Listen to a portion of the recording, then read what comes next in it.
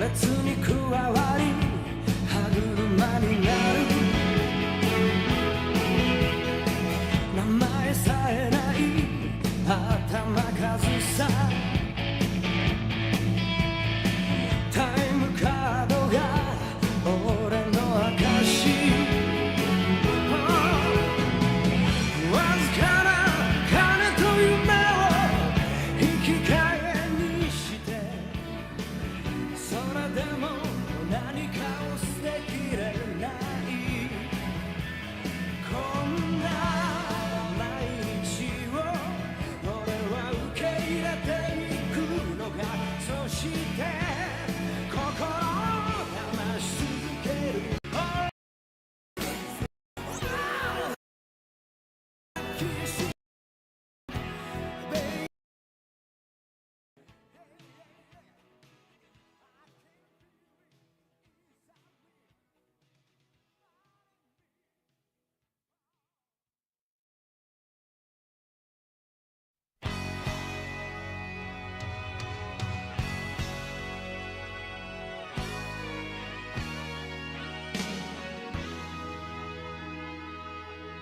真夜中のランウェイ雨上がりに霞む Route 16人影の途絶えたラブレター街角が今は優しいねよこすかまた来てしまった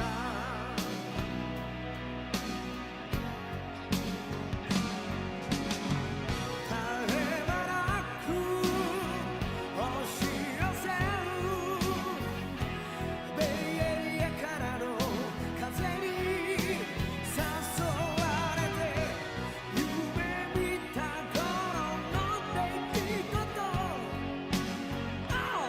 切ないほど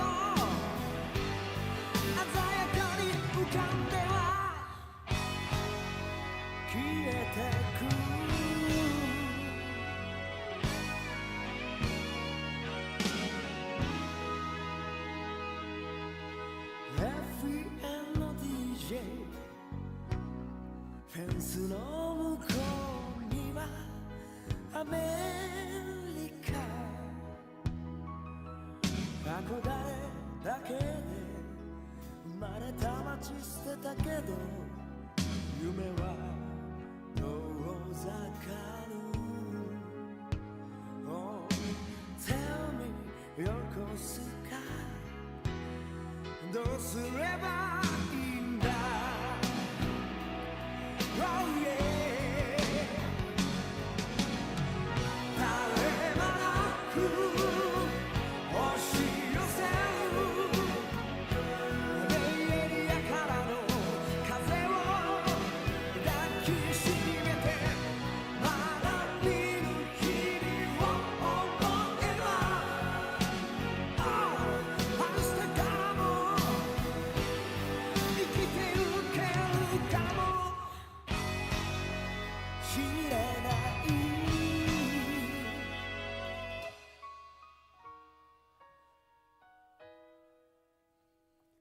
グレーの風に街が溶け出し夜が消えてく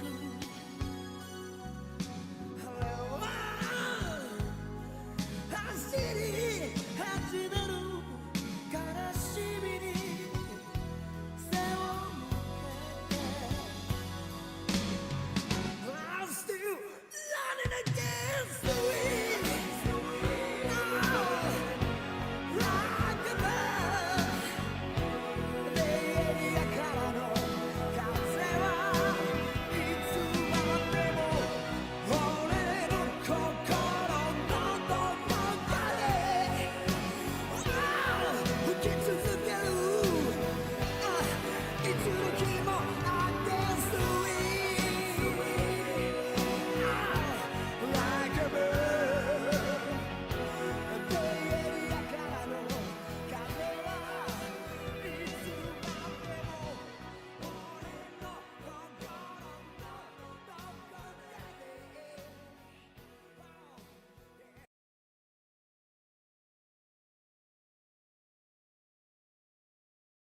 Yo, yo, yo, yo.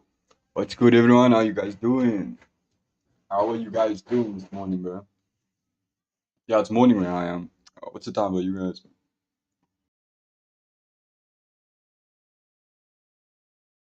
But today I got a few shit to check out. And yeah, I just want to do a lot today because I haven't streamed in like a day. I mean, I streamed yesterday, but not that much. So today, but today I'm making up for that. Today I'm going 9 hours if I can today. I'm going 9 hours. But we're checking out a few things today. I've got Anton Wispiski, which is the guy that initially exposed Billy Carson. He's one of his best friends, basically, an early best friend when he went back, whatever, whatever. This guy's been to his New Year's parties and all sorts. This guy is the original guy whose video I watched on Billy Carson being exposed, and I was like, what? This is out there? Nah, ain't no way Billy Carson just got exposed by one of his friends, type shit. Super crazy. Super crazy. Anyway, so he's live with Wes Huff, or he was live with Wes Huff. Let me leave a like on that. Wes Huff and Anton break down Billy's attempt to debunk us. So if you don't know what they're talking about um the response that Billy released, which it runs about 3 hours long and basically contains by response, it's basically just 3 hours of excuses. That's what I would call that video. 3 hours of excuses. When he was given ample time to talk, he says he was off dying in his chair. Like, come on, buddy. Come on, buddy. Even your fans want you to admit that you just lost the debate, bro. But he can't do that because his whole foundation and his whole company is based on these things that he's been saying on popular podcasts, um, for years, right? But it would be nice for him to do that. Anyway, this is how there's less heavy like construction happening, so hope that isn't too disturbing. Let's get into it. This is Wes Huff and Anton breakdown Billy's attempt to debunk us. So I guess they're gonna start off, kind of introduce themselves. Let me fast forward just a little bit. Let's see what's good. Wesley Spirit, my spirit, our intentions with this, because Welcome to the stream, guys. Appreciate you being here. Let's go. I particularly have a very soft And spot. then also, we're also gonna check out this other video. Let me actually click. Let me actually click on my watch later, and I'll show you. I'll show you. Because I thought it was interesting, but I didn't watch any of it yet, and I really want to check it out with you guys. Here we go. We visit Bohemian Grove 4K. Yeah, there we go. By Grim Life Collective. Dog, I've seen the video on. So they made a video on the what was it, Jack the Ripper murders, where they literally go throughout the streets and shit, and show you exactly and try and line up the angles from those old photos and shit. So sick video, sick video. Julio Premium has a new video, Superman trailer, new Minecraft update, where you know what it is, and then we got the West Half debate. So, bruh, I say we just get straight into it. For people who are misled by figures like Billy, I don't know. Are they gonna get straight into? I think they're all getting straight into it. Although, because I particularly have a very soft spot for people who are misled by figures like Billy, because I've spent my whole life I feel that. I feel that. I feel working that. for people like Billy, but more Yeah. so So I than that, think he's been like a social media manager. That's been his job this whole time. Social media. Oh, the whole time, right? So I think he's social media managers. But it requires a lot of things. It's not just like posting. It's a lot of. It entails a lot more than just posting a big post or whatever. not Anyway, trusting their in case doctrine of you were wondering. religion, of spirituality, of life, really. And those doctrines really affected my life very negatively. Don't get me wrong, it wasn't all negative. Like, I was able to make a lot of money, but spiritually, I was dead, literally. And And that's what we see with Billy. Actually, that's what we see. I put my faith and trust in the hopes that people like Billy, who claim to be experts in research, I put my faith in them, and I built a business around that. So it's not that I dislike Billy. I actually like the guy. I've had some really good times with him. I won't even say I haven't, but I really don't think it's right what he's doing. It's one thing to not believe in Jesus, like whatever. It's America. It's freedom of religion. Believe in whatever you want to believe in. Facts. But to attack a religion based off just pure lies, that's one thing. But then to also affect people with fraud and stealing money from them and in the name of God, he has the flower of life behind them. Anybody in a spiritual community, this is just pure disrespect to that doctrine. The flower of life, no one really knows exactly what it is, but we do know it's sacred for whatever it is. So I just didn't like the Yo, can you guys spirit hear, bro? behind this I like to hear video. that It this actually freaked construction me out. also. I hope you can't. And I think Yeah, it shows yeah, I you feel that. I like feel a that. talking piece of this conscious space. And now that I'm a Christian, I have deep beliefs that this was something very spiritual happening here to Billy. And he was revealing who he really is. And I've seen these people like this my whole life, and they show up in a different form than who they really are behind the scenes, and it's Yeah, bro. scary when you see it. So I Yeah, feel a deep calling to I ain't gonna speak. lie. Sometimes you think you know somebody, though. Like, and sometimes you really think you know somebody, bro. And then this person could be literally like a completely different person, like, behind the scenes or when they're not, to your face or some shit. It's weird, bro. To Like you that, said, it's scary. There we go. Although don't think too much about it, just be aware of it. You know what I'm saying? but also have Wesley speak to just the lies as well, um, on this whole thing. So I just wanted to start it with that because I think a lot of Hope people you are guys are getting having a confused good on what day. Like it's morning here, so it's like quite a nice morning. Hope it's a good day by you guys. Okay. our intentions are. Look, I'm trying to help What's people the weather not looking go like? down the road I went down because I wouldn't wish it upon my worst enemy. It was so scary. Like I said in my testimonial, I actually can't believe I'm alive. It was that dark. Yeah, that's kind of crazy actually. So The fact that he said he actually can't believe that he's alive is kind of crazy. yeah, with that said, those are kind of my opening thoughts. Wesley, please feel free to share how you feel and where your heart's at with all this as well. Yeah, I mean, I think the motivation for doing something like this is ultimately to speak clarity into the confusion that's being spread around. I think that there's different Facts.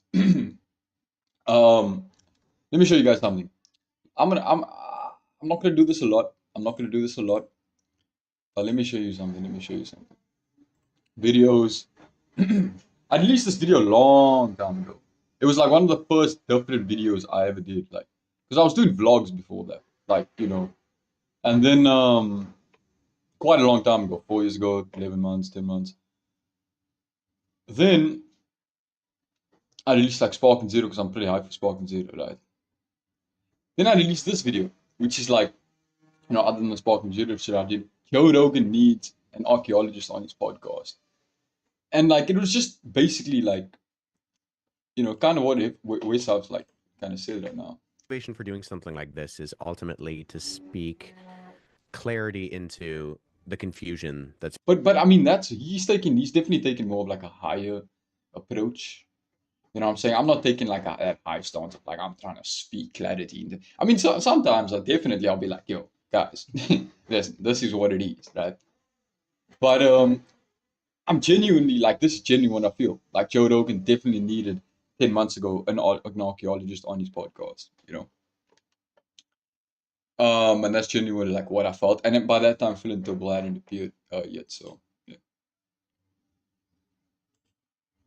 being spread around. I think that there's different aspects to peeling back the onion on this particular case. If it was just the debate, I think that would be one thing, the interaction that Billy and I had.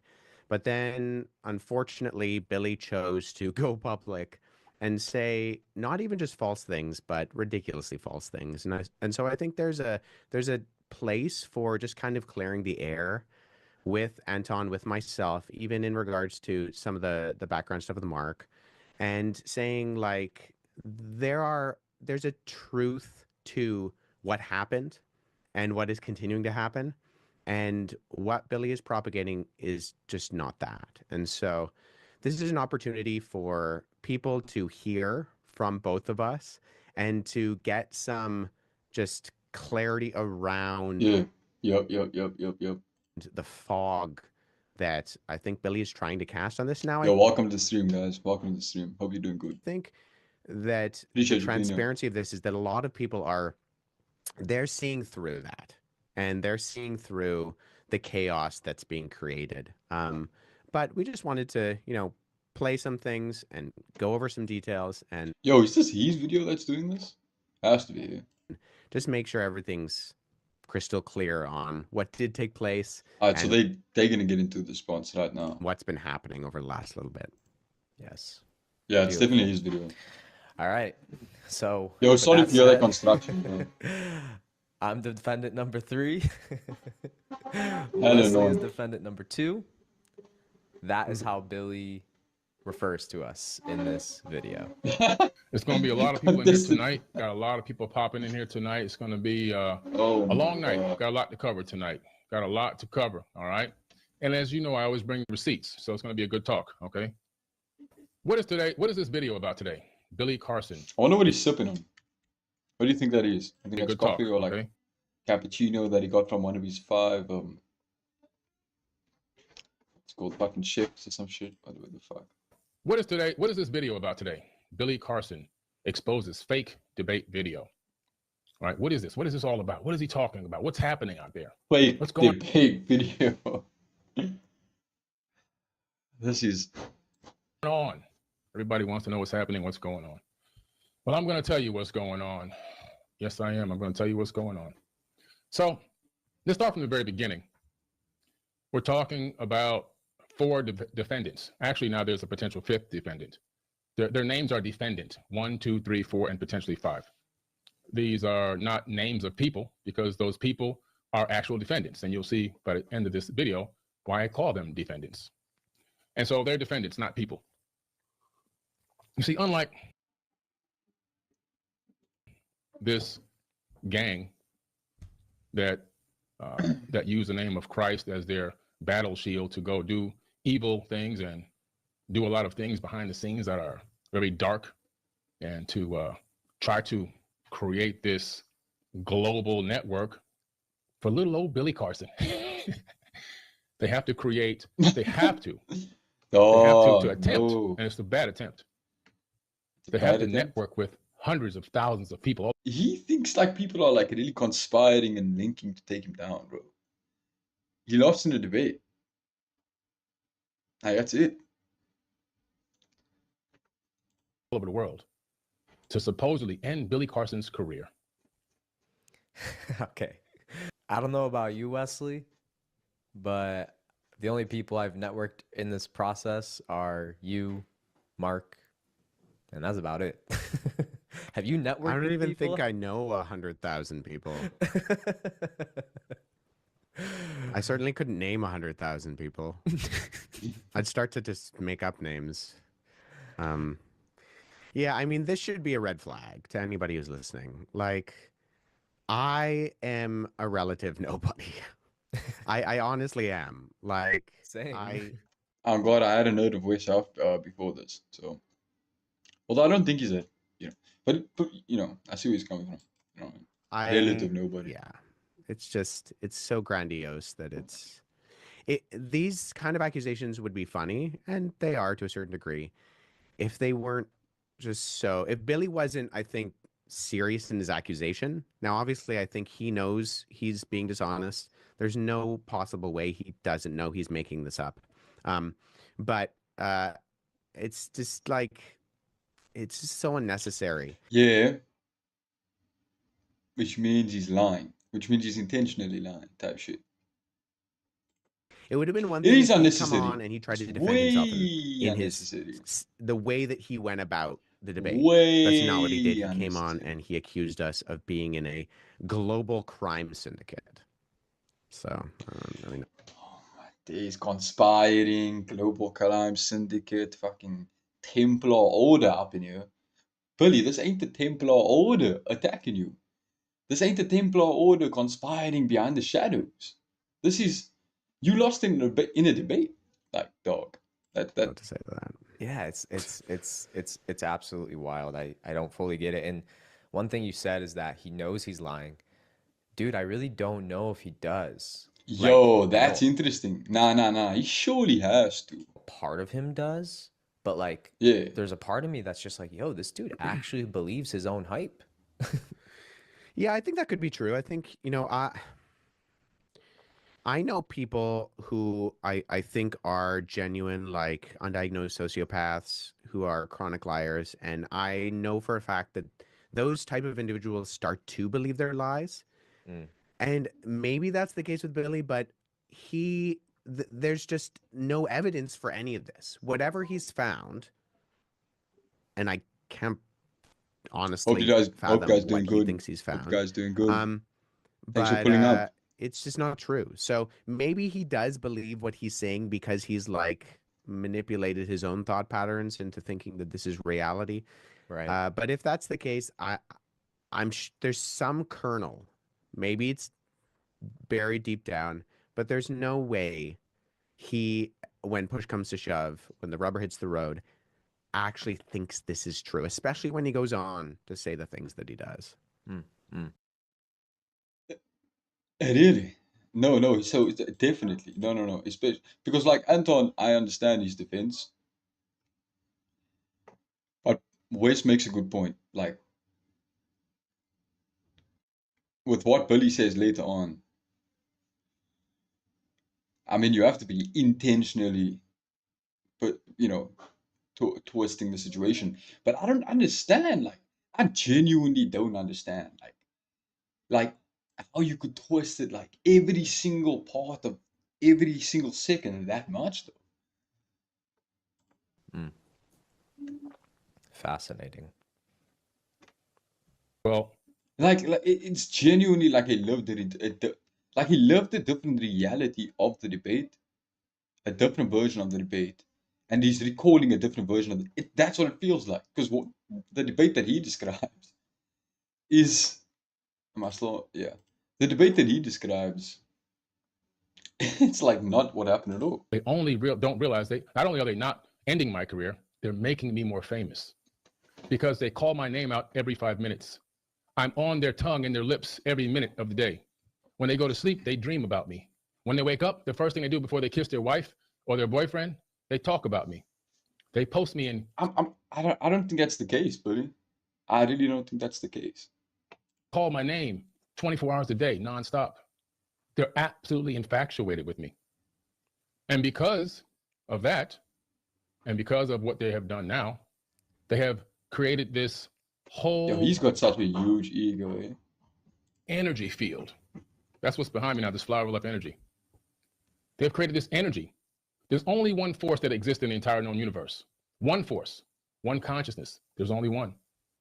I'm gonna make a quick comment here. Okay, so my background, he's alluding to sorcery. You see, when he okay, I'll definitely will play, sorry. But when Billy confidently says that, I just don't believe him.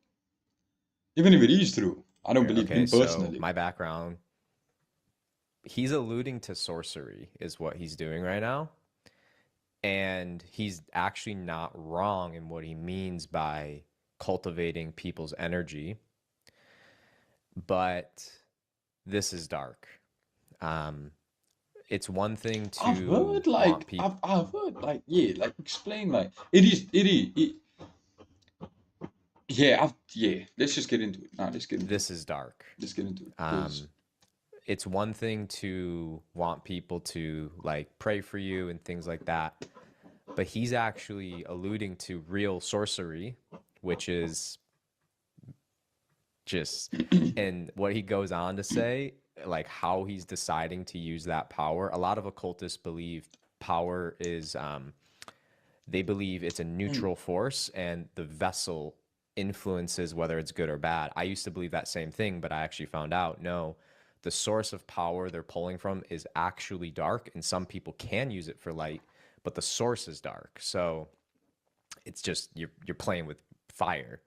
But that comment to me, just like that's when I actually turned this off because I was like, oof, like he's right. There's 10,000 people tuning into this, thinking about That's him, and now he's crazy. intentionally yielding that power.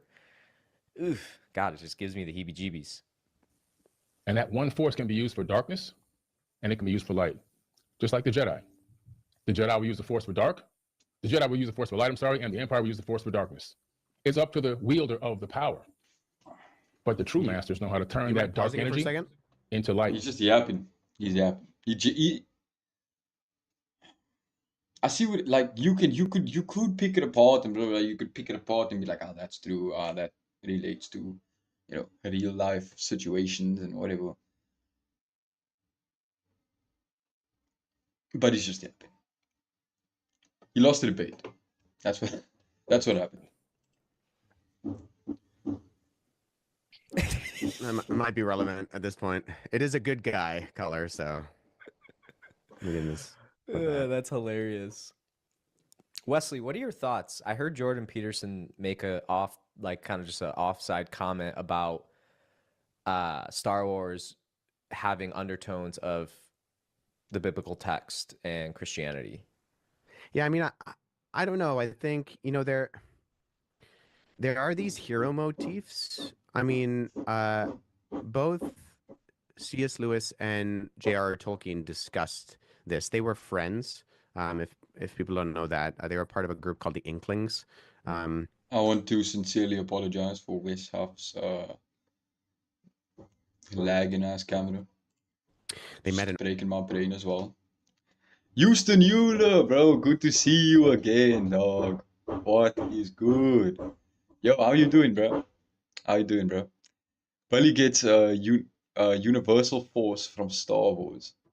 And gets 0 point energy from Stargate CG1.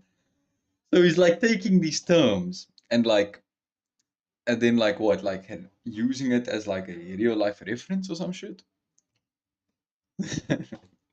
No, but he was saying like Star Wars. So I don't want to say he was like referring to real life because he did say like Star Wars. Good to see you, bro. Good to see you in the chat. Oxford. Hope you're doing well, And bro. I think, of course, there are motifs in things like, that you can draw out in many superhero movies, The Matrix, Superman. Like there are obviously these sort of Messiah savior-esque components. Right. The I think the archetypes. difference with something, yeah, and I'm pretty sure George Lucas has talked about this. Like the idea of the Force was drawn mostly from Eastern mysticism Well, and of kind of the course. idea Oh, of the yeah. Tao and there being, There's some interesting shit. yin and a yang, and it's the balance of those things. Oh, my fucking throat, bro. Especially if you listen to how the Force is being described. Like, yes, there's a clear evil and there's a clear good, but it's almost drawing from the same thing. And like you said before, it's like how the power is used. So I think there are aspects of the fact that all truth is God's truth. Um, Saint Augustine actually has this idea where he talks about how even the pagan philosophers had ideas that were obviously true, and he uses the analogy of the Israelites coming out of Egypt, and the Israelites took Egyptian gold, and that gold could be used for good, and it's not that the gold is evil, but it's then the way that's used to twist, and they ultimately make it into the calf, right? So, Oh wow. uh, yeah, so I think of course there are going to be motifs that are going to be true because all religions, Islam, Buddhism, Hinduism, Sikhism, they're Yo, I know we all dialed in right now. We are all locked in. Don't even cap. Don't even cap. There Like are I'm in a trance right now. Like just, bro, I'm genuinely in a components that we can agree with. listening to Yes. this fucking shit. But Just like interesting. when I was talking with Billy about the Enuma Elish and kind of the parallels that exist between Genesis, it's not the similarities that you capitalize on in that regard. It's the differences that make the difference. So an analogy that I probably should have used, but I didn't use in my discussion with Billy is that Advil and arsenic both come in pill form and have an A on the package. But when you have a headache, there's a reason you don't reach for What's arsenic. good? What's good? Any new people that joined? Appreciate you being here. Let's go. Wes Huff and Anton break down Billy's attempt to debunk us Right? It's not the response. similarities that make the difference in that regard. It's the differences, and the differences are stark. So, sure, Star Wars has a lot of good components to it, and I think the narrative story is great. But I think we also need to be cautious of the worldview that some of these things are also communicating. With that said, we go on. Yeah. Yes. It's a great point. Yeah, and George Lucas, Alright, and he was heavily helped by Joseph Campbell, who he believes not necessarily So I don't know. I can't even remember what the fuck Billy's in point was. Jesus, What he was talking about. But anyway, Do everything I do. there. of Christianity. So All this energy that they're in their crock pot stirring up. Oh, We're gonna attack Billy Billy. Carson. We must do everything we possibly can, including making fake accounts, making bots and robot accounts to comment and hate and I don't know. Why is he calling everyone that's just like commenting bots and robot accounts? Like that's just literally like it's probably a lot of them's probably real people. Maybe they are some bots, but you can't just equate all of it to bots.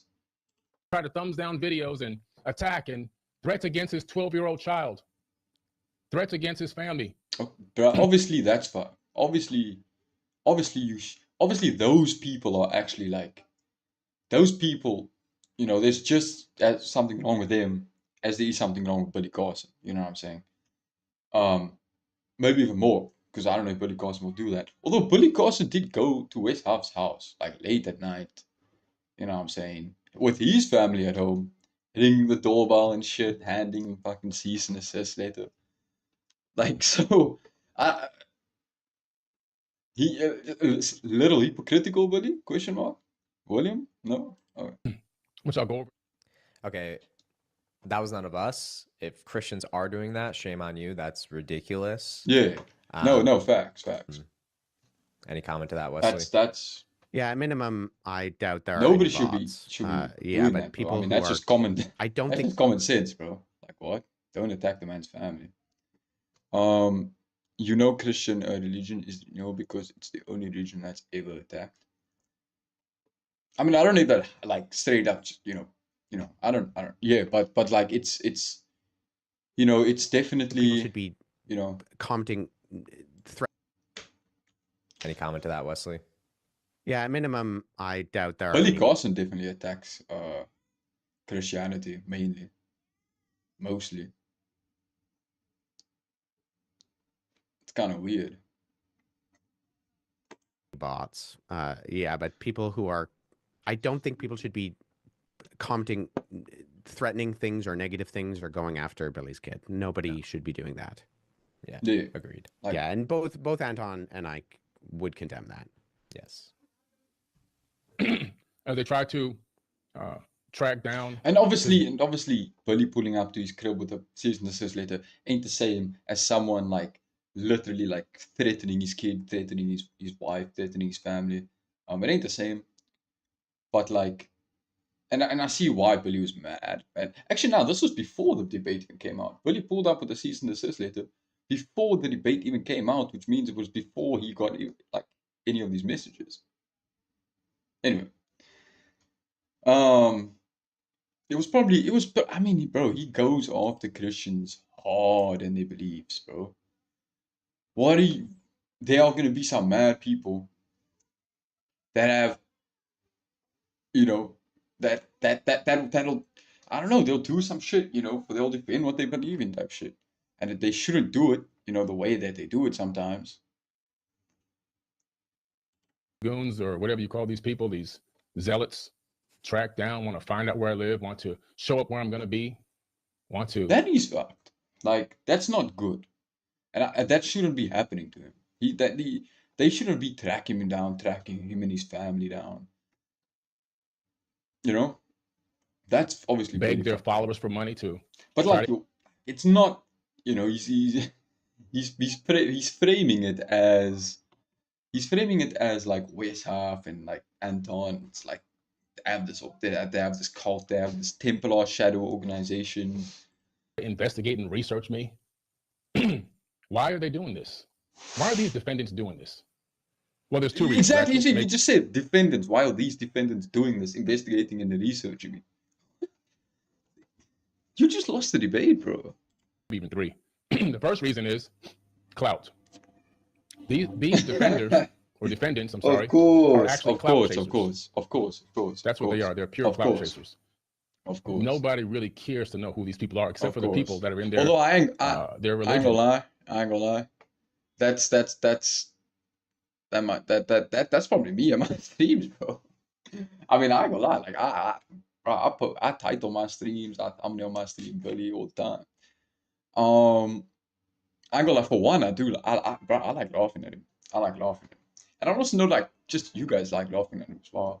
If you don't like laughing at him, there's people that's like, oh shit, I saw him on Flagrant, and I didn't know he's just a complete bullshitter. And you didn't see nine anime.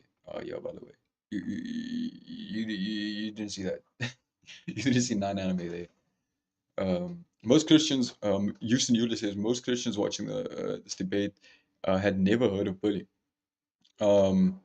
Had no idea he had a wife and family. More logical suspects would be his longtime followers.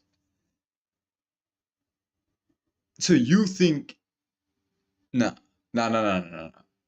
It's definitely, I think it's definitely like I don't know. I don't know about his long-time following, because this response came out after the debate. And by this point, I don't know. I don't know how his fans reacted before the response came out. That's the thing. But I can imagine a lot of people being pissed, you know. My only knowledge of his family is from his wife giving a deranged defense of Billy, and Billy saying his family consists of one kid and his wife had before the marriage. Yeah, I also saw that video of his wife yeah, that was sad, bro. And it's it's just both sad. It is. It is, bro. But it's also, don't get it wrong, don't get it twisted. It's not just sad. It's not only just I feel sorry. No, it's also they are intentionally making these decisions. You know what I'm saying? They intentionally lying at points because the footage is out there.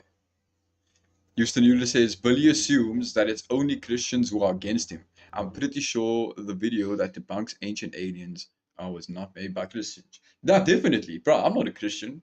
Like, I'm not Christian, but like, I'm not against him. You know what I'm saying? I'll never go to his Instagram, or like I'll never DM him some shit. I'll never like, I'm saying I just don't care that much. You know what I'm saying? I just care to laugh at him.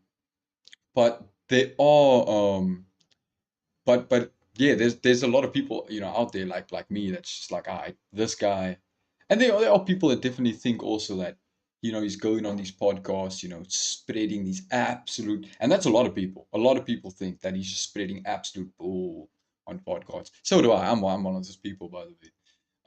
Because he does. And he says it confidently as well. Christian Sodium channel. Shout out to you, bro. What's the thinking emoji about? But yeah, let's get on with it. And which is not even a religion. It's more than religion. It's more like a cult. Because I know real Christian cult people. This is a cult that they're involved in. Okay. I can imagine he feels attacked by some sort of cult, right? But like, doesn't mean it's a cult. I wonder what he means by true Christians. Like, yo, sorry for that. I don't understand what he's saying here. Construction happening, Like, bro. this was never about clout, at least from my perspective, unless Wesley, you Nah, have some it was. sinister I feel like it was about for Anton. It was about like integrity. agenda to I ain't gonna lie. rise to fame and power. But Yo, how you guys doing, bro? Everyone good? Hope you guys doing well, bro. No cap, no cap, no cap. I believe this was about just pure truth and looking to have a healthy discussion with somebody who claims he has the truth. Yeah. Yeah, totally. I mean, when I started making response videos, and they weren't solely about Billy, I made a Right. number of response videos to a Definitely. number No, of no, no. Anton made a good point there. Somebody, a discussion about somebody who claims to individuals have the over truth. You know? the course of last summer, and that's kind of, and I didn't really know who Billy was prior to that. I just knew, he'd gone on these major podcasts and he'd made these accusations, and I was constantly being sent these videos, and people were asking me, "What do you?" The Sinai Bible. You know, in the Sinai Bible, there was actually Jesus' resurrection. What did he say? Jesus actually wasn't crucified, or whatever. There was no Jew crucified. Now that's a big thing. Look, that's a big thing. To say that there's a missing text from the Bible, or whatever. To say that there's another version of the Bible, whatever, right? That doesn't have Jesus being crucified, and to say that it's actually from that time period is a crazy thing to say. And obviously, it's not from that time period. Or the Sinai Bible actually does have Jesus' crucifixion in it. And then the Gospel of Barnabas, Gospel of Jesus' wife, is a forgery. SSJ Froku, what's good, bro? Good to have you in the chat, dog. Hope you're doing good, bro. Bully, bullshit, Carson. Bullshit, Carson. Yeah. Think of this. William, Bully, bullshit, Carson, bro. That's what it is. Because Bully. a lot of people just don't know Bullshit what they don't Carson. know. And so they were saying, like, I don't have the resources to try to address this. Could you make a video about it? Could you, write something on your website about it? And so that's why I started doing it. It wasn't for clout. If you don't get that joke, he changed his name from William to William. A few of the early comments Legally. also accused me of that. Because some weird fraud activity on his last name. All sorts of credit cards, all sorts of different names. You're just Don't get it from me. Don't get it from me. Get it from the what's it called? Power style stuff. Power style. Power style Kent County. But I don't know how to say these American ass. Like here, it's literally just police station. Over there, it's like counties, police, state of boom, boom, boom, boom. Yeah, it's just police. Name of the place, police station. That's what it is, yeah. clout chaser. Anyway. And my response was simply, no, I'm just a man. historian who's trying to make sure that people understand what actual history says about these things and what actual Christianity dictates about these things. So my theme has always been, you can go back into the Apologetics Canada podcast Yeah, so when Billy's making for a number of confident years ass now, and I've statements, quoted this guy 18th feels the century, need he was to be like, yo, a German stepping into my theologian and philosopher, field. Count Zinzendorf, and his one of his famous lines is, preach the gospel, die and be forgotten. And that's always been kind of my mantra, is preach the gospel, die and be forgotten, because that's all we're called to. We're not called to be influencers and to chase attention. We're just called to be faithful. And ultimately, I've been very grateful and blessed, privileged to be able to study the things I've studied. And I want to help others also know those things and know what is true in light of things that are just clearly untrue.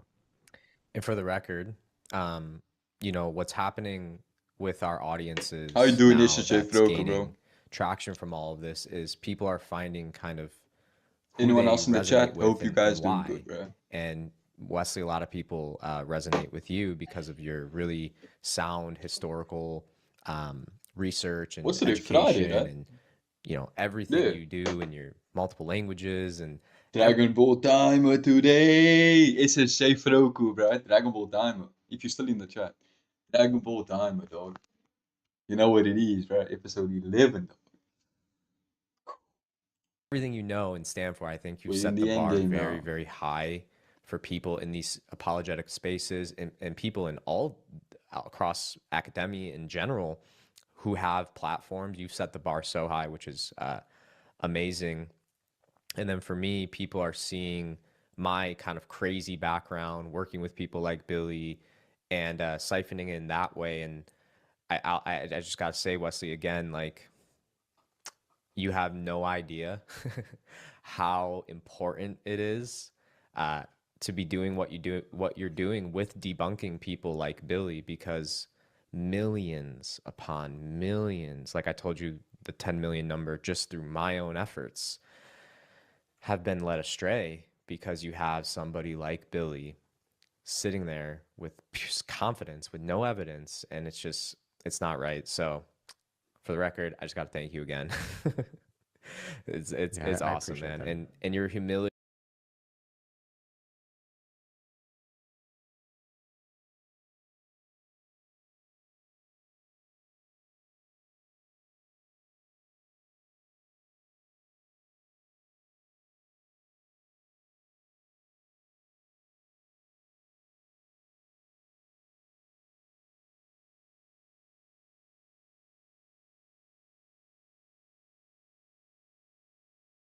behind it, it's truly for me like a representation of the people who should have platforms. You should have a platform. The standard needs to be high for these are some of the most important decisions people make in their life, what religion they're going to believe in, what God they're going to follow. I would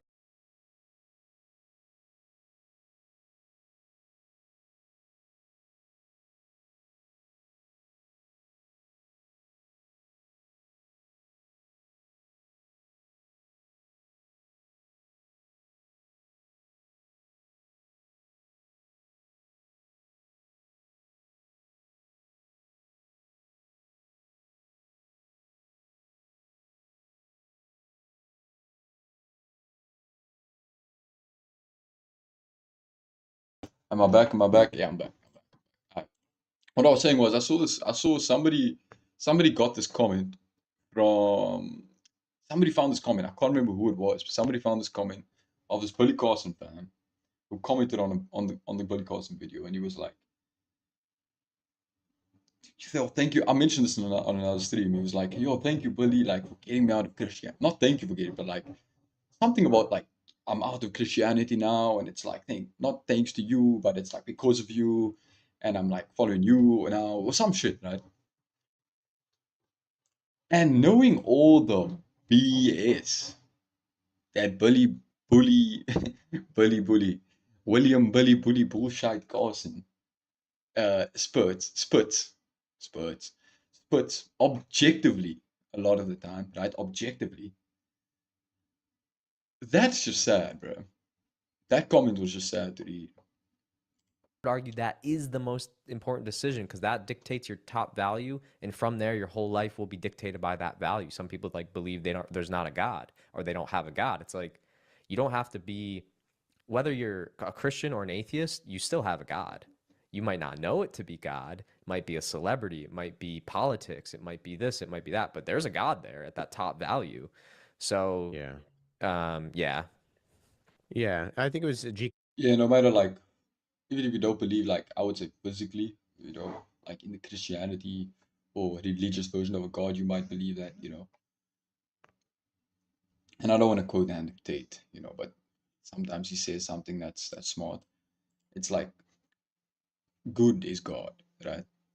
The idea that people believe in God creates God, but that's just an idea. That's just another theory amongst the billions of people that will, eventually be, on this planet and beyond, or whatever K. the fuck I'm Chesterton. saying. Houston Euler says, I've seen other comments by people who had been a part of Billy's community, who said they started going to church after seeing Wes debate with Billy. Sick, sick. I'm gonna lie. I don't know if that's like, it's probably, I mean, I would say it's a good thing, right? It's not a bad thing not to go to church. I would say it's a good thing to go to church. It's probably good not to be persuaded by Billy Carson anymore, and not to be trapped, and not be ignorant anymore. So that's good. Um, what is my point here? My point is, I was gonna try and be I was genuinely gonna try and be devil's advocate and be like, but Billy teaches how to meditate and shit. But like, bro, go to church, live with God, and you'll be happy. You know what I'm saying? Love God, love your family, you'll be happy. Who said Love that yourself. we're all worshiping something. It's not a matter of if we're worshiping, it's a matter of what we're worshiping. And so Yes. whatever that idol is going to be, it's going to be. I mean, I think if I'm remembering correctly, it was Chesterton who, in this kind of dialogue, said, the man walking to the brothel is searching for God. In that, they're pursuing what they think is their ultimate goal and authority, and Yes. ultimately, that's idolatry. If it's not in line with what is true in worshiping the one true God and pursuing that with all of our heart, mind, and soul, then it's ultimately an idol. It's a false God. Great way to put it. Real Christians, good friends that are real Christians. And what they're in is not Christianity, it's something totally different. So let's break it down. You're right. Gnosticism. We got 5,400 in the live chat. We got to get some more people in here. Make sure you guys share this video. We need more You people. do not want more people to see this video, buddy. 5,400 is quite a lot, though. To watch this live is that's quite a bit. Get this video shared to everybody you can Isn't it for like Billy Carson? Or no? possibly get it out to. Let's see if Billy Carson's career is really going to come to an end. You see, you can't end the career of an independent man, a self-made man. I don't have any corporate contracts. I didn't sign a book deal with a Bro. Maybe there are some people that's like trying to end his career and shit. But that ain't Wes Huff. That ain't Anton. That ain't, people like me. I'm just laughing at him. That ain't the people that just want him to admit, you know what I'm saying, that yo, I lost that debate. Again, if he does that, you would kind of be admitting that like his whole thing is like, based on that. I don't know. There's a reason I feel they're defending so hard. major company. I own my own publishing company. But I wonder what will happen. Bro. Houston Euler says if Billy says for 5,400, it's probably only 300, 3,000. During Billy's 3-hour rant, he kept saying there were 12K or 13K watching, but there's only 7K. That's a good point. It might have been like 3-4 instead of 5-4 type shit. I can see that. I didn't sign a clothing deal with a clothing company. I own my own clothing company. Nice threads too. My own watch. My own shoes, my own everything. Yeah. You can't. Pretty sick. I ain't gonna lie. Can't shut down. Okay, so whether you're a Christian or not, does this really represent the flower of life? No. Good point. Strange. Good point. Kind of irrelevant, but I ain't gonna lie. Kind of irrelevant. Like it's cool. It's cool that you have these businesses. It's kind of irrelevant though. Behavior. Somebody or end the career of somebody that that didn't sign a TV deal with a major network. I own my own TV network. It's not going anywhere.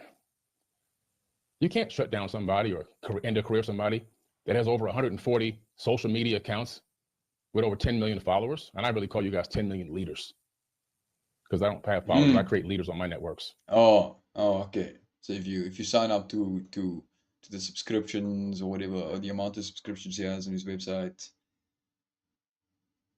if you go on his tours where you pay 13,500 for one room for 12 days, you're a leader. That's how you become a leader in life. You click the link in the description for betterknowledgetv.com. The Christian Sodium channel says, Billy Carson teaches people they are worthy to judge others if you have a better energy frequency. You see, it can go down a lot of paths, man. When you go into like that realm, and it can be good, but it can also be very like people like Billy can use it to persuade people and manipulate. Houston Euler says, are there 140 social media platforms, or does he just have multiple sock puppet accounts? at a few sites. Wait, what are you referring to? It's not going anywhere.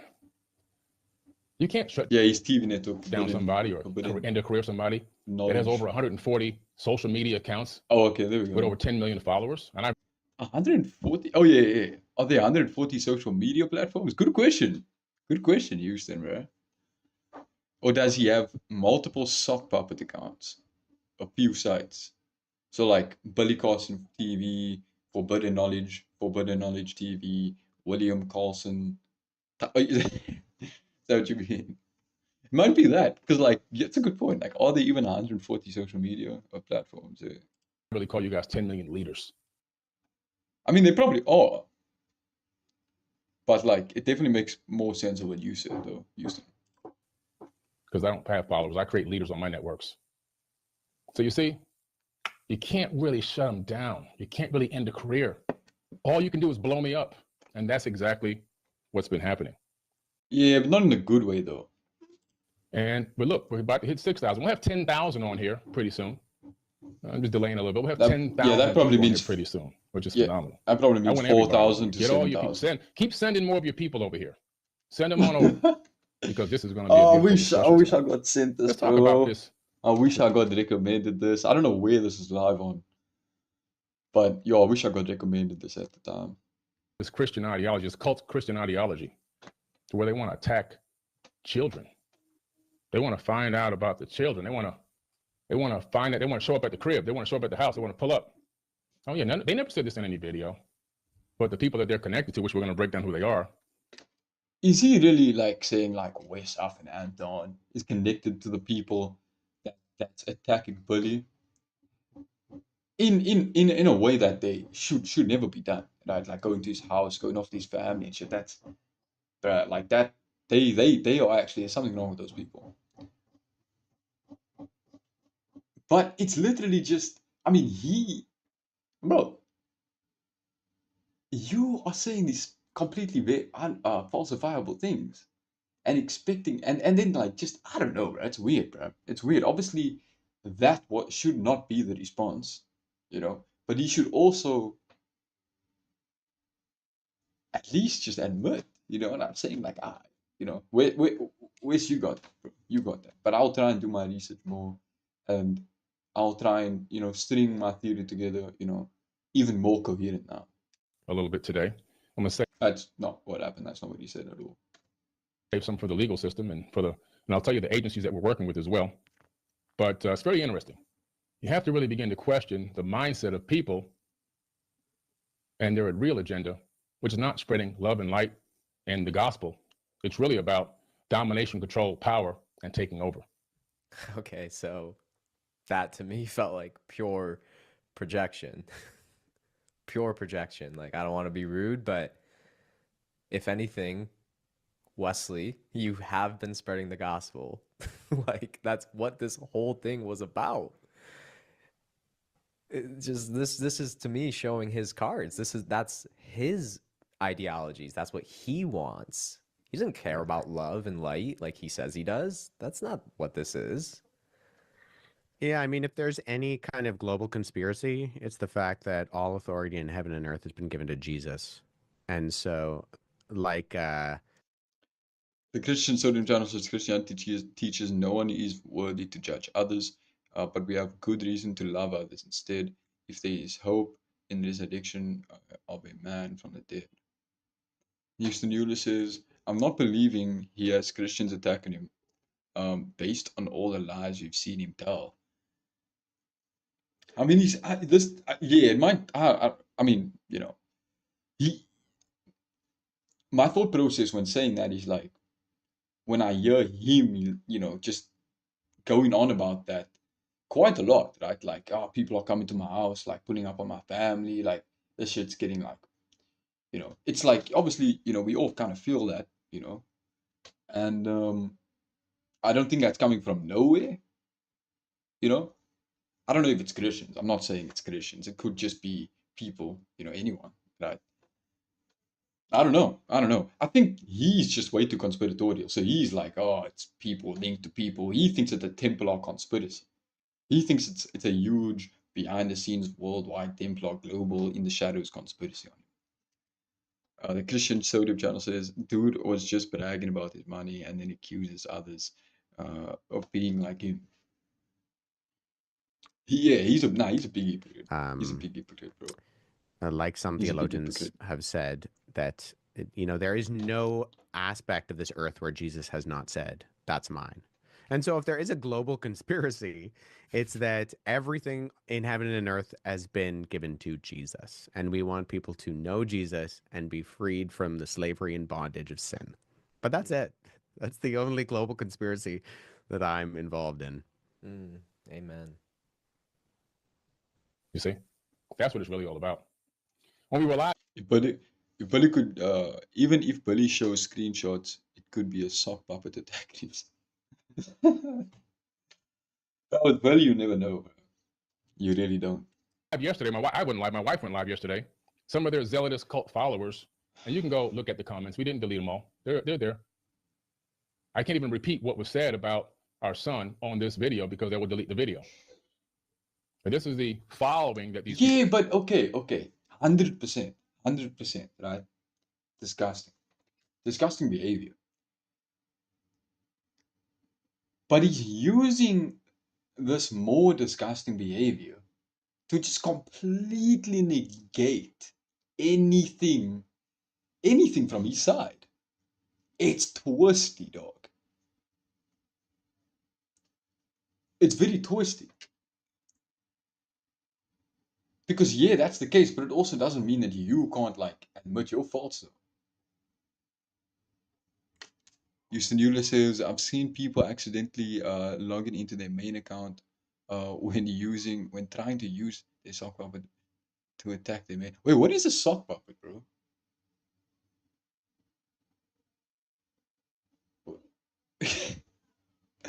Is that like just like a random type of account? Logging into the main account when trying to use it to attack the main account. To attack themselves. Wait, is that what you mean? Yo, is that what you mean? have. They have real followers. Wait, so it's like dummy accounts. Is that what you mean? Like dummy accounts that they control, but you don't know that it's them. Is that what that is? We have leaders, they have followers. Because the people that are on our side, they would never, ever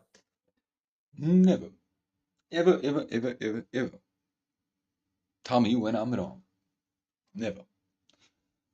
They can out on me. They can out on me. Sock puppet is a second account pretending to be unrelated to yourself. Oh, okay. bend their mouth to do some of the things and also never take the bribes. Bully does that. I don't think he has to do that, to be honest. I think he's pissed off, like genuinely pissed off, like real people. So he doesn't really have to do that. And take these secret phone calls that have been going out to try to recruit more people, to ask a lot of incredible questions and to dig deeper and to try to raise money and beg for money and to try to find out. Yeah, dummy account that's used to defend yourself or attack your opponent. We're going to be pulling up. We're going to be showing up at these events. But it's you type shit. From the top all the way down. So defendant number one is part of a ringleader program. He's not the main ringleader, but he's one of them. And we're going to be going a little bit into that tonight as well. Oh my, you see, he's actually like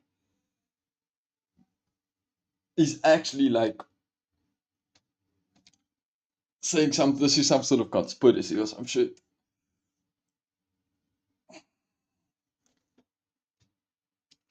He's actually saying this is some sort of conspiracy. We still also talk about this contrived debate situation.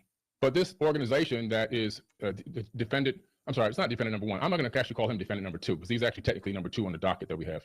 Defendant number one, we'll be talking about him in a minute. Defendant number two is Wes Huff, by the way. He is a person that's heavily involved in the super left NDP. And they're backed by religious zealots. Look. No, just watch him. Just watch Wes. Watch Wes.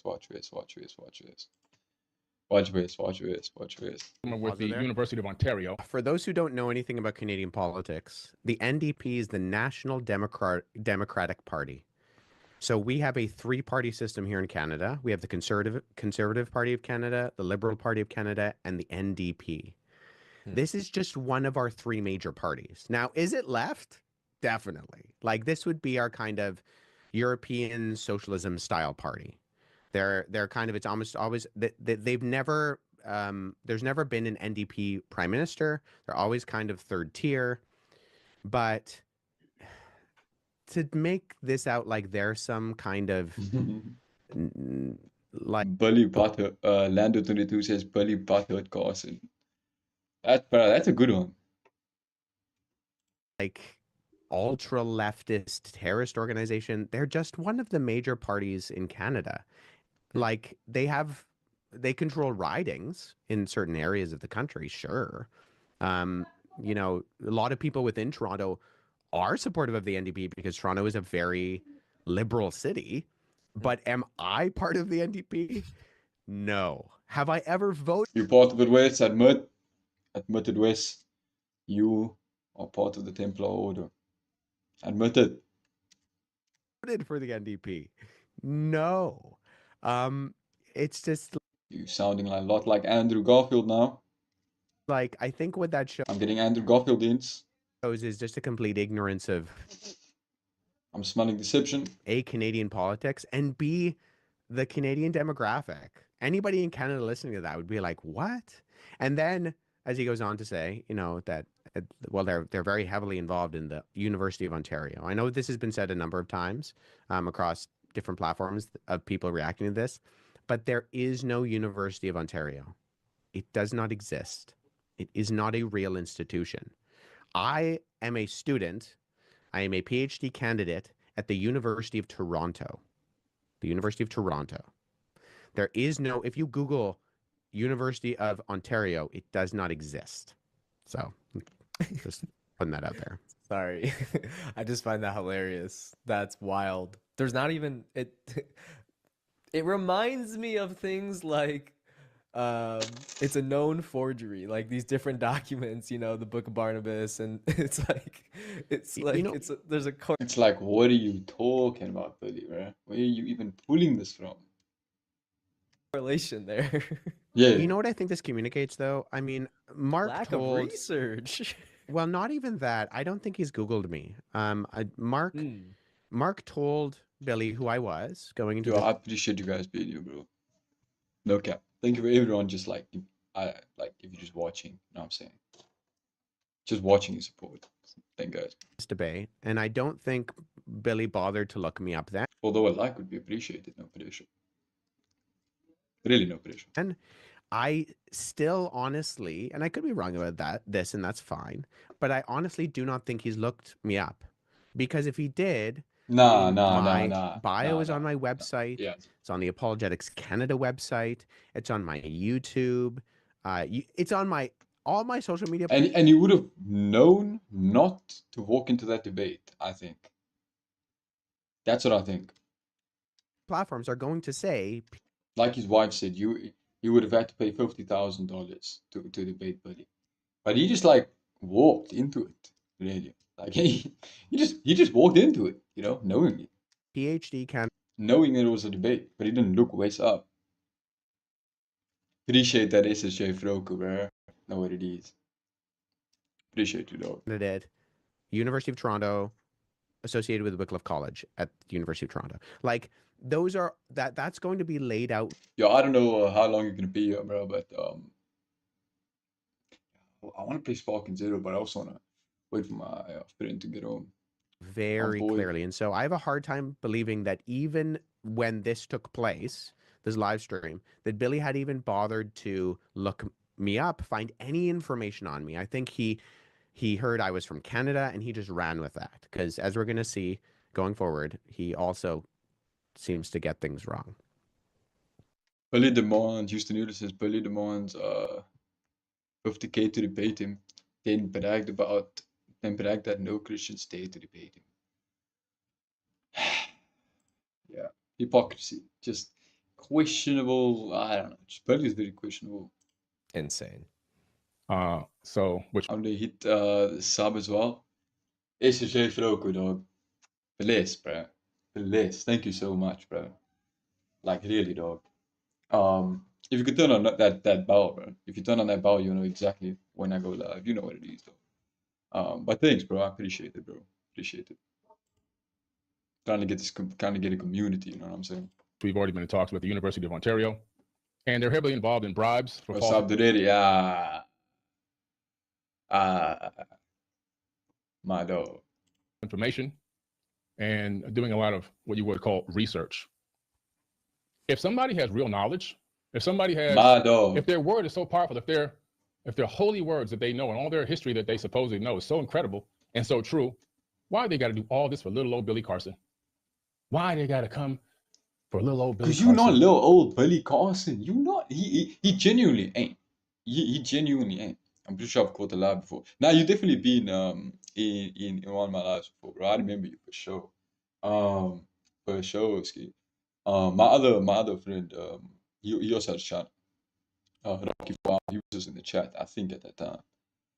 But he ain't just little old Billy Carson. You know, he's been on Joe Rogan, 5.5 million views. At that point, you ain't little old Billy Carson anymore. Even though, in the grander scheme of things, you know, you still are type shit. You know what I'm saying? You still just are. We all are. You know what I'm saying? Why is that? It seems as if they just don't have the power they thought they had. All right. So we're heavily involved in a lot of research, along with sharing information with different parties, different organizations. One is the RCMP, that's the Royal Canadian Mounted Police.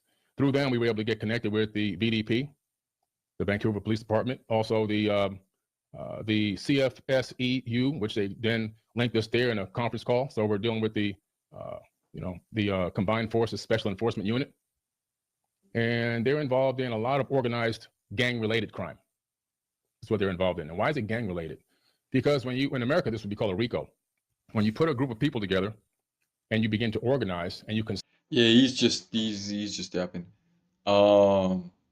Houston Euler says little old for 140 accounts, $1 million, $1 million clothing line, elevator, and movie theater in home.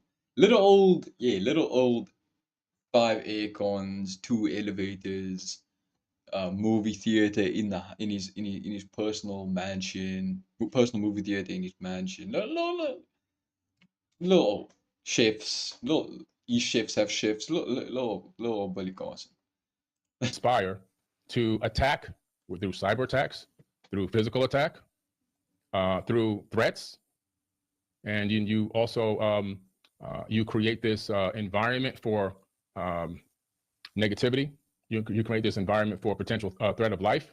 You create this environment for zealots to feel that they're now empowered to injure, potential injury, and things like that, or to disrupt business. That's Yeah, I don't mind pausing this at any point because I mean it's Billy Carson just yapping. Houston Euler says Billy doesn't even seem to realize that Toronto and Vancouver are 2,000 miles apart. I'll go back. I'm gonna go back to that because I don't know what you're referring to. Through threats, and What are you referring for to? zealots to feel that they're now empowered to injure, potential injury, and things like that, or to disrupt business. That's like a RICO, but they have something different in Canada for that, as we were told now through the attorneys and the talks we've had so far. And also the Canadian Anti-Fraud Center, the CAFC. Cybercrime involves fraud, phishing, and other online fraud, including scams. And one of the scams is contacting people and paying bribes, offering bribes, which has happened, to get them to give an alternative view or a different opinion about forbidden knowledge or Billy Carson, which has already happened. Nobody needs to dog. No, trust me. Nobody needs to bribe me to laugh at Billy Carson. Nobody needs to. You know what I'm saying? So surely there's other people like me out there, right? Like probably most of you guys in the chat as well. Type shit. Nobody needs to bribe you guys to be like, oh, Billy Carson literally just talk shit. Already one named defendant. That'll be defendant number 3. Okay. Pretty interesting stuff tonight. So because it's objectively true. You know? Okay, first of all, I have been bribed. I had a secret meeting in the Vatican, and they actually took me underneath the Vatican where the secrets are, and revealed to me that my first victim was going to be Billy. And they said because of my extensive background in space. This is Templar behavior. This is underground shadow. This is the exact underground shadow Templar business that Billy was talking about. All the proof we need. Faces like his, I was the perfect candidate. So they bribed me. Pope is paying me directly. People that just join's gonna be like, yo, you actually like, wait, what? Wait, what? I can't show the wires, but I can tell you, it's a big number. I thought I was the one bribing you. That's what Billy said. Sorry. Oh yeah, he's I meant defended it's one. Wes is Wesley who defended one. took me to the Vatican to have the meeting. Yeah. You Yeah. misspoke. Sorry. Houston Euler says, I'm here for free. Yo, yeah, you know what it is. If someone wants to give me money, I won't turn it down while I continue doing what I otherwise would be doing. Definitely, bro. Anunnaki, you know, hotboxing a spaceship with, you know, Anunnaki, Billy Carson next to you. I misquoted. Yeah. That sounded random, but that was a reference to like yesterday's stream. So, I mean, this is what I mean about constantly going on, relying on information that is not Oh, the stream before yesterday? in Yeah. conjunction with reality. Okay, mentioning that the RCMP, the Royal Canadian Mounted Police, which by the way, the board of the organization I work for, we have a sergeant in the RCMP on our board. So I'm sure if there was a national investigation in me, maybe it would be pertinent for him to know about that. But that the RCMP connected them with the Vancouver Police Department. So I just Googled Oh, is it, like, that so? That's what you were talking about, Houston Euler, because they 2,000 miles apart. So is that like what not possible? Some shit. now Vancouver Is he gonna say that? is almost 3,000 Oh, there we miles go. away from my house. That is a lot. That is that's pretty far. Hilarious. That's pretty far. It's just it would be the equivalent of me living in Boston and him notifying the LAPD. Literally. Yo, is it Jeff Roku says hotboxing with the Anunnaki and Billy Carson sounds like an actual nightmare I'd have after smoking illicit. Yo, it actually does, bruh. Yo, like there needs to be someone needs to make that into like Fortnite experience or Roblox experience. You know, like when you like go in there, Billy Carson to your right, Anunnaki to your left. It's the design of what's his name? What's his fucking name, bro? What's that guy's name that was on Joe Rogan about the aliens and shit, bro? Do you guys remember that guy's name? Yo, actual like bad DMT trip. That sounds like an actual bad mushroom experience. You start seeing like you start being haunted by Billy Carson and his Anunnaki and the Anunnaki. What if he's an Anunnaki? Yo, he did say he spoke to Doe. Yo, ADHD is crazy. I just lost my fucking. Where was I? Oh yeah, what's that guy's name that was on Joe Rogan?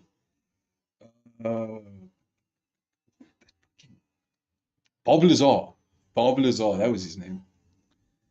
Bob Lazar. We in a Bob Lazar sports models UFO as well. That's what he named it. And this is what I mean. Like, I don't. Maybe. Brand new Billy Carson meet the Anunnaki VR game.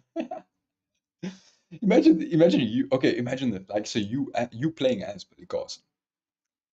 So like, is it first person or third person? Doesn't really matter, right? Because if there's cutscenes, type shit. But I would prefer it to be like Fortnite, you know what I'm saying? Where you like go in there and then Billy Carson's there and you your own like character and you chilling. You know what I'm saying? Billy Carson walks you through. You know what I'm saying? Billy Carson meets the Anunnaki. VR experience. Billy is deluding himself into thinking that there is this global conspiracy against him, but there's no Crazy, way he believes these things are true, or that his lawyer or his people, whoever they are in contact with these agencies, because none of this makes any sense. Mm, mm, mm. Yeah, and I was actually thinking about that too. You know, I know Billy's entire I love that ending statement because none of this makes any sense. team. And I was like, man, like maybe they're feeding him this stuff and he's just not double checking and they're like looking at ChatGPT and they're, you know, they are conspiracy theorists. So, you know, Yo, I don't know. I just want to say I don't know if I was gonna title another stream or when I was gonna title another stream, or you know, thumbnail another stream Billy Carson again. But this came out and I was like, have to. Absolutely have to. conspiracy theory mind is so Absolutely have to watch this with you guys. Instantly gotta stream this. Ain't no way, bro. Ain't no way. far away from reality. You Ain't no almost way I'm believe watching his Wes Huff and Don just theory mind is absolutely. so I'm meat riding now. I'm meat riding. checking and they're like looking at ChatGPT and they're, you know, they are conspiracy theorists. So, you know, the conspiracy theory mind is so far away from reality. You almost believe anything. This Jeff Rocco says, nah, it's going to be a Halo remake. But Billy Carson is Master Chief, and instead of the aliens, it'll be the Anunnaki. That would be, bro. I don't know the story of Halo, but I know a little bit about it. And like, just if you, bro, imagine like somebody just that. Okay, it will be super hard, but imagine like they replace the textures. Billy Carson, Anunnaki textures. Shouldn't. Oh, okay, it wouldn't be too hard to put like to replace like Halo. Yeah, to replace Master Chief with Billy Carson model, with a Billy Carson like 3D like model, and then to replace the aliens with like Anunnaki creatures, and then we can base their designs of like of Bob Lazar's of what he says they look like. Because I mean he saw them, right through the glass window. He also worked on the spaceship, so we can also change the spaceship models to his sports model UFO designs. All completely accurate information. Anything if it's said with confidence and whatever else. Because like I mean he was there. So, can't doubt that. So wild. Oh, we got 7,000. Come on, let's go. I need to make a video on Bob Lazar, bro. Not a video, but like I want to react to some shit. To some shit. Because I find what he's saying interesting. But I don't know. I find what I find interesting is also like anyway. Let me just get on to the fucking video. Come on, bring the people on in there. Get this video out there now. I got a lot to talk about tonight. What am I yapping about? This is the video y'all been waiting on. I saw one of their videos go. I said, the video you've been waiting to see. Now, that ain't the video you've been waiting to see. Nobody's waiting to see their videos. Nobody cares to see their videos. Only the people that are already in the cult or people that are just curious. The people that want to see videos or you know, the video they want to see is the ones that I'm putting Yo, this is in real time, but and nobody puts out more volume of videos and content than I do. Not nobody in the world. Not one single person. And there's like thousands of people. Okay, that's also. just insane. So, but like, I wonder like what percentage of those people like believe in. True. Just not true. Try to collectively create a whole bunch of content by passing the same video around 100 million times, talking about 2 things or 3 things. That's all you really have. You have nothing else to talk about. But in terms of real knowledge, you don't have any. Okay, I'm sorry, Wesley, but the other day on your Instagram story when you were doing, I believe it's called cuneiform. Is that the correct terminology? That was cuneiform. That was awesome. And I Alright. again, I think Okay. you're right to say Billy has not done his due diligence on you because you know Sorry. way more than just ancient Christianity or the history of Christianity, I should say. Houston Euler says Billy's 3-hour response video has been taken private. Put on private. Yeah. If you want a copy of it, a recent answers channel is gonna send a copy. And they've done 2 review streams on it already. Yeah, I appreciate that, bro. Appreciate the link there. But I mean, this is good enough. I ain't gonna lie. Like after this, I don't know if I'll be looking at a lot of Billy's response, but like one day maybe, you know, maybe if I need it, sure, bro. Appreciate Would that. you mind going over some of your other like fields of study? Like what other areas of life have you studied? And I mean, I think it'd be cool maybe share a tiny bit about your background. Like, you know, you're not just a white dude. Like you're from the Middle East, you know? Like Yeah, I mean, at least so I was my parents were missionaries in Pakistan when I was born. So I was born in Multan in Pakistan. They were working with Muslims in Islamabad, and then we actually had to leave Pakistan during the Gulf War because it was not safe to be there anymore. We came back to Toronto, Canada for a year, and then we left back to the Middle East, where my parents worked in Amman, Jordan. And so they were there for a few years during when I was really young. And I actually went back to Jordan after I graduated high school. I had like a gap year where I did some work with Bedouin, which was very, very different than when I was younger and we were there. Bedouin are, I mean, the Arabic that they speak is almost, it's like Hick Arabic. And the Jordanians even were like, don't worry, we don't know what they're saying either. That was a very different experience, but I do have that. And actually, having that experience led me on to do a lot of comparative religious work in the fact that I was I had a heart and still have a heart, very much so, for Muslims in doing evangelism and apologetics in regards to some of the claims that Islam makes against historical Christianity. And so in grad school, I did do a number of papers on comparative analysis with the textual histories of the Quran and the New Testament. And I have a couple of videos from a few years back now, but on that type of stuff, I have an entire row of a bookshelf just on Islam alone because tried to study that. When I was in grad school, one of the classes that I was taking was a world religions class, and the professor actually got a number of us involved in writing encyclopedia articles for the Melton Encyclopedia of American Religions because he was responsible for the Canadian edition. And so I did a number of articles in that. One in particular was on the Druze, which is like a break-off group from Islam. Ironically enough, I also did a one on Rastafarianism in Canada, which was an interesting thing to dig into and to We go. might have to But skip also forward. Zoroastrianism and Gotha Kampa. Sorry, Wes. Sorry, dog. every like spiritual person like who has platforms and brings up Jesus, people like Aaron, people like Joe Dispenza, Billy, Aubrey Marcus. There are certain keys to that we find in something Sorry, like guys. Sorry, guys. It's a long video, and yeah, Gospel of you know what I'm Thomas, saying? and then it comes really, it's far more overt in later documents, like the Gospel of Philip. Once again, not written by the disciple Philip. Just his name is appropriated in that document, like all the others. But so that's where we see that is that it kind of, and I think resonates with a I will skip it down. I'm not, just gonna watch it 100% all the way. New Age mindset and philosophy where we believe that the spark of the divine is in us, kind of like what Billy articulates as well. And so they draw on these sources, but these sources are not reliable. They're not early. They contradict one another.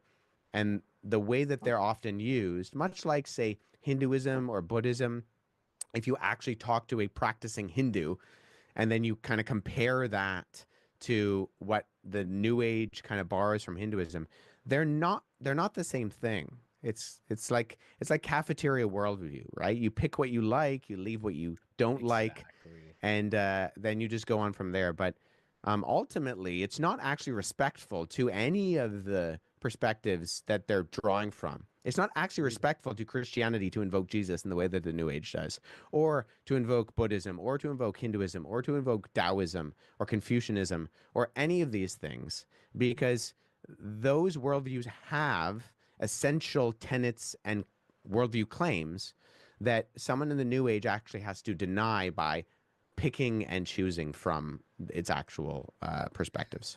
So well said, man. I was really touched when, like, one of the big critiques of Christianity through the Gnostic lens of the circles I used to be a part Yeah, how's your guys' day going, bro? I know it's pretty early for you, is your shit for of, is like exactly what you're alluding to. Like, why would God sacrifice himself to himself? Why would God pray to himself? And Yeah. these people don't understand the Trinity in its true doctrine. And it's like, yeah, they just really don't understand the Trinity at its base. Father. And we do have, you know, the birth in Luke and Matthew because that's important. And then Luke includes the story of 12-year-old Jesus going to the temple and teaching, you know, the rabbis in the temple court because that's important. That's pertinent. But an ancient biographer would have had no issue with the quote unquote lost years of Jesus. And even then, we get a snippet when Jesus goes back to Nazareth later on in his ministry. Everybody's like, hold up. This is the carpenter's son. We know who this is. Yeah, he's We a know who his nobody. family is. We know who his siblings is. Why is he going around talking like a prophet? Like, if there truly was this kind of miraculous Jesus child, that would not have been their reaction. They would have been like, oh, yeah, of course, we saw this coming. But no, they're like, come on. Jesus? That Jesus? We know that guy. That's Joseph's son. He's a carpenter's kid. Like, so we can see from the earliest sources that, you know, exactly what you said. Jesus walked in humility until the Yes. appointed time when he was trusting in the Father's timing of what would come to pass. And he didn't try to force it.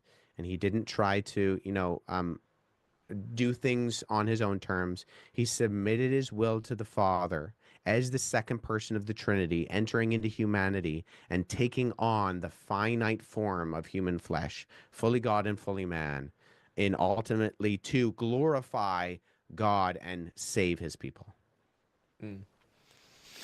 So beautiful. I love it.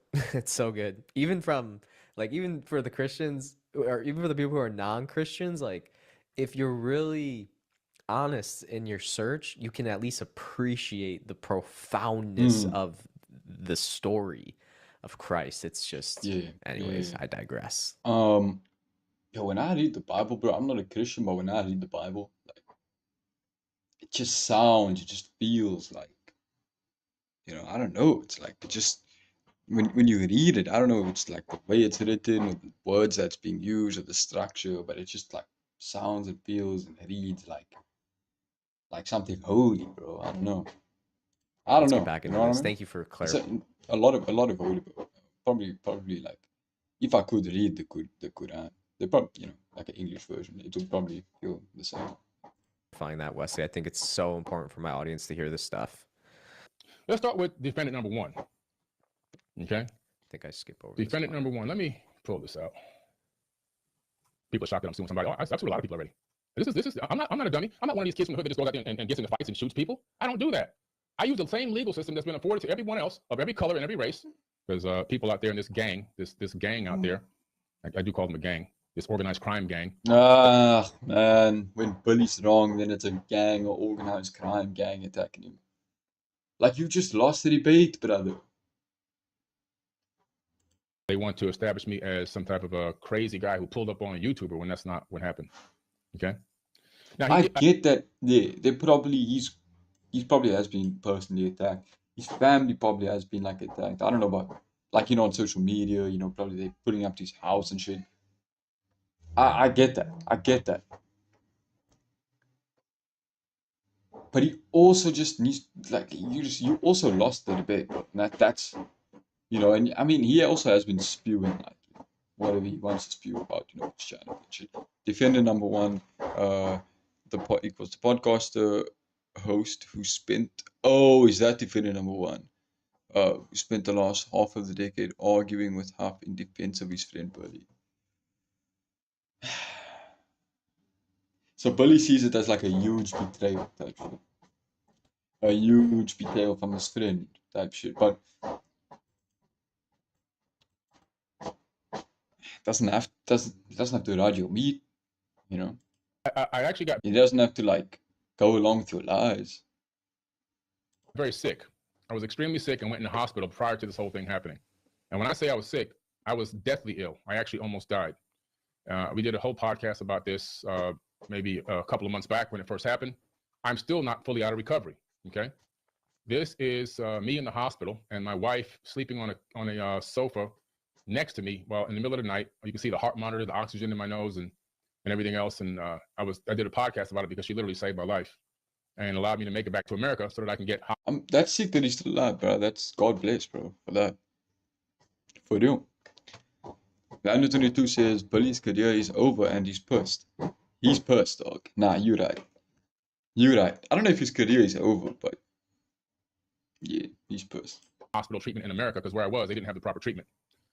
For the large, like, he probably isn't going on, like, major platforms again, type shit.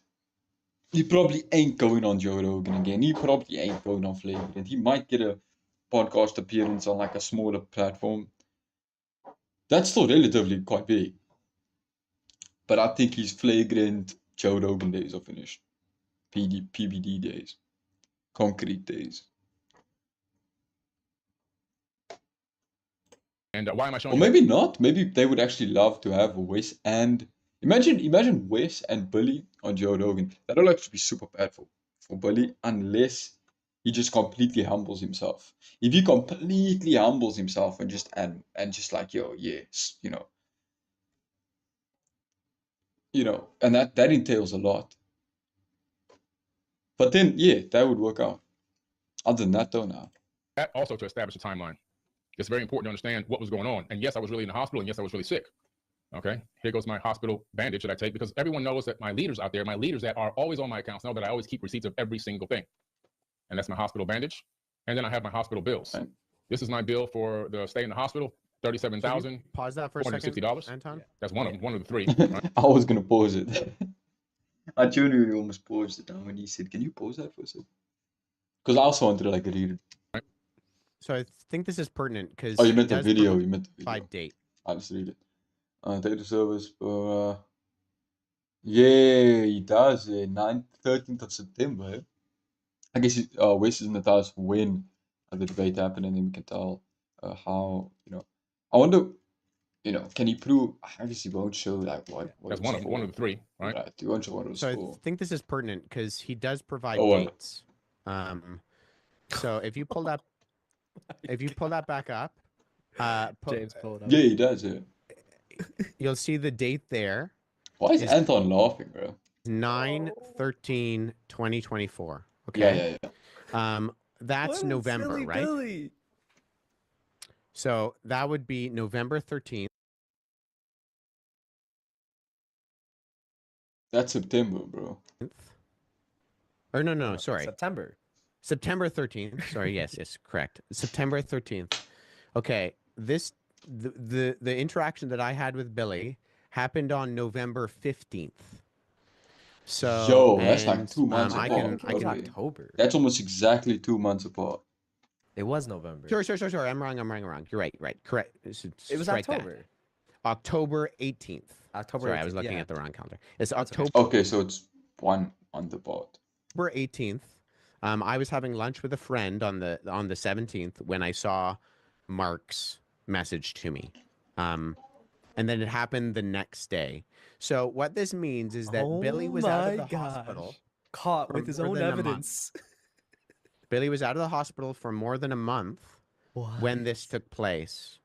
So it would have been 30. Yeah, I mean, 1, 2, makes 3, sense. 4, 35 days after he got the bill for the hospital.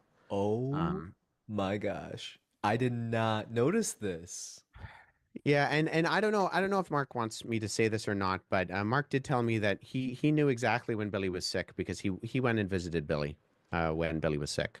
Oh my god. So I think this is just, it's an error on his part, but it's also disappointing because Billy would know that someone like Mark, defendant number 1, would know exactly what was going on in this timeline and knew exactly. I mean, the day after this, the interaction that I had with Billy on October 18th, Billy got in a plane and then flew over to do a thing with Terrence Howard.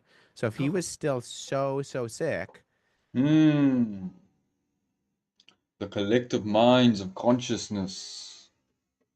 why Right. Why was I'll never watch that. I will never subject myself or you guys to that.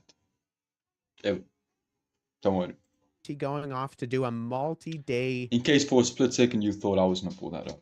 thing with Terrence Howard? Like, Ah, I think this is an attempt to try to justify certain things.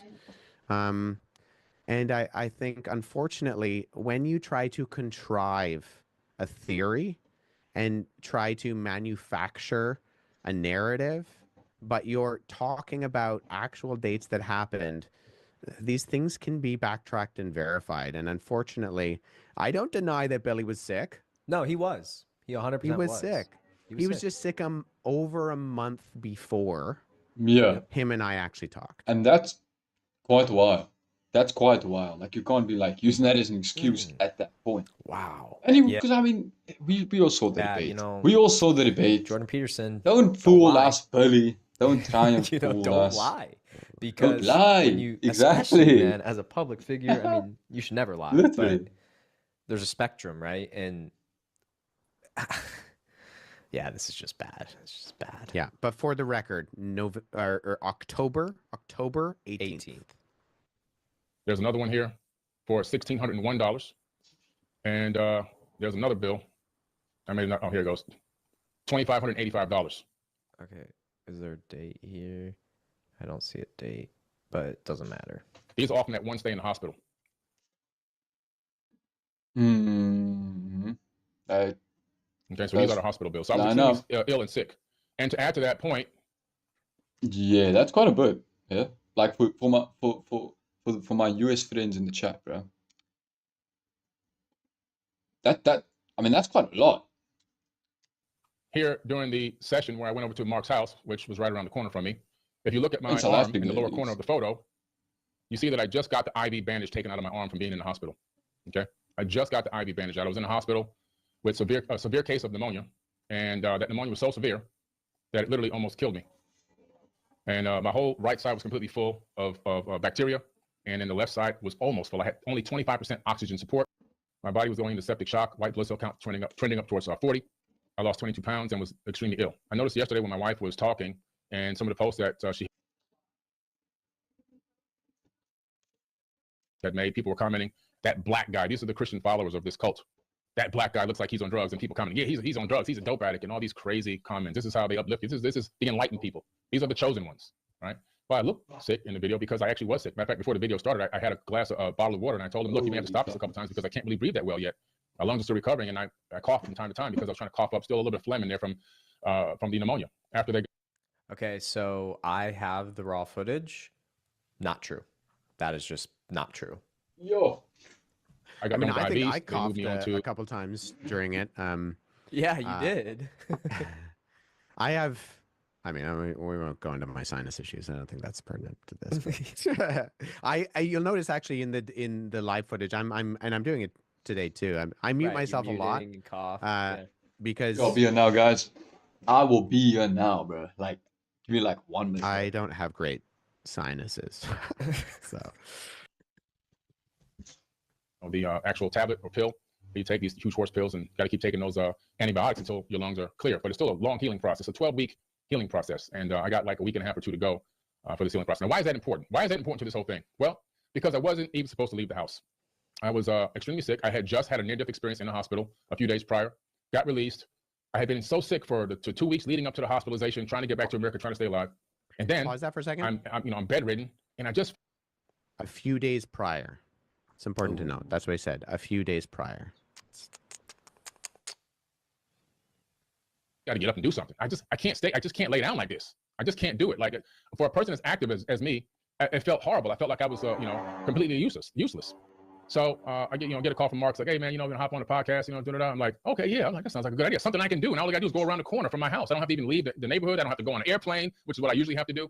I can just literally walk around the corner and go in his house. So that's what I did. My wife was extremely unhappy that I told her I was going to go over there. I was like, I'll just be like 30 minutes or so. It won't be a big deal. He just wants to have a conversation. We're going to talk about some things. He got somebody else coming on. I really thought it was just going to be like a casual conversation about our perspectives on reality and our perspectives on religion versus spirituality. I really didn't know it was going to be any kind of a debate. Okay, it's more like more of an ambush situation. And I have all the text messages to prove this, which are going to be in the discovery for defendant number 1. I go over there. You know, I'm a little gassed, but whatever. I'm just happy to be involved in anything at this point. I sit down, get mic'd up and everything else. I get myself some water. I give him that warning about my coughing so that he knows, like, if you just pause every now and then, you might have to edit the coughs out. Okay, I think that's on recording actually from the beginning of the video. They probably edited that out already, whatever. And then he brings on this guy on the screen, defendant number 2. So defendant number 2 comes on the screen. I have no idea who this guy is. I literally have no clue who this guy is. I don't know his name. I don't know who he is. I don't recognize him from anywhere. By his own doing, I can confirm Mark did tell Billy about Wesley. Yeah, and you know what? Mark asked me prior, like when we had a phone conversation the day before. Yo, I'm sorry, guys, would bro. Billy know I ain't even gonna lie.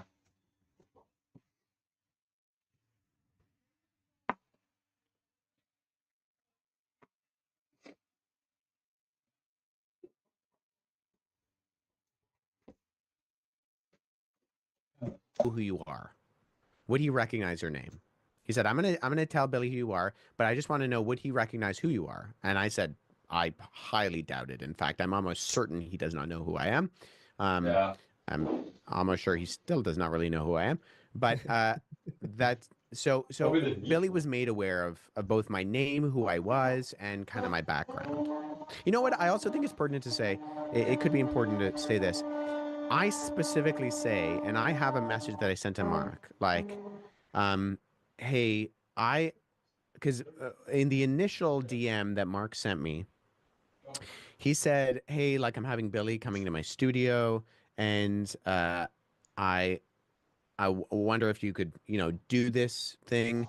And my response was, hey, man, wow, that's quite the request. I'm actually up in Toronto, Canada, so I'm afraid I'm nowhere near where you are. I'd be willing to jump in digitally, but I wouldn't want to infringe on anything you've already got going on with Billy or make things awkward. I specifically said that. Wow. And then in the phone conversation, I said, Mark, I am fine with doing this as long as Billy doesn't think I'm trapping him. I don't want Billy to think I'm ambushing him. I used the words trap and ambush. And I said that to Mark. That's insane. I actually said that to Mark. I said, I will do this. I'm more than willing to do this. But A, I don't want to wreck your friendship. A little bit ironic in retrospect. And I don't want Billy to feel like it's some sort of gotcha moment. Those were things that were mentioned prior to this. I have this message, Mark responds and said, it's all good. I know Billy, I'm his friend. I can vouch for his character. I don't think those things will happen. What did I miss? What did I miss, guys? That aged well. Yeah. Crazy. So yeah, definitely malicious intent. SSJ Farouk says everything and anything is crazy expensive in the US when it comes to healthcare. Look at how much just an ambulance trip costs. Oh, I heard about that. No, I heard about that. I heard about Going that. into this, I watched the sure. Charlie's video on that. You were out for blood. Off the street. I have no clue who this guy is, but whatever. He seemed like a nice gentleman. I thought we were going to have a really nice conversation. Now, this whole time, I'm thinking this is just going to be a conversational based thing. Not a big deal. I don't got to stress my brain. I don't got to think too hard. We're just talking.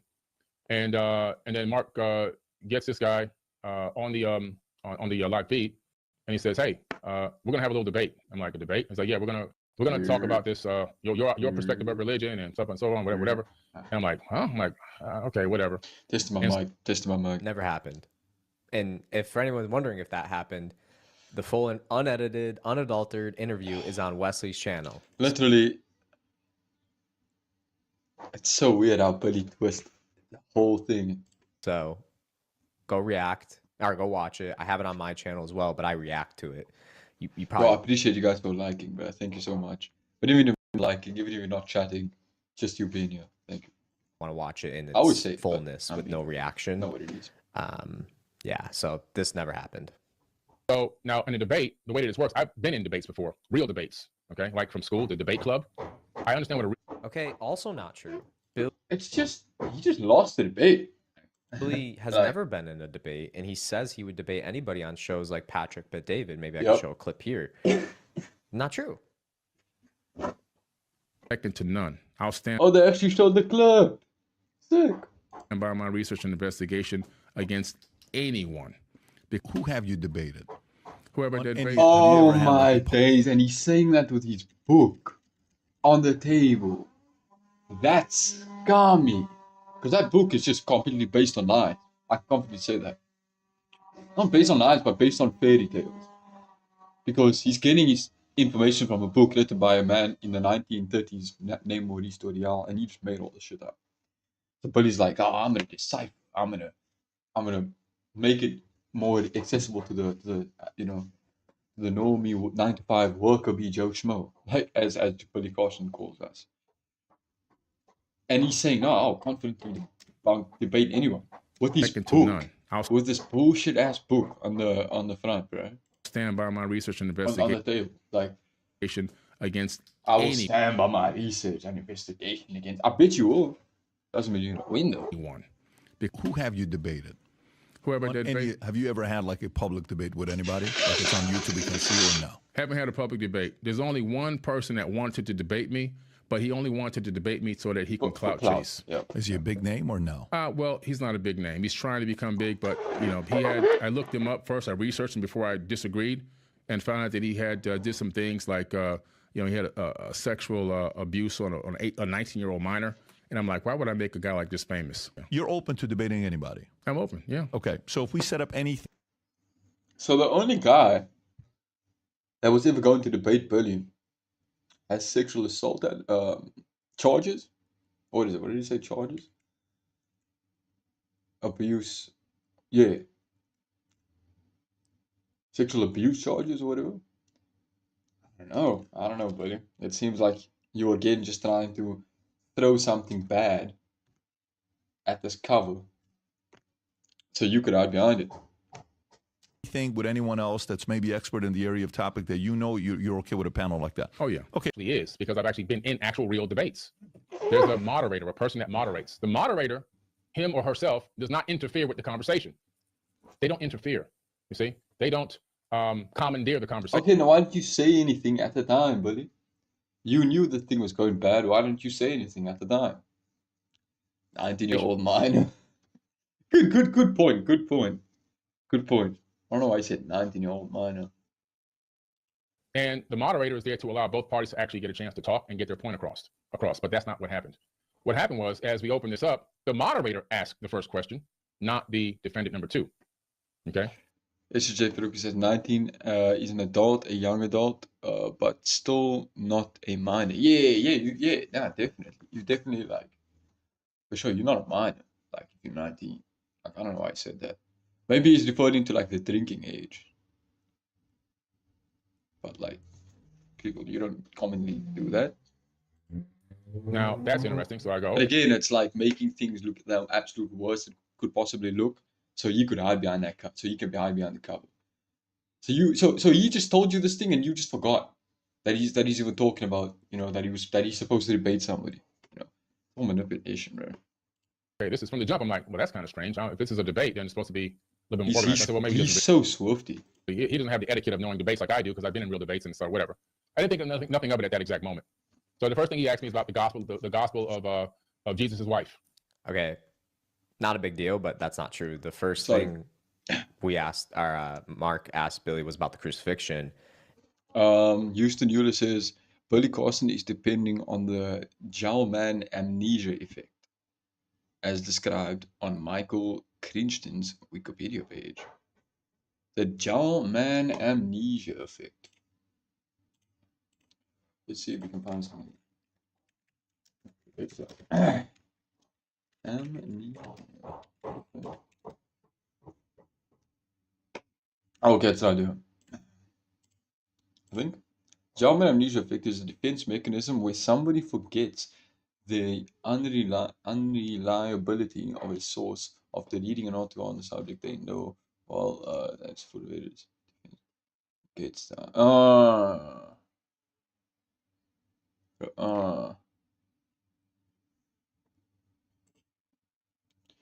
Michael Crichton wrote Jurassic Park. Sick. And that was very intentional on my behalf, because I was like, it's gotta set the tone. I know you and Mark talked about it as well, Wesley, but any comments around that? Yeah, so I have been in actual debates. I've done a number of debates with Muslim imams. I'm just pulling the one up because I actually have one on my YouTube that you can go look up. I did one at McMaster University in 2019. I can't seem to find the individual's name. He was an Ahmadi Muslim imam. It was on the crucifixion of Jesus. So I've been in formal moderated debates before, primarily with Muslim imams, but I've done some other more kind of less formal dialogue type events, which I think this is what we could categorize more as a informal dialogue event too. But Yeah, it definitely wasn't a debate. it is true usually that the Yeah. moderator is there to facilitate the conversation. But if anybody's watched the presidential debates, who asks the questions? Right, the moderator. The moderator asks the questions, right? Yeah. So I don't know if that's true. Is that true? I don't know. Makes sense if it is, though. in the recent U.S. presidential election, when Kamala Harris and Donald Trump sat down, it was the moderators who asked the questions to the interlocutors. Yeah. So there is a format where that does happen. Is it the usual format for formal debate? Not necessarily, but it is not out of the realm of possibility, and it is not out. Yeah, like, believe like this is not what should be going on at all. Like, well, I really didn't like the moderator interrupting the whole time. I'm like, sometimes he said something good to say, but a lot of time that guy was yapping. Of the realm of Yapping. possibility for the moderator actually to intervene and give a perspective. That also does happen, especially in a more informal setting like we were having in terms of like a discussion dialogue on these issues. So Yeah. it's just that's not Billy's trying to make this sound like it was just completely out of the realm of normal possibilities. This was completely inappropriate. And as someone who, and I would not describe myself as a debater. I have friends who are debaters. My friend Jonathan McClatchy is a very competent debater. There are people out there, William and Craig, John Lennox, James White, Michael Brown. These people have, dozens, if not hundreds of debates under their belt, and could put debater on their resume. I would not personally actually do that. That's not kind of what I I don't know if you guys can hear that construction in the background. Houston Euler says, I've seen the debate moderators asking the questions only in political debates. Is that what Wes? I think that's what he said now. regularly My bad. do, although I have done it from time to time. But that being said, what Billy is trying to make it out to be is not the case, either for debates more broadly or for what was going on in this particular conversation. I think that was the first thing. It might have been the second thing, but it might have been the first thing. Either that or the Sinai Bible question. And I'm like, okay, whatever. So I give my answer about the gospel of Jesus' wife, to what I knew about it. Not even a deep answer, just a very surface answer. I'm just like, whatever, man. I'm just surviving at this moment. And then the gentleman, more broadly or for what was going on in this particular conversation. I think that was the first thing. It might have been the second thing, but it might have been the first thing. Either that or the Sinai Bible question. And I'm like, okay, whatever. So I give my answer about the gospel of Jesus' wife, to what I knew about it. Not even a deep answer, just a very surface answer. I'm just like, whatever, man. I'm just surviving at this conversation. I think that was the first thing. It might have been the second thing, but it might have been the first thing. Either that or the Sinai Bible question. And I'm like, okay, whatever. So I give my answer about the gospel of Jesus' wife, to what I knew about it. Not even a deep answer, just a very surface answer. I'm just like, whatever, man. I'm just surviving at this moment. And then the gentleman, One more time. like, okay, whatever. So I give my answer about the gospel of Jesus' wife, to what I knew about it. Not even a deep answer, just a very surface answer. I'm just like, whatever, man. I'm just surviving at this moment. I'm just surviving at this moment. I'm just surviving in this moment. Billy's just surviving in this moment. We all saw the debate. And then the gentleman, defendant number 2, he comes back with all this rhetoric about it's a known fake and it's this and that and everything else and it's no good and it's or like just fact. Doesn't exist and blah blah blah blah blah. Or it's fake or whatever he's talking about. I'm like, okay, well let me get my whatever he's talking about. rebuttaling on this fakeness. but I never got a chance to get my rebuttal because I had something very important to say about that, which I'm going to talk about tonight about the gospel of Jesus' wife. And I'm going to play a couple and of this and this is gonna be genuine. Now this is gonna be what he has to say tonight. This is gonna he should have said this in the debate.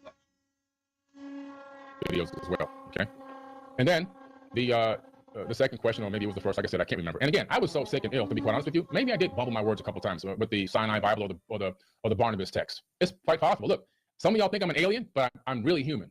Okay, I'm a Who thinks he's an alien? We make jokes that his cousins are, you know, with the Anunnaki, but I don't think anyone seriously think. I don't know. I guess he's been hyperbolic as well. Houston Euler says he now passes it off as if he didn't have much info about the Gospels of Jesus' wife. Yet in the podcast, he was using it as a smoking gun that debunks Christianity. It's mind baffling, bro. It's mind baffling that he says it with such confidence, looks you dead in your eye, and then like shakes his head, emulates the head shake of someone that would be in disbelief, but it's such a fake like looking head shake. It's funny, but it's also like misleading. So it's like, you know, like a double-edged thing. You know what I'm saying? It's fucked. You know, because you know what I'm saying. Anyway, Esther Chef Roku says minimizing and maximizing law. Everything they say is whatever, and blah blah. And everything that happened to him was so dire and extreme. Yeah.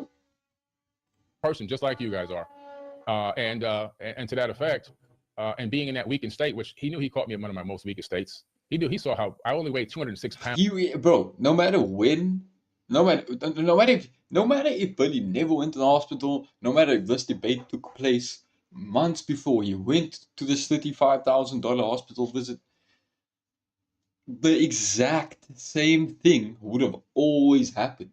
Literally, this is a what's it called in the MCU or some shit. I'm gonna go full geek mode. I'm gonna go full, but I'm using geek as a term. You know what I'm saying? I mean, you can be a geek in literally any aspect of like anything you're interested in. Anyway, what's that term? It's a canon event or some shit. This was always bound to happen. Billy was always bound to be absolutely humbled and embarrassed by Wes Huff. It was bound to. It's a canon event. It happens in every timeline. No matter if he went to the hospital, no matter if 10 months before, no matter 2 years or after, no matter how, no matter if he was at the most healthiest, no matter what, it was always bound to happen. At his house, so it's very, very. And my point is, none of what he's saying has bearing on the fact on what was said and how the podcast and how the debate actually happened. You know? Very frail and thin. I gained back now 15 pounds, but at the time I was very thin, just weak.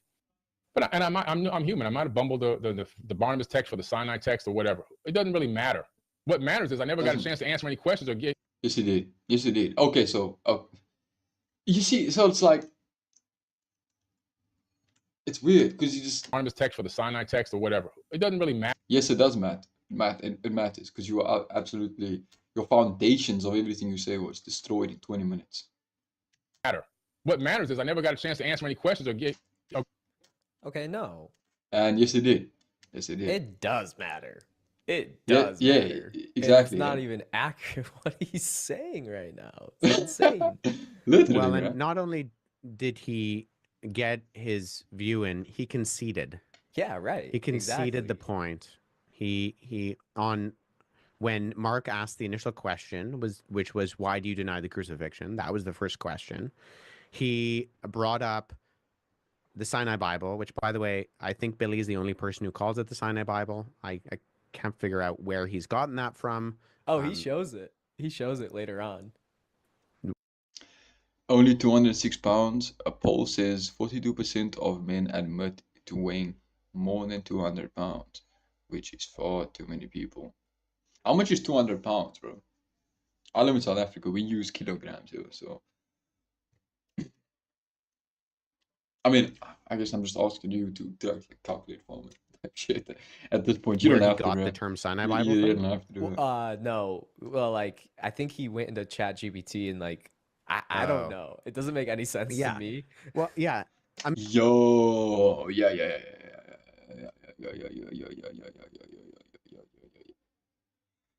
Yeah. I see where you're coming from. Yo. I mean, it's called Codex Sinaiticus. Right, Codex Sinaiticus, exactly. Its abbreviation is Aleph. If you like are trying to shorten the, but so he says, well, the reason I deny the crucifixion is because the Sinai Bible, aka Codex Sinaiticus, and the Gospel of Jesus' wife. And then when I address Codex Sinaiticus, he concedes the point and says I misspoke, or I think he says I misquoted. He misquoted himself. I think he meant to Yeah. say I misspoke. And then he tries to bring up the Gospel of Barnabas. And so when I point out the Gospel of Barnabas, and I didn't even address all of the issues with the Gospel of Barnabas, there were more things I could have. I was trying to be brief. I mean, the Gospel of Barnabas has Jesus sailing to Nazareth, and Nazareth is landlocked. Like, it's a test case in anachronisms. If you want to look at something that shows no W education from Wes right now. evidence, like is a test case in forgery, it's the Gospel of Barnabas. So he concedes the Gospel of Barnabas. Yeah, go ahead. Sorry. Sorry. I was gonna ask. Don't a lot of my best friend is a Muslim. I love the Muslim people. They're amazing. But don't they also quote the Gospel of Barnabas? Yeah, because Billy is right in that the Gospel of Barnabas does deny the crucifixion. It does in its text, But and so he in was that saying- sense, I would agree with it. And it seems to be the Gospel of Barnabas is not a clear text, and so it seems to be influenced by Islamic rhetoric, because Oh, it kind interesting. of has a defense. It has a denial of the crucifixion and a defense of Muhammad being in the Bible. So it's Wait. clearly influenced by later Islamic rhetoric to some degree, because the Quran claims that Muhammad is foretold in the Torah and the Injil, in the Gospel. And so Muslims are kind of obligated. And I've seen debates on that. I've seen debates on that, and I can't remember obviously like a lot of information to absorb when you're watching debates like that. But I've seen literally a specific debate on what was it? If the Quran prophesizes no. If if no. If the Bible prophesies Muhammad. To find those things. And so there are a number of arguments that they make which are very problematic and just not that don't make sense. But the Gospel of Barnabas appears to have been influenced by the rhetoric of this Islamic polemic to some degree or another. So is it written by Muslims? It could have been, but once again, it's not clear within the text, so I wouldn't go as far as saying that's the case. But the reason why Muslims use it is A, because it does have a very straightforward denial of the crucifixion, and B, it actually plays well into some of the already preconceived ideas about who Muhammad is and about what the Islamic sources say about Muhammad being predicted in the Bible. Interesting. Get my voice heard.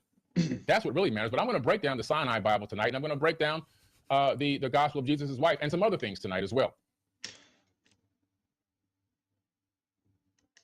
I'm going to break them down the way that I What's the wanted point, to talk Billy? on that video, but never got a chance to say anything. And then He did though. Maybe he didn't get the chance to say everything he wanted to say, but is everything he wanted to say relevant if the foundations are like already destroyed? It's like, are you gonna if if the foundations of the fact that you're saying Anunnaki space gods came in to mine gold, if that's destroyed, is it worth letting you speak for 15 minutes on more Anunnaki space god shit? what they did was they're pretty slick. So every time I had something really important to say or a deep question to ask, defendant number 2 video would just magically disconnect. Boop, he's off again. That Man, just he's off didn't again. I don't happen, know what though. happened.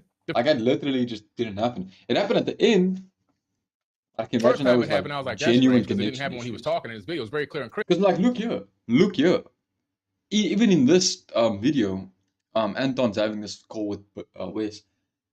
The video's like stuttery and shit. I don't know why, but it is. Like almost 4K. Then he comes, he gets back into the live feed, to the whatever app they were using. I'm not sure what kind of app it was. He's back on. He's dialed back in. Now I'm trying to ask my question. I'm getting overridden with other texts.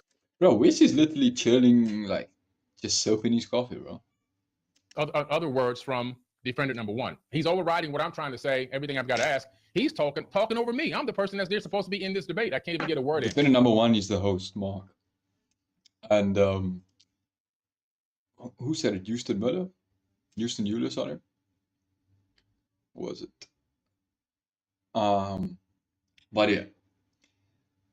His friend, I think, that lives down the road. Shame, bro. And it's Okay. If I was space aliens, I would either not consider gold super valuable, or else I would mine it from the asteroid belt. Yeah, like there's probably other places to get gold. Maybe it's in abundance here, but I can imagine if they can get here, then surely they can get to another planet that has way more abundance of it somehow. Really cool. And they don't need to create humans to mine it for them. Or maybe they did, and we also on that planet, and we only at our technological level, which is why they planted seeds all over the universe. Oh my days. Quick. It's all coming together now. Me and my team produced this. Not true. If you watch the unedited full debate on Wesley's channel, you will see not only is that not accurate, the inverse is actually the truth. Wesley's camera cut out within the first 2 minutes of the interview starting, or the conversation starting. So you're telling me the gang member who was excited to create a whatever Billy said, you know, Wesley, defendant number two, excited to debate debunk Billy. Number two. So funny, though. Would be cutting out within the first minutes of the debate. This is just purely false. He does cut out later on, but it's after the first whole hour. Dude, so I'm so sorry to guys here that grinded, bro. But yeah, within the next few days, I hope that it's gone. No cap. And all the important stuff. Trust me, I'll wake up to that shit. We wake up to that shit every morning. Fucking you loud ass banging. For the most part, I mean, not necessarily, but a lot of the important stuff was covered. And Billy had, like we said, he had many opportunities to give his opinions. So, any comments to that, Wesley? Were you behind the scenes unplugging? I was not. Every time my internet connection dislocated, I was praying, praying that it would come back. Yeah, I mean, I would just say, like, go watch the video. You can clearly see I'm giving Billy the floor to articulate his positions. I'm asking him clarifying questions. I want him to explain himself. Right. So it's and you ask clarifying questions too, like, hey, are you referring to this? Is this what you mean? Like, that's not an attack. No, you're really trying to get down to his sources. Lando22 says, Billy proves that without a relationship with God in your life, you are a hollow, weak shell of a person who must play victim when proven wrong in order to manipulate people to see your point of view. I mean, I'm just sitting there patiently, just quiet, okay. You can see me, I'm just sitting there. Then all of a sudden I have something powerful to say and a response to say, boop, video disconnects right when I start talking again. No more video feed gone. I'm like, this is crazy. Now I see what's going on. This is an actual setup because every time. Crazy, bro. Not like what you said, Lando, but like, you know, just mixed with like when you hear it in action. You know? He would come back and start talking dogmatically and talking all this garbage. He would then pick up his cup and do this and give a smirk. So I saw that at that moment. I realized, oh, this is a contrived setup. W moment. Yo, that's like a recreated like GTA 5 cutscene type shit. That's how iconic that is now. Video to make me look like that's how iconic that is. Type of dummy, and I don't know what like a Soprano scene or some shit. about. so they can go bragging to all their Christian buddies and friends in their cult. And, oh, he didn't know the answer to these 2 questions. It's not only that. It's not only that. Not only that. He Not knows it. really. I try to hold off at having faith that maybe Mark He wouldn't knows be involved in that. something like this. You know it, 3rd buddy. time happens You know again, it, disconnects the video feed. 4th time happens again, disconnects the video feed. That's just not what happened. Like, he's literally just making up shit. He's literally just pulling shit out of thin air. 5th time happens Not, again, not even over exaggeration. Now he's actually just disconnects the video feed. Only when I'm talking. only when he's talking. Also, And I realized after the 5th not when Mark's talking. Not with the other Time? host. I was supposed to be. This Host. is bullcrap. And I said, Mark, this is garbage, man. What you guys? This is a setup. This is ridiculous. Every time I have something to say, he's disconnecting. Man, I could see him literally disconnecting his video manually. And only one time I got to ask a couple of questions. I could see him on his screen on Chat GPT trying to look for the answer real quick, and he gives some roundabout ridiculous answer. And it came. It's funny because if you zoom in on a frame, Billy Carson put his phone down. And it looks like Chat GPT is on his phone. So To some of the tablets. self-projection. And I realized then that this was bogus and unprofessional and something I would never want to be a part of. Absolute total trash. Because he got proven wrong. He got absolutely destroyed. When it happens to him, oh. And I told Mark at that moment, I'm leaving, man. I gotta go. I have an air conditioning guy coming to my house. I have my mother-in-law coming into town, and something happened too. We have 5 AC units, and I Okay. Hold on. Billy never turned to Mark and said, "Wait, this is an ambush. I figured you guys out." That never happened. He was actually respectable with your points, Wesley, and he also told Mark he had a very important meeting that he was going to have to leave after like an hour or so. Air conditioning stuff. Is that an important meeting? Sure, whatever. But he didn't leave because of the way the debate was going. He already forewarned us that he had to leave like in an hour. So he did give you more time, which was awesome. Yo, how you guys doing, bro? Hope you guys doing good. No cap. But the way he's painting this, it's just not rooted in the truth at all. No. Once Absolutely again, I not. just recommend people go watch the video on my YouTube channel. Not. Just literal made up bullshit. And see for yourself, is what he's talking about emblematic of what takes place in the unedited footage? Mm-hmm. Has it hit 1 million views I yet, thought he said Wesley? I thought he said like Anunnaki footage. But he said unedited footage. Not quite. I close? think it's just below 800,000. Wow. So it's not far. Glory to God, man. Yeah. know which one of them is acting up. All I know is one of the rooms in the house upstairs where she's going to be is hot. So I had to have somebody come over and find out which AC unit out of the 5 was broken. So I'm like, I'm not going to miss this appointment for this trash. This is garbage. So Oh, yeah, we go. You guys ready for the train of flexing? A train of cringe. I walk out in the middle and I tell them, don't use this. I don't approve this. I never signed a consent form. When you go to a podcast, if you don't know the video etiquette, I'm going to tell you right now. Anytime I show up to any podcast I show up to, Joe Rogan, PBD, I mean, you name it, right? Next Level Soul, wherever I'm at. The first thing you do is you sit down and you sign a release form.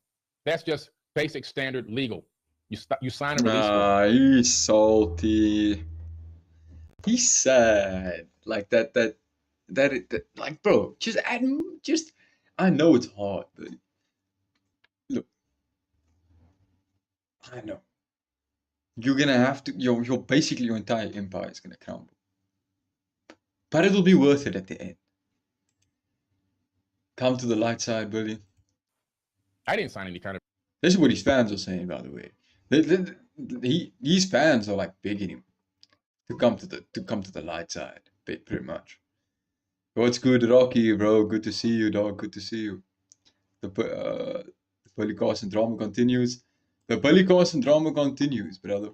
The Billy Carson drama continues. Billy Carson will put a smile on your face, bro. Billy Carson will shine a light to your world. How you doing, bro? release form. I never gave any authorization or consent. Luckily, because that now makes the video illegal to use with my likeness, my face, my voice. Any form, any shape or form. Even if it's just a 10-second clip, even if it's 1 second of me, I did not consent. Why? Because it's unprofessional, and I knew they were going to utilize. Oh, no, because it's unprofessional. In his eyes, right? Damn, bro. W's. It to Let's show me in some type of go. a negative light for their own self-gain, for some type Nah, I'm chilling, bro. I'm chilling. It's just hot here, bro. I ain't gonna lie. of Hope you're clout good, chasing. bro. Are you at work? But it gets even deeper than that. Yeah, It pause gets for- even deeper for a than second. that. You see? So I think I can speak to this. It's not unusual to sign a release form on Yeah. these types of things, For sure. but especially for a bigger podcast. However, I've been part of the Apologetics Canada podcast as one of their hosts for 3 going on 4 years now.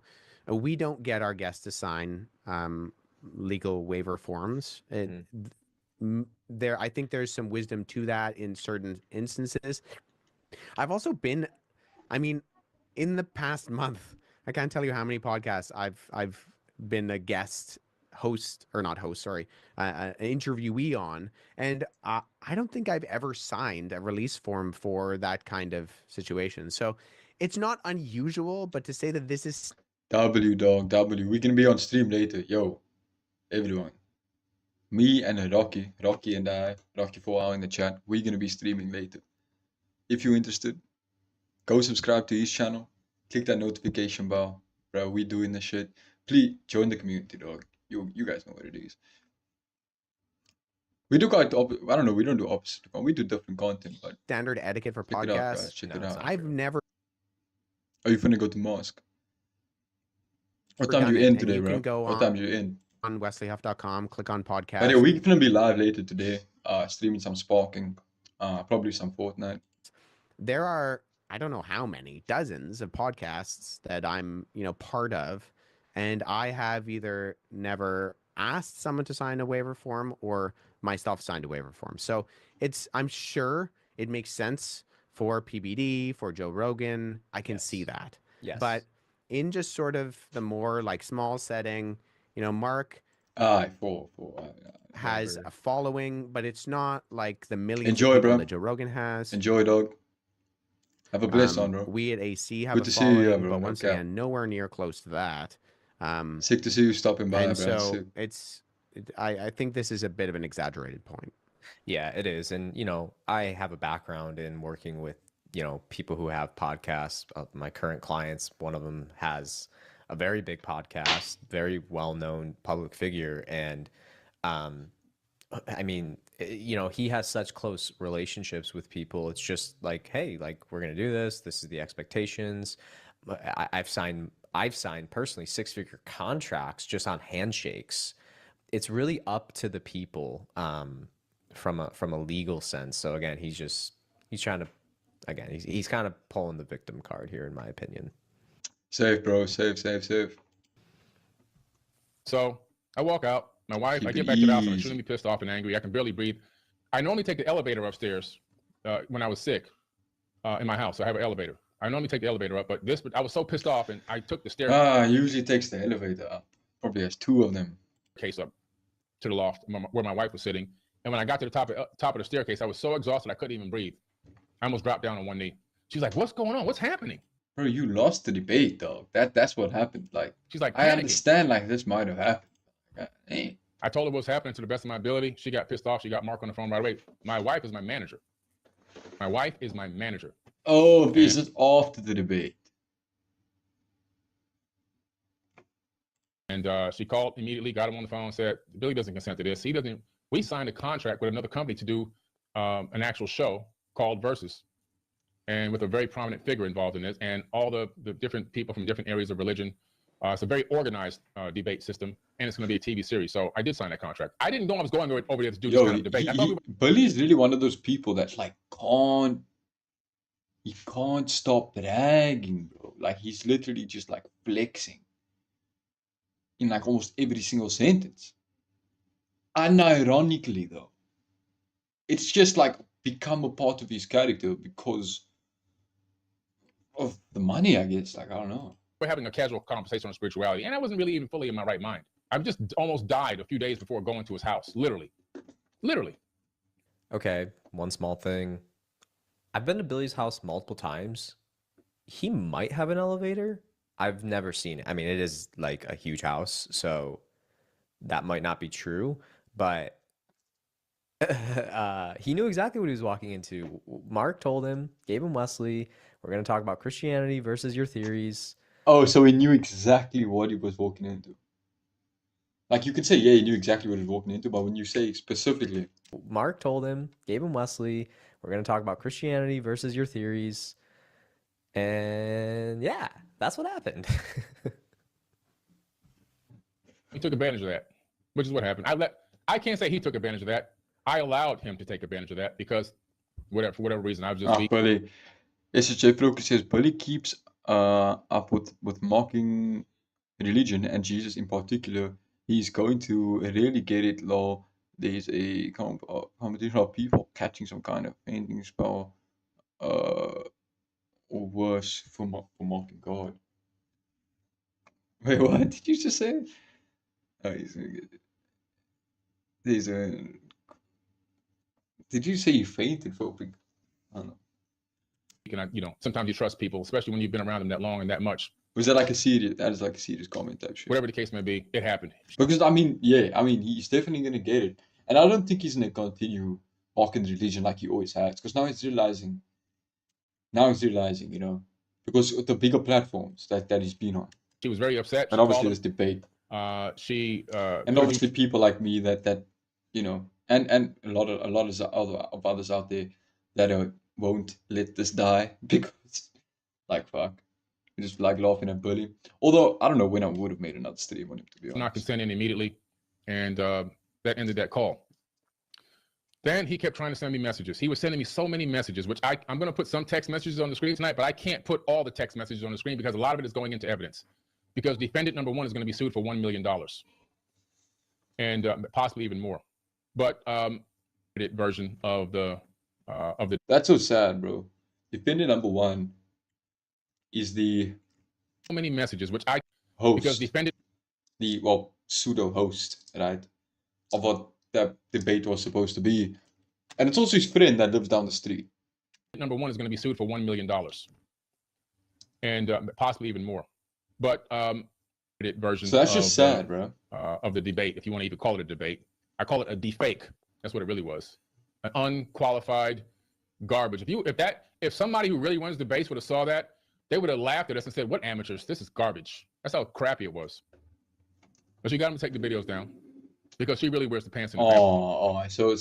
So yeah, which is the crappy debate, which means everything said in it not valid at all. Not valid, guys. Just not valid. Like literally, it can basically be deleted off the internet. Doesn't mean anything. She's really the boss. When she puts her foot down, everything happens. She's the one who makes that family move. I'd expect that. But also that was just embarrassing the way like she responded as well, the way you responded and the way she responded. Because she responded, as I always say, like a mother defending a child at school, but her child that she's defending was 100% in the wrong. But she's just like defending. That's what his wife sounded like in the response. So yeah. Anyway, so that's done. The next day, they do get served with a letter from my attorney. Just both manipulated. They meant for each other for sure. For sure. It was a cease and desist, a formal do not consent via a cease and desist. Even though the videos had been taken down, that was already in motion because I contacted our attorney that same night. And when Billy calls, he picks up. I don't care what time of the day it is. I don't care if it's... When Billy calls, he picks up. When Billy calls, you pick up. You won't even know it's Billy and you'll pick up. You'll get conscious signals notifying you it's Billy Carson. 1, 2, 3. Actually, William. 4 or 5 o'clock in the morning. My bad. So the video goes out. My bad, to William. The editor. That's defendant number 3. Defendant number 3. That's what I'm asking you a question tonight. Are you nervous? He's got nothing. He's got nothing on me. That's what you said. He's got nothing on me. He just paid me. He paid me before, but he's got nothing on me. Bro, why? Yo, he's like, this is bad, bro. Like, this is sad. sad and bad. He's like shaking and shit, bro. Defendant number 3. That's what I'm asking you a question tonight. Are you nervous? He's got nothing. He's got nothing on me. Are you nervous, bro? You nervous, bro? I've never seen somebody more nervous. Defendant number 3. That's what I'm asking you a question tonight. Are you nervous? He's got nothing. He's got nothing on me. That's what you said. Houston Euler says, if I'm on call 24/7, then I'm paid for being on call 24/7. He's got nothing on me. He just paid me. He paid me before, but he's got nothing on me. Oh, I got something I don't get it. on you. We're gonna break that down tonight. We got something on you, defendant number 3. You have I don't get it, bro. I'm slow, bro. I'm sorry. I'm sorry, Houston Euler. He's got nothing on me. That's what you said. He's got nothing on me. He just paid me. He paid me before, but he's got nothing on me. Oh, I got something on you. We're gonna break that down tonight. We got something on you, defendant number 3. You have no idea what kind of hot water you put yourself in. Like you have, I mean, for a businessman, you got to be dumber than a box of rocks. Like you didn't realize what you were doing. Number 1 was illegal. You don't realize the financial damages that I'm. He's really threatening this guy. He's actually like genuinely threatening his friend. And possibly defendant number 2, which is Wes. Able to get now, and then the doxing that you attempted to do, that you tried to delete, you didn't realize that we had. Yeah, he's probably talking about Wes. Houston Euler says, Billy was saying that the podcast host better be answering the phone. Oh, no matter what time of the day or night he calls. And then you said, if I'm on the call 24/7, then I'm being paid for being on call 24/7. Oh, all right. So basically, you're saying that you ain't answering the call for Billy unless you're being paid. Is that what We you're saying? copied all of that and logged it into evidence, and that we've already won cases with that same exact doxing file that you used, which is fake information, as you'll see tonight when I showcase why. You know what else is fake and false information, Billy? The shit that basically everything you say on these major podcast platforms with your book on the front cover. Emerald Tablets of Thoth, compendium of the Emerald Tablets of Thoth. I will break down the Emerald Tablets of Thoth for you guys. And then release it in a book. And then it becomes #1 bestseller. I ain't pocket watching, but like, I mean, like, I guess like it's good, but it's also like, you know, if you don't see it as fiction, it could genuinely like change the way like you see history and shit, you know. And I'm going to put some of the cases on my screen tonight. You, my friend, defendant number 3, are going to spend a lot of money. All the money. Well, you only made probably $50, $60 on YouTube, so you know your Instagram isn't even monetized. So you made no money, except for the money that you got paid by. Yo, man, talk about pocket watching. Talk about pocket watching, but also just talk about like bringing someone down, just saying some irrelevant shit. There's so much you could say about Defendant number 1 so to much edit the you could say. video. Well, she pays you because you're his editor. And whatever this cult paid you as a bribe to get involved with them and whatever. But I'm going to break that all down in a minute. Prediction. But what you did was you gave me an easy case. Like the easiest case out of all of these cases is actually yours. So all this you were saying on video tonight about you got nothing to worry about, I got nothing on you. No, we got a lot on you. You're the one we have the most on. And, you know, I know you're sleeping on your mom's couch up there in Michigan, but you're going to be sleeping there a lot longer because you won't be able to afford your own place anytime soon. Okay? Okay, so I wouldn't say he's wrong. I think if there is a case, it's probably against me. I will say though, everything I used in my video to expose him, I was very careful with my wording, and everything I used was public information you can find on like the Broward County website about Billy's questionable past, handful of other things, fraud, changing his name, opening bank accounts in other people's names, opening credit cards in other people's names. You know, this is all, I mean, you got to dig a little, but it's there. It's there. It's all out there. Second thing is, yeah, I actually. Yo, thank you to you guys who like the stream. Even if you didn't like, thank you for just watching. Again, like, bro, thank you guys. Thank you guys. She don't live with my mom. And I have Chatting, watching, liking, subbing, anything, bro. You guys are sick. no problem with people who live with their moms. I am a little old school. Like Appreciate you being here. if you got to live with your mom for a little bit longer to get on your feet financially while you know, save for your marriage or your house, nothing wrong with that. I did live with my mom for, I don't know, how long do you think I lived with mom? We lived with mom. 6 months.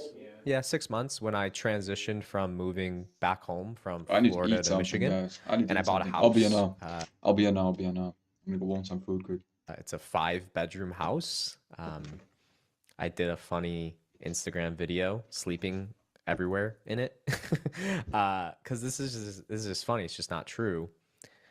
And yeah, I'll say something about like I did get in contact with, they actually reached out to me, someone who's involved in American media and copyright law.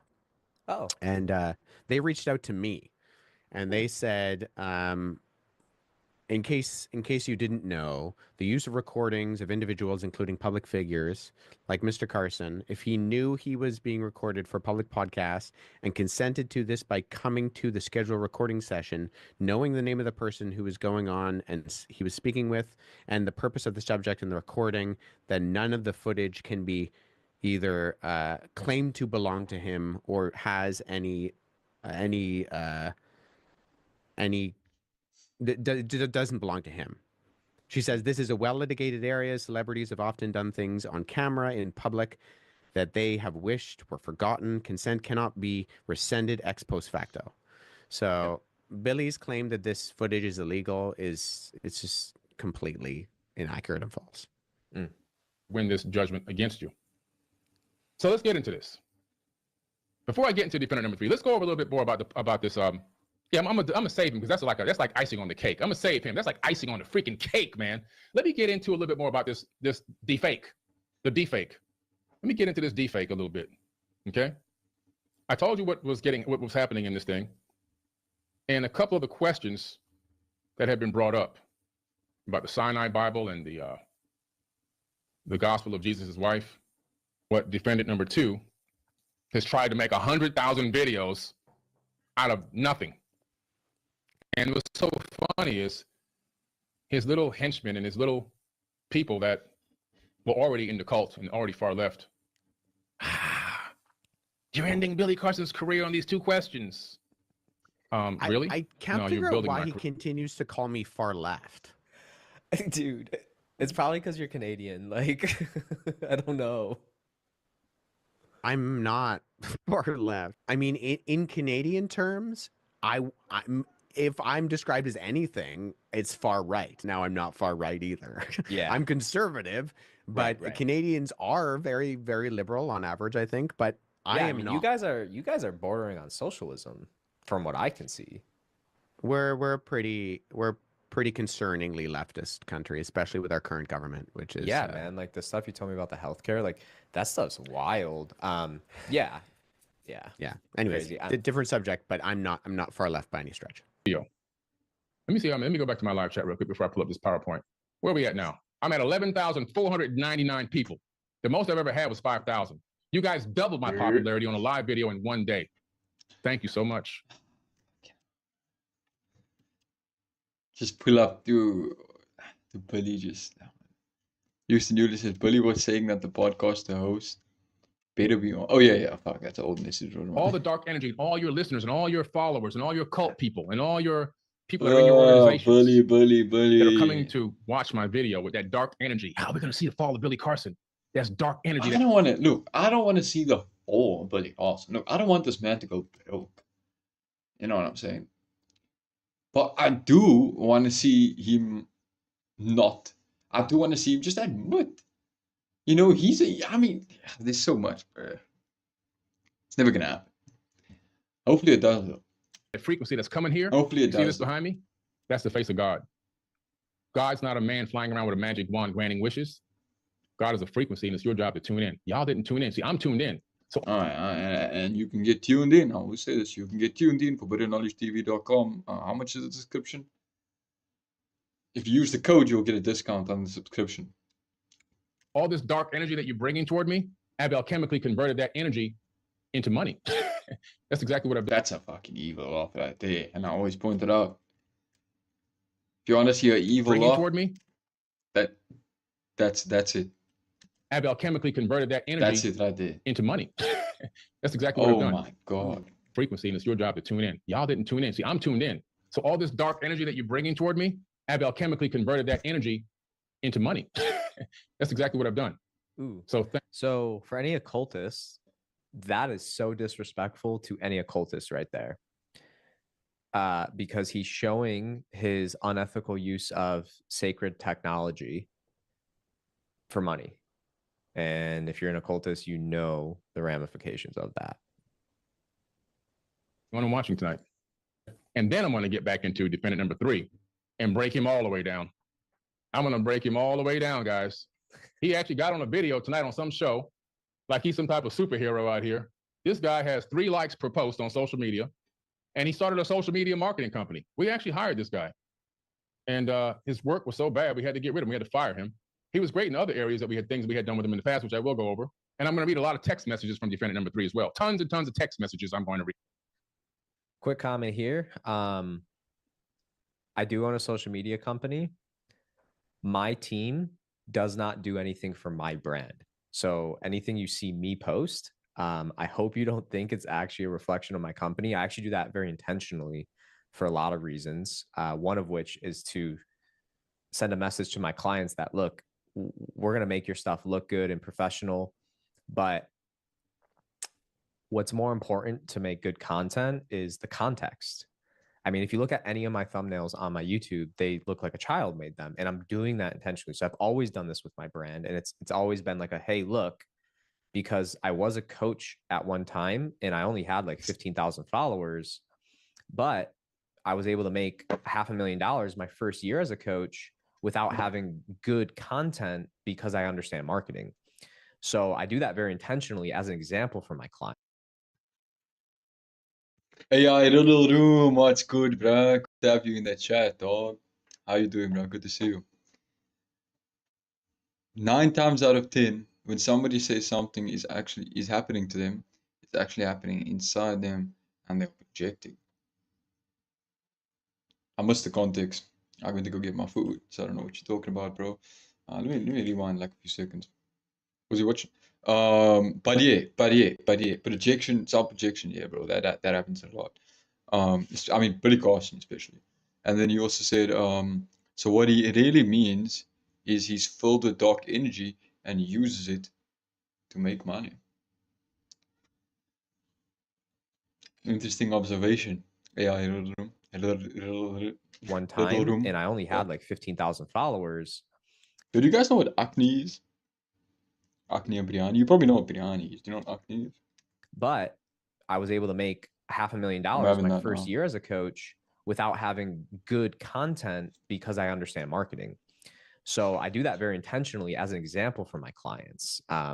So he's wrong again, and he did fire us. It wasn't like a intense thing, and he's not wrong there. Like, we didn't do an overly good job. We didn't do a bad job, but you not them? really like Here. there was just a disconnect. So that's a little right there. And I'm going to expose his bed of lies and fabrication. And then I'm going to break down his doxing. And I'm going to show you why he's the easiest case for us to win. And he'll be sleeping on his mom's couch just a little bit longer after I get done breaking this down. Okay? Because I want to get a little bit more into the deepfake and finally get a chance to say, defendant number 3, very interesting guy. Very, very. It's so funny that he calls them defendants. You would think it'd be serious, but because it's Billy Carson, it's just funny. Very interesting guy. He's one of the key figures in this whole operation. He's like the linchpin, if I can use that term. If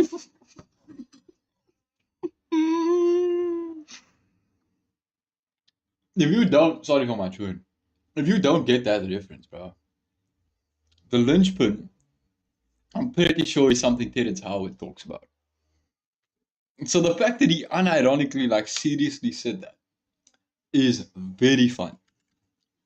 He's one of the key figures in this whole operation. He's like the linchpin, if I can use that term. Don't use that term. The linchpin. Good friend, my good friend Terrence Howard. He's like the linchpin. He's the linchpin. I'm the linchpin. Because linchpins also have to do with energy. So he's been giving this darkness energy and feeding it. And we'll get to the foundation of his agenda. Like you said, the little room. There's a vibe that like he's the darkness energy that he's talking about. You know, he doesn't even know it. You know, because he ain't like talk about somebody who can't admit their faults. Like Jesus Christ, Jesus. Sorry for my language, but Eventually, most likely through discovery, but I'm hypothesizing that his failing business structure and his failing business model put him in a situation where, and his lack of ability to do any real internet marketing and to gain any real following, he couldn't even build his own following, that he was offered in some way, shape, or form. And you use the fucking emerald tablets. What's the difference? What's the difference? You lie about the emerald tablets on podcasts with millions of views all around the world. Holy shit. Yeah, Little Room says, hey bro, don't mean to distract you from your current topic, but I found a video about the orbs I was talking about the other day. I consider later time for when to start live. Oh yeah, for sure, bro. For sure. Could you paste it in the chat? If you could paste the link, bro, in the chat, that would be sick. Some type of money from this cult organization, who Okay, so one of the key things about my company is that, like, I was just having this conversation with Aubrey Marcus yesterday. I was like, dude, you have 700,000 followers. You don't need more followers. You actually need to change what you're selling if you're not making money. So my company does not focus on virality per se. That's an aspect of getting bigger. Like in the case of Wesley, I've kind of been a little bit behind the scenes consulting him, if you will, because I do know how to capitalize on opportunities like this with him and Billy that happen once in a lifetime, twice if you're lucky. 100%. Anton, that's a very good point. Sorry. There's absolutely no reason why Wes shouldn't capitalize on this. Houston User says YouTube won't let anyone paste anything close to a link if not mod or channel owner. Oh, I see. That makes a lot of sense. Now that makes a lot of sense. I don't know why I didn't think that through. I think because I've seen a link in the chat and I didn't realize it was the owners of the channel pasting those links. But yeah. If you earn a little bit, what do I search, bro? Like, is there like a key term that I can like search or some shit? I genuinely don't know how to check my Discord name. I can type my Instagram though. You can send on my Instagram though. But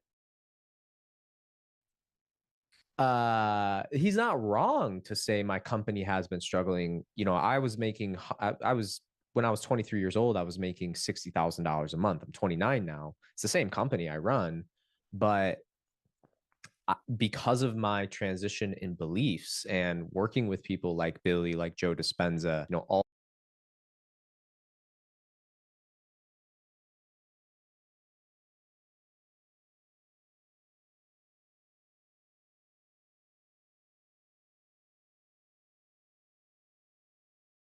these really big names, I stopped taking on those clients. Actually, I still get referrals and I just don't even answer the emails at this point. So he's not wrong. My income has dramatically dropped. But funny enough, from doing what I'm doing, I actually I just onboarded last week 2 new clients, both Christians, and they reached out because they were excited to see me stand up for the truth and they want to leverage my company and my social media skills to help them. So yes, I don't make nearly as much money as I used to. So he's not wrong there, but it's more so the fact that I've had a change in my beliefs and I no longer want to get behind people like Billy. So that's just some clarity there. Now in contact with the proper authorities, several authorities, which I'll talk about one more time before we end this live, those exact authorities. And he utilized that potential revenue. I don't know if he did, so I'm saying potential revenue that he got from the bribing or whatever the offer was. It was very enticing to him to bring the popularity to him. He really needed it so badly. And so by one thing, I know I'm making jokes, but there's been no bribes. I actually came to Christ earlier this year, and my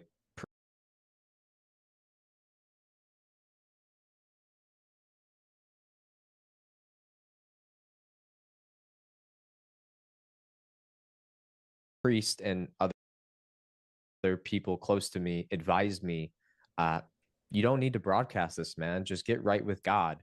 So in my heart, I felt like I'm going to yield to my elders because I have made really dumb decisions through my whole life thinking I know it all. Like I do and have struggled with pride. I won't even say I haven't, because I have achieved a lot of things in my life at a young age, but I took an entire year, and Billy actually wasn't going to be the first person I exposed. I had other people on my radar. But when this whole thing happened, and I've been praying to God since January on like, what do I do with all this information I have? When this all happened, I was like, okay, I talked to my priest about it, and he said,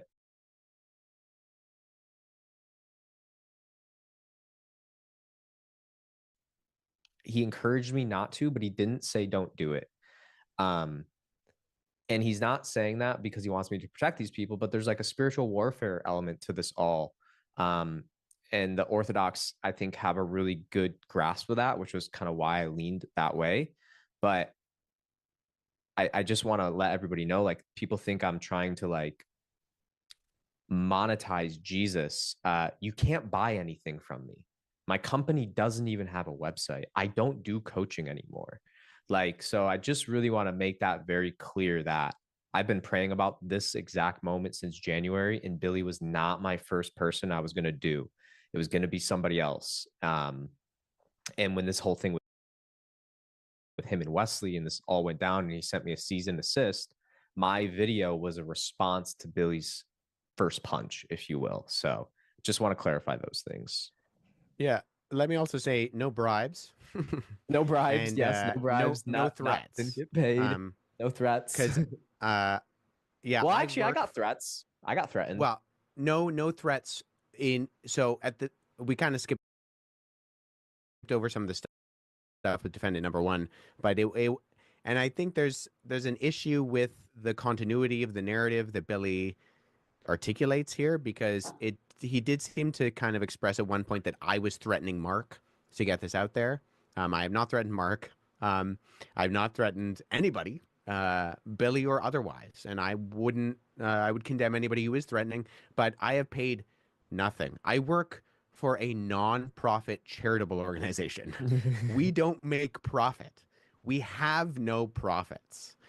And so that, I think that should just be made clear. I work on the complete and utter donations of people. That's how I live. I live because I work for a charitable organization here in Canada that is dependent on the charitable giving in donations of other people. So I do not have hundreds of thousands of dollars to purchase bots or anything else. In fact, when Billy said that during this live stream, my wife kind of leaned over jokingly and said, "Hey man, we really could have used that $100,000. You shouldn't spend it there." Yeah, and for those of you, for the record, if you feel inspired by Wesley and you feel like he's doing good work, him and his organization is at Canada Apologetics, you can actually donate to him, and you can find that info at, is it wesleyhuff.com? Yeah, it's okay, yeah, available on and RCF.com. he's too humble to tell you this, so I'll tell you it. And I think as Christians, this man, I've been in his ear. I said, look, there's no reason you shouldn't be getting paid for this at a higher level in my beliefs. And I think he's done such a net positive for the communities as a whole that I didn't even know. Like, I didn't know you could donate to him. So I just want to let all my followers know, and everybody else watching, you can donate to him. And, every little bit helps. So I really encourage you to do that. I appreciate that. I will say that if people do find it in their heart and mind to donate, if you go to my website, it'll send you on to Apologetics Canada's website.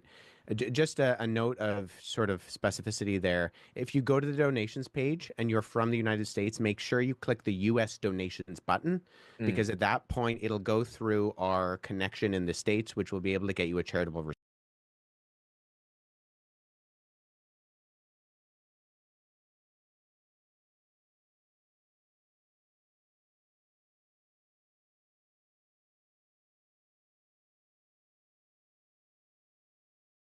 receipt. If you don't do that, you cannot get a tax refundable charitable receipt. If that's not a big deal for you, then whatever. But this is we're a charitable organization, so you can actually file that on your taxes. Oh, beautiful. And yeah, if you're an entrepreneur, the end of the year is coming. So you need to make some donations. Now is a great time.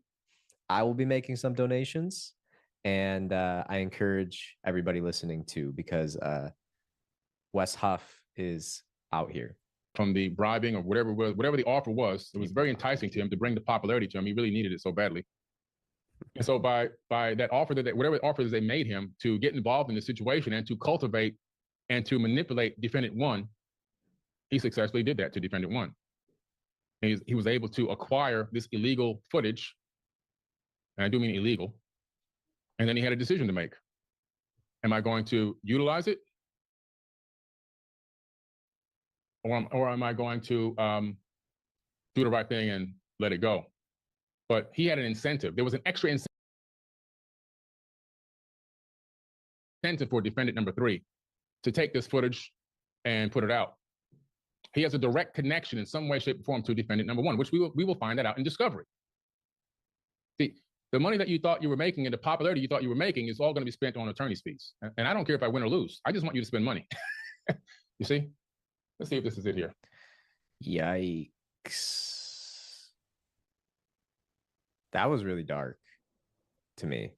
And it's also, I think, a slap lawsuit, and Florida is an anti-slap state, so no case. That throws everything out right there, according to lawyers, allegedly. In fact, not only would the case be thrown out, but any legal fees that are actually filed, if my understanding is correct in what I looked up, the judge would actually make Billy pay for any financial costs that were incurred during the process of this thing. So whatever fees myself, Anton, or Mark would have had to pay if Billy actually tried to push this to being litigated, Billy would have to pay for our Levi, bro. Legal Appreciate fees. you, dog. No, so there's that. In terms of the all right, so Levi or Riddleroom in the chat. Riddleroom sent me a link to a video explaining, and it's a quick one, so we can watch it quick. Oh, I'm sorry, it ain't a quick one actually. I ain't gonna lie. The throne situation just got way crazier. Yeah, that ain't a quick one. But we can watch a little bit of it. Type shit. So this entire situation is getting crazier by the minute. I thought by now things would have calmed down a bit, but it seems that these things, whatever they are, they're getting closer. You heard me right. They're getting closer. So let's start with the basic, and that would be a few videos that are going viral right now on Reddit. And I'm talking. I won't even lie. This is like a whole ass another indulging topic, and I do feel like I do want to like indulge in it. So might have to check this out after, bro. Might have to check it out after, because that's just the beginning. You know what I mean? It seems like there's a lot of info to go over in this video. There's 3 things that don't hide forever. That's just on the moon too. That would come out eventually. At this point, an alien abduction would be an attempted rescue doing something. Finally, someone covering the orbs and not just going on about the drones. I'm so tired of people I'm so tired of how people helping push the drones and not even mentioning the orbs. Thank you for covering them. I'd say, where do we see the orbs then? We will get into it. We'll get into it. Doorbell footage that I did leak. He's right. I did have an extra incentive. My incentive was to show people, allegedly, the psychology behind this person. And I did that very intentionally because all of my old clients and teachers like Billy operate in that same spirit. And they fool a lot of people because they spend millions of dollars cleaning up their track record of all their bad stuff they do. So I was like, well, this is going to probably open some eyes. Like, why are you knocking at the dude's door at 2:30? Bro, this Coke is gassy, dog. This Coke is sparkly. Coca-Cola, obviously. in the morning over a debate. Like it's like a respectable debate. Just a lot of weird stuff. So say that. The other thing I'll say is like, I A don't lot want to of weird stuff. be A too lot of dramatic, weird stuff. but you know, demons are very prideful, and yeah, I see personally in this, I see there's a spiritual warfare happening to Billy in my personal beliefs. So one of the questions that was brought up was the information about the Sinai Bible, which has a lot of differences than the King James Version of the Bible. It's also called the Codex Sinaiticus. And what I had said in a few podcasts, which probably only 2 or 3 podcasts I had mentioned, and of course reels and clips were made, and they were then Now we are gonna get Wes personally talking about this. didn't put out all over the place, or that in the Sinai Bible, you know, it appeared that Jesus had never been crucified. I said it's quite possible that Jesus was never crucified. Not once anywhere that say Jesus was never crucified. It said quite possible that Jesus was never crucified. That's not true. Yeah, that's incorrect. And it's demonstrably incorrect. There are so many clips. In fact, I posted Let's see, look at Wes's internet connection now. It's fucked. kind of a stream of clips of Billy saying that the Sinai Bible denies the crucifixion. Is it, you know, Jesus was crucified? Well, not, that's not in the Sinai Bible, that kind of thing. And then I've seen people dig up others.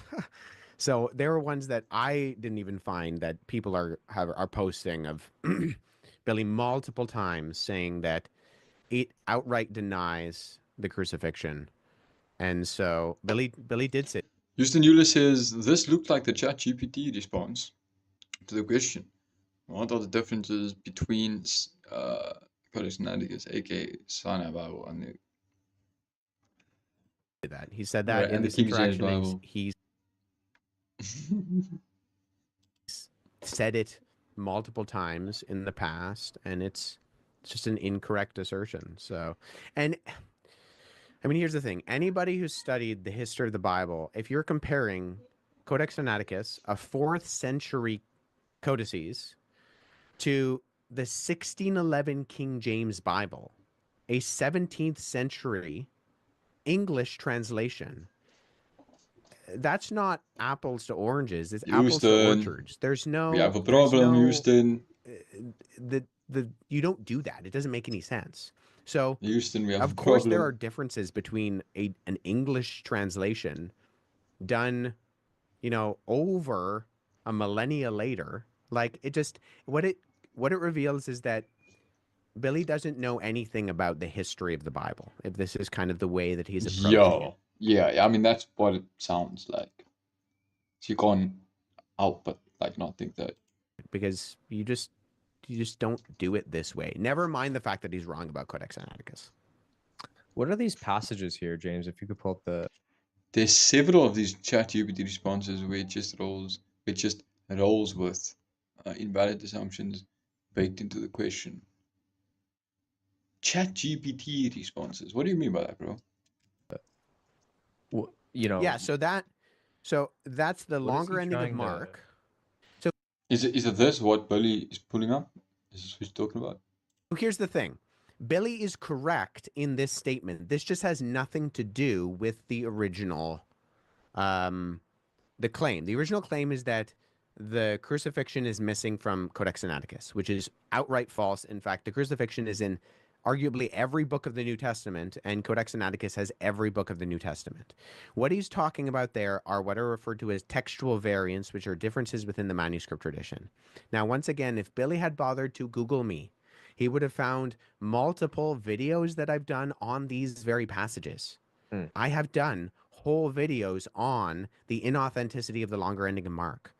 I have done whole videos on the story of the woman caught in adultery. In fact, I have multiple times in the AC podcast and in other platforms recommended this particular book by Tommy Wasserman, which is the definitive book on the textual evidence regarding the story of the woman caught in adultery, which, by the way, I do not think is authentic to the Gospel of John, nor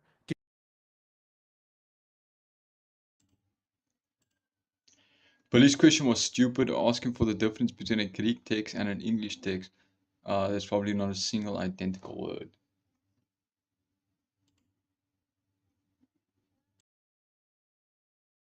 To the vast majority of critical scholars in my field.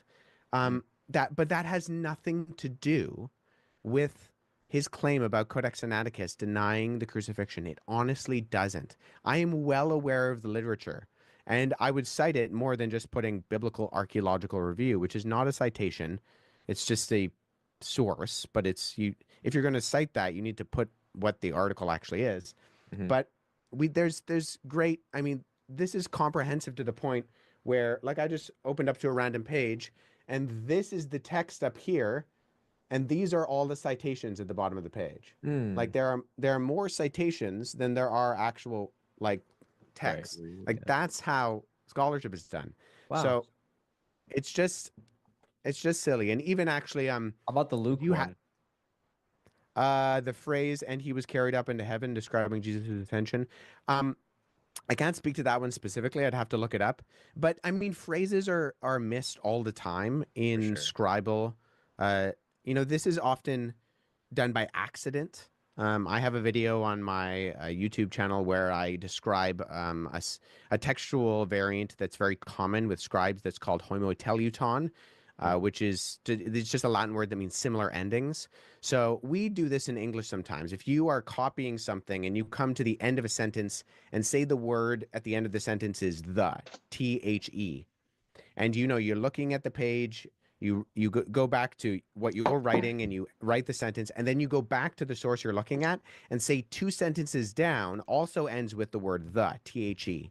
If you see the second the instead of the first the, and think that that's where you left off, then and then start writing from there, you will effectively lose a sentence or two. And that happens with scribes because people are handwriting these things. And they're often doing it by candlelight.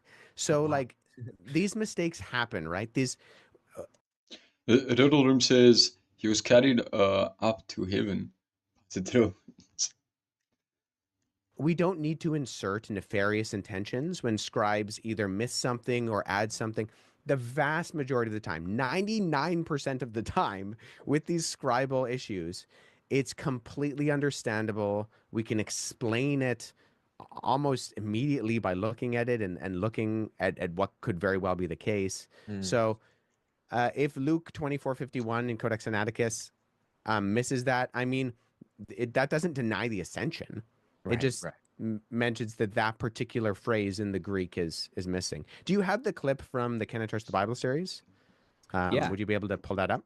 Yeah. So this is episode 2 of the Can I I wanna Trust the get the Bible bully. series we did, where my colleague Andy asks me specifically about this issue and we explain it. I'm pretty sure I put Codex Sinaiticus on the screen. And one thing I'll say too before I play this clip is that, this is where it really saddens me, the mindset that so many people who are conspiracy theories live in. Their worldview is so broken.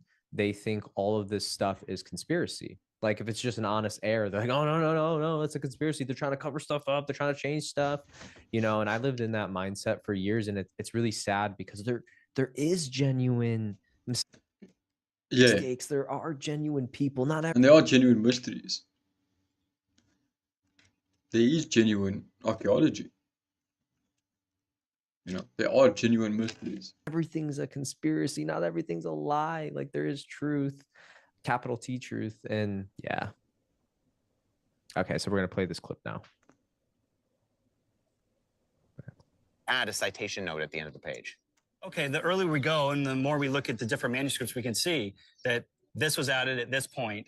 And again, we're going to footnote that and say that shouldn't be there. And the ancient scribes did their own version of footnoting. When we discovered the story of the woman caught in adultery in the Gospel of John is missing from our earliest papyri, it didn't blow up the way we understood that story. Scribes all along have been known. From 2nd, 3rd century, John 7, Gospel of John 8, 12, 5th century, the first manuscript include dash margin. Some copies that we have have it. Some copies that we have don't have it. And so they're The Wright family says Lamau hate says a lot. Yeah. adding little scribal notations to say, we're not sure about this text, Facts. we're not sure about that text, but they would include things, even if they weren't sure whether it was part of the original or not. You know, we have not 100% of the text, we have 110%. Just to be clear, I don't hate Billy Carson. I just like laughing at him. Of the text, because what that means is that even though things were added, the scribes were so tenacious to include everything that the original text is in there. And it's kind of like a puzzle. If you had a puzzle with 100,000 pieces and you opened it up and you found that you actually had not 100,000 pieces, but 100,100 pieces, once you start to put the puzzle together, you can see where the image is. You can see where pieces were added from another puzzle by accident, or maybe that someone came along and they added extra pieces. Once the picture starts to come together, it's really clear to figure out, well, what does and doesn't belong. And that's kind of like the text of the Bible. Once we put together the pieces of the text of the Bible, we can see this piece doesn't belong, this piece does belong. That be the case, Wes. Why do the Yeah, you scribes can, make some of these You can changes? pause it there. Yeah, that's awesome. I love it, man. This is for me the final step. Yo, I just want to say thank you so much to you guys who have subscribed, liked, or if you're just watching. Thank you. Like, thank you guys. Like, genuinely, you're part of this journey. You know what I'm saying? We're making a community here, and yeah, that's what it is. Riddle Room says the reality is we won't know because nobody has the original version of the Bible. Complete chapters and books are missing of the original. In accepting Jesus as Lord was I would like to watch like a video, a Wes Huff video, talking about like how the Bible was constructed. Type shit. the debunking of the falsehoods of the Gnostic Gospels, but also the truth of the Bible. Because even though I started to not believe in the soundness of the Gnostic Gospels through a lot of your content, Wesley, I was still like good too that you guys did. Sorry, Ram. So yeah. Sorry. Yeah, Apologetics Canada on YouTube. We just put those out recently. You should ask them if you can put those on your page. I think that would be greatly beneficial as well. Just side note. Or he might not have been crucified, depending on what podcast I was on. So this question came up during the defake as not a question in a way that it would be asked in a real debate, but it was an attack from the very beginning because they thought they had answers that would debunk whatever I said in a podcast somewhere one day. One day, whatever you said in a podcast, Pully.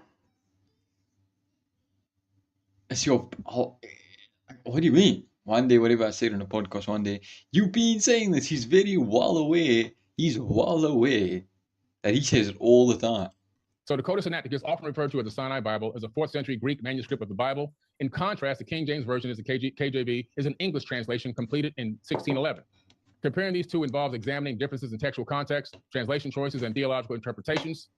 And so here's the textual variations. Scholars estimate that there are approximately 14,800 differences between. You can probably skip that at this point because we've addressed it. Right. But just once again, I mean, if this is what Billy really wanted to have said, it still would not have gone well for him. Like, in one sense, I was like, let's talk about Exactly, yeah, exactly. And that's why we shoot, bro. Billy just needs to be more honest, bro. Just humble yourself, William. Riddle Room says, I'd be down to learn that from what, how it's like been formed there. From what I always learned, kings used and changed the Bible to control people, and so that's why I kept changing. But that could be ignorance. Yeah. I've also heard like, different shit. It'd be cool to get like a concrete like, this is what we know. This is what we know from the earliest sources, going back a little bit more modern. But I'm talking back like we got to get some verifiable early sources. textual variation. Like, let's talk about. I mean, that's once again, that's what I do. Yeah, he can't. I've collated manuscripts. I've counted variances in sentences, in manuscripts. I'm more than willing to get into the weeds on that, but it's just not that line of argumentation would have worked as well as the line of argumentation that Billy actually did bring up in the debate. Yeah, but we can probably go on to the next section. 7 describing Jesus' ascension is missing. Biblical Archaeology Review. It's so sick to have like literally Wes and Antonio to give us context after Billy says some shit. Strip of land, and we're going to build mini homes on there for homeless people with all the money. Wes went from a coffee mug to a huge ass jug of cold water. Every single penny of it. And we're going to document it. We're going to post it. We're going to turn your darkness into light. Translate. Billy says he's donated 12 million to various organizations over the years. I haven't seen many receipts personally, so I don't know about this. This KJV translators worked from a limited set of late medieval. Yusnil says, "What kings?" Referring to, I guess, him saying he heard that kings could change the Bible, whatever. Kings might pressure the priest to skew their sermons a certain direction, but that's not the same as changing text. Okay. All right. Greek manuscripts, primarily the Textus Receptus and Hebrew text available. So like some words will be different. I know that for sure. Because I've watched a lot of Metatron videos on like differences in the Bible and shit. Yeah, there's a lot of like in the original translation, if you use the original translation's word, it gives you a bit more insight. There's a lot of things like that, where they took liberties with a certain translation of a specific word or whatever. Early 17th century. In contrast, the Codex Sinaiticus is an earlier manuscript reflecting a different textual tradition. These distinct source materials contribute to differences in wording and interpretation between the two versions. Theological implications. The variations between the Codex Sinaiticus and the KJV. You want to say correct. something? Yeah, that's right. I mean, it's right. I just don't think it means what he thinks it means, and then that's the problem. He doesn't know what the Textus Receptus is. The Textus Receptus are a collection of printed editions of the Greek New Testament that were the received texts. In fact, there's more than one. They're Texti Recepti, because at the time that the King James translators were producing the King James Bible between 1603 and 1611, they had 7 editions of the Greek New Testament that they were working with, okay? The 5 editions of Desiderius Erasmus, in fact... Here we go. Listen up, guys. Listen up. Oh, here we go. Here we go again. Yep. This is the third... Heavy.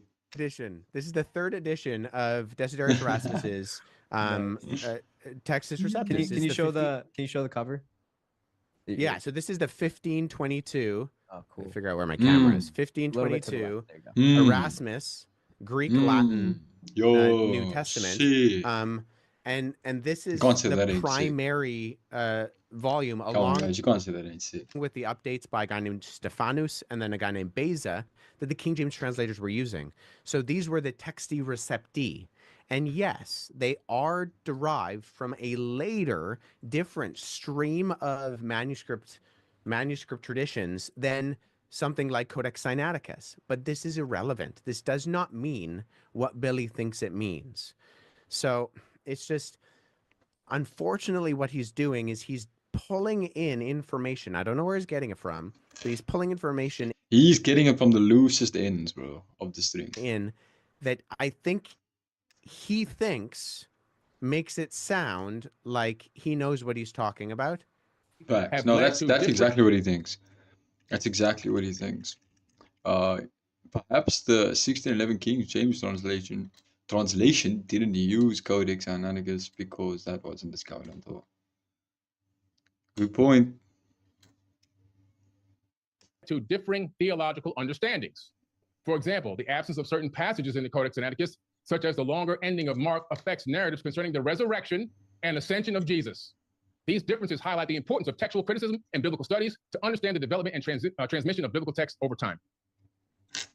While it's challenging to specify the exact number of words translated differently between the Codex Sinaiticus and the KJV due to their distinct textual basis and translation methodologies, the estimated 14,800 differences encompass both minor and significant variations that have implications for biblical interpretation and theology. You can tell this was written for me. No, I'm taking this from the source, Mr. Whoever you are in the live chat. Of course, this is cut and pasted from the direct source, from actual academic You books. can Google it yourself. I'm not giving. Okay, this is not taken from academic books, allegedly. This looks like ChatGPT to me, or some form of that. Yeah, and it's not saying what Billy thinks it's saying. And Wait, so guys, what is wrong with ChatGPT? Because I'm like, I don't know. I thought the idea is that it's supposed to give you like a balanced, type of answer type shit, or what?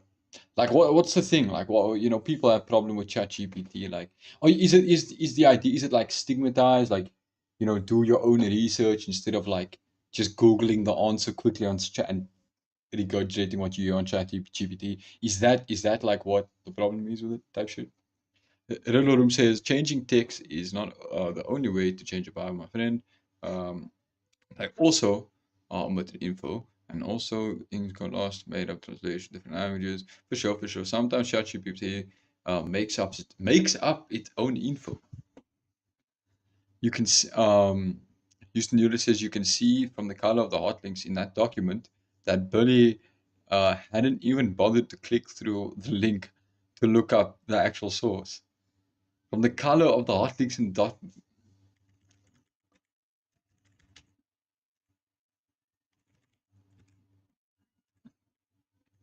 And if you can't see that, academic books, allegedly. This looks like ChatGPT. Oh wait, so you can use so you see To me, or some form of that.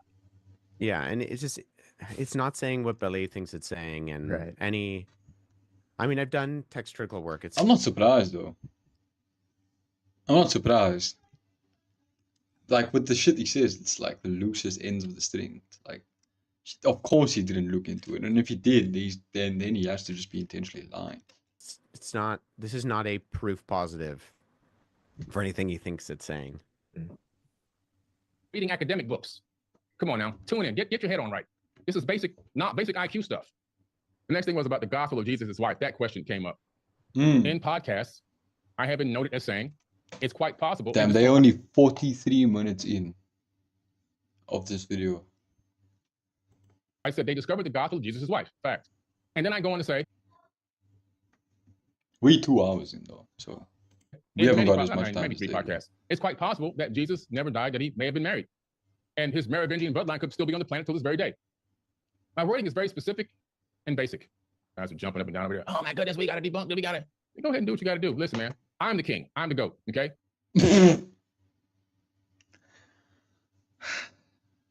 Do what you gotta do, debunk me. So just because you perceive yourself as the king and the GOAT, nothing you say is wrong? Or like you can be debunked, but you'll persuade and manipulate people anyway? Like, what does he say? What is he saying? You guys are just riding on my coattail. You have no real knowledge. You guys know nothing. It's just a whole bunch of heretical, talk for looking for clout chasing and a whole bunch of stuff you guys are doing there, just trying to make it look attractive, but it's really just a bunch of trash. It has no real value for anybody. Nothing there you do. I will, bro. If another Billy Carson video comes out, you better. Bro, I'm making a video on that. I'm starting out that live stream. You guys are doing is uplifting. We watching that shit. Anybody, nothing that you guys are doing is changing anyone's life. Nothing you people are doing over there is helping anyone. You guys are spending tens of thousands of dollars on fake bots and fake YouTube accounts and sending people hordes of people to attack and show their true Christian colors. Well, it changed my life. Wesley's work changed my life. Christianity changed my. Soon we're gonna have to number or name different existences like Marvel. Imagine that, bro. Imagine that. My life. And if you read the comments under we like Universe 001 or some shit. Wesley's interview with Billy, the conversation, there's one that has like over 7,000 upticks from somebody who was an atheist who's now questioning their entire worldview to find Christ and maybe say, holy crap, maybe this is all true. There's something that happens that I went through that for non-believers. You get to a moment of actual fear because you realize, holy crap, good, Anton. it might be true. And if that's the case, you can't live the way you're living anymore because there will be judgment. And some people think that's like, oh, you're giving into fear. Like, no, like a lot of my Gnostic friends, like, why would you Yeah, that's kind of like what's that Pascal's wage, you think? fear God? Well, you would fear If God you know, it's like, why not believe? You know what I'm saying? Because there might be. because But I don't he's think the that's one exactly in what he's talking control, about, though. and you better hope you have his favor. That's kind of how I see it. So this, it's absolutely wild. So I don't want to talk too much. I want to keep playing. So Billy's now going to play a clip from something with Karen. What's her last name? Karen King. King. Okay, and this is old, correct? This was before she said it was I'll a literally fraud. be back in like 3 minutes, bro. Yeah, this is a fraud. Yeah, this was before. I mean, there were questions about the Gospel of Jesus' wife very early on. A lot of paleographers kind of highlighted some red flags, and this was the consensus was not on the side of this being legitimate. Karen King jumped the gun very quickly, and there have been other cases of that have happened in the last few years. There was a manuscript of the Gospel of Mark, a fragment of the Gospel of Mark that was in 2009 came up, and they were claiming that it was first century. And one of my mentors early on said, like, "Hey Wes, I know this looks exciting, but an unpublished manuscript might as well be a non-existent manuscript." And so that's kind of what happened here. Is the same sort of thing. It wasn't released, and there was very little actually examination being done on it by the time that Karen King actually came out and vouched for it. But Karen King, yes, eventually did admit that all the evidence, and actually Billy put that up on the screen, all the evidence was on the side of that being fake. Crazy. All right, so we'll play this really quick. Leaders over a recently discovered piece of ancient papyrus that makes a reference to Jesus Christ having a wife. Karen King, an expert in the history of Christianity, unveiled the 4th century artifact, which she says is the only existing ancient text quoting Jesus explicitly referring to having a wife, whom he identifies as Mary. King says the fragment of Coptic script is a copy of a gospel, probably written in Greek in the 2nd century. But what is, of course, exciting about this fragment is that it's the first case we have of Christians claiming that Jesus had a wife. I've seen that. Like, I remember seeing that, and I thought it was really, really interesting. But knowing that this woman, like, literally lost a lot of credibility, because she actually admitted afterwards that it was a forgery and fake, is kind of crazy. First case we have of Christians claiming that Jesus had a wife. He goes on to talk about, I can't play too much of it because obviously I don't want to get a copyright strike, but it goes on to talk about the fact that this Gospel of Jesus' wife, this text has been examined, it's been looked at, it's been researched, it's been everything you can think of by dozens of academics from all over the world, and everyone's looking at this thing, and it's creating a big stir, and it's creating a big woo-ha in the whole Christian community because it could potentially upturn the apple cart and everything else.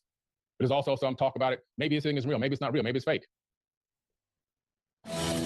Well, it reads like something out of a Dan Brown thriller. A Harvard professor is contacted by an anonymous collector with a tantalizing artifact, a small scrap of papyrus covered with an ancient text, making the first known reference to the wife of Jesus. The notion that Jesus might have been married sparked controversy in the Christian world. And I'm joined now by the Harvard scholar at the center of it. Karen King is a professor of early Christian history at the Harvard Divinity School. And welcome. Thank you. So we're very intrigued about this. Very sus. I won't lie. It's very sus. They just got this anonymous caller. You know what I'm saying? Very sus. Houston Euler says she had a history of cramping on the Bible. She's exactly the kind of scholar that a forger would want to make sure ended up with his artwork. I feel you, bro. I feel you. Collector, that's something that you have kept very secret. Would that let if you more pause it credibility there, to this? Anton? You could say where this originated. Yeah, I think a few things about this. These clips are more than a decade old. Like I said, these are before everything kind of came out. So I think that is relevant. The fact that Karen King herself admitted that these are all fake, that is relevant. Billy thinks she was paid off. Yeah, I don't know by who. I mean, she has her maybe academic. The Vatican and big. I mean, Christianity does hold a lot of power. Right. I mean, I'm playing devil's advocate here, but this is the mind of a conspiracy theorist. Well, she was just paid off. Sure. I mean, I think also, which is relevant. I know this is a minor tidbit, but Billy has continually said in all the clips that I have referred to, and I didn't mention this in the debate. I didn't want to because it felt a little bit nitpicky, but he always refers to the Harvard Seminary. Harvard does not have a seminary. A seminary is a theological institution that trains people for ministry. Harvard has a divinity school. Yeah, A divinity school is a graduate level college that teaches theology, but is not training pastors, priests, etc. So, But why would they reference this if it's a known fraud in there? What do you mean by that? Because doesn't the divinity school have reference to this gospel of Jesus's wife in their school? Yeah, so they were the ones that brought it forth because Karen King was the last person that kind of ended up with it.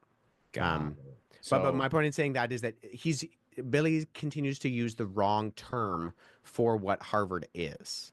It does not have a seminary. So yes, the Harvard Divinity School, where Karen King works, is the one that originally announced this. But it's not a seminary any more than, I don't know, like referring to a surgeon as a pediatrician is a completely different thing. Well, if we knew actually more about the find itself, who found it in Egypt, how, the history of it since the find, that would be of enormous use. When things are found by professional archaeologists, that gives us really great information. Yeah. But I think that a lot of way people who more. own these things. Way more. Because you actually have the context that was found in. It's just the context that it was found, you can provide so much, info. And if someone's just calling you and be like, oh, I have this. And who trade in them are anonymous. And so for me, the issue about knowing his identity, I don't think makes any difference. What really matters is the kind of scientific testing that's been done and that kind of work. So this scrap is tiny. It goes on to talk about how much scientific testing has been done. She really believes, and she's gone on dozens of interviews about this, that this thing was real. Now, maybe it's not real. Does that even matter? The fact that in my podcast, or podcast that I've been in, yes, actually blatantly say that it could be that Jesus was married, and he may have had a wife and even had. Well, if it's coming from that, right? And that's not real, then it does matter that it's not real? Now, why would I still have that opinion after people, academics, come out and try to say that this thing isn't real? Well, let me talk about that for a minute. Let me put Alright, Billy. Thanks for my PowerPoint. He's literally on. Thanks, Billy. Second. So we Is just it pause possible it there. Karen King was explicitly pressured into stating. I'll put that back up on the screen. I don't think we need to listen to him reading it, but if you put back up on the screen, I think there are a few things in here. Now, this does look like a ChatGPT response. I don't know if you use ChatGPT, but this does look like a It is response. possible I can give a split representation into. It really does, because you've got that topic line, that first line, and then it's like another line, and then there's like multiple, things. I don't know. It really does. It really does. Kendrick Ortega says, shout out to you, bro. Says, would love to hear Wes sell Noah's Ark to a scientifically illiterate. Oh, no, irrelevant. It's still make believe. Who knows, bro? Who knows? How I can identify it's definitely AI. Yeah. So, but there are a number of key. Houston Euler says, but he didn't actually read this page first. As you can see by Billy actually reading the third point that debunks him now. Let's read it. Is it possible? It is possible that Karen King was explicitly pressured into stating that the gospel of Jesus' wife was likely a forgery, and it is possible to consider factors that may have influenced the acknowledgement of the fragment's questionable authenticity. Scholars, especially those in high-profile positions, can face significant academic, institutional, and public scrutiny, which might feel like pressure to some degree. Academic pressure. The academic community honestly just may. Number one. Okay, let's do the third point. Let's put this fucking captions off. Personal integrity. King's acknowledgement that the evidence presses in the direction of forgery could also stem from a commitment to scholarly regular rather than external. Yeah. That's literally probably like what it is. No, you're right, Houston Euler. That's how I can identify it's definitely AI. Yeah. So, but there are a number of key things that are said in here which actually indicate that, academic pressure.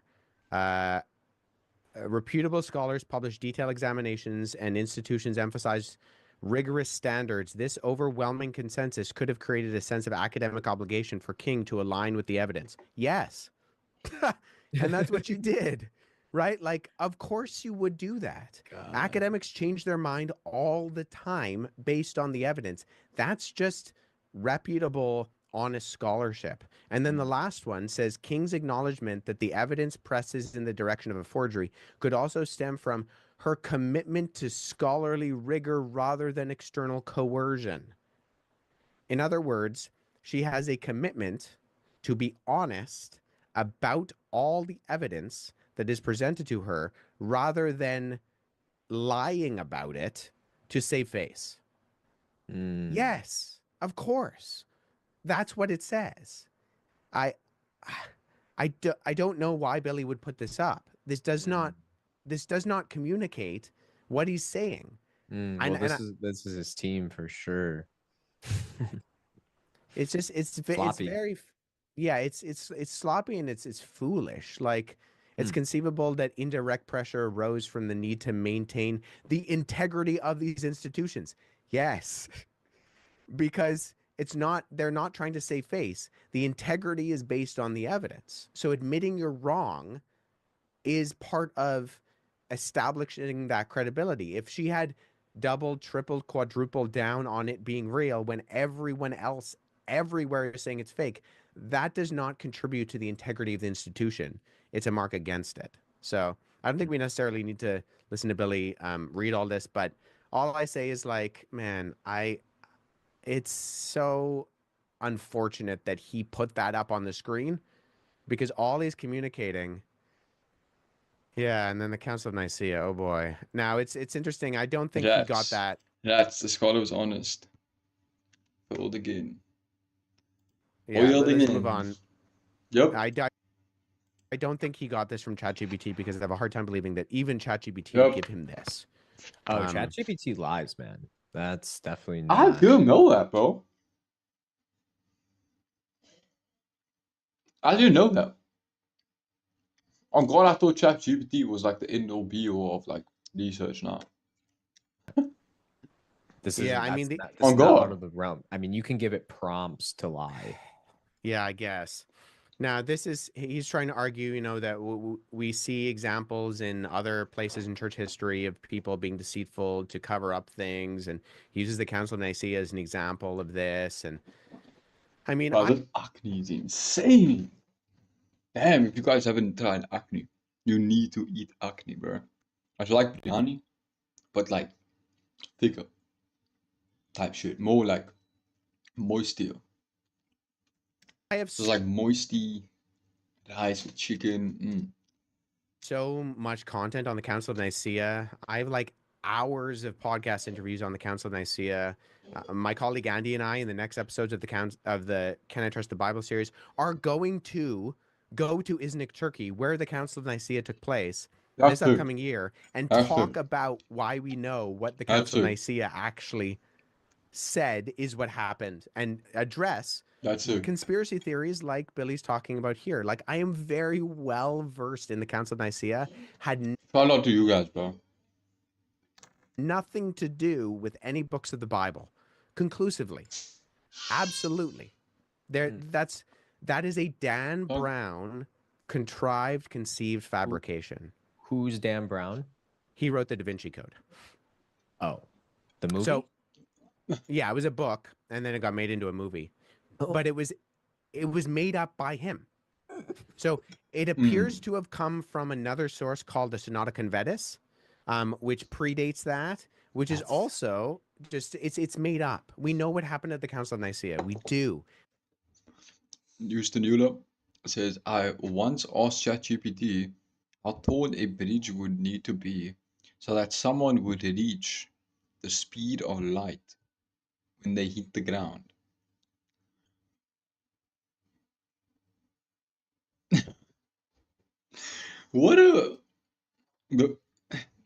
Its first response was that it couldn't answer until I told it the weight of the person because velocity of falling objects depend on their weight. This proven by Galileo. What an interesting question to ask it, bro. We have the documents. In fact, I did a recent interview with But finally, after I argued it out of that, it gave me the answer that the bridge would need to be 3,000 feet tall. And is that like, is it guessing that, or is it like actually calculating that? So by the time you hit the ground, you're falling at the speed of light. Is that the idea? Julian Dory, where Julian Dory actually also But is it like just capping type shit? brought this up, and we went through the history of the That's one of Council your of best Nicaea. interviews I've ever seen. Like, is it Oh, just I appreciate Everybody capping? go watch that interview, Is it especially just, if you is it literally just talking shit because you forced it into an answer or what? Or no?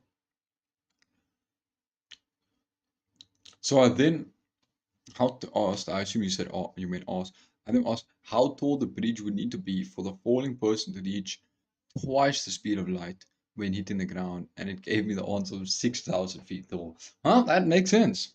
Yeah, I ain't gonna lie, this is starting to sound like, yeah, ChatGPT, it sounds like you're starting to Billy Carson me. Sounds like you're starting to Billy Carson me, ChatGPT. you have any background in like paganism or Gnosticism, so good. So But good. this is like entry level. Like if you put this in an intro class in an undergrad course, you would get a 0.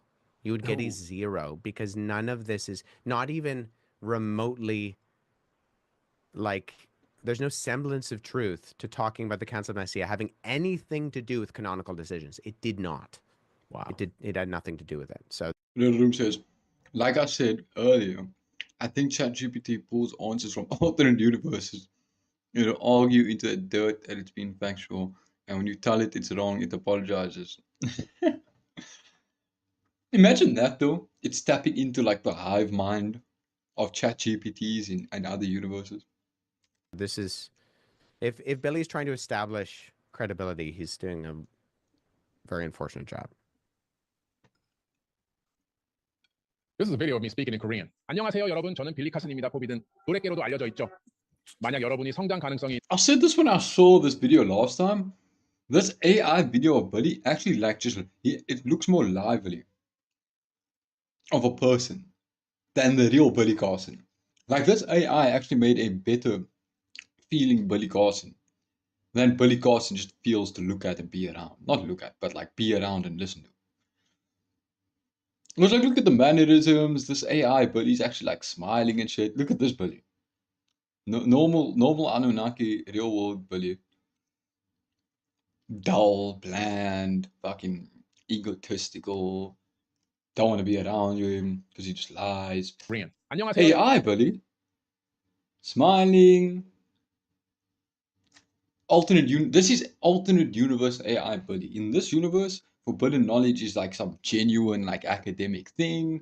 Look, he looks happy. 여러분 저는 빌리 Look 카슨입니다. how happy he looks. Look how happy AI Billy looks, bro. 포비든 노랫개로도 알려져 있죠. 만약 여러분이 성장 가능성이 있는 회사에 투자하고 싶다면 저희를 Like I would actually like, yo, if like I could see this as like an alternate universe. You know?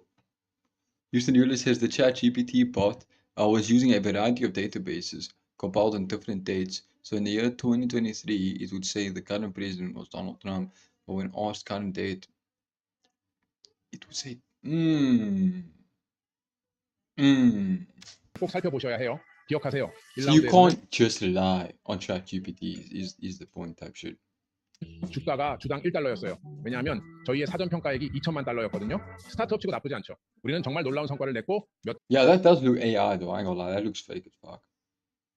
That doesn't look real though, I ain't gonna lie. Like his mouth movements, it looks real, but his mouth flaps and movements and muscles ain't matching to the words that he's saying, you know, and it's just, yeah. 달 후에 저희의 사전 평가액이 3천만 달러로. Once you look at that, it's like, yeah, now then it's like, yeah. I don't know how to get on the screen, but me hide that. There you go. Anyway, Okay, really quick. Normal Bully looks more AI than AI Bully. That point.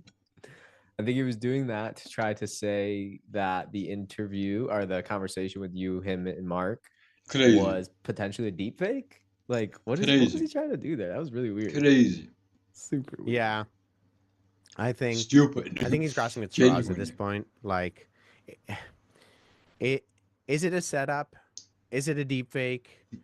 Was Mark trying to get this thing out and I was threatening him? Was Mark trying to cover it up? Was Mark on Billy's side? Was Mark on my side? Is there a shadow Templar organization that's trying to take Billy out around the world? There's no linear flow to the argument, and to throw this out there, at minimum, it's very strange. It doesn't prove anything. This was a deepfake Billy made of himself. So, I mean, great. I don't know what it proves. So, He's yeah. actually super confused. He's actually like genuinely confused. Listen, Euler says Billy created the best career fake. It wasn't made by any of his enemies. Yeah. That's also a good point. Riddle Room says that was the free version only that did it. That did that. If you wanted kind of understand events, the paid version did all that. Okay. I've used ChatGPT for sport betting. It's very up to date in the paid version. Oh, alright. Wait, so you like ask it to predict the future type shit? I was talking Basically Korean. for you. Did you see my mouth? Take a look one more time. Yeah, it looked ass. The mouth flaps. Well, what? It didn't matter. 안녕하세요, 여러분. 저는 빌리 카슨입니다. 포비든 노래 prior to that, and then you make a decision for yourself whether you believe these people or not, because I don't believe them. I don't believe you, Billy. I'm gonna lie. The Council of Nicaea, 325 CE, and canonical decisions. Canonical was the appropriate language for Scripture, ensuring control, sound familiar to you? Control over biblical interpretations. The church feared that access to the Bible by common people, the commoners, you know, Common 9-to-5 worker bees, as Billy puts it. might undermine clerical authority and foster dissenting interpretations. More manipulation, more contrived garbage. Sound familiar to you? They have a history of doing this. This is how they live. They live off of this garbage. These are their teachers. They're only doing what history has taught them to do in that genre, to lie, steal, and cheat, and buy fake bots and attack people's accounts and threaten kids. Wycliffe's efforts eventually inspired the Protestant Reformation, but during his time, his followers faced persecution and copies of his Bible were destroyed. Anytime a light bulb rises up, they smash that bulb, don't Yo, they? he's so pathetic, bro. What was that about? It is a very strained argument to say that the Catholic Church, the Roman Catholic Church in the Middle Ages, had a monopoly on the control of who could and couldn't read the Bible. There's truth to that, but Yeah. I'm a Protestant. No, I literally just screenshot a bit. Post a picture in ChatGPT, and it tells me the bet to make, and I usually win some cash. Damn. So it's more than 50-50, but it ain't like, it's probably like 65, 45 type shit. I mean, I have copies of Wycliffe's Bible. The whole reason we know that is because the particular denominational tradition that I am part of has been so open with trying to get the Bible in people's hands. And so are there cases of the church trying to suppress truth? Yeah, unfortunately. And I would recommend my Lando22, great stream. Appreciate you, bro. Appreciate you. You guys make it a 6 stream. On God, it's you guys that make it a 6 stream. Like, we all chilling, you know what I'm saying? We all chilling. It ain't just me that's like, you know what I'm saying? It's genuine, bro. Thank you guys, bro. Genuine.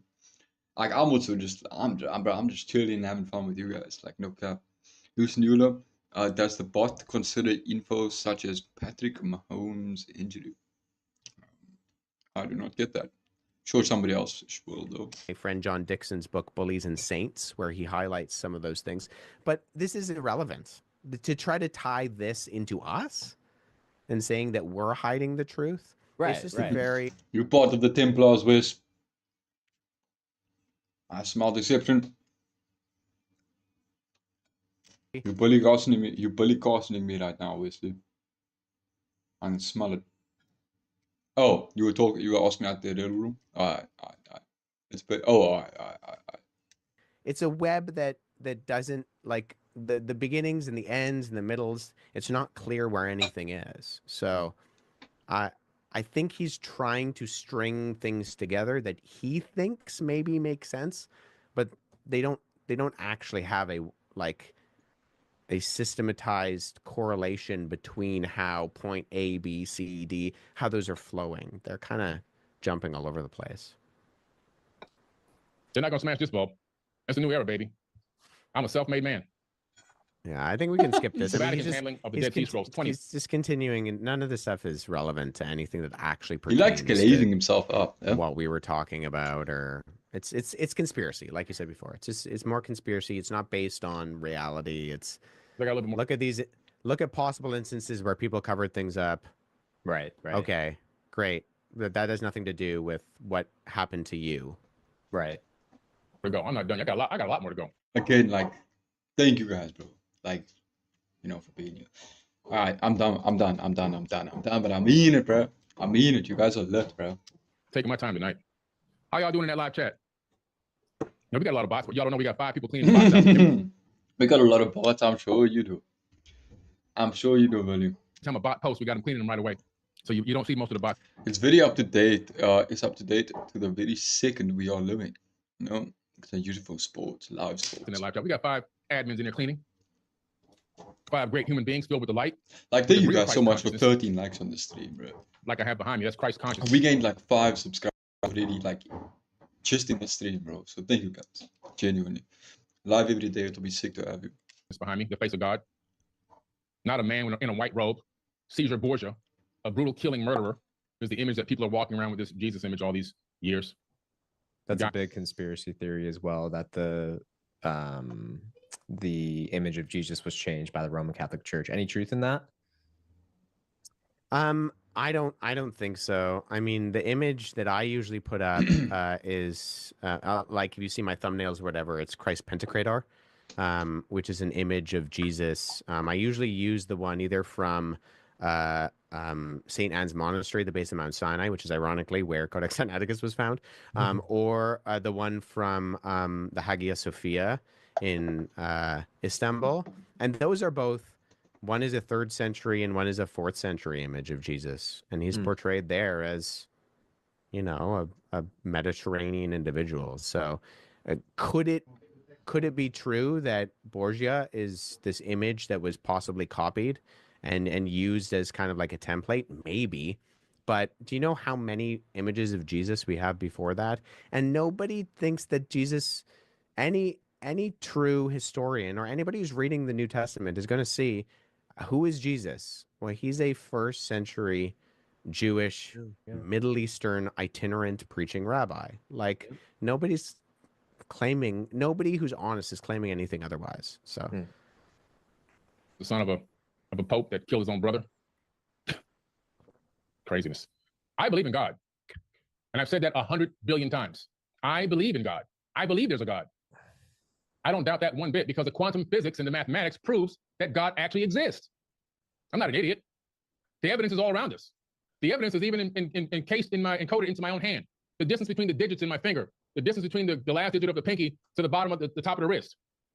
That's all mathematics. It's all encoded. Pi, phi, it's all encoded. It's a fingerprint.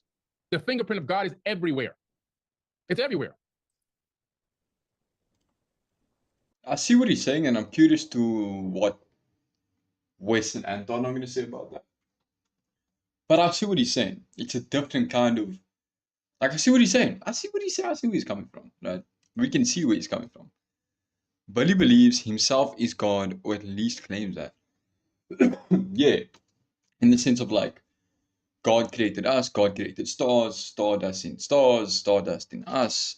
Therefore, we are God, but we are. It doesn't mean that we God. You know what I'm saying? It is cool that humans are like, conscious like we are. But yeah. I know, it's all mathematics. I can see it's definitely like, I can see his belief, you know what I'm saying? The distance between the last digit of the pinky. But it doesn't have to coincide with believing you are God, and having a superiority complex. It doesn't, this type of belief, I don't know what it's specifically called, maybe you guys can help me with that, but it doesn't have to have the fact that, you have a superiority complex, That's just Billy Carson. To the bottom of the top of the wrist. That's all mathematics. It's all encoded. Pi, phi, it's all encoded. It's a fingerprint. The fingerprint of God is everywhere. It's everywhere. And not one time, there's dozens of videos. Not one time you have me hear me saying that I'm an atheist. I tell people I am God and God is me. They were all God. Everyone has the power of Christ inside of them. It's about Christ consciousness. Do you understand the mission that he was on? You see, I don't think he explains it deep enough or good enough to say that. You know what I mean? Houston Ulysses, like Anton was saying earlier, if Billy and his followers believe themselves are God, then there's no consequence for being immoral other than the government.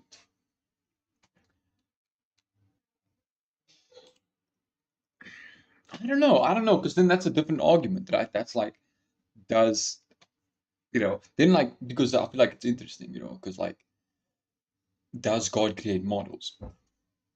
And then I think there's another question where it's like, is God the idea of everything good and everything morally right? So do you have to be a Christian to, have models? Do you have to follow religion to have models? I don't think so. I really don't think so. Um, but yeah, I would like to hear some smarter people debating this topic, and I have watched a few debates. Um, Communism. Everyone owning everything means nobody owns anything. But everyone is God means there is no God. Uh, uh, uh, uh, uh. But then it's like, what is the definition of God? Are we just going, I guess we are going by like a deity, right? Interesting sheep. Interesting sheep. Do you understand the peace that he wanted to bring to people spiritually? To have them seek the light and become the light and operate within the light?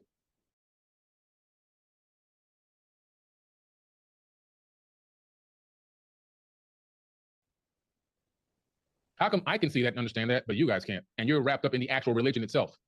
You're Okay, I want to make a comment here because I would say Billy's not wrong per se with we are supposed to try to embody the love of Christ, but the vehicle Billy is choosing to try to do that through is not a vehicle of repentance. It's not a vehicle of a change of heart. It's a vehicle of putting yourself on the throne of God to try to achieve some type of enlightenment.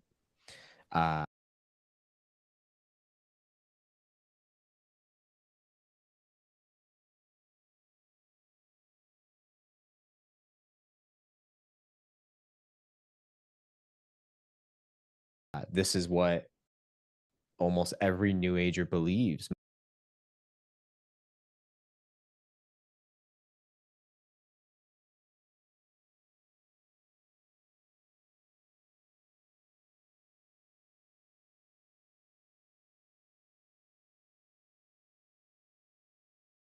Most New Agers believe in this Christ concept conspiracy, if you will. But the true Christ consciousness, theosis, if you will, in the Orthodox kind of perspective, is a unity with God, but through changing your wicked ways and knowing like we as humans are born into sin. I believe in original sin and that we have to turn away from worldly life. And it's not our job to ascend up, to use New Age church, ascend up the chakras to achieve some type of enlightenment. That's a vehicle for spiritual growth for sure. It's not Christ's vehicle though. And there's no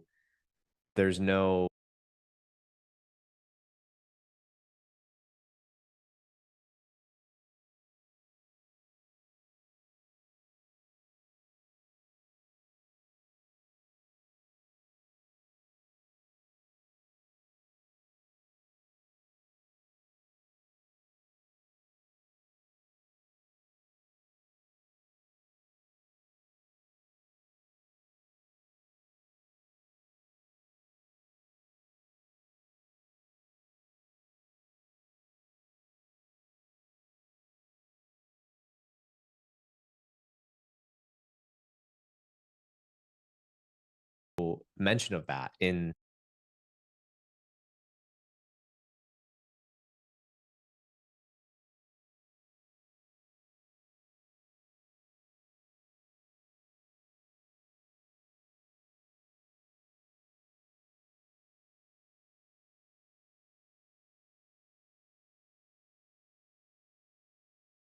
the New Testament from my studies. And there is evidence. You know, I'm an advocate for intelligent design. I think there Yes. is scientific evidence, mathematical evidence. Everybody should go and listen to the lectures of Am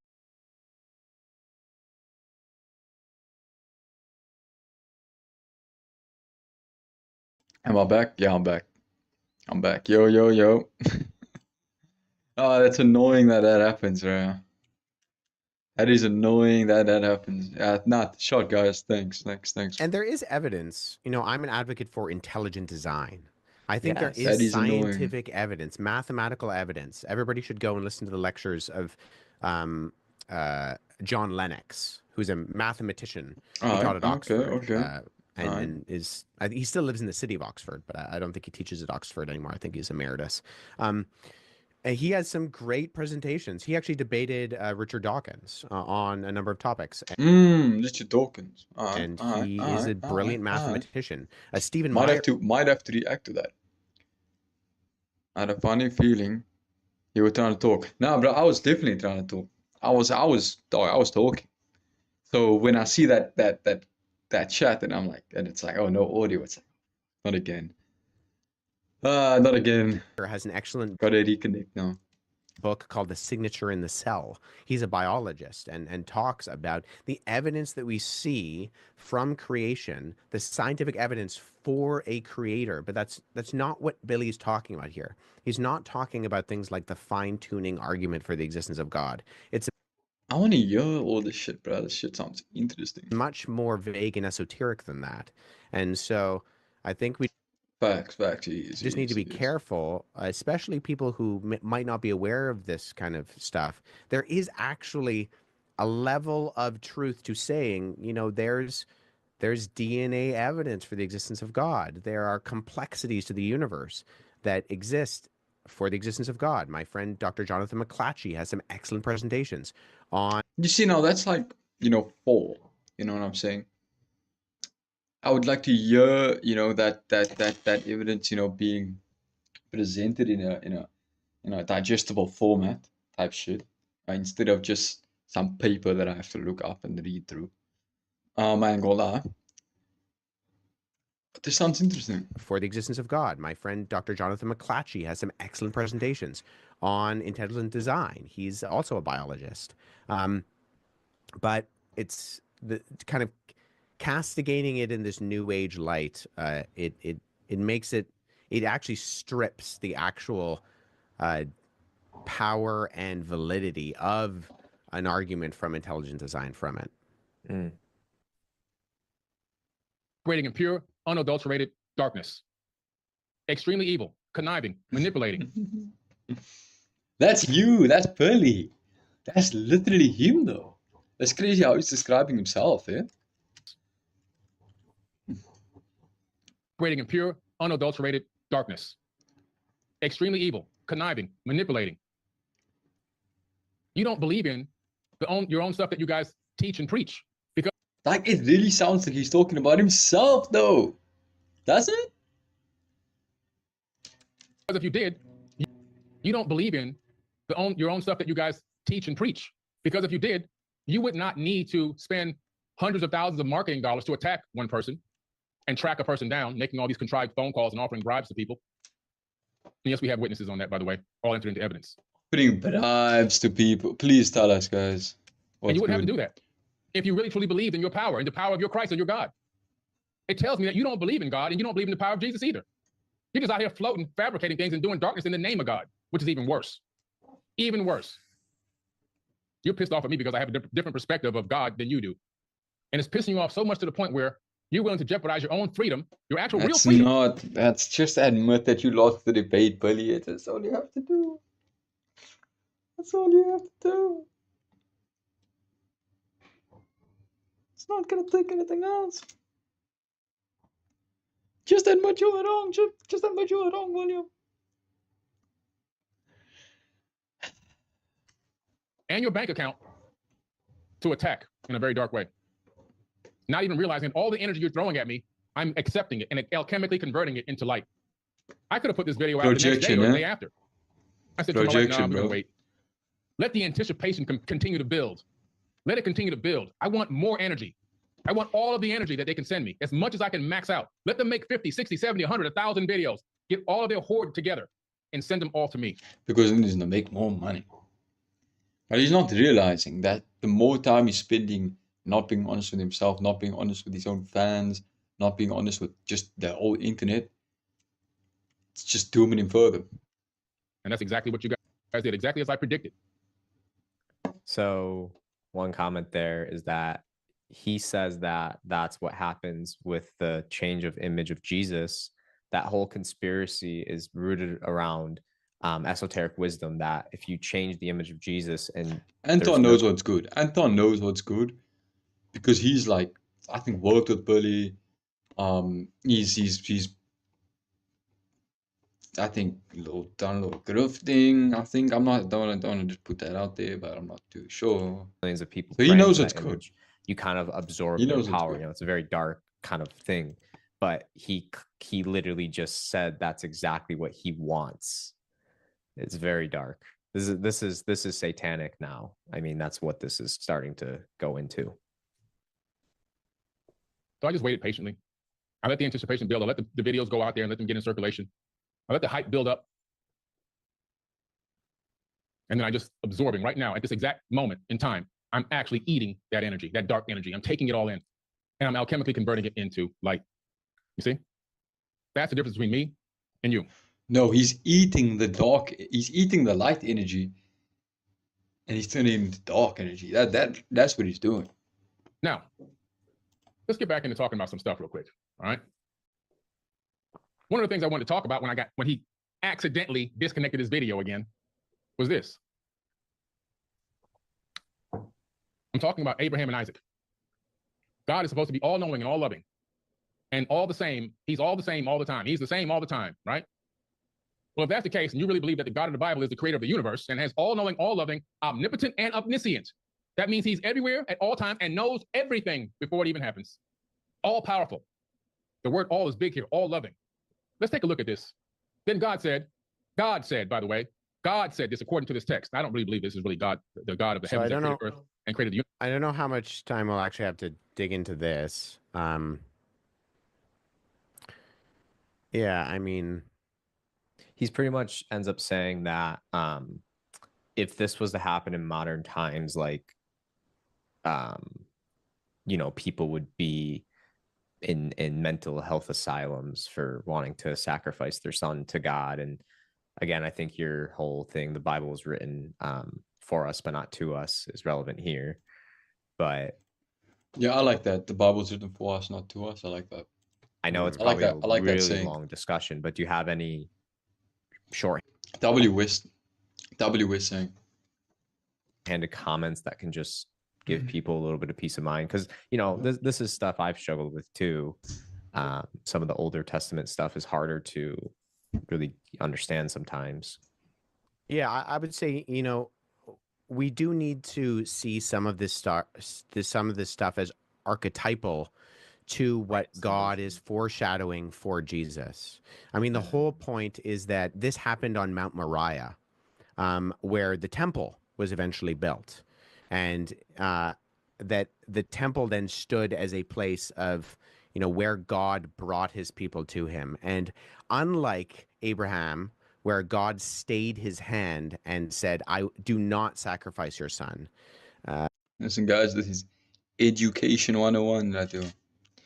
We then can use this against Billy fans. You know, thousands of years later, that God doesn't stay his hand, and the knife does come down, but on his own son. Ooh. And so this is a foreshadowing, right? God takes on the punishment he deserves, that we deserve, rather. So we see this when God makes the covenant with Abraham, the whole point is, and actually we can parallel the covenant that we see within Abraham in the book of Genesis to other ancient Near Eastern covenants. It's actually what would have been expected in the day when you make these type of contracts is you would cut the animal in half, and we read about this in Genesis. You would find an area where there was kind of a rift between two hills, and you would cut animals in half and you would put them on either side, and the blood pools down into the middle. And the two parties involved in the very serious contract walk through the middle of the like the blood kind of that Joe, talk about a binding contract, bro. creek. And the idea is that if either one of us breaks this contract, this is what we are saying is owed to us. And you see in the text of Genesis where Abraham falls into a deep sleep and is very troubled. In fact, the language is basically communicating depression in Hebrew. And the reason for that is because Abraham knows he cannot fulfill that agreement. He knows he's going to mess up because he knows he's a sinful individual. And Genesis says that while Abraham sleeps, a vessel with floating with fire appears in the middle of the crevice, and it goes through. In other words, God says, if you break the covenant, I take on the penalty. And if I break the covenant, I take on the penalty. So we see these foreshadowings, because what then happens is that God himself, in the second person of the Trinity, comes and he takes that punishment on himself. We also need to keep in mind that although the term boy is used in the translation here in Genesis,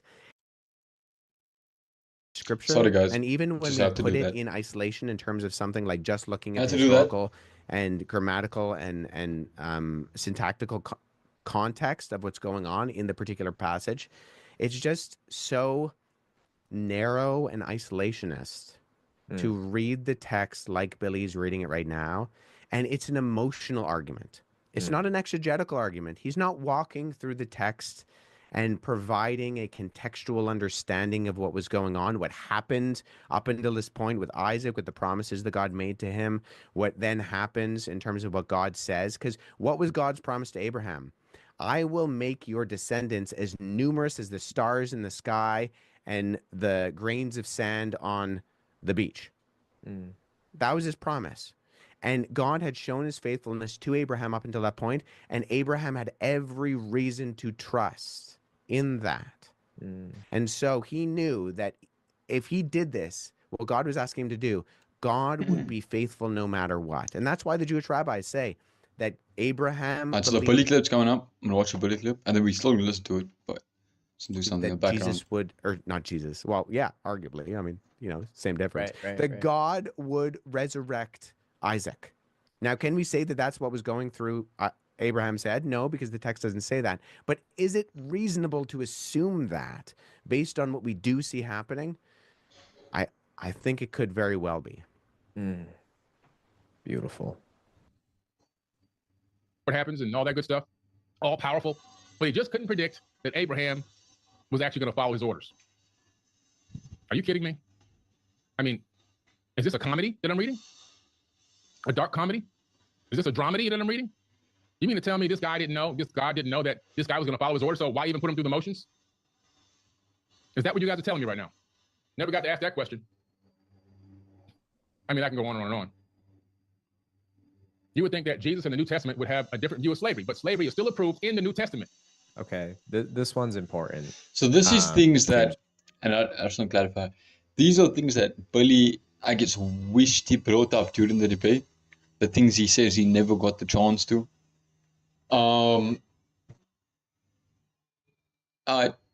So he's bringing it up now in this live stream, and you can keep it up on the screen. You don't have to go super deep, Wesley, but I know when you and Mark were debating this with Billy, you weren't hearing this part. I remember that vividly, and they were talking about slavery, and then I heard, watching it back.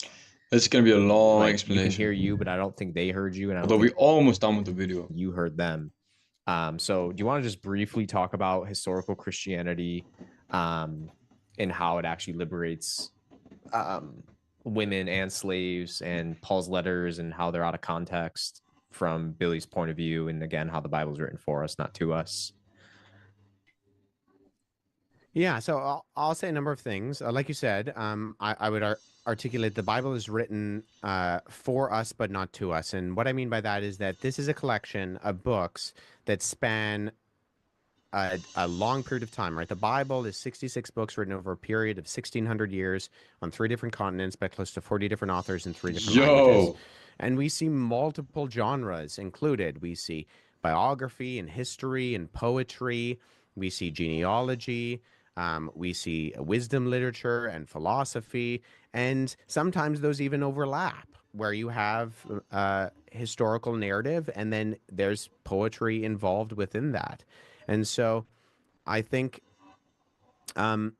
yo, bro, Wes is really like a what do you like what does Billy Billy Jimmy from Bright Inside say? A wealth of knowledge. Wes Huff is a wealth of knowledge, bro. we're Straight up. seeing lots of things that are taking place. And a primary to the biblical text is that all humanity is created in the image of God and has intrinsic worth by bearing that image of God. And so by that, we see, and I would once again point to the works done by individuals like Tom Holland, not the Spider-Man actor, the historian, in his work Dominion, where he goes through talking about the abolition movements throughout history and says they are either directly Judeo-Christian movements or they are directly informed by Judeo-Christian movements because of this idea.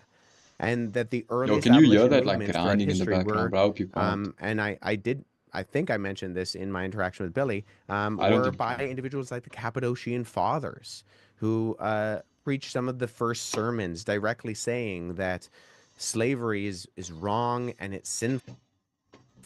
Let me just read to you. I have, so this is D.J.A. Kleins. He's an ancient Near Eastern ethicist.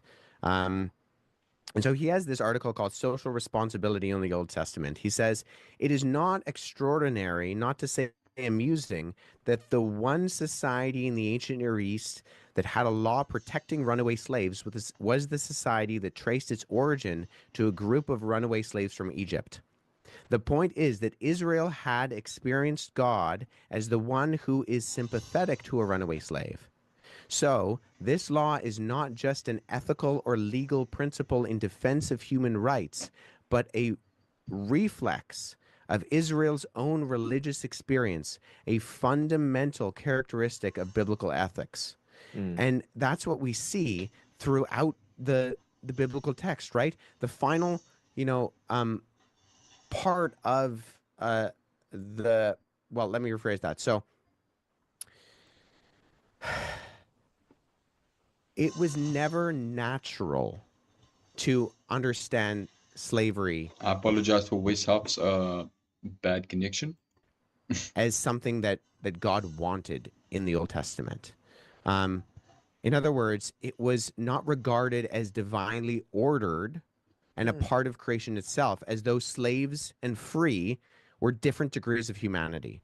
And the very first mention of a slave and a slaver is in context to a curse in Genesis 9. In Genesis 9, the future slave status of Canaan is attributed to the curse of Noah.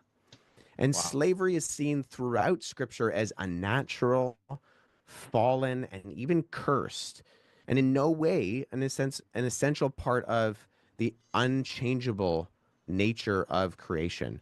But the highest point of the Old Testament ethical critique of slavery is actually found on the lips of Job. So Job, when speaking of his own slaves, he says, did not he who made me in the womb also make them? Did not the same one form us both within our mothers? I believe that's Job 31:15, if I'm remembering correctly. And I think, I could go on, but you see, Paul's discourse in places like Colossians 3:28 or Colossians 1:4 that talks about how in Christ there is no slave nor free, that fundamentally overturns slavery in that kind of moment. And then you have individuals like Basil of Caesarea, the Cappadocian Father, or the 4th century, or sorry, that was in the 4th century, or William Wilberforce in the 18th century. And every example Wealth of knowledge, bro. Wealth of we can knowledge. point to of these type of movements by individuals consistently looking at are of consistent people looking consistently at scripture within its context and coming to the conclusion that slavery is neither natural nor moral in any way. And that we see these kind of texts in regards to slavery in the Old Testament, not because God condones it, but because God is operating in a particular time and place. And Jesus even says this when people bring up divorce to him. And This is interesting because this goes back to what Wes Huff said when he said the Bible was written for us, not to us. he says, the reason why Moses, by God, was given laws about divorce was not because God wanted divorce to be a thing. It was because of the hardness of the people's hearts. He knew that sinful people were not going to adhere by the laws that he was giving. And so he needed to make sure that when they tried to find loopholes, he would make it at least protecting the women who had to go through these things. So, some things in the Old Testament are, and Billy gets into this, he references a number of passages later on where he's confusing what's often described as descriptive passages and prescriptive passages. A descriptive passage is describing something that happened, right? Lot sleeps with his daughters. Okay, that's describing something that happened. It's not then saying, okay, now go and do likewise. That would be prescriptive. That would be telling you to do something. But it's not doing that. It's telling you something that did happen. And it's telling you as an example that you should be discussing. Yo, sorry, like I'm just listening. Like it's very interesting shit that he's talking about. So I know we all just listening right now. By. You should have a revulsion towards that because scripture is being very honest about the human condition. But when we confuse and conflate a passage that's describing something and a passage that's telling you to do something, it does violence to the text and puts the text in a place that the author would have never understood in its communication of its intent. So Billy does this in a number of passages. We have a letter in the New Testament, and let me finish with this, called Philemon. Okay? The letter of Philemon is a letter that Paul sends to the master of a runaway slave, a guy named Onesimus. And the whole point of the letter is saying, you, Philemon, believe that this individual, this runaway slave, Onesimus, is your lesser. And Paul is saying, he's your brother. He's your brother in Christ, and treat him as if he was my own son. We have that. We have a letter that Paul writes to a slave master about a slave that has run away. And Paul actually says, you need to go back and you need to make amends. But your master is claiming to be a Christian. And so you are going to grab him by his baptism and you're going to hold him account to that because he does not have the right to treat you wrongly, because in Christ there is no differences. All of these divisions that we make between each other are nothing. We are brothers in Christ. So, this is the kind of stuff that the abolitionists looked at and they said, man, we have no... Is Wesley stretching the Bible to fit what he wants to believe? I don't know, but I like what he's saying. No ground to stand on if we're trying to sell other people. And that's why the things like human rights that we assume today, we assume them, but they find that they're the fruit that grows from the root of biblical Christianity. Beautiful. Yeah, I think I know you got to run. So would you be able to, this is one last thing. Good, I don't Anton. think Billy brought this up in the stream, but can you just for the record, like debunk the thing about Jesus's name? Because Billy alludes to that a lot. And What I is know it? it was something you wanted to get to in the debate. Oh my days, what is it gonna be? Recently says 3:28, and there is neither Jew nor Greek, there is neither slave nor free, There is no male and female, for you are all one in Jesus Christ. Hmm. 3:11. There's another quote. Yeah, there is no circumcised and uncircumcised, barbarian, slave free, but Jesus Christ and all in all. Fuck with that, bro. Let's go. But you know, a lot of Let's New go. Agers and Gnostics, you know, they get caught up on the Yeshua, Short for the that, J bro. was Nah, W passages. No cap, bro. not created. That's not his real name. When you're W calling on passages, Jesus, you're dog. calling on Zeus. Like, just a bunch of nonsense for people who don't understand basic things. But what do you speak Hebrew? Sorry, I was muted there. I read Hebrew, so I Okay, can't so speak you can, modern Hebrew, but I can read ancient Hebrew. Okay, Yeah, so okay, so Oh, you'll sick. understand this. I'd love just for people to hear it. We don't gotta. I know you gotta run, so the rest is pretty much about me. Is it Just gonna after be he gets about done with- Yahweh? Is it gonna be about what's it gonna be about? Because Bully does say God is God. It's actually Pluto whenever they mention God in the Bible. this Bible stuff? I wonder if it's gonna be that they're talking about. yeah. Let me just say, okay, so Jesus is the anglicized version of the Greek word Jesus. So the New Testament authors transliterate and translate the name Jesus, which is the Greek version of, it's the Hellenized version of the Hebrew Yeshua. And Yeshua itself is a compound of two Hebrew letters that means, or two Hebrew words that means Yahweh saves. So the thing is, in first century Roman occupied Judea, we know for a fact that Jews would have gone by a number of names, right? We have this in the sense that you could have been called Yehob, which would have been Jacob. In Greek, you would have gone by Jakobos. Bro, this is so sick, dog. This is so sick. Like, I'm geeking listening to this. And so you would have had like an Aramaic, a Hebrew, and a Greek version of your name that you probably would have answered to, because this is a multilingual society. And the Jews in Jesus's day, they would have been speaking Aramaic as their primary language. They would have been speaking a little bit of Hebrew, although that would have largely been relegated to religious context.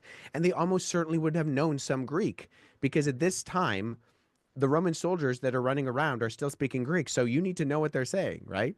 So otherwise you're in trouble. So the modern English simply adopts the J for the Latin I in the 16th and 17th century.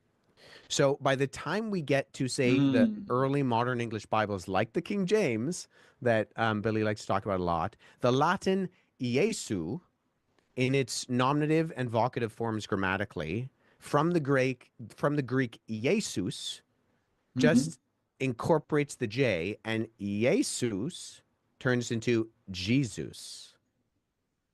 But that's all it is. It's just an anglicized Germanic, because English is a Germanic of the same name language, version of the Latin, which is in itself a translation of the Greek. Now, the New Testament authors had no problem translating Jesus's name into Greek. And so if there's something magical, something special, something we're missing, if we're not calling Jesus, so in Hebrew, it would have been Yehoshua. In Aramaic, it would have been Yeshua, or even Yeshu as a short form. The New Testament authors don't seem to think preserving that specialness of that name is fundamentally essential, because Jesus knows who you're talking about when you call on his name, right? And so, yeah, so it's just, I think it's making too much of too little to start harping on, they changed the name of Jesus. I mean, you go all around the world and there's going to be translations of Jesus's name. I mean, even Peter's name, right? Pedro, Petros, Pablo, like these are all versions of Peter. And so it just makes sense. I mean, let me also say, when Billy says in some of his videos that Jesus means Hail Zeus, it doesn't. Zeus in Greek has an unnatural declension, but in its genitive and dative and accusative forms, which are the natural ones. Bro, Wes knows what he's talking about. You know, he's not just saying, "Oh, it sounds like that." No, he's going to the etymology of these words, going back hundreds, thousands of years. You would read, it's dios. So, and hail in Greek is hyro. So it would have been hyro deos. Does that sound like Jesus? Jesus? No, it doesn't. But once again, and in Latin, it's Jupiter, right? Jupiter.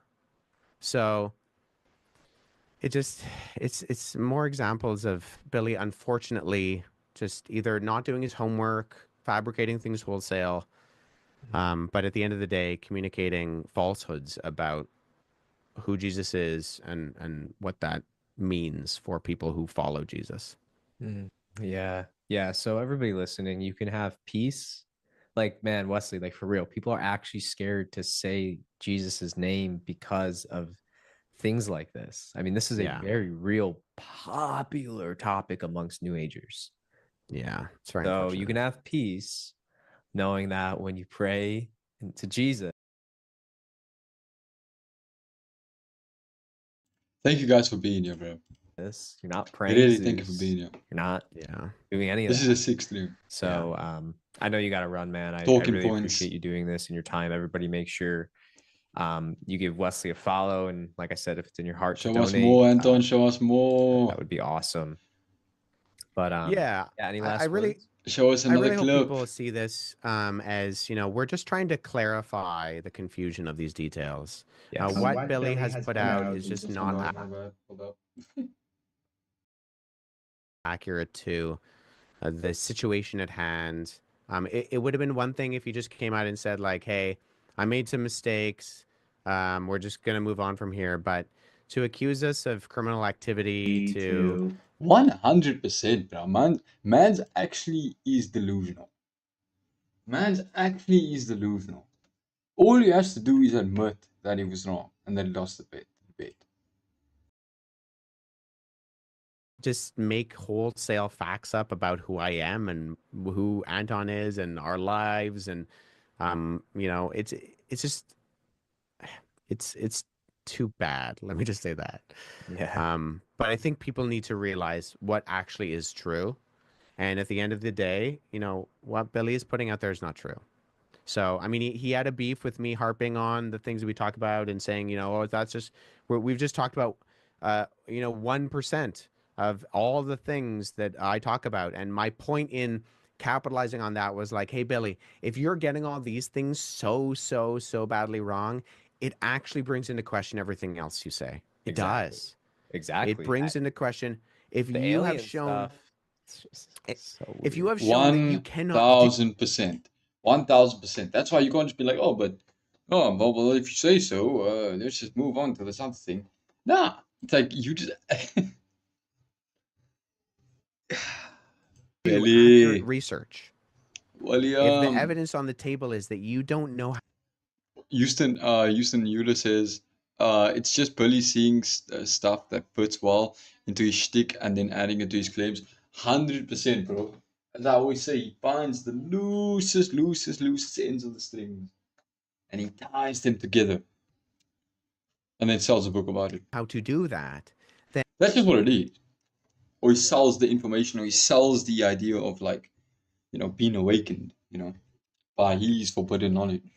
and I have more than enough evidence and reason to then say, I'm pretty sure you haven't done a very good job on this other stuff either.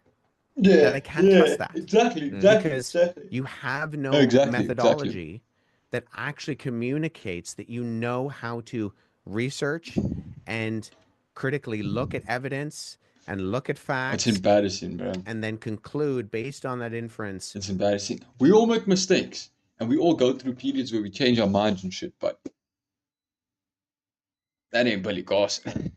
I mean, he can, consciously come to, like, think, he can realize, okay, I'm wrong, and, but nah, he clearly just, misleads. I mean, it's very clear.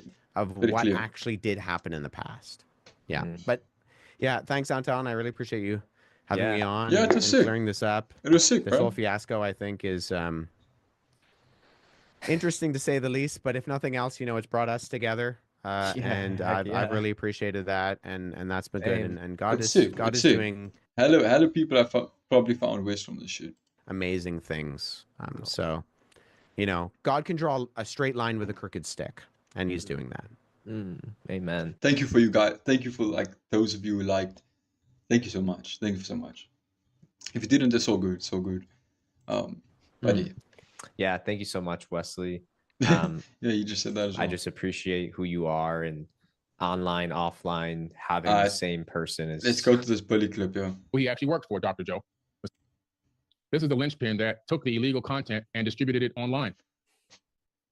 The content that I didn't want. Oh, so this is him. This is literally the guy, Anton, in all these things with bully. Yeah. Distributed because I knew that it was literally a video appearance at his crib, video with his wife. Contrived. It was heavily edited. Some of it was dubbed. It was also a setup. It was one-sided. No. Everything he's saying is a lie. And it made us look like complete amateurs. Yeah, you did look like a complete amateur, bully. Yo, yeah, that's the first thing he's gotten right. Ever. It didn't have any of the literally other attributes to it. Just the way that it looked, period, point blank. It looked like an absolute clown show. Yes, defendant 3 is Anton. Wait, so defendant 1 is Mark, defendant 2 is Wes, and defendant 3 is Anton. And I didn't want to be involved in a clown show. Now, what are these photos? Yeah, you creating a clown show, buddy. Up here. You can see the bar over the face, the black mark over the face. It's showing in. Oh, wait, so he put this picture up? Oh, wait. I thought Anton edited this in, though. Like, I thought Anton edited this in. He put this picture up. So he's like, no, this is the guy I'm talking about. A couple of photos. This gentleman has been to my house, as he stated in his hate video, another dark entity. We invited him to my wife's birthday party, to a New Year's Eve party. We've done work with this man for over the years. We've done workshops and classes and training sessions over many years. My wife actually knew him for 20 years, and I've known him since probably, 2019, something like that, when I started helping him promote Dr. Joe Dispenza, who he actually worked for, Dr. Joe. It was 2018, 2019. I started doing promotions for him on my social media accounts when I used to take paid promotions. Now I don't do that anymore. I only promote my own stuff. But back then, just trying to monetize, I promoted other people's content, other people's conferences and so forth. And Dr. Joe was one of the larger, accounts, marketing accounts. So that's how I met him. My wife knew him long before I even met her. He's talking about Anton. Oh, okay. So Billy's wife knew Anton before she even knew Billy. Coincidence that we actually ended up knowing the same person. I thought he was a cool guy. I really did. I spoke so highly of this man.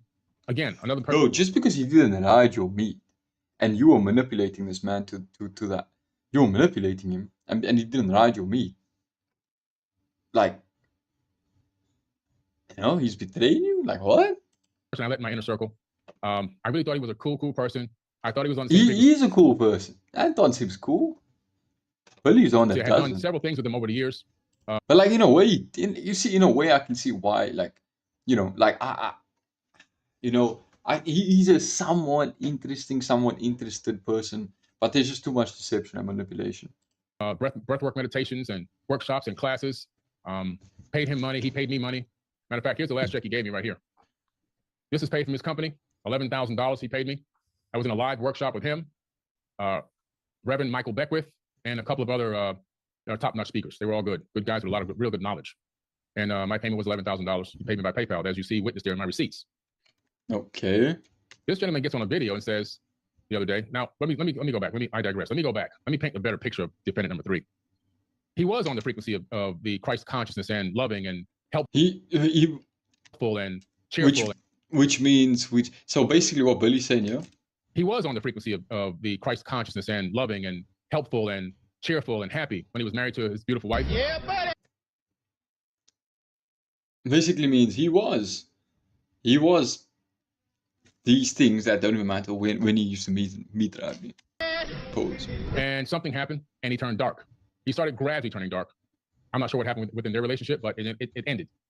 I was kind of shocked. I hadn't seen. You see, now he's just like literally like attacking Anton personally, going into some personal shit. You know what I'm saying? Just because he lost the debate, bro.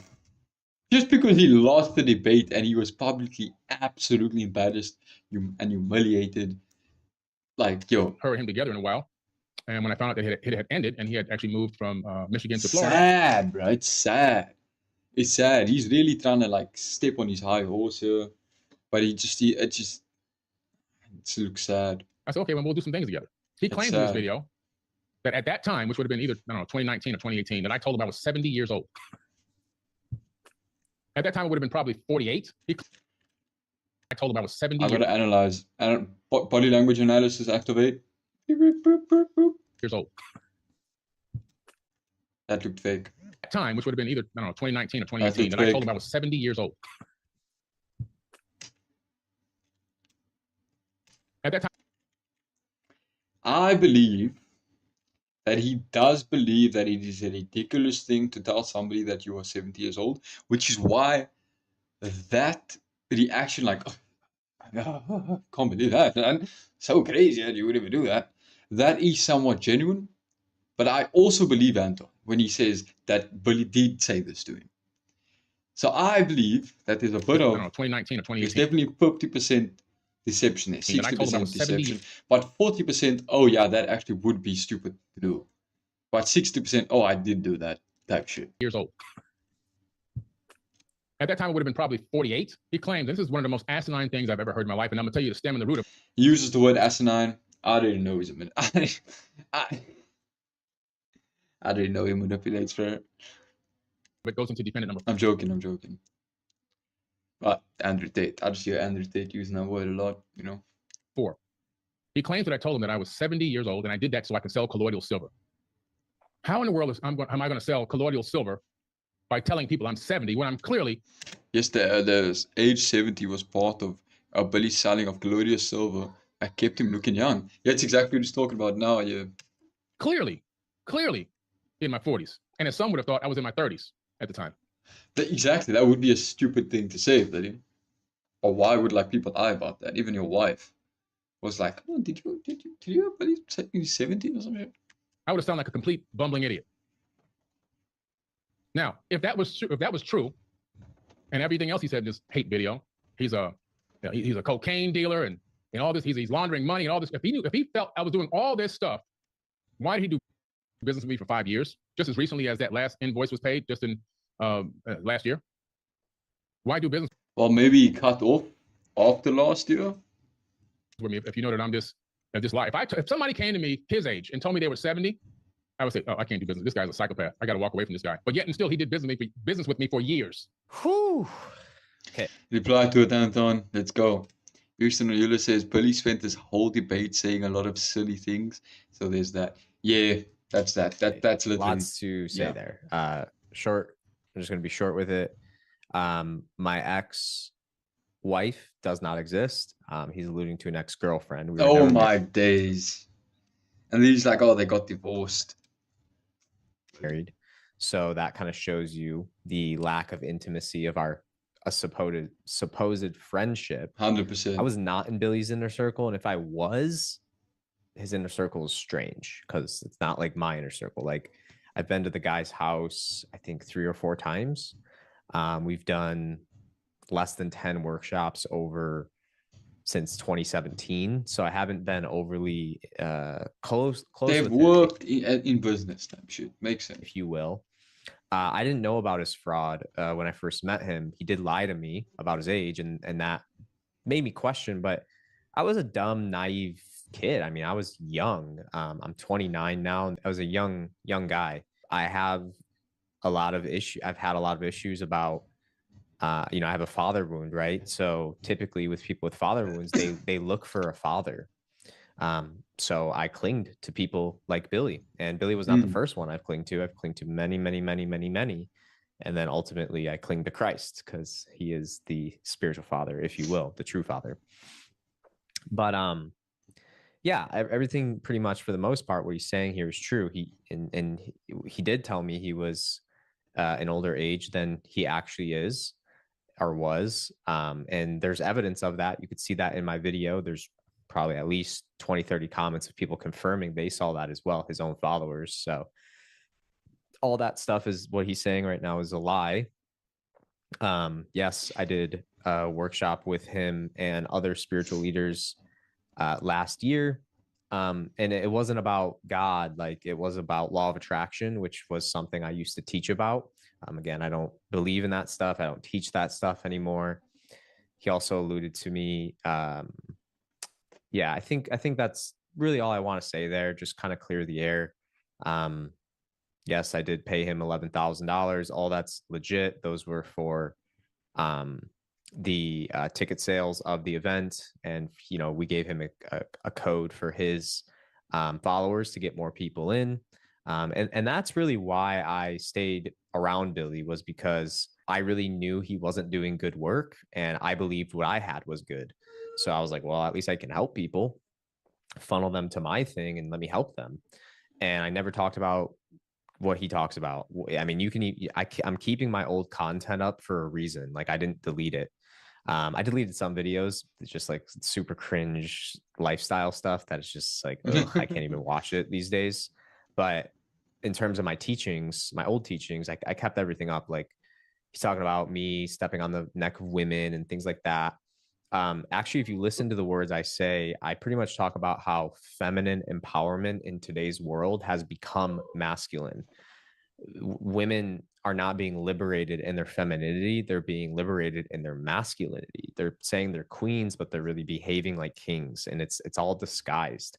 And I still believe that. So, the roots of feminism is actually rooted to Satanism, because they believed the snake in the garden was what you should be worshiping, because it freed Eve and Adam into deeper wealths of knowledge. So that's where all that comes from. Yeah, it's just not, it's not what I stood for at all. And I used to be a very liberal man. I'd call it a boy, where I was like splitting rent with my ex, who Billy alluded to, and these things. And that breakup did hurt, and it still does hurt. But it made me a man, because I that relationship ended ultimately because I was a boy, and I didn't know how to really be the man. Like, I just didn't know how to be the man. I wanted to split everything. It was just, I was a coward. I was just pure coward. I mean, I was young too, still learning. But yeah, so I just want to clear the air there. And let's see what else he has to say, and this will be wrapped up in a few minutes. Where does this 70 come from? Let's talk about that for a minute. Let's clarify what happened with that. Where does the 70 Defendant come number from? 4 Okay. saw an article about me online, not written by me, not hired to be written by me. Someone wrote an article about me. Some random site saw me as an up-and-coming producer and said, hey, I want to write an article about this guy. And they did. In that article... Wait, so Billy sees himself as a producer because of like Forbidden Knowledge TV and shit. So he like goes to people and he's like, I have my own TV network. I'm a producer here. Alright, Billy. Alright. Like, I respect what he's built, but he's also done it of just like lying to people. So, fuck that. They went to my IMDb, Internet Movie Database. That's where all the movies and TV series are stored, and people can get their credits for whatever work they've done in film. On my IMDb, it has a bio of me. And in my bio, it has my name and information about me. It has my height, my skin tone, my eye color, my hair color, my weight, and all that information. Because if somebody's looking to book you, they need to know that information so they can see if you're the person that's the right fit for what they're looking for a TV show or series. Inside my bio, my height was in there at 6'4". 6'4". 6, quote, 4, double quote, 6'4". The person that wrote that article, they must have cut and pasted some of my bio because it was in there word for word. When they cut and pasted it into their blogging software or whatever that was, the 6'4" was in there, but it became 64. So that sounds like cap. It sounds like it could be true, but it also sounds like you stretching. That sounds like a stretch. Yes, in some way, or the sloppiness. That sounds like a stretch. It sounds like it could possibly like be a mistake, but it also sounds like a stretch. How they were reading it or understanding or comprehend, whatever it was, it just said 64. It said Billy Carson, 64. But on my IMDb, it says Billy Carson, 6'4", with the quotes, the quotations, designating my height, showing that I'm a tall individual. So it became Billy Carson, 64, instead of 6'4". That got carried on and got indexed into Google. Other people were then writing articles about me, but copying. What happens when somebody writes an article from these like B and C level article companies online, they all kind of grab from the same information and they kind of modify just a little bit, and then they put it out. He's just... real-time manipulating type shit. Trying to twist the story, trying to create his own narrative. Because they're just trying to get traffic to the site so they can get their Google ad revenue. So it kind of became 50, 60, 70, 80 people with almost the same exact content, but still always saying Some Billy Carson truths are 64. in there, some truths are in there. You know what I'm saying? So when I started going live and doing videos and things like that, at some point people started asking me, hey man, this guy's 64 years old. Not 70, 64 at the time. And I would comment back, no, I'm not 64 years old. That's a mistype in an article. I've gone live and I've got clips on Forbidden Knowledge on my Facebook and Instagram account of me explaining this exact thing. And he's right. He does have clips now because people caught on that it wasn't true. But he rode this live for a very, very, very long time, allegedly. That's crazy. I've talked about this, I don't know, 5 or 6 times over all this decade or whatever, explaining this over the last 5 years, explaining this crazy coincidence thing that happened. I got a Wikipedia page put up, not Wikipedia, but Wikidia, which is the sister company to Wikipedia. And I put that in my my bio on X, which used to be Twitter, and a few other places, because it shows my date of birth and my age. It says right there, 9/4/1971, and my age. At this time, I'm 53 years old. Defendant number 4 had taken or looked and saw one of those articles and taken that and contrived his own story and told it to this guy. This guy ran with it. Well, either he saw the article and then told it to defendant number 4. I'm not sure which way it went. Either way, the two of them were communicating and having a conversation about that because I have a copy of stuff. He took some information that had been spread online in the past from another defendant, which I'm going to pull. Okay, so I'm just gonna end it here. Honestly, I don't even want Thanks, to talk Anton, about this bro. stuff You're doing us all anymore. a You can favor, look up dog. the Broward County websites Holy of Billy's legal shit. history. I did a whole video on it. JT Pocket Watcher did a whole video on it, and many others are doing videos on it. Yeah. Because again, he does have a criminal past. No big deal. We all have one, right? Well, not all have criminal past, but we all have a past, right? It's one thing to have a past. It's a whole other thing to lie and cover it up. And being in an authoritative position like Billy's in, there's a responsibility that's even deeper. So people know, like, hey, can I really trust this guy? And if you have a past and you're trying to cover it up, why can't you just come clean about it? Like, why is it so hard to just come clean about it? And that's all we've wanted. The non-human reality says, sit your zealot down, chief. You still think you proved something you didn't when you're not alone. I don't imagine. There's probably aliens out there. Don't 100% disagree with you. But I think if you say, you know, you still think you proved something, but I didn't, or we are not alone. It's like, what are you proving just by saying we are not alone? It's like, you know, we are not alone. Well, I guess we're not alone then. I guess, you know, well, I guess that's all the evidence we need. That's all the proof we need. Someone saying we're not alone. You know what I'm saying? Dude is a simp rat backstabber friend to Billy. No, he's just not a meat rider. And that's what it is. Bro, nah, I'll go like non-human reality, no disrespect, bro. But if you want like meat rider friends, that's up to you, bro. That's up to you. Houston, this guy's avatar is a UFO and a pyramid. Looks like one of Billy's fans. 100%. Billy to do through this whole thing. No, 100%. No, but Billy, bro. Just because someone doesn't meat ride you and meat ride all your opinion and lies and manipulation, doesn't mean they're backstabbing friends. It just means you will be a friend for like having them lie, having them, you know, be manipulating them and shit. Never even said we are not saying Billy, you have to claim Jesus's resurrection to be true and real and verifiable. We're just saying, hey, please detract your statements about Christianity. That's all we've said, or at least apologize for them and saying, hey, I now have new. Because where you get, admit that where he's getting it from is information that these are fraudulent documents. I'm sorry, I messed up. I'm still growing. My research wasn't as good as I thought it was. No one subscribed to this fool. Guys, nah, don't subscribe to me. Don't subscribe to me because I'm not meat riding somebody.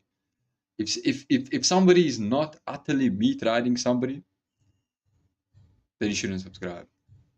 I said that at the end of my video. I said, hey, if you say that, I'll delete this entire video. We're looking for accountability. He says he's one of the top researchers in the world. So it's like Hundred this, like, percent, you know, million 100%, bro. Like, I get he's where he's at, and I respect he's made it to the position that he's made it to. But like, that's all it's gonna take. That's all that he video. needs to do to somewhat make this better. We're looking for accountability. He says he's one of the top researchers in the world. So Houston Euler says Bully is the backstabber to make Mark be defendant one after he spent half a decade trying to argue. I'm just about over this myself. This is probably the Facts. last video I'm gonna do. Saying this might be like one of the last live streams I do a Bully in a while. Talking about this stuff. Until like I gather some information and specifically debunk like things. You know what I'm saying? That he's saying. Type shit. Or maybe I just react to a podcast because that shit's funny as fuck. You know, although it's also very exhausting. Ultimately, to listen to Bully just spur nonsense. I hope this is leading more people to Christ. That's the goal. All right. Next thing.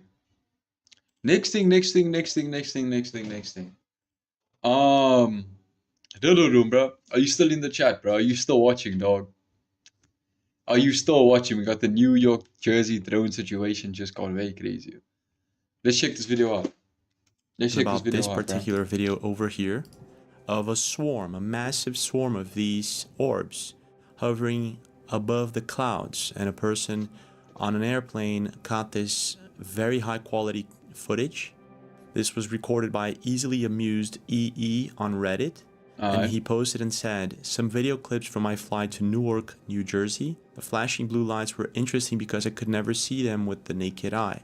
So I got in contact with this person." Let's go, bro. This is it. And many others who are seeing these things up close.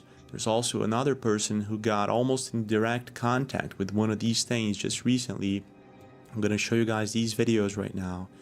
So let's just play this one so you understand where we are right now with this situation, which is completely bonkers. So let's take a look.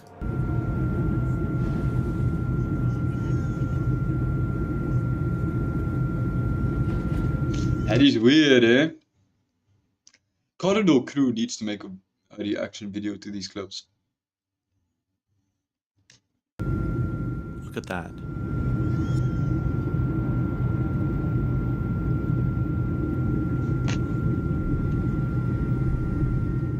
There's a crazy amount of these objects in the horizon. If we look closely, we can see some of them blinking in the distance. This is wild. They don't look like drones, do they?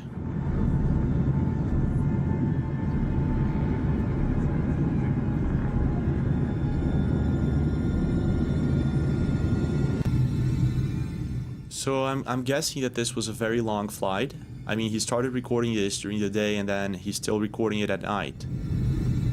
Either these objects are so many that he was able to record it the entire way, or they were following the plane.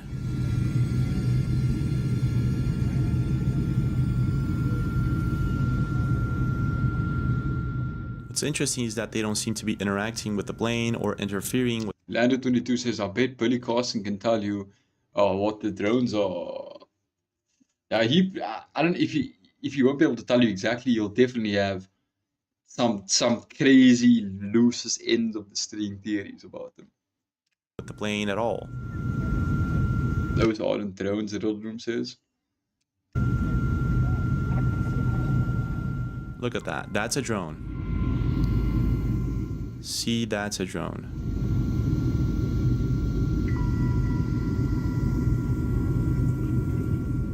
I guess this is what the... It seems like some The Boys shit going on behind the scenes. Like, you know, when you, in TV shows, when you get a look into like government shit going on behind the scenes and the public doesn't know about it. But they like scrambling and shit behind the scenes. That's what it feels like. Drones are doing. They're surveilling these objects. Alright guys, 1 second. 1 second. 1 second. 1 second. 1 second. 1 second. 1 second. 1 second. 1 second.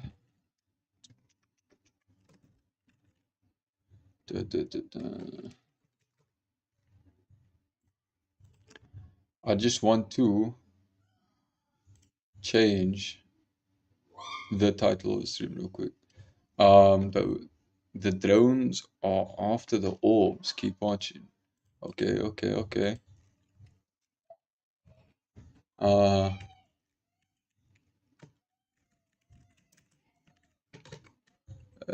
One second.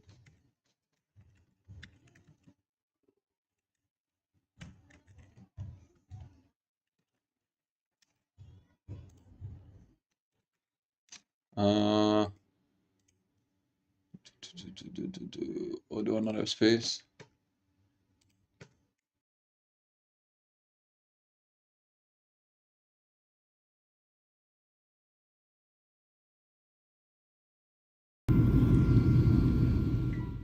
My gosh, this is amazing footage. There's also this video coming in from TTAL313 on Reddit. He posted this 15 hours ago, basically the same time the other video on the airplane was taken in above New Jersey.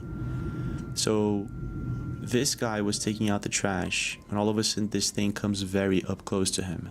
I'm feeling as if at any moment someone's gonna have a very close contact with one of these orbs.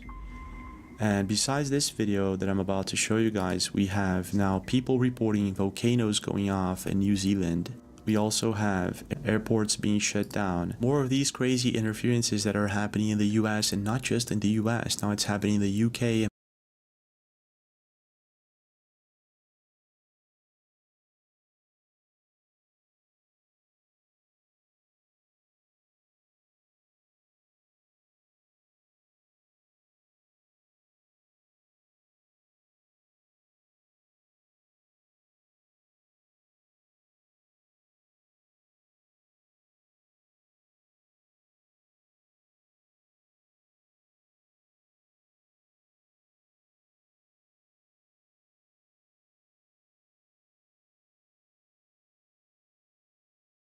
Many other places. Finally, someone who decoded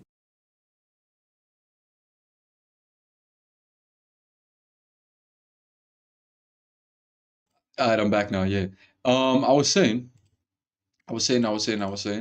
not live skipping as well. Oh, the live is skipping? Oh, that's weird, bro. Is it like, is it still doing that? It should be good now, huh? Yeah, I was saying, I don't know. I don't think.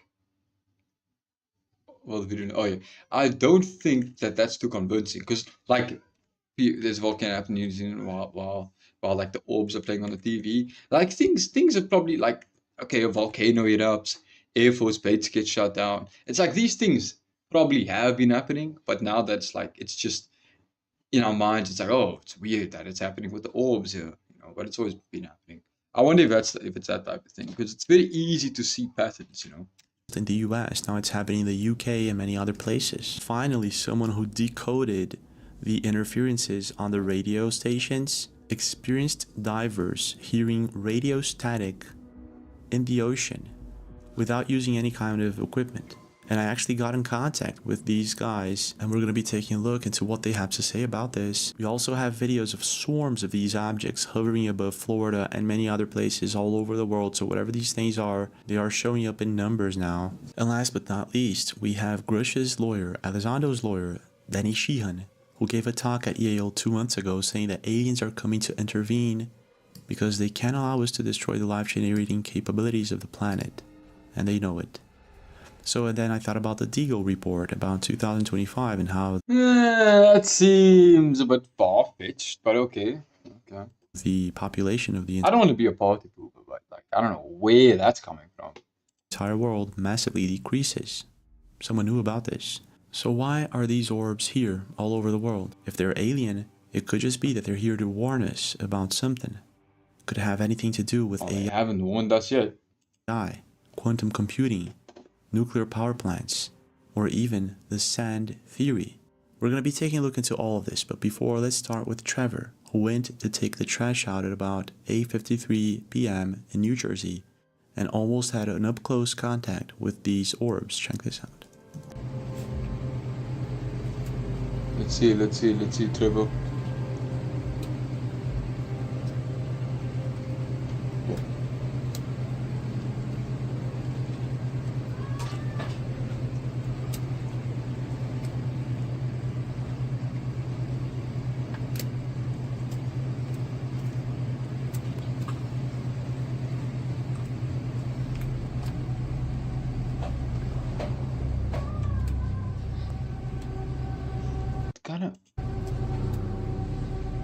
Oh.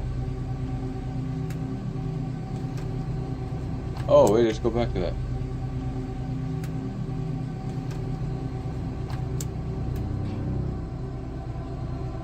I don't know, this video's a bit sus.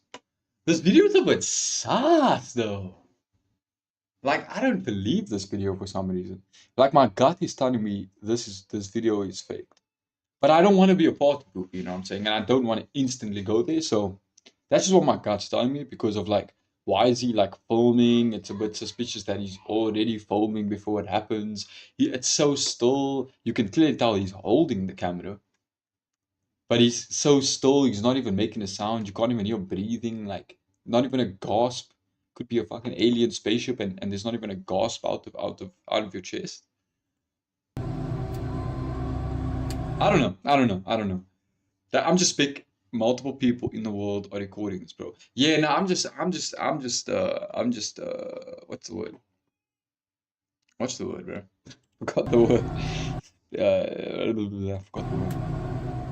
Oh my gosh, what was that? That was sick though.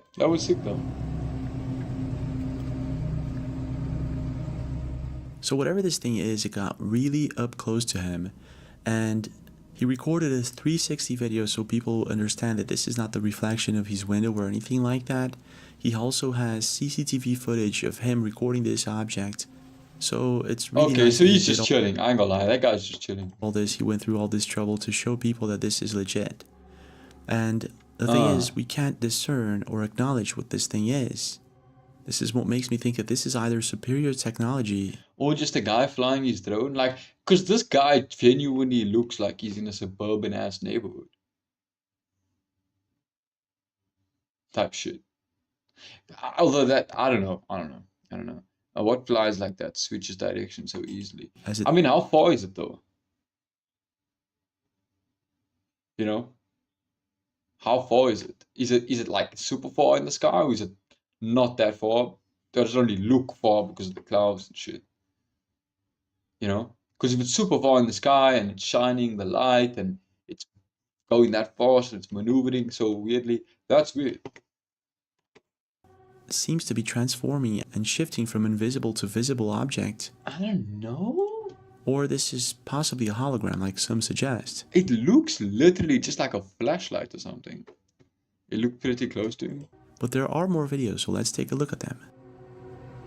It's kind of weird. It looks like it genuinely looks like that movie, what's that movie? Look Up or some shit? By Jordan Peele, the one with the alien in the clouds. It reminds me of that, bro. Some suggest. But there are more videos, so let's take a look at them. It's very creepy. It's like a shark in the water. So this was posted on Twitter yesterday, and this is supposedly in Iran. Check this out.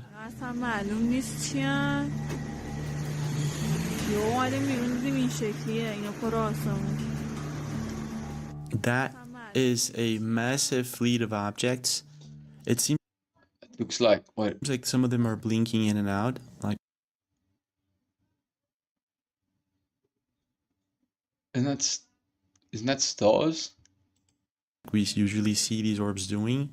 The only problem is, isn't that stars? The video is not, I mean, there's no stars on the other seconds long. So I clicked on the that is weird. link to the Reddit post. It was deleted. But oh god, it just looks like stars, man. It was deleted because it was not quality content. And then someone actually posted a link to the explanation that the found info on this. The public relations department of the Imam Reza Fadis Basij Resistance District announced that the suspicious luminous objects in the sky over Fadis were balloons.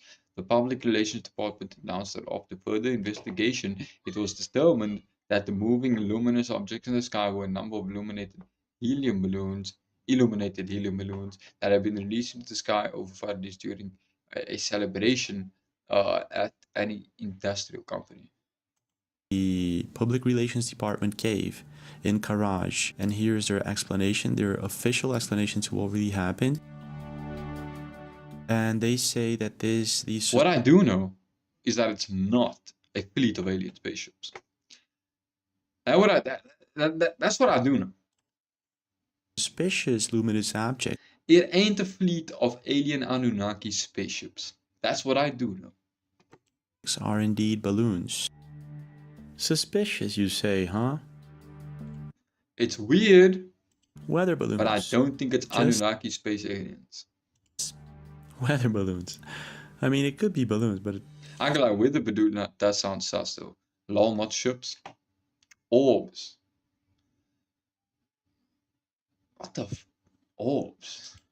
this is the typical response you'd expect. I An hear he official shows something response. else. He shows something Then else. you have this What is same this? thing happening in Florida on December 16th.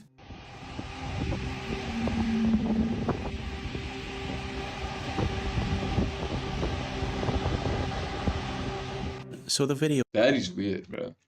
Nah, that's weird.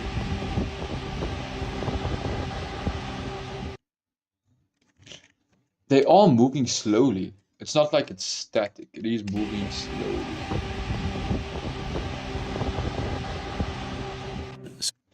It doesn't look like they fly.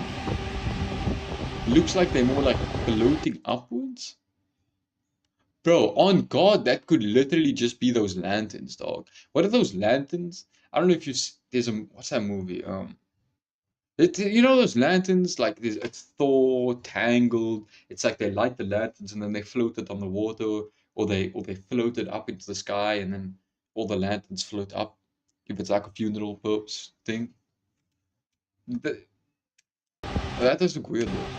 So the video is quite short, and I don't trust short videos. It could be balloons, it could be drones. I hear something in the background. Or it could just be that we have these objects massively flying over different places in the world. The video was posted on December 16th, the same date, a similar event. Lanterns all over the world, bro. No, it's possible, I guess. Yeah, well, what's more likely? Happened. You know what I'm saying? I don't know. I'm really going for like what's more likely. You know what I'm saying? That's really what I'm trying to like think. Like, what is more likely? In Courage. So let's try to find other similar. There's no evidence of anything else. Just weird occurrences. You know, so I'm not gonna jump and be like, it's this thing that has no evidence for it. You know. Video. I'm not saying it's aliens. I'm saying there's orbs in the sky. No idea why, though. See what you mean, bro. Now I see your curiosity with it, bro. Posted by other people on definitely social do. media to see if this is something that's happening. Okay, so definitely while do, bro. searching That shit is Reddit, weird. I got that. I found this video was also posted on December 16th. I think we see something similar here. Let's check this out. That's crazy. It's crazy. There's switches slides going up. One's going down, one's going up. Oh, wait, they're both going down. Yeah, it looks like the orbs. This is crazy. What is that? Some new. But like, why? Who? For what? So many questions, bro. And like, no answers at all. Even from that hours of long footage worth of that hearing. Nothing. Literally, like, basically nothing. Technology or something? Like, I ain't never seen no colors like that. No, nothing like that. No, that's not airplanes. That's not airplanes. That's not, like... I like this video, though, because it feels very intimate type shit. What the f***? There's like 5 of them in one spot, like that you was like doing like a... And then 2 of them went down. You see them, they disappeared. Nah, this guy's doing some analysis, bro. I fuck with this. What is going on with little switching spots and Yeah, it seems like these are the same orbs and not the drones. This was recorded in Texas. The orbs are definitely weird, a little. I get why you fuck with it. The orbs are a weird part of this whole thing. So that one right there. Oh my god. How many are there now? 1, 2, 3. Yo, they chilling at the beach, bro. You can hear that waves in the background. That's sick. 4, 5, 6, 7, 8, 9, 10, 11, 12, 13. So that one. Look at that line of them. The hovering. See how they're hovering? Yeah. yeah, they're kind of moving in a pattern as well. That one. They're kind of moving. What's the word? Not uniform. In sync. They're kind of moving in sync. There's a word for it. There's a word 11, for it. 12, 13. That one. Look at that line of them. The hovering. Look. See how they're hovering? Yeah. The one closer to the camera. So look at the one like right in front of the camera. That one is moving faster because it's closer to the camera, but the one behind is also moving. They're all moving to that. They're all moving. Kind of what looks like a clockwise rotation, but the one that is what would be closer to the camera is moving faster because it's, closer to the camera. That one. Look at that line of them. The It hovering. on God looks like it's moving. See how they're hovering? Yeah. So apparently we have something. That line of them. The hovering. See how they're hovering? Yeah. So apparently we have something similar. Weird. They move on the ocean, supposedly, but I don't know, man. It's weird. They move effortlessly. Yeah, I mean, I ain't seeing some crazy. I ain't seeing. It is weird. It is weird. It definitely looks like they're just floating. I mean, I ain't seeing some crazy flight maneuvers, so far. Line of them. The hovering. See how they're hovering? Yeah. So apparently we have something similar going on in Phoenix, Arizona. This was recorded on December 15th.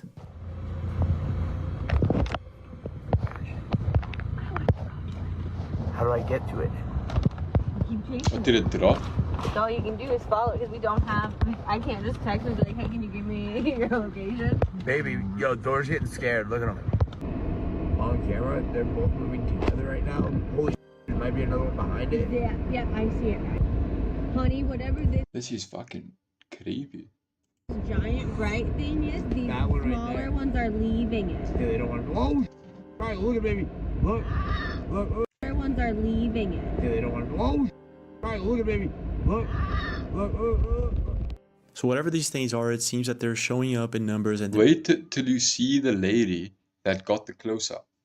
She's a professional photographer and got a great zoom in. Bless. I can't wait for that, bro. they're not just flying over the ocean anymore like they were before. This is new. Not only that, it seems like they're getting closer and closer to people. So at this point, a lot of people are asking themselves, are these orbs possibly alien or something like that? And Jessica Capo Bro, is this orb story just gonna fade away into like obscurity? Like, is nobody gonna care about this orb thing in like a few weeks or some shit? recorded a few interesting videos on her TikTok, and there was this other lady who recorded a video in which she kind of talks to these orbs and they seem to respond. Very similar to what happened to Paranormal Ash in her video, where her and her kid talk to this orb, ask it to blink, and it does. And it's kind of far away, so are these things actually able to listen to us and respond? Because when we zoom in... Bro, if I ask a star to sparkle, and the star sparkles, the star ain't listening to me. I don't know. It's like, I can definitely see that thing just blinked at the exact same time that she's like, oh, could you like blink? People have been reporting orbs since last year. Oh. They do not look like they are weird, physical. right? They look like plasma or something like that. So in this video, Jessica Capo recorded something that started happening to her 4 days ago. These things started getting This part closer. is weird, Check this but out. it does seem like I am literally freaking out right now. My Ring camera is going off every 5 seconds with the neighborhood notifications that the drones are getting closer and closer and lower. I'm in Toms River, New Jersey, and every minute my phone keeps going off and people's cameras are showing like these drones. So the next day she records one of these drones that are flying really close to her house. Yep, my live got disconnected. Go figure, right? So what do you mean by that? there is... Hey, bruh, what's good, bruh? Good to have you in the chat, dog. How you doing, bruh? We're checking out these drones. This is a sick video, bruh. This is actually a sick video. Like, there's some good videos of these orbs and shit in this video. What's good, dog? Oh, what the is that? What the hell? What is that? Okay, something's going on. Something's going on. What is that next to it? Oh my gosh. What? A part of me is starting to maybe think like that red drone is someone.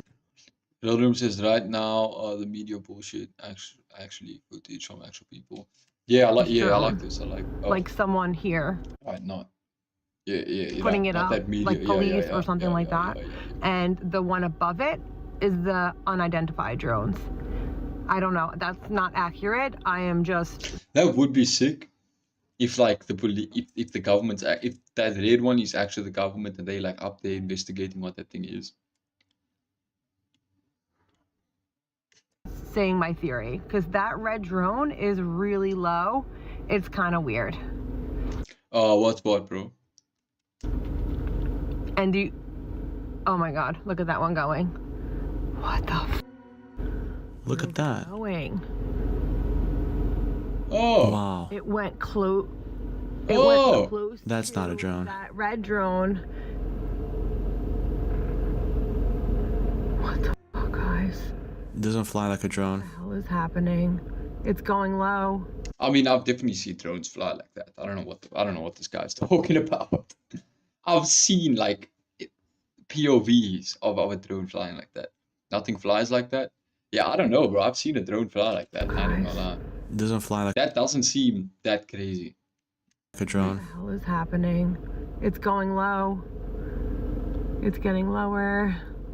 Well, it kind of flies organically. It doesn't look like something I see what he's saying, but what the fuck does that even mean? Mechanical or anything like what does that even mean? Like that. And when she says that does it mean like a balloon? Like a balloon would float with the air, organically goes with the... What does that mean? Live was disconnected and that thing shows up, it kind of means that maybe there are certain interferences that these objects cause in our electronics. So I was... Yeah, it just shut off her live. Like, bro, what about the other people's Wi-Fi? What about the other people's TV signals? Like, that is not enough to say it shuts off signals because her live disconnected. Like, what if she disconnected her live? And I'm just saying, I'm not saying she did. It flies like a fairy. Gabriel says, damn, my message didn't come through. I said, why did everybody cancel all their plans and head to White House for emergency meeting? Yo, I have no idea, bro. Thinking if these things are what is possibly going interfering on with our electronics, they're also possibly interfering with animals, like birds.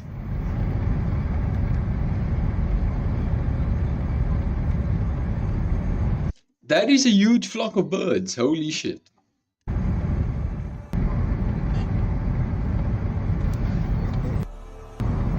Is it unusual? Yo, what the? Probably, right?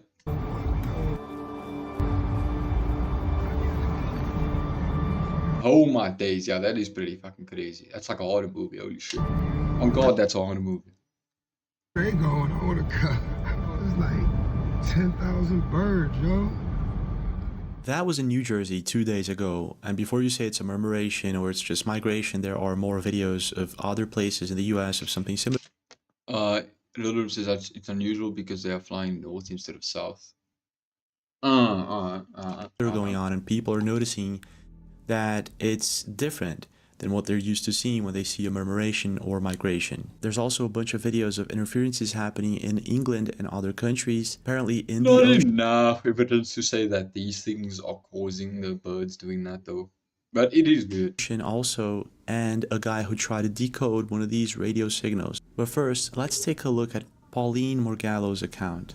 She has some interesting videos where she zooms in one of these objects.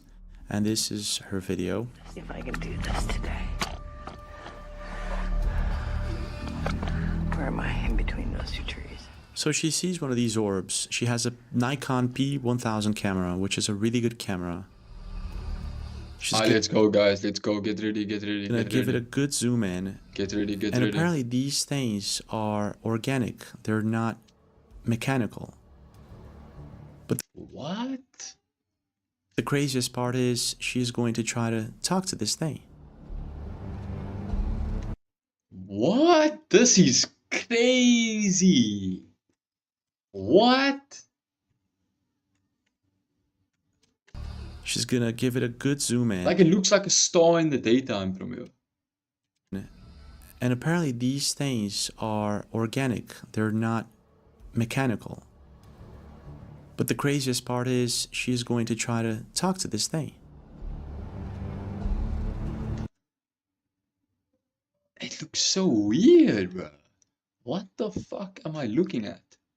Am I being duped? Are we being duped?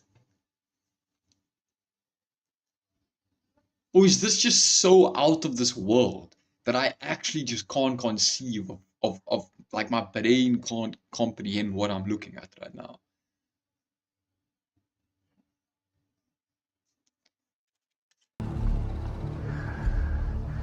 See if I can zoom in more. What the But my fuck? fingers don't work. What? It's like I know I can, pulsing. but my fingers don't work. Oh wait, I know where that came up. Look at that. Can you talk to me? Can you hear me?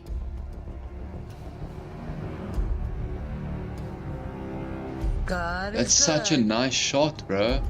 That is such a nice shot of this, bro. Oh, you know Jesus. So she continues on talking to this thing and Oh, come on. Come on, that ain't... I can see why you would get excited. It's like talking to a cat and being like, oh, you actually understood what I was saying. Oh, no ways. But, I mean, it just started pulsing. Like, I don't know. And it is pretty calm now that she's looking at it. God is good. Oh, you know Jesus. so she continues on talking to this thing, and in my opinion, this could be a major coincidence, whatever's going on Yeah, no, 100%. No, 100%, here. It's 100%. It doesn't... crazy. This is not the first time, however, this happens. In But, yeah. Paranormal Ash's video, he asked it to blink, and it does. Will you ask him, say, if you can hear us, will you blink in and out? If you can hear us, just blink in and out, please. Say to the aliens in the sky, we love you, we welcome you. Yeah. We love you. We welcome It blinked. It blinked. Did you see that? Yeah. Again, like, it's one of those things where it's like, you know, your cat, you thought your cat understood what you were saying type shit. But she really just, of course, she talks like a cat, Lady Day, lol. Lando22 agreed. I saw this video earlier. It's definitely coincidence. Yeah. Blinking in and out. Oh my God, it's blinking in and out for you, Kai. So whatever these things are, I'm thinking that they can hear us and respond. So this makes me think that either this not is enough evidence for that. I ain't gonna lie. very advanced technology, possibly alien, or these are, like some people believe, possibly a hologram, and this could be a psyop. However, if this is a psyop, it's a really elaborate one, because we're seeing now interferences happening all over the world, and these are some of the videos that I've been talking about. Check this out. So this is coming in from Pittsburgh. According to the lights. I don't really know, bud. Show to Mom. Yeah, I'm gonna show it to him. Oh, please. From Gcast on Twitter.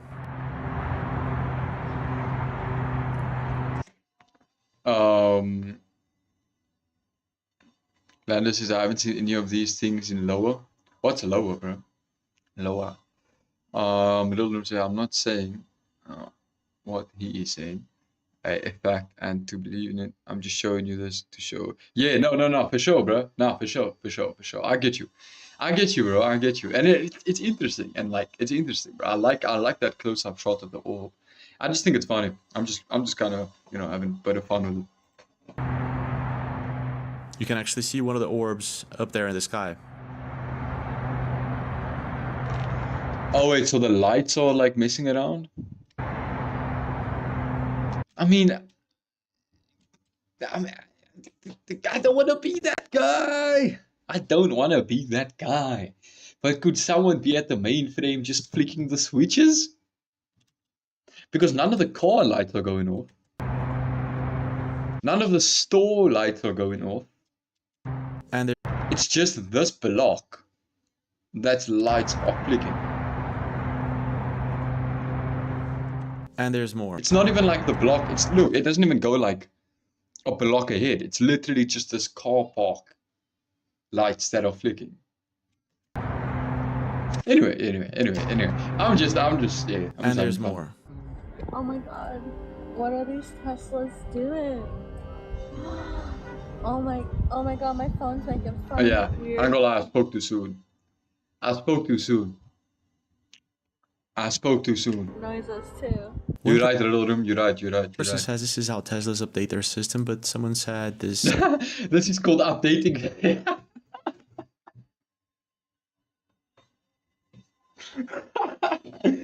All the Teslas are just like updating at the. I own a Tesla. That's not how it updates. He's a Tesla owner. That's not how it works. So this is in South. Someone said this. He's a Tesla owner. That's not how it works. So this is in Southwest Houston. What the first encounters of the third kind is going on here? We all want to be in our own movie, bro. We all want to be in our. We've been growing up on movies. We've all been growing up on movies. Someone's flicking these lights, bro. I don't believe somebody's flicking these lights, bro. So this is coming in from Susan Mills, 42 on TikTok, but this is in the month of August. It could just be that this all began way before we've noticed it. This is coming in from Anthony128 on TikTok. The wiring's faulty. Something is. It was recorded 1 week ago and in the United Kingdom.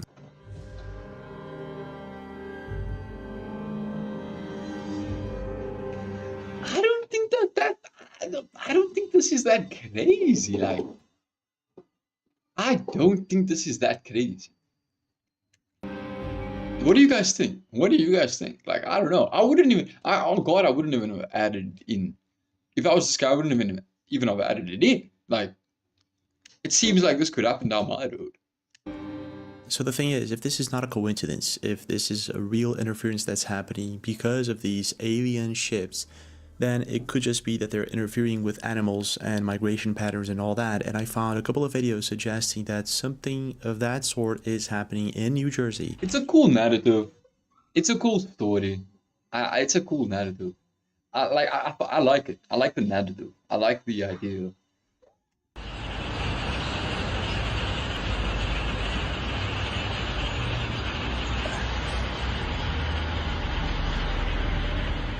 So while researching this topic, I found a bunch of these videos, mostly coming in from people in New Jersey, and I started researching if this is common. So I asked ChatGPT and Google and all that. So this is what I found. On December 17th in New Jersey, you are well into the winter birding season. Migration has mostly ended. And then while looking at some of these videos, I looked at the comments, and it seems that people are noticing that these are starlings and that they are migrating north.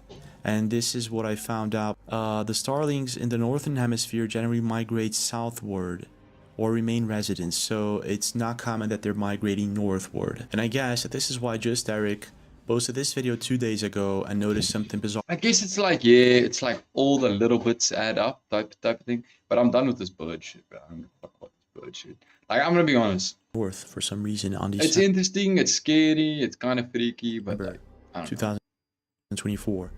But it could be also related to this phenomenon of the orbs and all that. Who knows? He looks like he's moving towards. It looks like it's moving towards the north. So a couple of days ago, El Duets posted a video in which he messes with the pitch in one of these interferences that were recorded on radio. Check this out.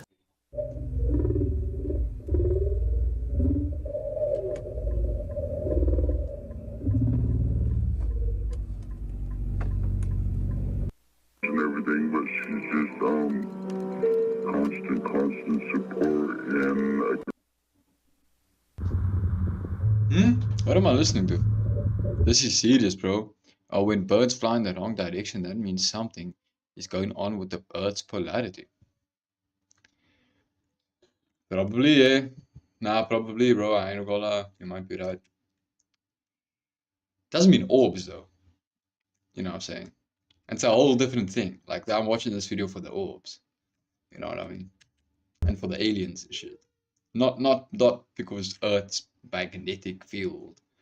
You know what I'm saying? Although that is interesting. Earth's polarity, Earth's, you know.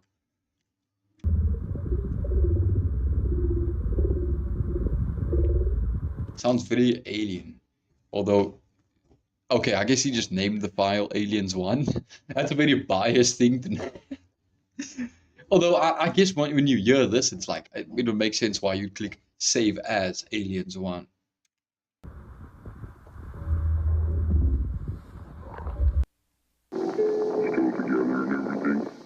This video is more of a compilation of everything taking place in New Jersey. I see. All the weird shit.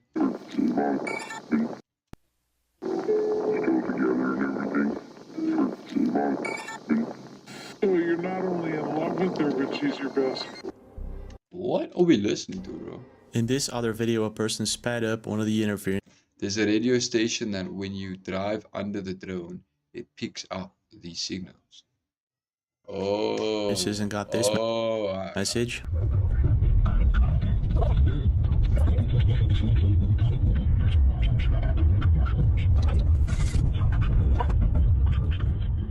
So yeah, it's pretty creepy. I ain't gonna lie. That should be in a movie, bro. They're coming. So That's apparently this sick. person sped I up the that. video 8 times. This I like that one. was posted by Money Pilot Fitness 3 days ago. Now, when it comes to trying to explain what's really going on, there's a bunch of people posting videos with very interesting explanations. I might make a video on this. Like, I genuinely just might make a video talking about this. Because this is actually pretty sick. I didn't think there was, like, you know. And here are a few that I found. Hey, everyone. My name is John Ferguson. CEO of drone manufacturing company that has government contracts gives interesting take on what's happening in New Jersey. My assessment of the drones. I'm the CEO of Saxon Aerospace here in Wichita, Kansas. I'm not normally a TikTok kind of a guy. I like watching this stuff every once in a while. But I'm a manufacturer of unmanned aircraft, military grade unmanned aircraft, as you can see. One of my systems here. There's all of these mysterious drones going on off the East Coast, and as a professional, as a subject matter expert, I wanted to give you all my opinion on what I think could be going on with these drones. I don't particularly believe that these have a nefarious intent. I could be wrong, but I want to give you the truth and what I believe. It's my own opinion, and I've not bounced this off of anybody. So this guy goes on and explains how he has information from a buddy of his that there is a missing nuclear and apparently this thing went missing in Europe when it was headed towards the United States, and they can't find it. And so there's a lot of things going on right now, and he believes that all this that's happening with the drones in particular, it's because they're scanning and trying to find this nuclear This is one interesting theory, and he explains. Yeah, that's an interesting one. Explains this theory very. It's a scary ass one. Very well. If you want to watch his video, he's John Ferguson 730 on TikTok. He's got a very interesting video on the topic. Now, when it comes to explaining the drones, he might be on the right path. I'm not so sure about that, but it kind of makes sense. But what about the orbs? What about the birds? The interferences all over the world? How do you explain that? And being that everyone's zooming in on these objects, these orbs, it appears as if they are organic. What is that? Got another video of the orbs. Not obeying the law. What is that? I'm not even sure. Not obeying the law. Very weird. I need to see more close-up of these orbs, bro. Of physics or gravity and all that. So she explains plasma and dark matter. And in a few minutes, I'll explain why I think this may have something to do with it. Oh my God. Y'all, the UFOs, the drones in New Jersey are chasing these things. That the drones are not plasmoids, and I 100% agree. Genius. So what the F are plasmoids? I'll tell you. Okay, plasma is the fourth state of matter. It is in plasma balls, it is lightning, it is ionized gas that creates fluorescence when the electrons are flurrying around the nucleus and they're free. Crash course on plasma. Non-plasma, plasma, free electrons, not super tied to the nucleus. This can create fluorescence, which is in the aurora borealis, lightning, fluorescent light, neon lights. Plasma is also the sun and any star. Plasma has to do with sacred geometry, and now let's get into plasmoids. There are several theories that plasma Take everything she's saying with a huge grain of salt. She could, I don't know who this woman is, but she could be one of those TikTokers that just splurge, slurp juice and talk BS. So is intelligent, including the intelligent plasma hypothesis by Dr. Massimo Teodorini, who is an astrophysicist and of course an electronic musician, because plasma is sound. There's also a book, A New Science of Heaven by Robert Temple, which is literally about the science of plasma transforming humanity's understanding of its place in the universe. It talks about plasmoids. And then this is Dr. Massimo's book about consciousness and plasma. So basically these plasmoids have literally been studied since the 50s. There are several and physicist papers on plasma. Just Google plasma UAPs. You can also look up this and this in the Journal of Modern Physics about new studies on plasma and plasmoids. This was recent. So while researching this plasma being thing, I found this article. You can find it too. It's plasma being formed and maintained inside TAE Technologies fusion machine. There is a video of humans, us, creating this plasma being for a few seconds inside this TAE Technologies fusion machine. This is apparently new technology that MacBook Motion, shout out to you, bro, in the chat. Get into it. That we are developing since 2021 in California. So whatever this thing is, it seems that, well, it's being studied indeed. It seems that she knows what she's talking about. Then I found this other article. Look inside this lab where scientists are recreating the energy of the sun, plasma, to produce nearly unlimited clean energy. And then I was, So this kind of makes sense of what Elizondo's lawyer was talking about. We may be reaching a point in which we have technology may again be dangerous and used with bad intentions. While reading this article, I found out that they're using nuclear reactors to power this technology. And well, we have a lot of nuclear reactors in New Jersey. This is a list, a quick list actually. So yeah, it's a bit far-fetched, but still, it may have something to do with these UFOs that are apparently coming from within the ocean. Just had another one show up about my 1 o'clock, about 1,000 feet high, zipping towards us and then back out towards the ocean. It's red in color. And there's another explanation when thinking about the ocean, and that would be the sand theory. I don't know if you know about this, but the world is kind of running out of sand. We use sand for absolutely everything. Your car, paved roads, your computer, television, buildings, your houses, glass, everything uses either silica Am I actually love? or sand. And we, of course, usually mine this sand, but there's also something called... What do you mean MacBook Motion, bro? Are you actually love? What do you mean by that? Illegal sand dredging, where we get this sand from the bottom of the ocean. So that's everything, your car, paved roads, your computer, television, buildings, your... Oh, you mean am I actually live? Is that what you mean? Yeah, I'm live, yeah. Houses, glass, everything uses either silica or sand. And we, of course, usually mine this sand, but there's also something called illegal sand dredging, where we get this sand from the bottom of the ocean. So this is what it looks like. Usually illegal sand dredging involves a ship in international waters going to extract this sand. While it does so, it's going to create this possible erosion from the coastline. So what happens here is, as we extract the sand from the bottoms of the ocean, we're changing how the bottom of the ocean sits. So the more you extract from one place, the more it erodes from another. And this, of course, messes with the Earth's crust and many other factors. And if these guys are coming from the bottom of the ocean, let's just say that they have an entire ecosystem there, they might just be pissed. Not only that, they might have noticed that we reached a point in which, well, something might actually happen. Now, I don't know if you know about this, but between 2020 and 22, we had a global quieting of seismic noise. In other words, earthquakes. Almost zero. And this is basically because everyone was inside their homes. We had no industries, no cars, no airplanes kind of running. And this ended up quieting down the seismic activity. So That's that would mean that we interesting, bro. humans have reached a point in which we are interfering with the Earth's crust that much. Whatever it is that we're doing, it might just be that we reached a point of no return. And these guys are showing up saying, hey, look, yeah, this is it. I wouldn't go any further. Now again, these are all theories. And there's also the theory that these plasma beings or UFOs are just a psyop, because like some state, it looks like holograms.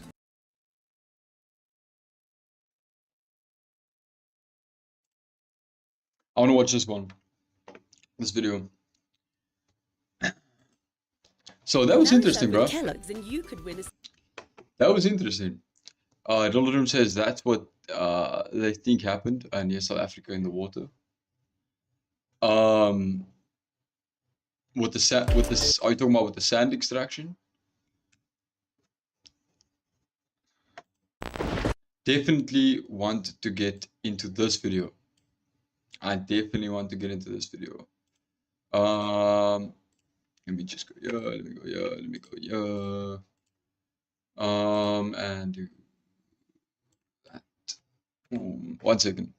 1 second, I gotta go take a piss. I'll be here now. I'll be here now, bro. This is gonna be a sick video. We visit Bohemian Grove.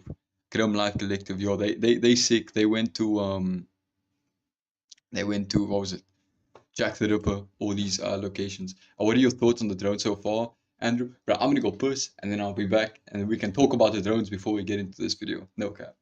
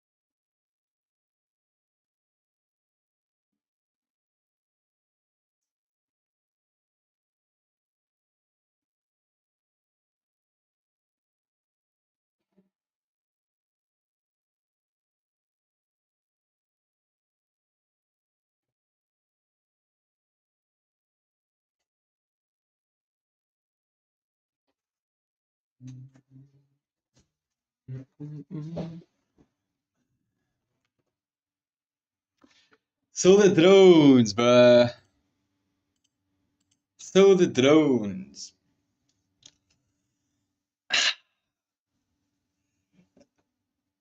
It's such a weird thing. I think the theory that guy that creates drones. I think the theory that he said, I like that one where it's like, a nuclear explosion, the B word. I don't know if that'll get this video. I don't know what'll happen if I say the word, to be honest, because he didn't, so I don't, or that guy muted it out. But anyway, it was lost in transit. So now they need to find this shit. But I don't know though. I don't know. I don't necessarily think it's like it doesn't seem to answer all the questions. I'm convinced, bruh. I mean, it's definitely happening, right? This shit's happening. So it's just like, why, who, for what type shit, which is basically the same thing as why. The Red Room says, don't think of it as having to choose. Just realize this is all happening. Yeah, there we go. MacBook Motion. What do you think? What do I think about CIA gateway documents? I've never heard of that, bro. I've never heard of that. Let's look it up. Let's see what we can find. CIA gateway documents. What is that? Analysis and assessment of gateway process. Underway and easy inside type for the transcendental meditation. What is the CIA gateway program? Let's see. In September 2003, the CIA released 20-year-old documents relating to the getaway process, a training technique that used sound frequencies to stimulate the brain to achieve higher level of consciousness. Interesting. Interesting, bro. Are you in Jersey at the moment? No, I am in South Africa, which Cape Town, South Africa. Very far away from New Jersey, brother. It's an official unclassified document. They think we are in a simulation. I guess it was just research done, though. Right? It was like in 2003, it was already 20-year-old documents. So I assume it was just research being done to see if this is possible, because it makes sense why they would. But let's go through it. I think we literally have it here. Let's see. Analysis and assessment of gateway process. To Commander US Army International Group. 9th of June 1983. So this was classified type shit. You tasked me to provide an assessment on the gateway experience in terms of its mechanics and ultimate practicality. As I set out to fulfill that task, it soon became clear that in order to assess the validity and practicality of the process, I need to do enough supporting research and analysis to fully understand how and why the process works. Frankly, sir, that proved to be an extremely involved and difficult business. Initially based on conversations with a physician who took the gateway training with me, I had to recourse to the biomedical models developed to obtain information concerning the physical aspects of the process. And this is some interesting shit. They say practiced it. Yeah, because now, I mean, they're worth a look when you have the time. For sure. This seems interesting, dog. Riddle would love to hear what Riddle... Yeah, K-Bridge wants to hear what Riddle Room thinks about the drones. Riddle Room, bro. What's good? What's good, Riddle Room? Once this was done... Okay, where were we at? Physical aspects of the process. I then found it necessary to delve into various sources for information concerning quantum mechanics in order to be able to describe the nature and functioning of human consciousness. I had to be able to construct a scientifically valid and reasonable lucid model of how consciousness functions under the influence of the brain hemisphere synchronization technique employed by Gateway. Once this was done, the next step involved recourse to theoretical physics in order to explain the character of the time-space dimension and the means by which expanded human consciousness transcends it in achieving Gateway's objectives. Let me read that again. Once this was done, the next step involved recourse to theoretical physics in order to explain the character of the time-space dimension and the means by which expand human consciousness transcends. I wonder, bro. Man, there's a video by the Y-Files that basically covers all of this. Yeah, I ain't gonna lie. I need to watch that video. I haven't really seen the Y-Files videos, but I need to watch that video. Approved for release 2003.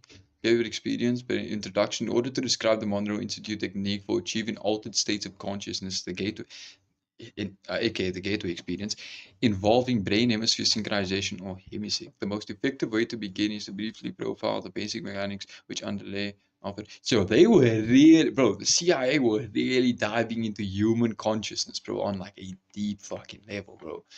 Hypnosis. According to the theories of psychologist Ronald Stone and the biomedical engineering models of Islam, hypnosis is basically a technique which permits acquisition of direct access to the sensory motor cortex and pleasure centers and low cerebral motor portions. Damn, bro.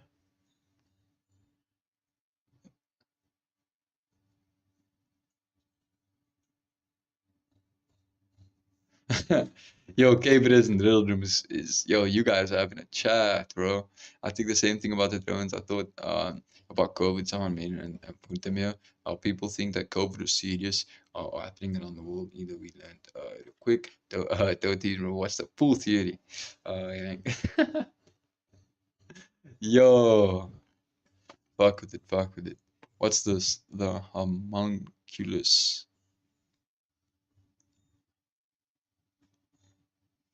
The motor sensory cortex and the third lateral. Like, I'm not prepared. I'm not, I'm not saying I understand any of this shit, but I do find it interesting. On the right side of the brain, as a result, according to Random, these waves will stimulate and eventually paralyze the cortex in such a way that it will tend to conduct a signal along the, starting on the toes and up. This is some real fucking research done here, brother. Brain phase consciousness process is most easily envisaged if we picture the holographic input with a three-dimensional grid system. The consciousness process is most easily envisaged if we picture the holographic input with a three-dimensional grid system superimposed over it such that all the energy patterns contained within can be described in terms of three-dimensional geometry using mathematics to reduce data to two-dimensional form. What the fuck am I? Consciousness energy grid? What the fuck were they researching, bro? Reduces mind's computers so with reduced time from the right hemisphere. Jesus. And yeah, you can see why this is classified work at the time.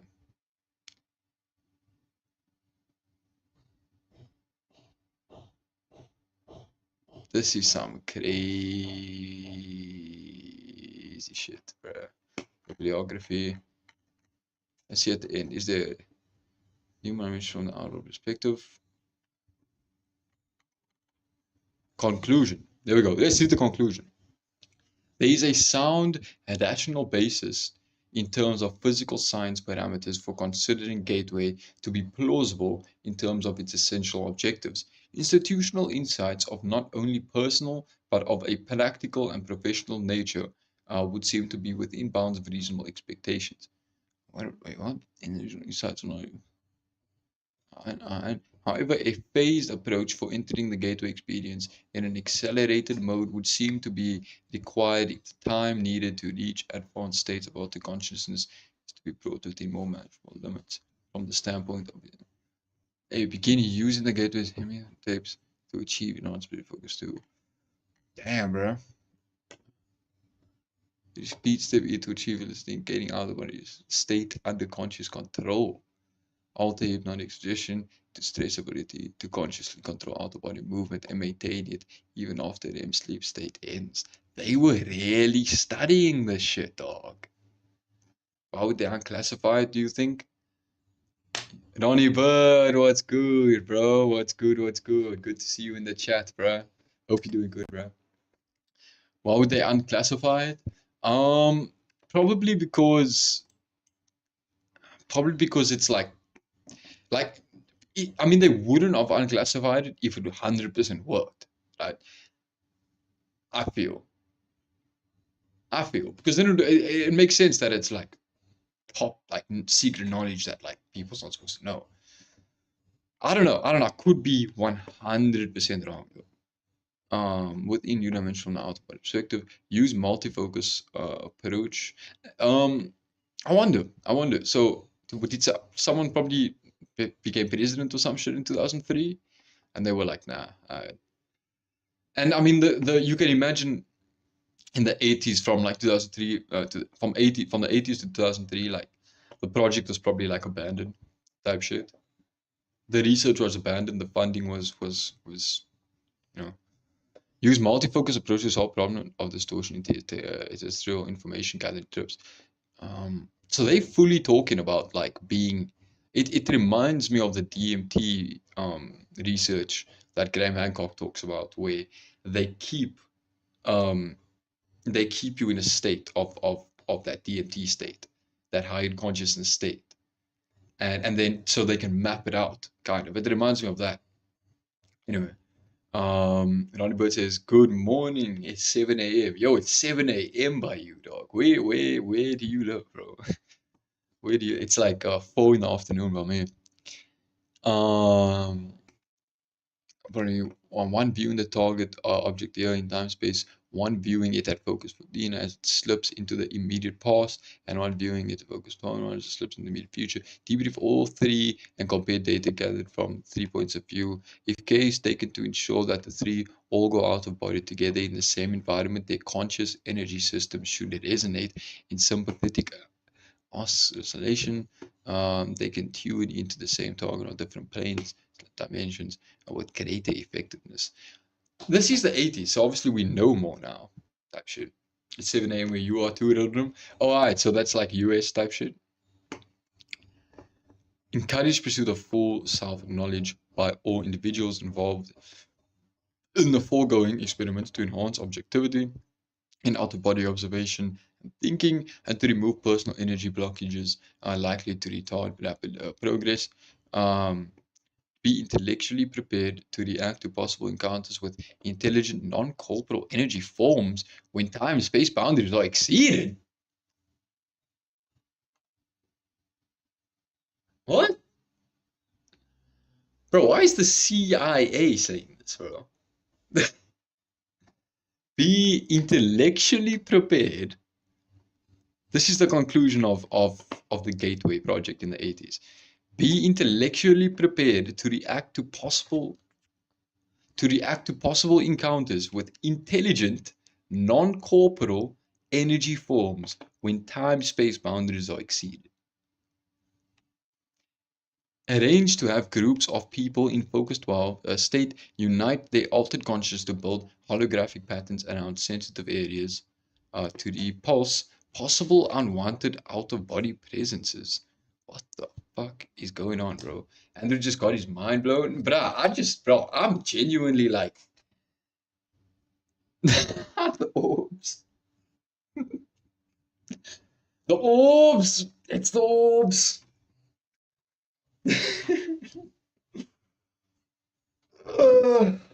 I genuinely...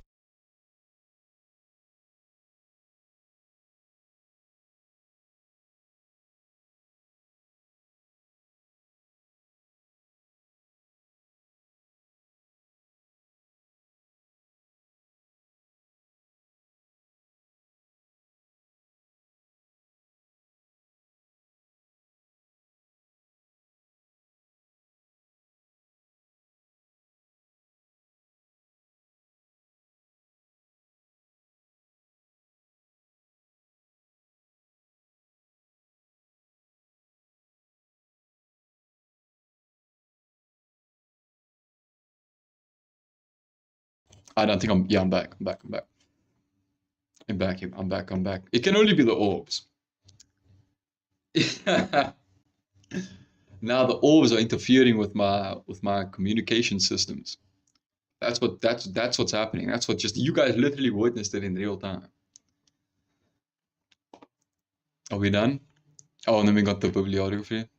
I want to read more. Let's see what else we got. Let's see what other tea that we can sip from this 80s classified document. Belief system considerations. In 1967, Alexander wrote a book entitled Secret Oriented Teachings in Tibetan Buddhist Sects. This is in the CIA document from which the following quote is taken. The tangible world is movement, say the masters, not a collection of moving objects, but movement itself. There are no objects in movement. It is the movement which constitutes the objects which appear to us. They are nothing but movement. No, I ain't gonna lie, that's sounding a lot like the orbs. This is sounding a lot like them wavy looking orbs. Nothing but movement. Didn't you guys say those orbs are moving funny? The other room says, did you know there's a pattern for a machine to switch consciousness with someone? Pattern doesn't necessarily mean it works. I think pattern just means like it's a concept or some shit. But that is interesting as well. This movement is a continued and infinitely rapid succession of flashes of energy in Tibetan Tasal or Shog, all objects perceivable to our senses, all phenomena of whatever kind and whatever aspect that may assume. are constituted by a rapid succession of instantaneous events. So they're describing like atoms, basically.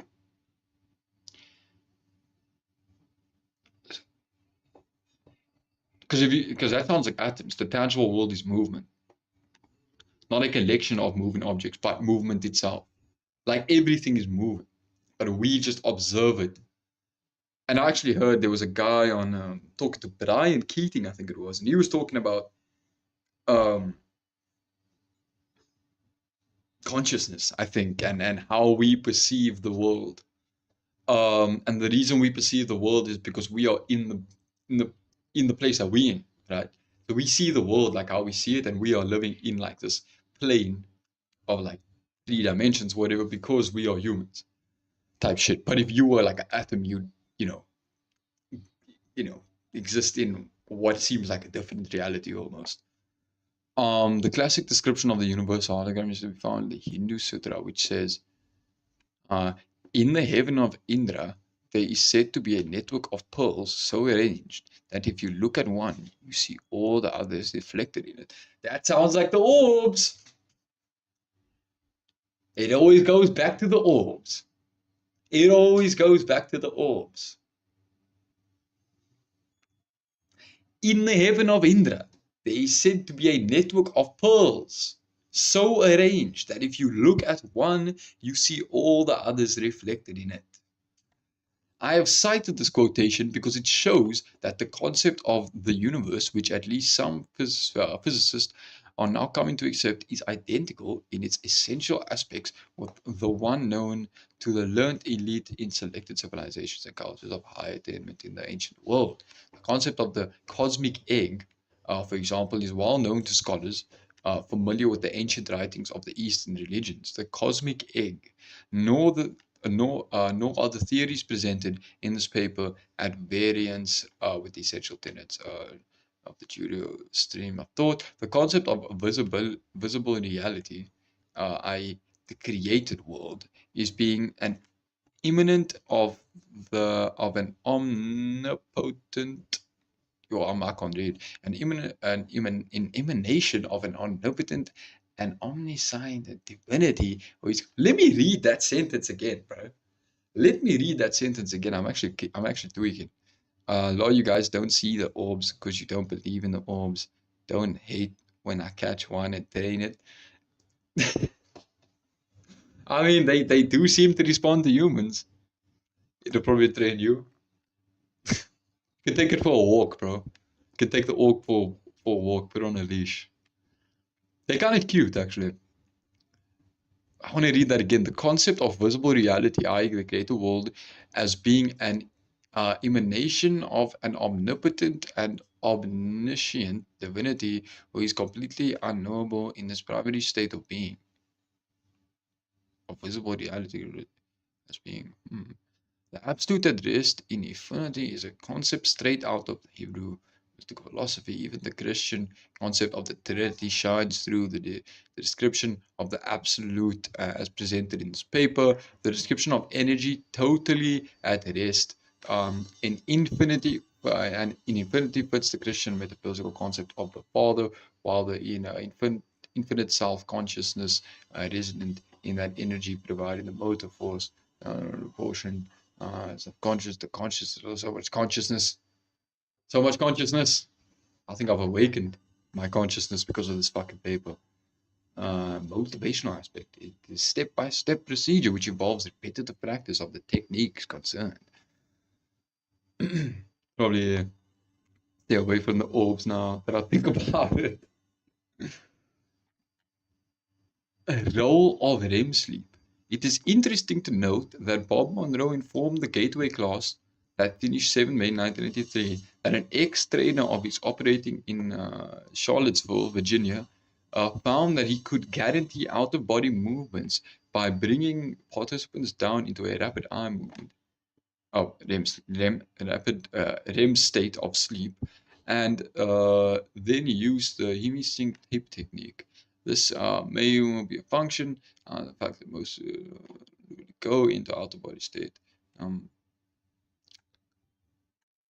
Bro, My brain is actually melting. The outer body movement, this remarkable phenomenon, has been saved for discussion in detail until last because of the interest which it occasions and special circumstances involved in its attainment. Monroe Institute stresses that the Gateway program was not established solely for the purpose of enabling participants to obtain the outer body state, nor does the program guarantee that most participants will succeed in doing it during the course of the training at the Institute. Only one tape out of the many which make up the Gateway experience is devoted to the techniques involved in the outer body movement. Basically, these techniques are merely designed to make it easier for the individual to achieve the outer body state when his brainwave patterns and personal energy levels have reached a point that he is in apparent harmony with his surrounding electromagnetic environment, such that he feels he has reached the threshold where separation is possibility. Holy shit. Interesting.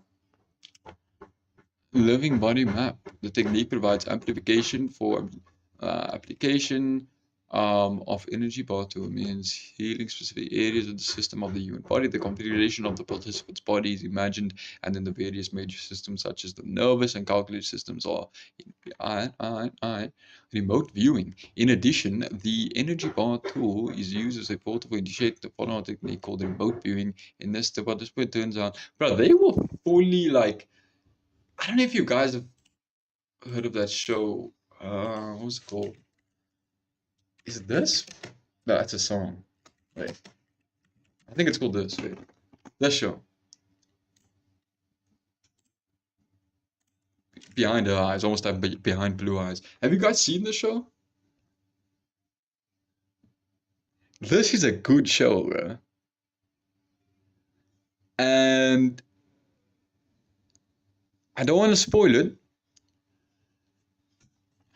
but it's got something to do with outer body experiences, something to do with what we just read on that side. I really recommend the show, Behind Her Eyes. It's on Netflix.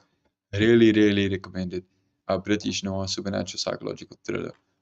Six series. Yeah. So what's good?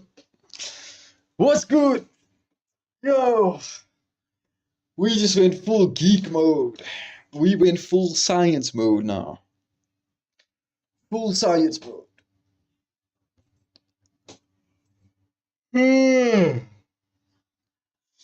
Now, I want to watch this video. We visit Bohemian Grove 4K. I'm gonna get something to drink real quick, and I will be here in a second, guys. Get ready for this shit, bro. Like this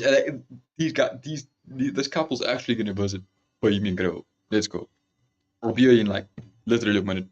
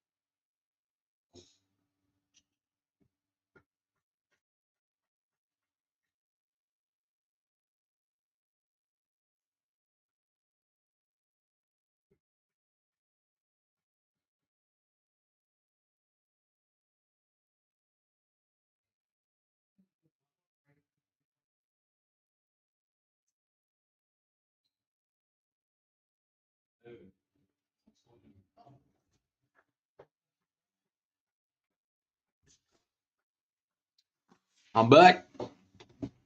I'm back. I'm back. We're gonna watch All God videos. Probably yeah, I'll stay with my all that matters is that I made you a believer of orbs. My job is done. Bro, I'm a orb enthusiast now, bro. Shot rid of the room, bro. No cap. The Bohemian Grove shit is creepy too. They pray to a huge owl. Yeah, pretty much. Let's watch this video. Actually, Actually. 30 more seconds. I'll be in now. Fuck. Sorry. Fuck.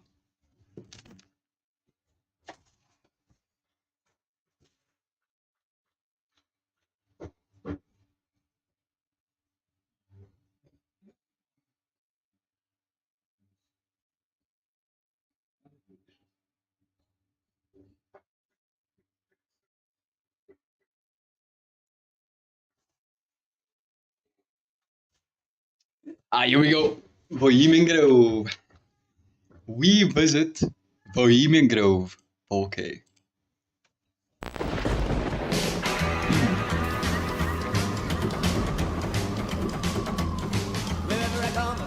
I don't want to get copyrighted. Let's go.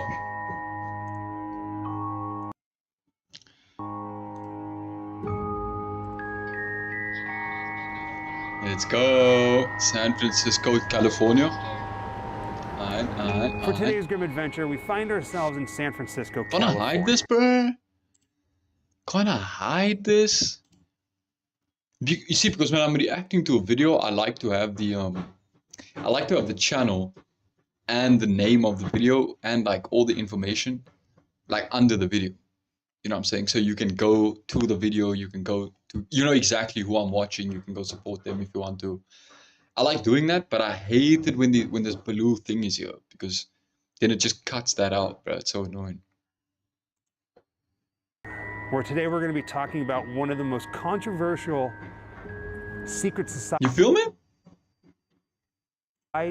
Some even say a cult in the United States, something known as the Bohemian Club.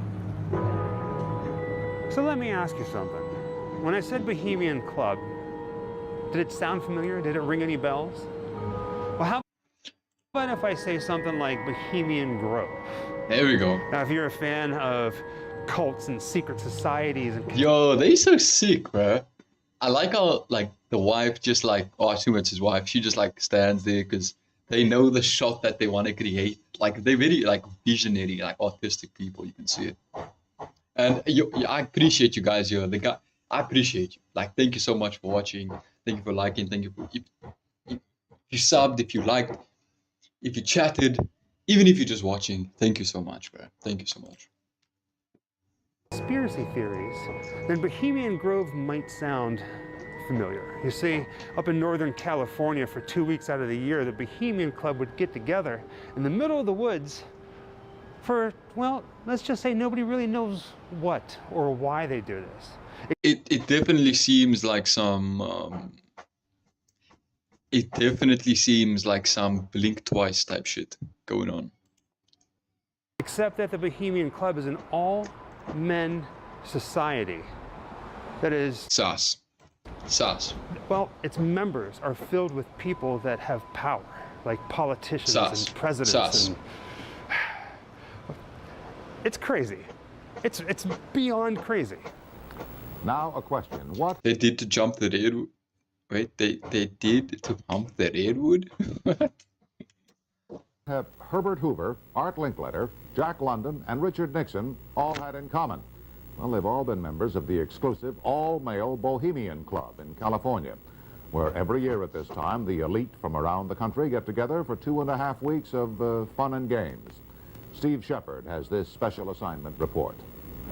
More than 2,000 Yeah, I don't know, bro. That sounds weird. members of San Francisco's exclusive and all-male Bohemian Club have once again descended on Northern California. These men will spend most of the month of July encamped on some 2,700 acres of pristine and privately owned redwood forest. Forest very much like this. The place is called Bohemian Grove, and it's located just 80 miles north of San Francisco. The Grove is the Bohemian Club's summer retreat, and its facilities are hidden beneath lush forest canopy extending south from the banks of Sonoma County's Russian River. For more than a century, the camp has been a place where club members and guests from all across America gather to relax. The retreat is divided into dozens of small camps, the most prominent of which is called Mandalay. Among its members are businessmen like Leonard Firestone and Edgar Kaiser, and political figures like Gerald Ford, Henry Kissinger, William French Smith. There's hella construction going on here. they did taste the rainbow. Yeah, but I mean, they taste in the rainbow, they hump it. I think I might know what you mean now. I think I might know what you mean, and I'd rather not. And George Shultz. President Reagan, Vice President Bush, small camps, the most America gathered to relax. The retreat is divided into dozens of small camps, the most prominent of which is called Mandalay. Among its members are businessmen like Leonard Firestone and Edgar Kaiser, and political figures like Gerald Ford, Henry Kissinger, William French Smith, and George Shultz. President Reagan, Vice President Bush, and Defense Secretary Weinberger are members of other camps. Richard Nixon is a Bohemian, and so are high-ranking executives of such companies as Eastern Airlines, Standard Oil of Indiana. Actual super powerful people. They probably feel so cool, like calling themselves, I'm a Bohemian. I'm a Bohemian. And Bank of America. For the most part, the men of Bohemian Grove are over 50, highly successful, and, according to many employees, politically conservative. Well, each year, many of them seem to have a stunt or try to come up with a stunt. Last year, in 1980, the popular button was Free the Fortune 500. Membership in the Grove is by invitation only and is determined by such factors as social standing, occupation, and personal connections. Privacy is one of the Grove's most cherished virtues. Yo, one second.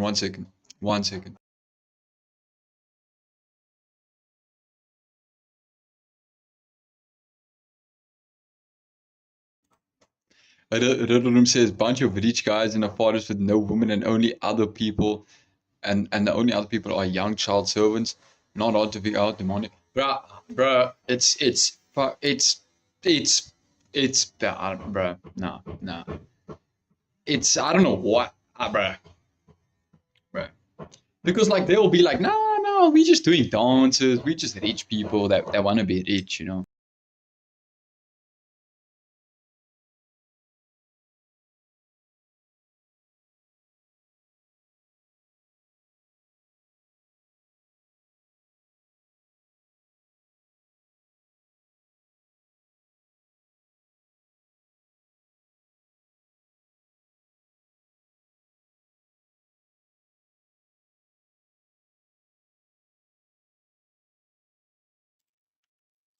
Alright, so I'm gonna play this video. I will be back in literally 2-3 minutes, genuinely, and then I'm gonna have to rewind, bro, because I'm gonna go do something. But yeah, I'm gonna let this video play while I'm doing that for like literally 2 minutes, bro. 2 minutes, 3 minutes. I will be back literally right now. Check you guys. No cap, love you guys, bro. No cap.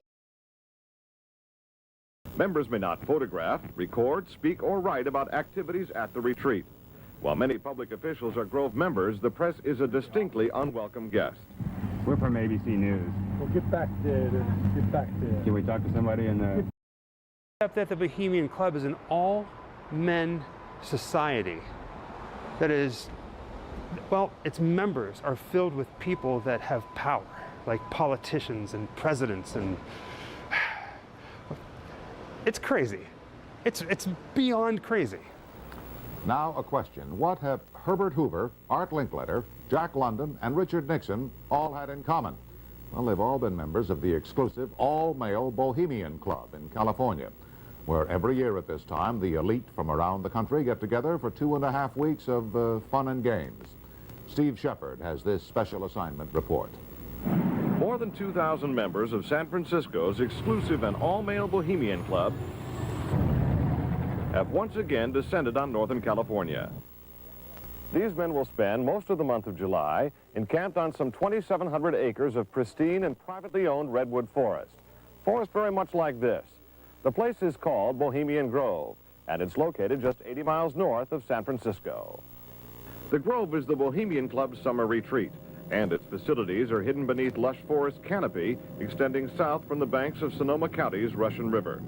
For more than a century, the camp has been a place where club members and guests from all across America gather to relax. The retreat is divided into dozens of small camps, the most prominent of which is called Mandalay.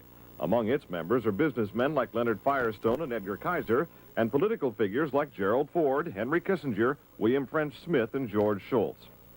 President Reagan, Vice President Bush, and Defense Secretary Weinberger are members of other camps. Richard Nixon is a Bohemian, and so are high-ranking executives of such companies as Eastern Airlines, Standard Oil of Indiana, and Bank of America. For the most part, the men of Bohemian Grove are over 50, highly successful, and, according to many employees, politically conservative. Well, each year, many of them seem to have a stunt or try to come up with a stunt. Last year, 1980, the popular button was Free the Fortune 500. Membership in the Grove is by invitation only and is determined by such factors as social standing, occupation, and personal connections. Privacy is one of the Grove's most cherished virtues. Members may not photograph, record, speak, or write about activities at the retreat.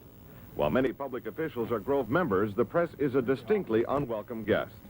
We're from ABC News. Well, get back there.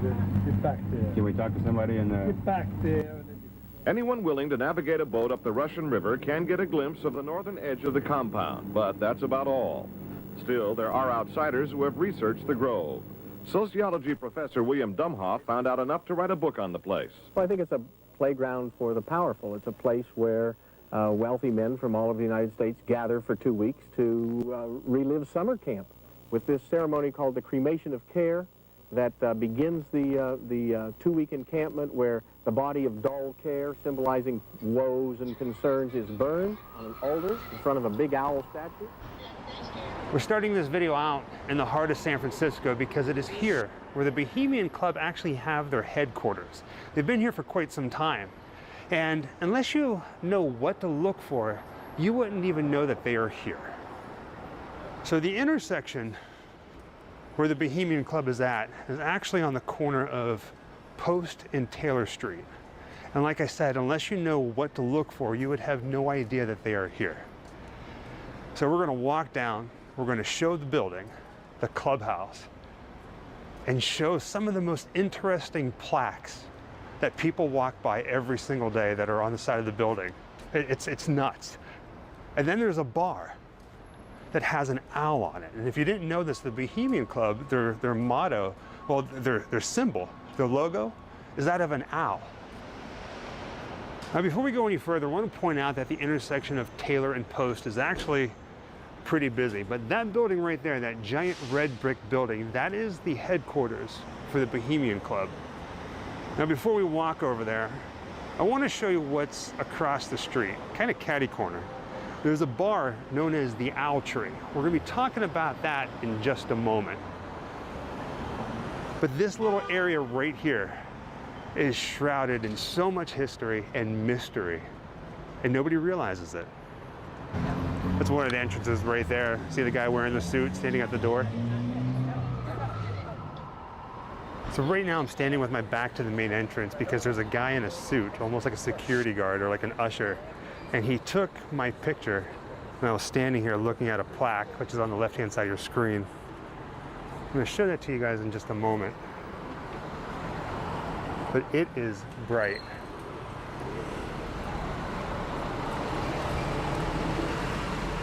Now, baby goal, the plaque that's over here, when it comes to the Bohemian Club, let me go ahead and try to get this shot on. There we go. So there's an owl here, which is the symbol, the logo, if you will, of the Bohemian Club. And the logo says, "Weaving spiders come not here," which is from Shakespeare's Midsummer Night's Dream. Midsummer Night's Scream. See what I did there? Midsummer's Night Dream. And it basically means leave everything at the door when you come in, like politics, business, leave it all aside. The club started in 1872. And this building, 1933. If I'm not mistaken, this is not the original building. The original building actually burned down. This one was built here in its place. And it's always been here, but it's just a newer building. We're going to talk a little bit more about that when we go around the corner. I'm actually surprised by the amount of people that have walked inside the building, inside the Bohemian Club, since we've gotten here. We've only been here for like 5 minutes. And have you noticed that none of them were wearing black jackets, black suits, nothing in black? I have heard before, in television shows and movies, of course, that deal in politics, that it makes you seem unwelcoming to your suitors, like you're too serious or something for voters and that sort of thing. But I fancy a nice black suit. Ooh, Men in Black. You know what? We're going to move away from the front entrance to this place because we were there filming and a couple people in suits came out to take a picture of us.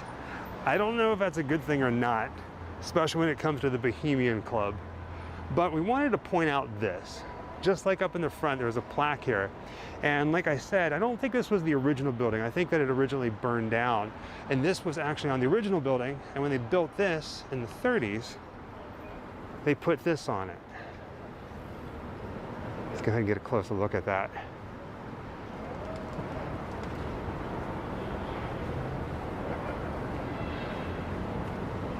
Pretty wild, right?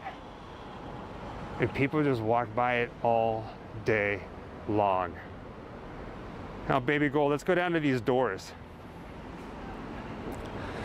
So there's the front entrance, and then down here towards the back, it looks like auditorium doors. You know, like whenever you go see a play, like in school or somewhere else, like they would open up to an auditorium of some sort.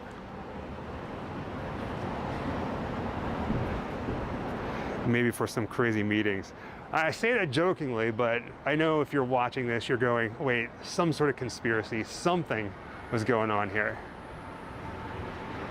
Maybe it's just a theater. Maybe it's just a theater. I mean, we know, I mean, they've been around for a while, so we know that the place does exist. And everybody always talks about the Bohemian Grove, but nothing about this place, the actual headquarters. So think of it like this. Bohemian Club, which is where we're at right now, this is the clubhouse. Bohemian Grove, that is made famous with all the different conspiracy theories and like their weird rituals. That's like their summer camp. They go out for 2 weeks, they have fun, they get to, you know, be all buddy-buddy, go pee on some trees, dress up, whatever they do. We can't go, you can't go. I've heard that like the waiting list for this thing is insane. Like they have like 3,000 members and there's 3,000 people still waiting to become members.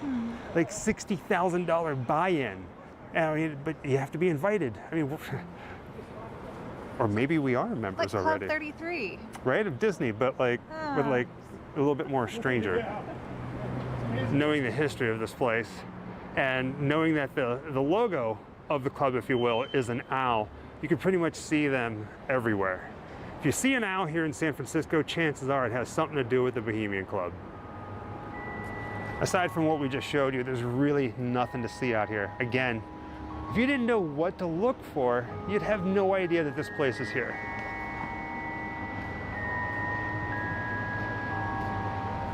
I would try to get inside, at least walk up there and talk to them, but I don't want to be on their radar. We can go up there and peek around. Let's walk up there. Let's walk up and see if they say anything to us.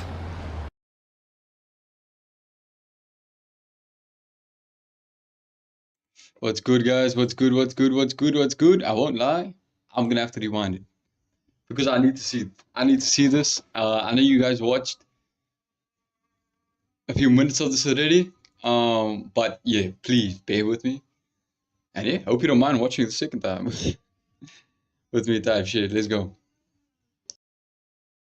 Ground for the powerful. It's a place where wealthy men from all of the United States gather for 2 weeks to relive summer camp with this ceremony called the cremation of care that begins the 2-week encampment where the body of dull care, symbolizing woes and concerns, is burned on an altar in front of a big owl statue. We're starting this video out in the heart of San Francisco because it is here where the Bohemian Club actually have their headquarters. They've been here for quite some time. And unless you know what to look for, you wouldn't even know that they are here.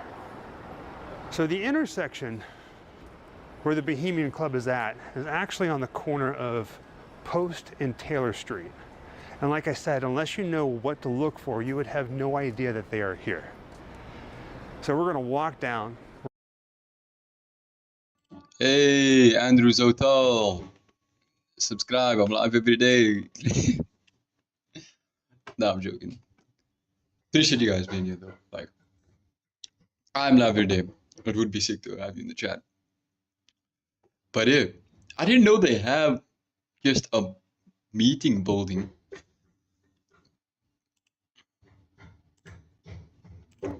What am I doing? What am I? We're going to show the building, the clubhouse, and show some of the most interesting plaques that people walk by every single day that are on the side of the building. It's nuts. And then there's a bar that has an owl on it. And if you didn't know this, the Bohemian Club, their motto, well, their symbol, their logo, is that of an owl. Now, before we go any further, I want to point out that the intersection of Taylor and Post is actually pretty busy. But that building right there, that giant red brick building, that is the headquarters for the Bohemian Club. Now, before we walk over there, I want to show you what's across the street, kind of catty corner.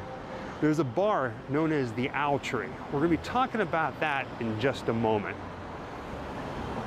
But this little area right here is shrouded in so much history and mystery, and nobody realizes it. That's one of the entrances right there. See the guy wearing the suit standing at the door? In so much history. Wait, so the red building, is this the one that's their hideout? And mystery. And nobody realizes it. This one, yeah? That's one of the entrances right there. See the guy wearing the suit standing at the door? Yo, no, that guy is definitely a security guard for the Bohemian Grove. That guy is definitely a security guard for the Bohemian Grove. Nah, and shop will still be in you guys, like no cap. All of you guys W's for you. Riddle Room says, I hope they all get exposed by the Diddy case. Yo, I wonder. Imagine that. Imagine the Diddy case, like somebody reveals like Bohemian Grove members and shit. A lot of shit's gonna come out though. A lot of shit's gonna get exposed. So right now I'm standing with my back to the main entrance because there's a guy in a suit, almost like a security guard or like an usher, and he took my picture when I was standing. Oh my days, yeah. He took your picture, oh my days. I would not want them to be taking my picture, bro. I do not want these fucking rich ass old guys to be having my picture, bro. Here looking at a plaque, which is on the left-hand side of your screen. I like how they do their framing and shit. How your wife just like stands there. It's very like moody. You know, in a good way. It's very like, it sets the scene. I don't know what scene it sets, but it sets a scene. I'm going to show that to you guys in just a moment. But it is bright.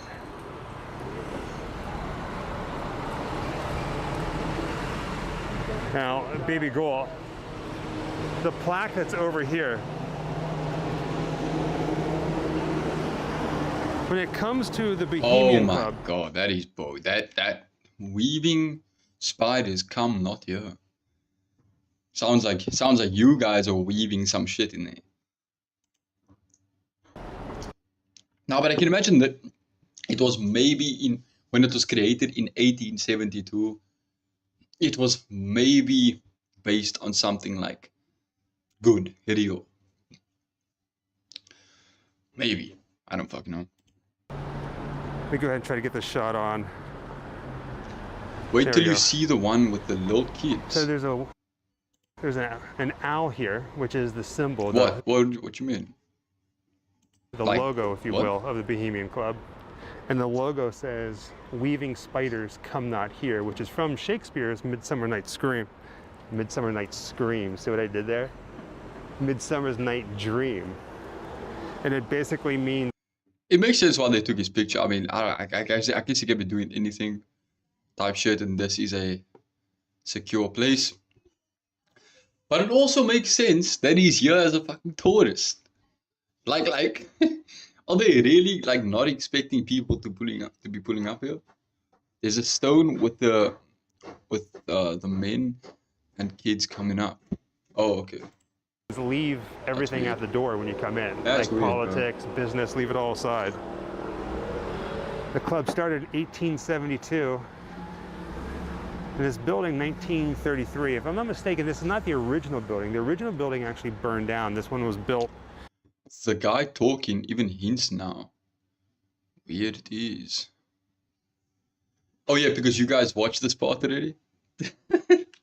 Is that how you know that? Because you guys watched this part already? But I'm catching up. You know more context than I do. Type shit. I know. I'm catching up. Here in its place, and it's always been here, but it's just a newer building. We're going to talk a little bit more about that when we go around the corner. I'm actually surprised by the amount of people that have walked inside the building, inside the Bohemian Club, since we've gotten here. We've only been here for like 5 minutes. And have you noticed that none of them were wearing black jackets, black suits, nothing in black? I have heard before, in television shows and movies, of course, that deal in politics, that it makes you seem unwelcoming to your suitors, like you're too serious or something for voters and that sort of thing. But I fancy a nice black suit. Ooh, Men in Black. You know what? We're going to move away from the front entrance to this place. Oh, that building looks old, dog. That building looks old, eh? We were there filming, and a couple people in suits came out to take a picture of us. I don't know if that's a good thing or not, especially when it comes to the Bohemian Club. But we wanted to point out this. Just like up in the front, there's a plaque here. And like I said, that's weird. I don't think this was the original building. I think that it originally burned down. And this was actually on the original building. And when they built this in the 30s, they put this on it. Let's go ahead and get a closer look at that.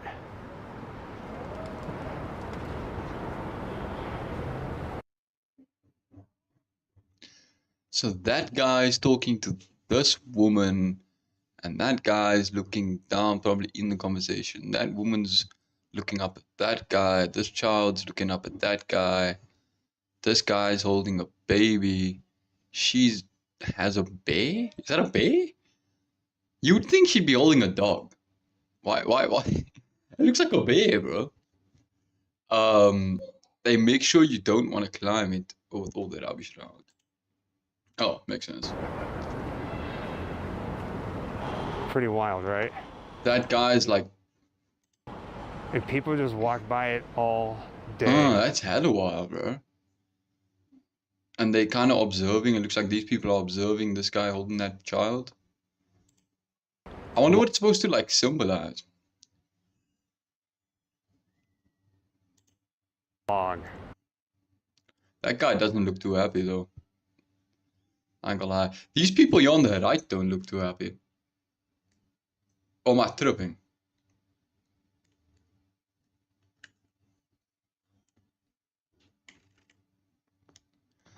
There's literally a guy tweaking. Oh, twerking. Wait, what? Oh, you're talking about this guy, yeah.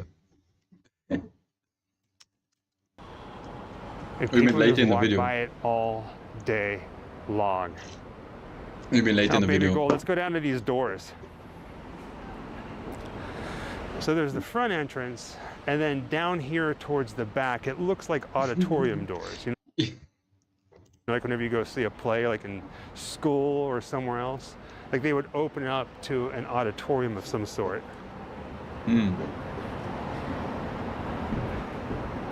Maybe for some crazy meetings.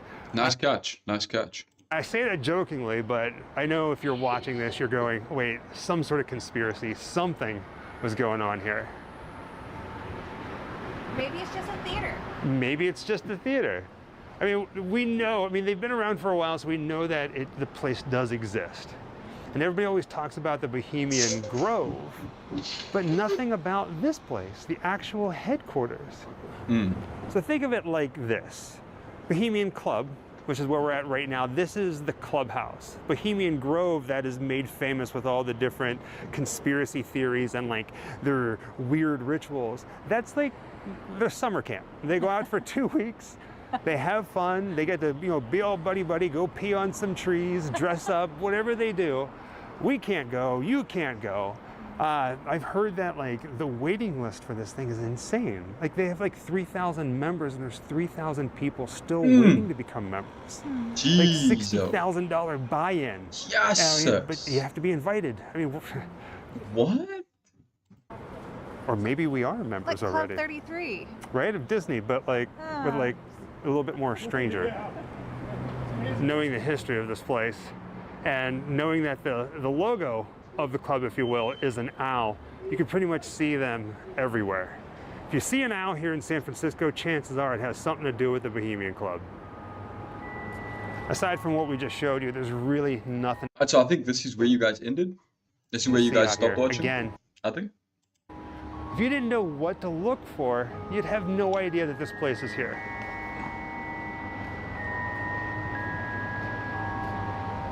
I would try to get inside, at least walk up there and talk to them, but I don't want to be on their radar. We can go up there and peek around. Let's walk up there. Let's walk up and see if they say anything to us.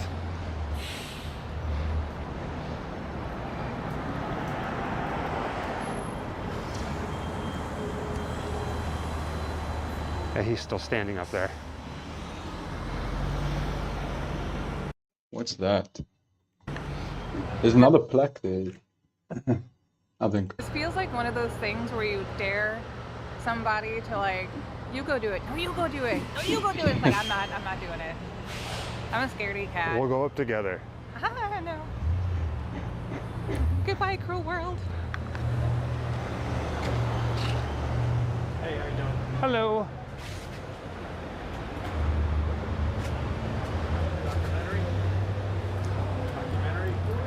YouTube. Oh, YouTube. Yeah, we travel the world documenting strange places and unique places, so that's all. We found a race where no other participants were in it. We're not. Have fun. There's nothing inside the main foyer that we're allowed to look at, is there? No, yeah, it's private. Okay, yeah, I figure as much.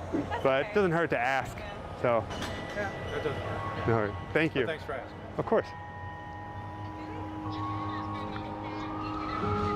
They seem awfully nice. They seem awfully nice.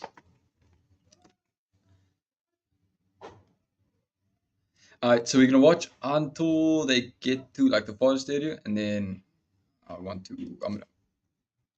gonna tweak my thumbnail type shit. The room says there's guards.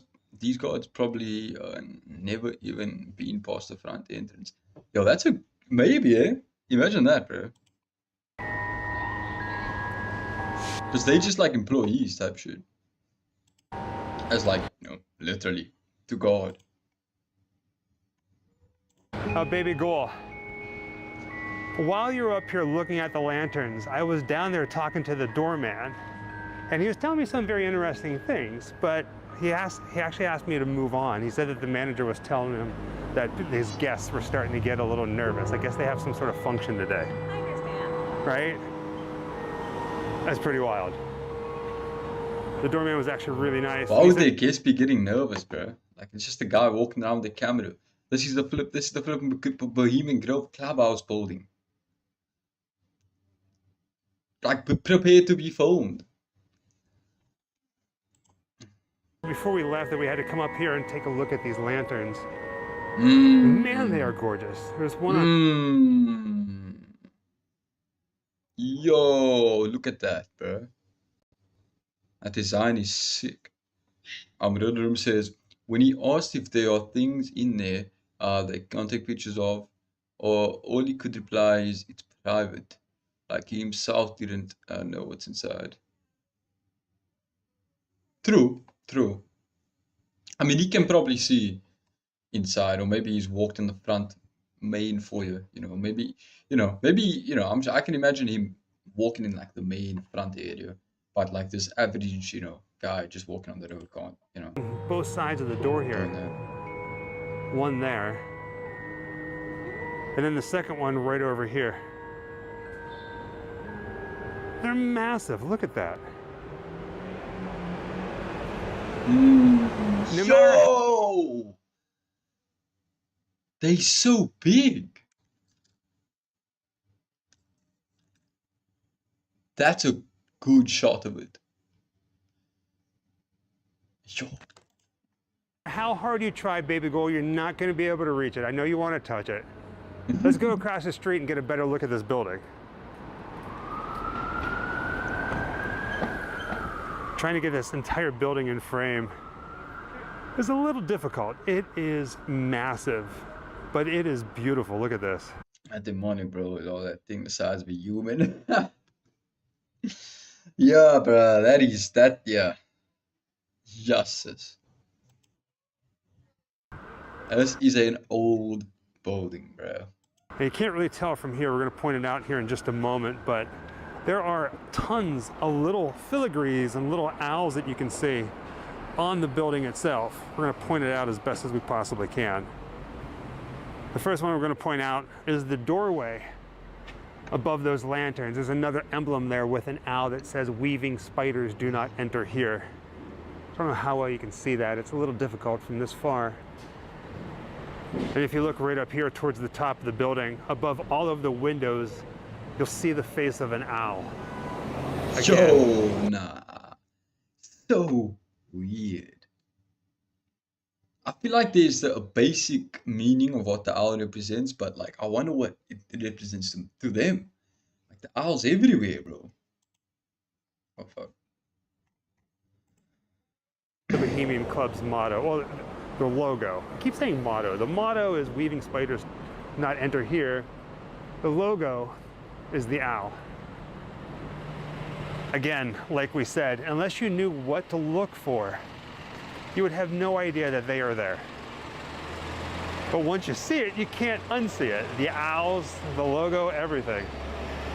Now before we leave to head to Bohemian Grove, yes, we're gonna go there. We're not gonna break in, but we are gonna go and see how close we can legally get there. Before we leave, we're gonna stop and take a look at that place that's across the street called the Owl Tree. Let's go. All right, let's get our bearings. Across the street, the red brick building, that is the Bohemian Club. Yep, that's what we just And now know. knowing that the owl is the Bohemian Club's logo, let's take another look at this place called the Owl Tree, which is across the street. You see it? That's creepy, man. That's so creepy. The Owl Mosaic. That is so Now, this weird, place has bro. a very interesting history that kind of coincides with the Bohemian Club. I don't like that. I don't like that, bro. That gives me Blink Twice vibes. If you've seen the movie Blink Twice, you will know exactly what I mean. There's literally an owl on the wall. Literally, bro. Watching the building, watching the streets and shit. If you've seen the movie Blink Twice, you'll know what I mean. This gives me Blink Twice vibes. As far as I can tell, the Owl Tree really has no affiliation with the Bohemian Club. It's just somebody who had a bar across the street, wanted to kind of cash in on it. So at one point, the old owner used to have a whole bunch of owls, like little tchotchkes and stuff like that inside here that would pay homage to it. Eventually it was sold, all that stuff was removed, and all that remains is these tile pieces that when you look at them from afar, it's in the shape of an owl. Now, baby girl, what were you saying? You were back here behind me a little sad. It doesn't open till 4. So we're a little early. We're very early. We're gonna be gone by the time it opens. Yeah. I'm sorry. It's okay. But we have to get out. We have to get out to the Grove. You have the Owl Tree sign once again, and I love that it's on. We have to get out to the Grove. Yeah. Post Street. Get it? Owl Post. And on this side, the mosaics aren't in the shape of an owl, but you can see some of the owls up there on the ledge to try to scare some birds away. You can literally see owls up there as well, dog. What the fuck? That's a lot of fun. That's a lot of fun. And I think that's about it for our time here in downtown San Francisco at the Owl Post, as well as the Bohemian Club. Like I said, from here, we're gonna head out to the Bohemian Grove. We're not gonna trespass, we're not gonna sneak in. I know people have done it in the past. We're going to see Yeah, There's a group of guys on YouTube who have multiple videos of like close-up shots of like ceremonies and shit. Quite impressive how they snuck in there. How close we can legally get before they tell us to leave, or they kidnap us and this is our last video we ever put out. Wouldn't that be something? All right, let's go. Alright, let me do something quickly.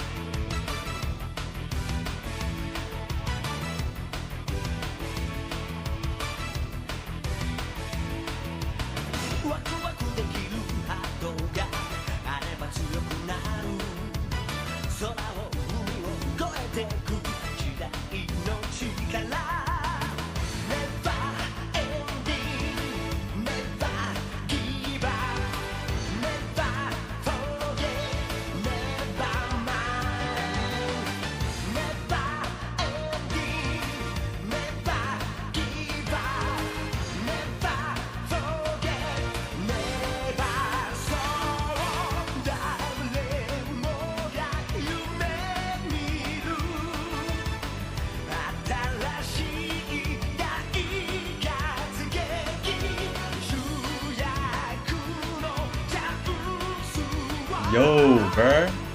I was actually muted the whole time. Like, I was actually muted the whole time. That is annoying. That is annoying. Like, I was literally talking the whole time, and I was muted. Okay, let me make sure I'm not muted. Video is up. Boom. That's done. Boom. Close that. Close that. Let's go.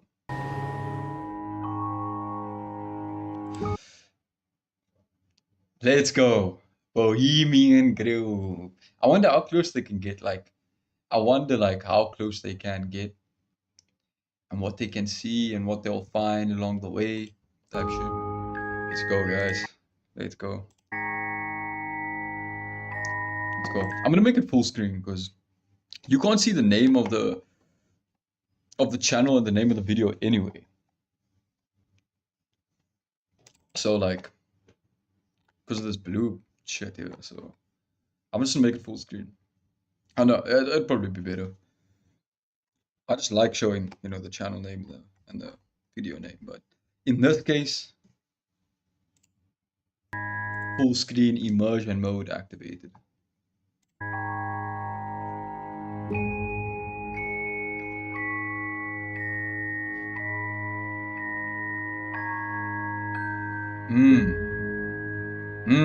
They really set in the mood.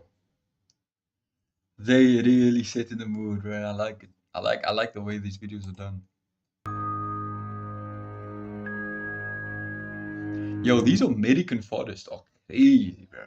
Like, we have some of these, but you kind of got to get a bit closer to the mountain and shit. It's not really like the flatlands and shit. Like, it's not really, you know, I don't know, Cape Town ain't like this, you know what I'm saying? South Africa ain't in a lot of areas like, in a lot of areas, there are areas like this, 100%, 100%. But definitely not where I live.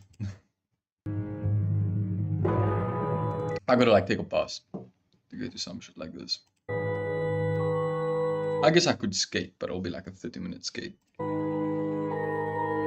Probably longer. Alright, what does it say? The raids Occidental Cemetery. Alright. So it looks like our journey to Bohemian Grove has now taken a little bit of a rainy day turn. Right now we're in Occidental, California. It's like this little Bohemian mountain town. And we found a cemetery. It's called Druids Occidental Cemetery. We're not that far from the entrance to Bohemian Grove, but we figured we'd start here, or at least stop here and talk about what we need to talk about before we possibly get encountered with security or stopped by security. Walking up here to the top of the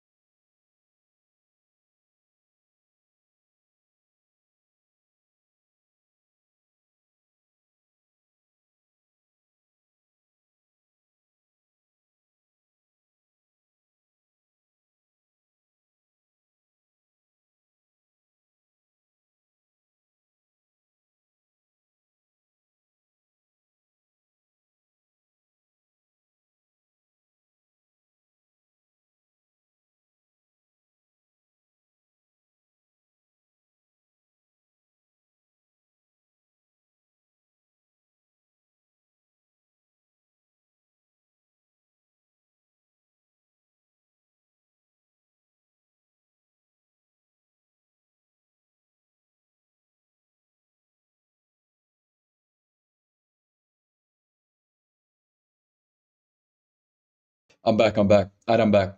That is annoying, but I'm back. That is annoying, but I'm back. Thanks, yo. Thanks for like immediately telling me, bro. No, bro. I appreciate it. Thanks for immediately telling me, bro. I appreciate it. But yeah, so I was saying your classic horror movie formula, you know, group of teenagers, group of, you know, people, whatever, group of adults, doesn't really matter. They a fan of Bohemian Grove because Bohemian Grove is in pop culture. Like we find this shit interesting. Like basically like us grouping up and going to Bohemian Grove pretty much, and ask the orbs to fix the audio. I might need to do that. But yeah, we pull up Bohemian Grove. We like all big fans, and then shit just starts going wrong. And now you would expect shit to go wrong, but it doesn't go wrong the way you think it goes wrong. Type shit. You know what would be a twist? If shit actually goes right.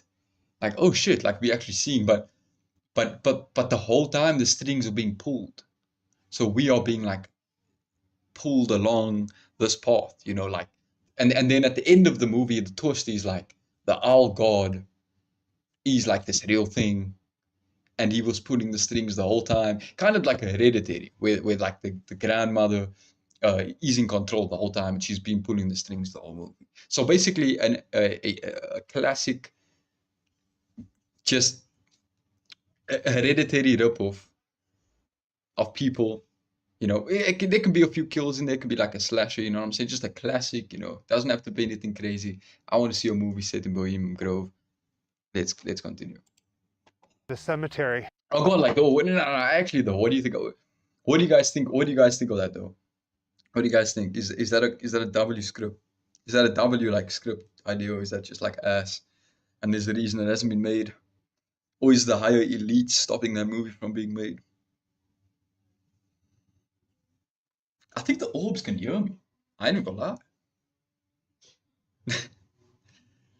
Obey your owl, daddy. Bro, that ain't my daddy, bro. That is an insult. That is their daddy, dog. That's these old people's daddy, bro. I don't know for what. It's some weird owl on the wall watching everything type shit. Hell no.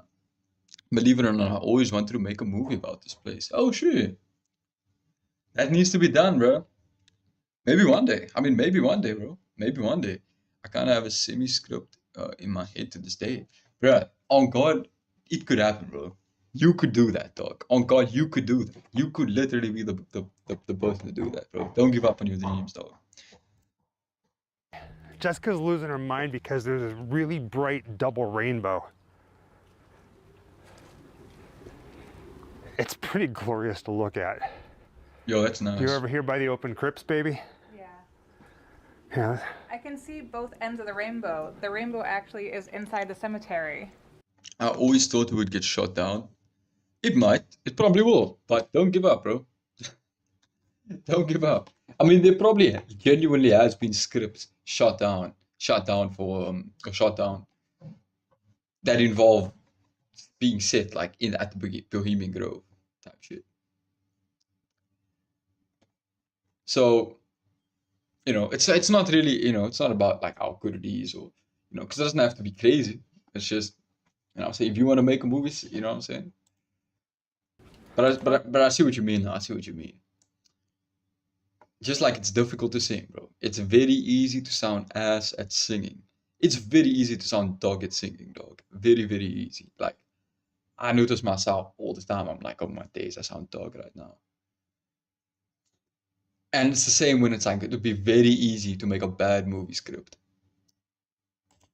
Type shit.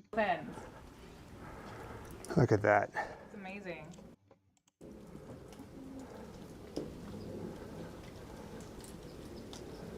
Mmm.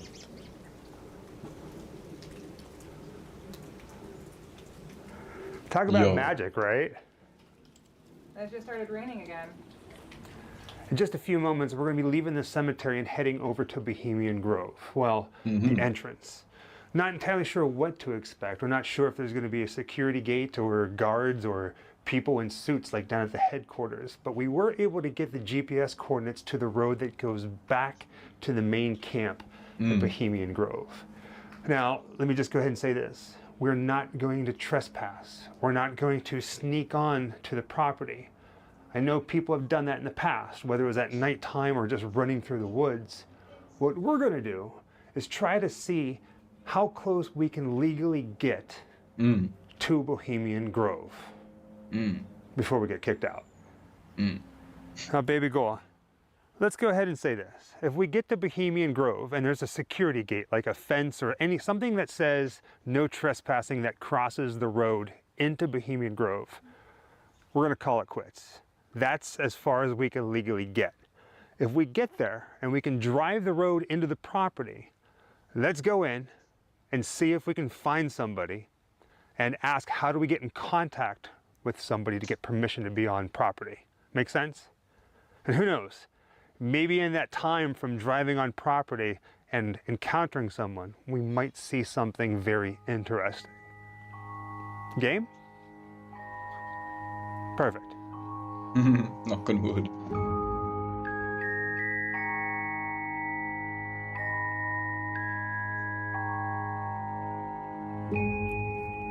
Driving back to Bohemian Grove, we had to pull over on the side of the road to show you guys something. So what you're looking at right now is the Tesla GPS screen, the computer monitor right here in the dashboard, and you see what it says? Bohemian. Yo, hold up, guys. 1 second. What does it say? Bohemian Grove owl statue. What the fuck?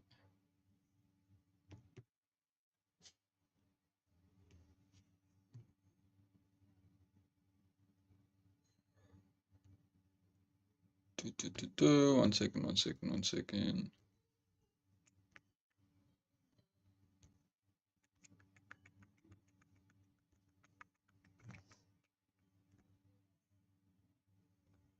Boom. Alright, I'm back. Bohemian Grove owl statue. They want to meet the owl daddy. They want to... We still have a ways to go before we get to the front gates to the Oh road my days, that thing is crazy. Goes back there. But that is like the holy grail of Bohemian Grove, being able That to is see crazy. that. That owl statue. If we can, that'd be awesome. If not, just knowing that we're getting this close to it, mind-blowing. It really is something else back here, isn't it, baby? This boy? place has a lot of history, bro. Like, if I were to have a secret society, a secret club, I would want it out here in the Redwoods. Not sure how much of a secret this place is when all the roads and areas surrounding it are called Bohemian Highway, Bohemian Grove, Bohemian Grove, etc. Good point. I think the secret's out. People know. Yeah, baby girl, I think this is it. 2 yellow signs that says not a through road. Mm-hmm.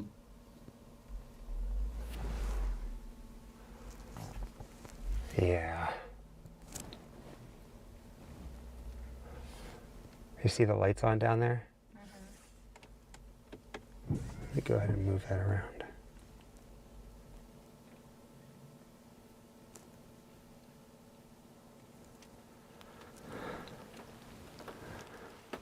Well, that didn't last long.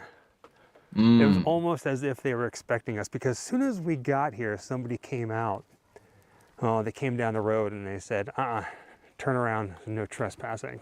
Maybe it was because we were down in San Francisco at the headquarters just yesterday talking about this place, so they sent somebody up here.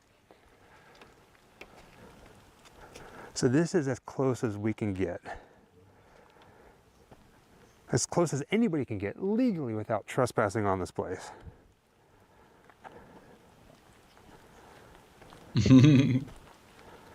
So we can walk up to the line.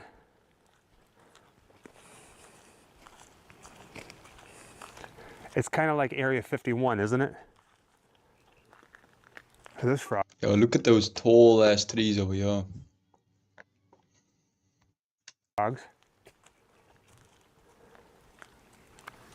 I bet if you send a drone, they shoot it down. Probably, yeah. I wonder. You're tempting fate. Oh! Oh no. So everybody, Jessica has officially entered Area 51, Bohemian Grove. It makes you a little nervous, huh? Yeah.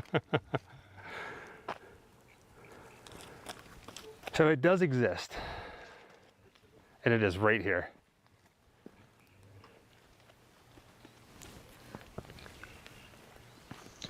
She will never see it again.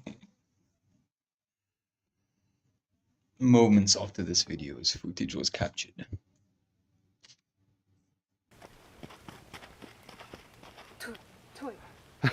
No further than this, though. It is very pretty here. I can see why anyone would set up some kind of a camp or establishment here. Sucks that it's secret. I would like to visit. So again, feel that. Give me 1 second. Again. Gotta do something.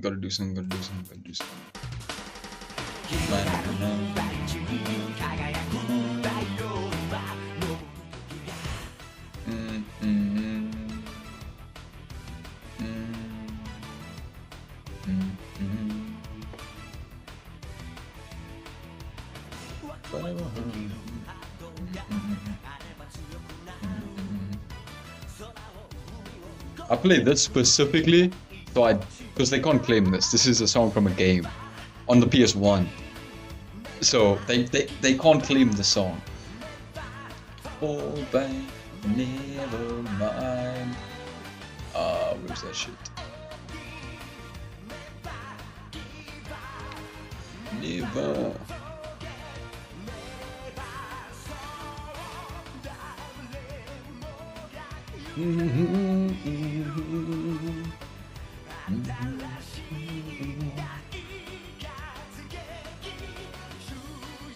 Where the fuck is that picture?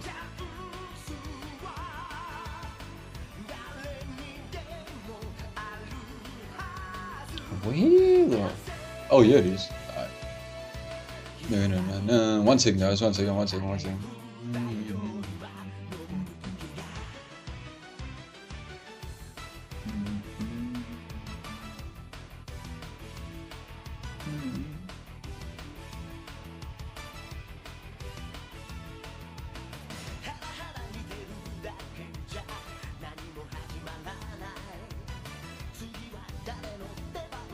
And I think that's good.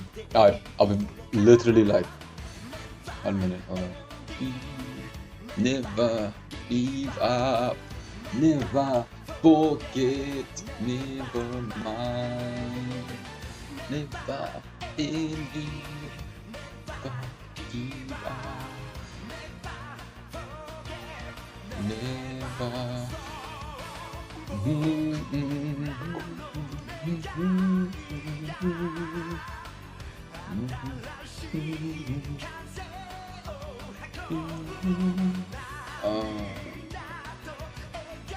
Are you serious? Hold up.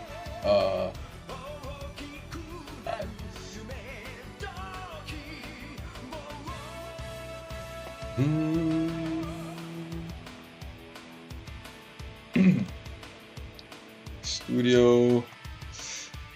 Literally 1 moment. And then I'll be there.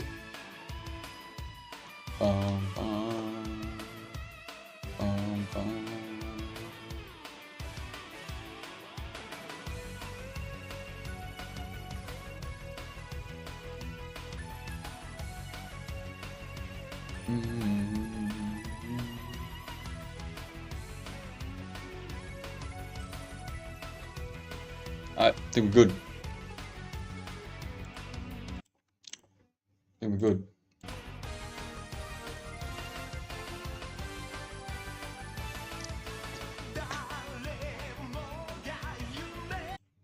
Alright, let's get back onto it then. Yo, was the volume like soft for you guys the whole time? we're not going to trespass. If you know our channel, we don't do things like that. Instead, we want to show what it would be really like if you did things legally. Always ask for permission, unless you're going to be like her and then just tempt fate. Now, again, there have been people that have illegally entered this property, and you do not do that in any way, shape, or form. You know, being on YouTube like this, you not want to say that we're role models, but you set examples for people. And somebody's going to say, oh, you should have done this. Oh, you shouldn't have done this. Do it legally and have fun. I touched the butt. You know what? I will say this. Ah, that was a good one. That was a good one. That was a good one. I feel like we're somewhat like advocates for no trespassing. You never know what's going to happen. If you're in a place, especially out in the middle of nowhere, and something happens, I mean, come on, how bad can that be? It can be very bad. Now, there are trees everywhere, dog. Yo. There is pictures online of people trespassing on this property. They pretty much parked right where we parked. And then they ran past this tree, up the road, up into the hillside, and went back as far as they possibly could. They got some really, really cool footage. I mean, I'm jealous. I want to see it. But 45 years old, I don't want to get arrested. I don't want a fine. I like my reputation of actually respecting people's property. And you got leaves. It's a nice leaf.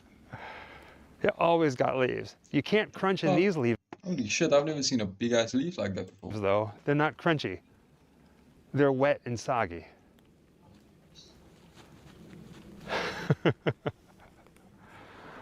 That's very pretty too, though. This is a sick shot. Yo. Cinematic, bro. So we decided to test fate a little bit and walk a little closer to the gate. Kind of up in the woods. This is as far as we're going to get. Oh, the lights came on. You see it? So they know that we were here. And speaking of, since we've been here, what, 4, 5 cars came out of the gate? Unmarked cars. Right? So there definitely is people back there. I don't think we would have gotten very, very far. But like I said, they did come out and they're like, don't even think about it. I think they're expecting us, baby girl. That's the biggest leaf you've ever seen, bro. Same, dog. Jeez. They were nice. They were very nice. Everybody's been very nice so far. But this is cool. Beautiful. Yeah, there's a motion sensor lights. And with that being said, thank you for joining us on another grim adventure. This time, exploring the world of the Bohemian Club and the notorious Bohemian Grove. Nobody really knows what goes on in there. Oh, sick. Or back there. Maybe nothing. Maybe it's just like a Boy Scout camp of some sorts for adults where they pee on trees and stuff like that. You never really know. Or it could be something more nefarious. That's a fun word. Till next time, happy Halloween. And oh yeah, no trespassing. Always ask for permission first. But this is as far as you can legally get to Bohemian Grove. Boo. W video, bro. W video. We really explored as much as you actually could legally explore. I like how they really take you in as well. And like this guy says, my favorite thing about you too is you visit and tell the history. Everything else is trying to make haunted occasion. You keep it real, respectful, boom. And no edgy haunted music, no frills or fast-paced editing, just long shots, superb camera quality, and simple editing is all needed for an amazing video. Yo, bro, 100%. I've delivered to them. Wait, what the fuck? I've delivered to them on multiple occasions. Definitely get an eerie feeling driving in. The road is super narrow. There's twists and turns, numerous owls. Not the place you'd want to be for a bad trip. Or a horror movie. Written by Riddle Room and written by me, Andrew. And that's where they make the orbs. Or possibly they might be summoning the orbs from a different dimension into our reality. Not the place you want to be for a bad trip. It just looks like a large lodging resort for hippies.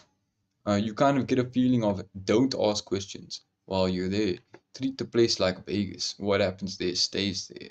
I think since it's been so long since a notable, pretty popular figure has been there, that it's just more of a high-priced, reserved club for people that want to experience history. It's crazy how places like this existed for elites. I'm almost 60 years old, and I have been interested in true crime and strange occurrences since my early teens, and I've never heard of this place. I appreciate the opportunity to join eventually. Oh, okay. Just attended the family holiday party at the Bohemian Club a few days ago, and have been to the Grove several times with my father-in-law member. Oh my days, what? Was lucky enough to have our wedding in one of the side rooms 27 years ago. Was lucky enough Your portrayal is excellent and spot on. You guys don't do clickbait or conspiracies. The boring truth is it's not a secret society. It's a private club like your local golf club. Most members are artists and authors invited to attend and join. Yes, there's a lot of art from all the artisans going in, fun member Jack London. But really, it's an old club with the forest extensions and represent non-centralized approach here. I think for the two giant lanterns on the door in Bohemian Grove. In San Francisco, really steep symbolism traditionally tied to the history. The lanterns represent enlightenment, camaraderie, and artistic inspiration, reflecting the club's origins as a gathering place for writers. The light of okay, so that guy went deep. That guy went deep. I was invited here by a dear friend and member for a concert celebrating. I was somewhat bothered that it was a gentleman's only club, no women. I was told you had to wear a coat and tie. The music was fantastic, played by members. Stills was in attendance, and I met him. Unusual for 2023 standards, but a beautiful building inside, full of talented members. Great, This was interesting. My BFF knows a lot about the Grove and recently bunch of signs. I was raised in the God shack, man. Don't turn down last night. Nice, man, though. There are cameras all around the road and property. If you look as you're driving to the Grove, you would see them in the trees. Wish I could show you a video. Incidental. Wait, also, we lived in. My dad worked there as a great visitors, but something happened and he quite. Wait, what? What the fuck am I reading? Occidental is so beautiful. We lived in Duncan Mills. Our kids went to school in Monte Rio, 1 mile from the Bohemian Grove. My dad worked there as a greeter and signed in the visitors, but something happened and he quit. He never talked about it. I'm just happy nothing happened to him. I'm sure he was spoken to harshly. Don't speak of it. Who knows? But this is bruh, this lady needs to use some full stops and question marks. I literally haven't seen somebody type like this since a kid, a peer I knew in primary school. With no, a coworker and I drove right through the front entrance one day without even knowing it. We had a 12-pack of beer on the front seat, minus a few, and we're just cruising around and happened into the place. I knew about where it was, lived here all my life. It wasn't the same entrance you guys visited. That's a side entrance. It was 5. Got the video you showed at the beginning of them being turned around. Front gate from 75 inside the entrance, still driving when they came screaming out of the guardhouse. Stop. My brother-in-law was actually a guest there many years ago, which stunned me because he's anything but conservative.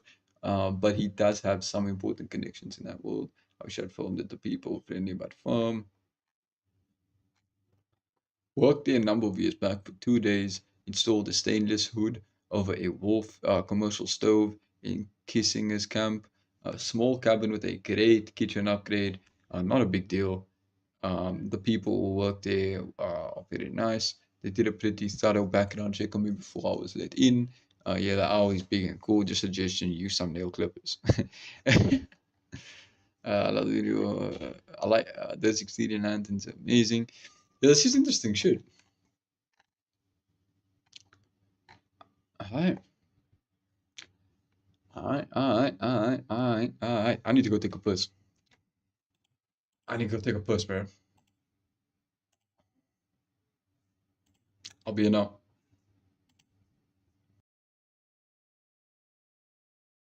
What you guys saying though? What you guys think?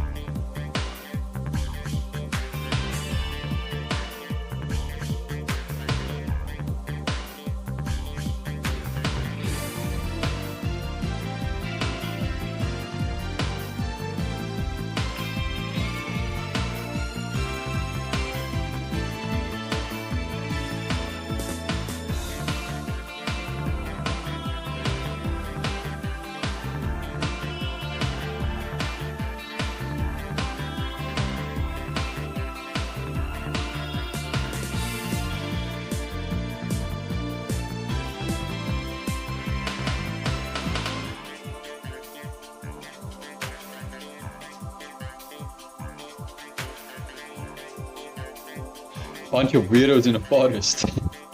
Probably. Probably, yeah. Like, what the fuck? I heard it didn't start out as something only for the elites. When it started out, it was for people of like, it was basically so people could get out in the forest and I don't know, smoke some dank and like it wasn't only for the elite and the rich people, and it became that because it became popular. It became a popular way to, I don't know, fucking whatever they did. But it's live, bro. Good stream. I made the orbs with you. You too, brother. You too. You too. Appreciate you being here, bro. Appreciate you being here, bro. No cap. Have a good one, dog.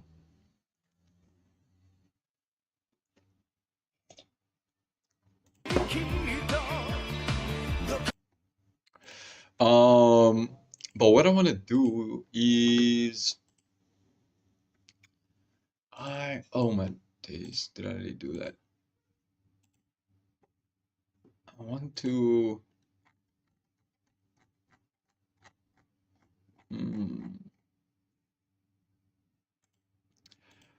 I want to learn I've been wanting to check out, I wanted to learn Duolingo on stream type shit. Just like if I run out of something, if I don't like out of like, you know, something to talk about or whatever, but I'm gonna have to load up BlueStacks, and I hope that I don't even know if I installed the app. But once again,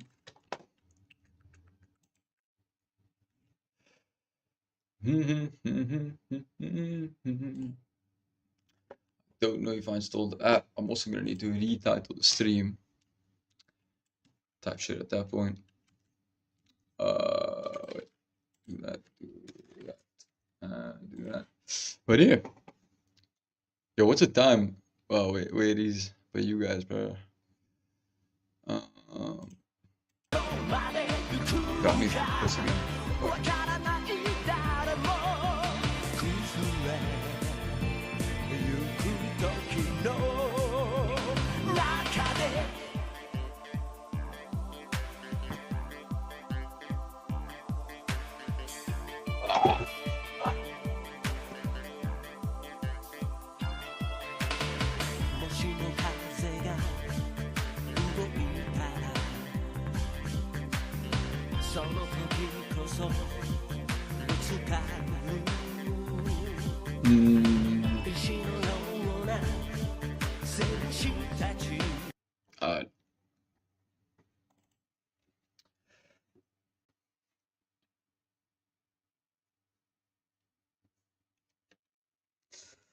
Baku Project it is. Best anime game. One of the best anime games. I ain't gonna lie. That shit takes a while to load though.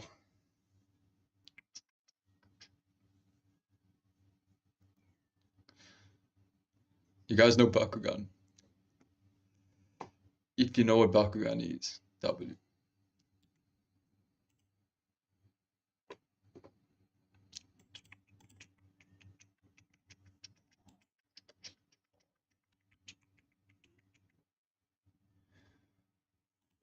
This game takes fucking, I guess it doesn't take that long compared to Fortnite. Fortnite takes ages to open up. Holy shit, bro. Fortnite takes days to open up.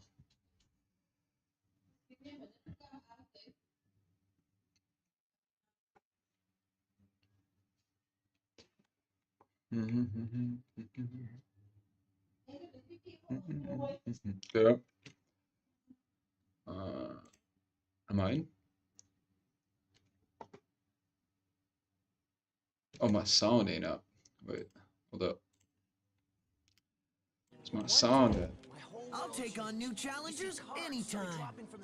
Mine? Alright. First, we didn't know where they were all coming from or who sent them. Alright, here we are. What's good? What's good? What's good? Yo, we are.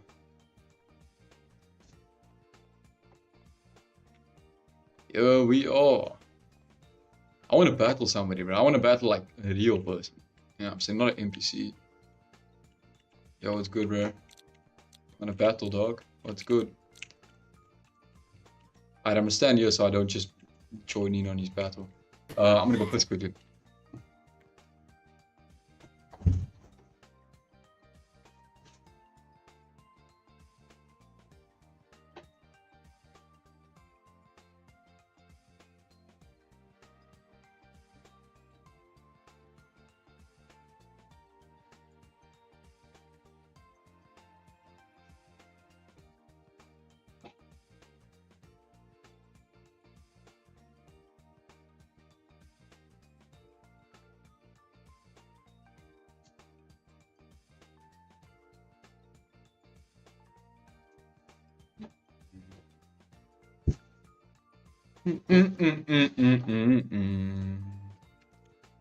Gotta make sure my mic is on.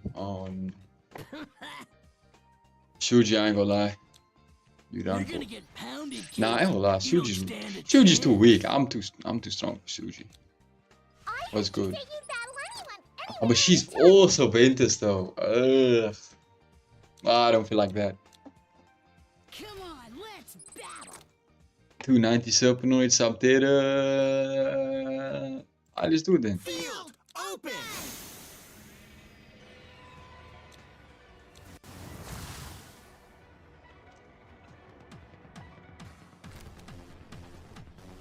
What do we got? What do we got? What do we got?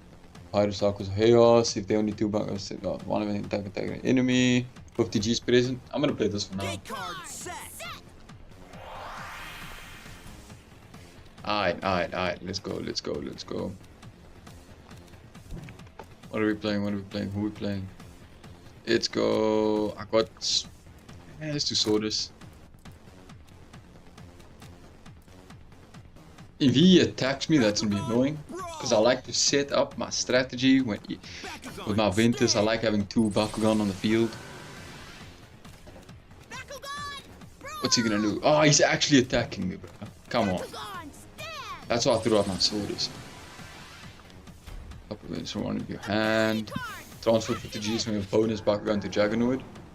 Alright, so he's going up to 320. That's annoying. Gate card. Open. 320. Ability. There we go. Do something, Akira. Activate gate card. You can do that. You can do that. We both at 370 now. Come on, Swords. Hello. Please. Juggernaut gets 100 G's. What? I have to run away. Luckily, I can run away. Because damn. Ability card. Yo. Jump over, please. Oh my days. If I didn't have a jump over, I would have been done. Swords is boosted right now, though. Jeez. Alright, what do we got? Shadow Scratch. Alright. Gate Guard.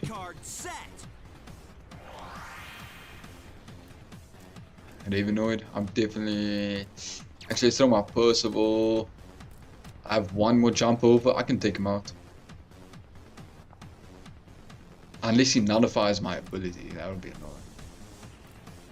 If he nullifies my ability, that's gonna be annoying. But I might be good. Percival, please. This isn't going to be much of a contest.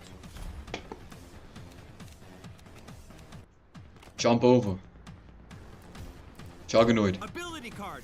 Help him out. Do something, Akira.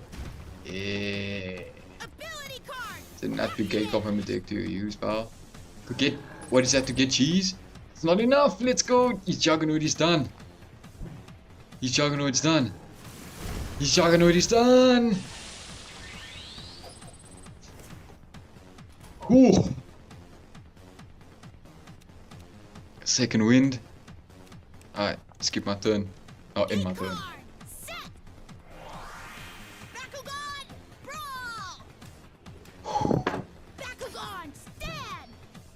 That shit is really just like the anime, bro. It really is. Sword's character card? Definitely. Gate card set. I need to start fighting like better people, bro. Battling better people. Glowing moon protocol comes another gate card. Yeah, I'm gonna need that. I'm gonna need that. Bakugan brawl. Go on, Swords. Go on, Swords. What? No. Watch the strat. Actually, wait. I might wait another turn to employ my strat. I might wait another turn to employ it. Unless he attacks me. I didn't attack. Bakugan, stand! Yo, for the person that's still watching, appreciate you, bro. You know what it is. Yo, this game's sick. Gate card. Alright. Alright, let's throw. Who we throwing?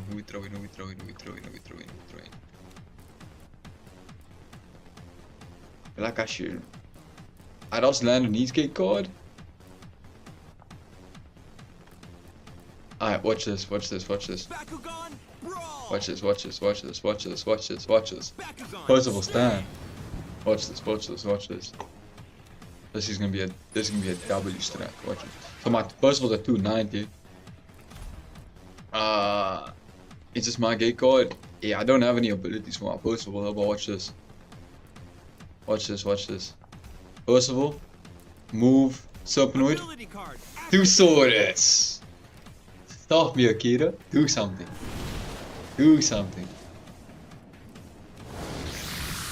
Yeah. There we go. The more K cards out on the field, the more G power you get. That would have worked if my Swords wasn't buffed up into the absolute oblivion. You done, Akira. And that is how you do it. Don't want to count my chickens before they hatch though. So let's see what we can do. What is this? Ventus Chaos? Alright, not. Alright, who we playing? Soft Ventus for 1 control. I'm throwing Ravenoid out. I have to. That is his gate card though.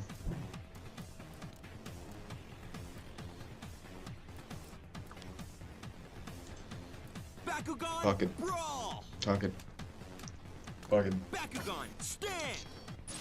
Mantis Ravenoid. Stand. What you gonna do?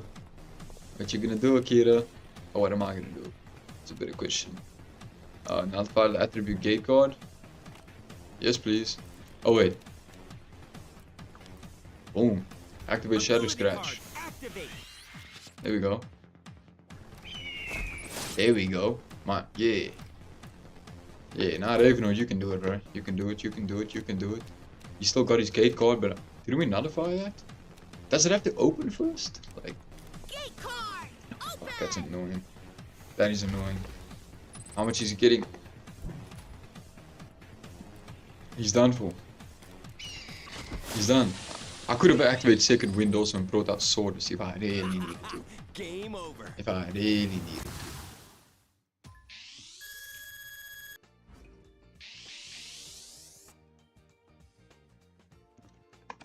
There we go. Bring out my sheet. Touch you onto the battle. Let's check how much HSP I got. Love Bakugan, don't you? I see you looking Almost every day. 1v1 tournament started. Hold up. Oh, I have 1-5. Stormbreaker, Nullify. It's backdrop, return. Back onto John's hands. I'll come back. Gonna go to the tournament board. Ender. There we go. I'm in a tournament. I'm in the tournament.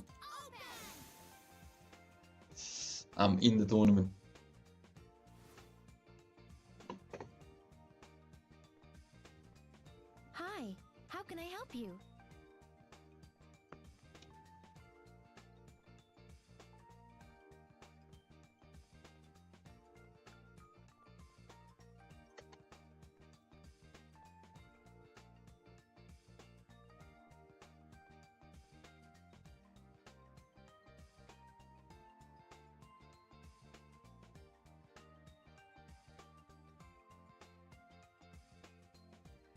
One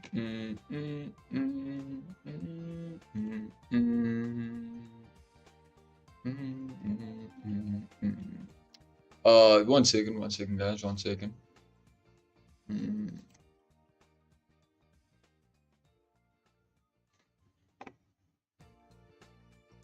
Alright, fuck it. How much characters do I have in this already?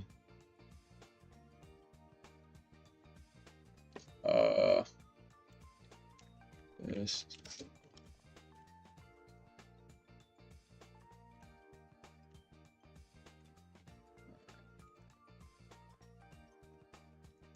Fuck it. Alright, we're back. We're back. I don't know when this tournament's starting. How do I? Alright, so it's only me and this guy so far. Let's spin this wheel. Let's see what we get. Please give me something good. Please give me something good. I want a Monolith character card. Oh, let's check it out.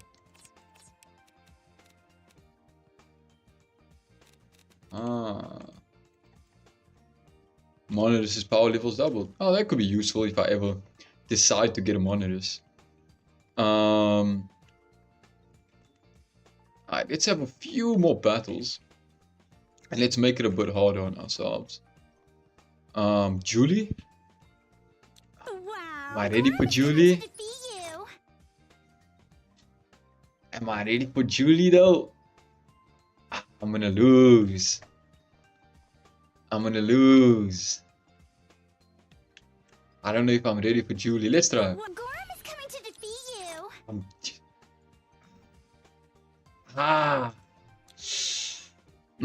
If I use my jump over cards, I might be able to double team. Let's do it. I ain't scared of you, Julie.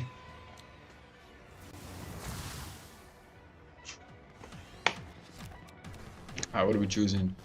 For now, let's go with, what is that? Pirates, Aquas, Chaos. Alright, let's go with the 50 G's. That's it. Yo. What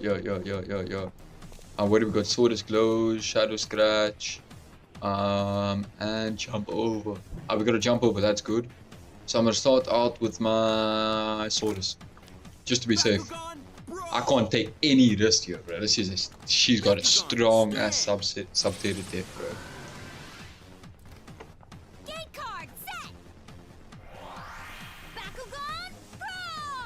Thank you for not attacking me. Juggernaut, okay. 320. What do I got? Second Wind. Is that her gate card? Alright, let's set the gate card.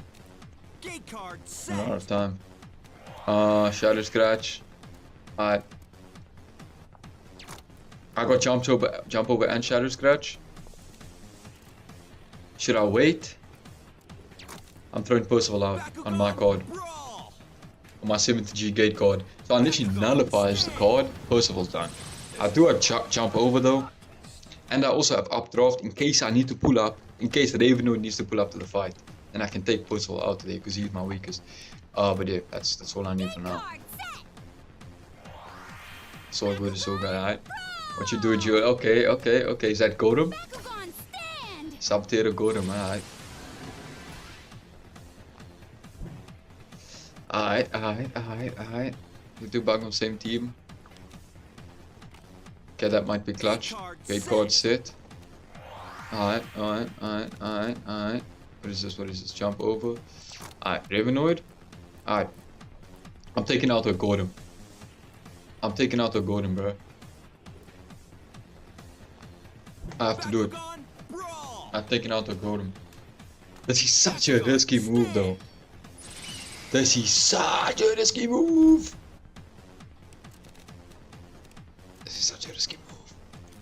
Open your gate card, Julie. Gate card open. There we go. Is it attribute card? I think it is. Shadow Scratch activate. Ability card activate.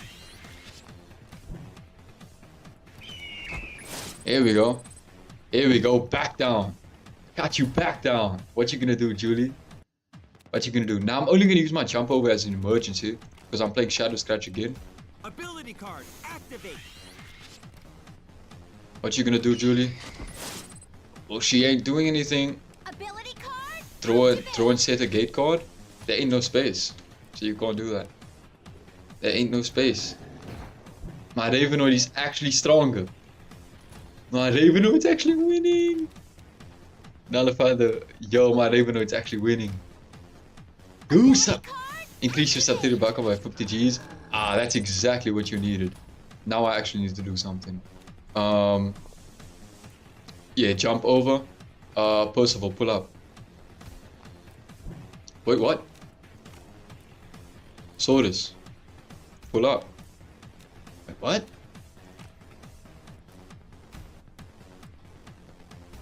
Pull up!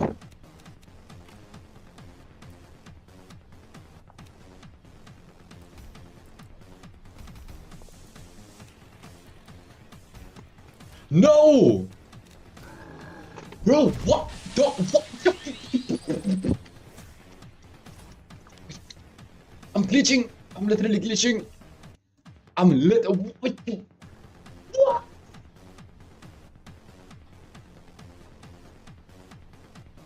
Could I not jump over onto an open gate card? I should have moved my Ravenoid out of there.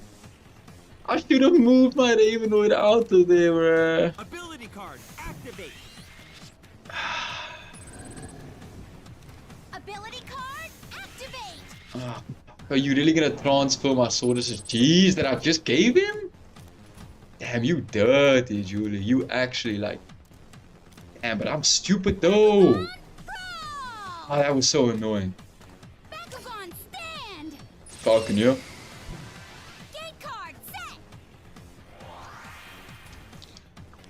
Falconeer. Move Baka, do not give Baka once battle. Bro, I'm literally I gotta take her out. I'm taking a Juggernaut out. She's done for. And I have a jump over, she's done. Scarlet Twister. Sordus, move that Juggernaut to you, bro. Move that Juggernaut to you, bro. Juggernaut gates 100 G's. That was good, that was good. You still getting moved. You still getting moved. You still getting moved though. And we still fighting. Here we go. 370 ain't enough. I ain't gonna lie. Jump over should be good. Jump over should be enough. Percival. Go there. No ways it ain't working again. No ways it ain't working again. Don't tell me that. Don't tell me it ain't working again. Don't tell me it ain't working again.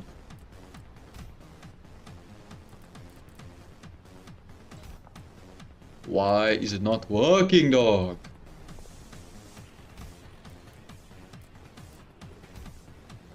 It actually isn't working.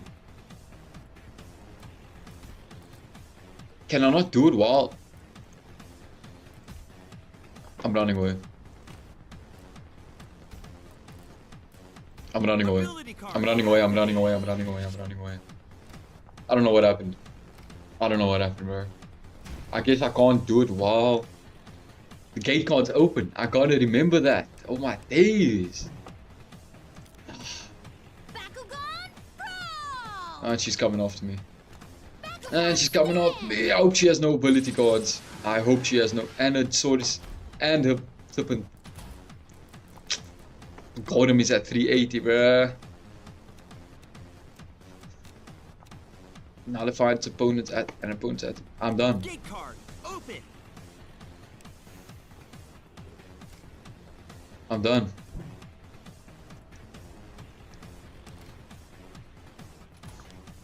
I'm done.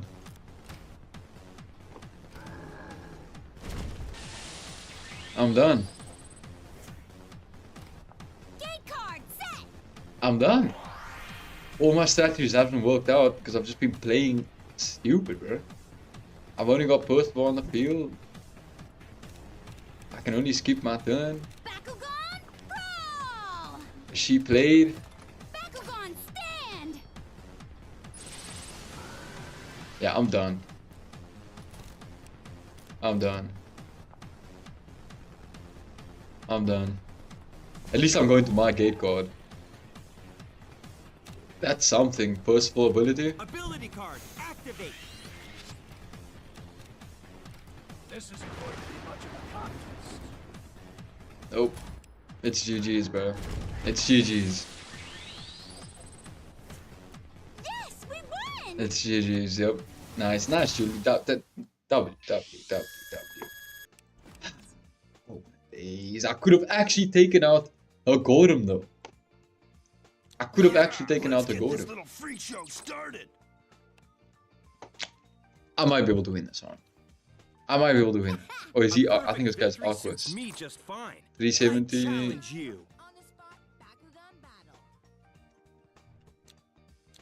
I think she's Pyrus. Aquas. I'm kind of scared to go up against Aquas. I don't know. I actually have to play smart when I'm going up against these, you know, stronger people. Alright, let's go, bro. Field. Think I'm scared of you?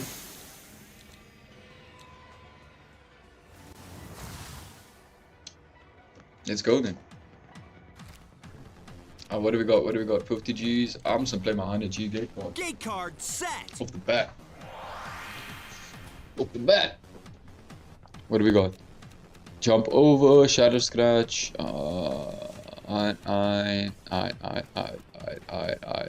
Ravenoid, sending him out there. Let's go. You got this, Ravenoid. Bakugan, stand. Gate card set. Bakugan, brawl. Oh, he's immediately coming in for battle. That's so annoying. Self-annoyed, 320. You can take him, Ravenoid.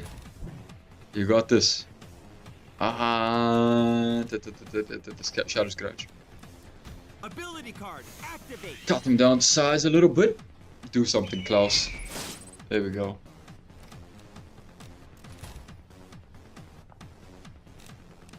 Gate card open.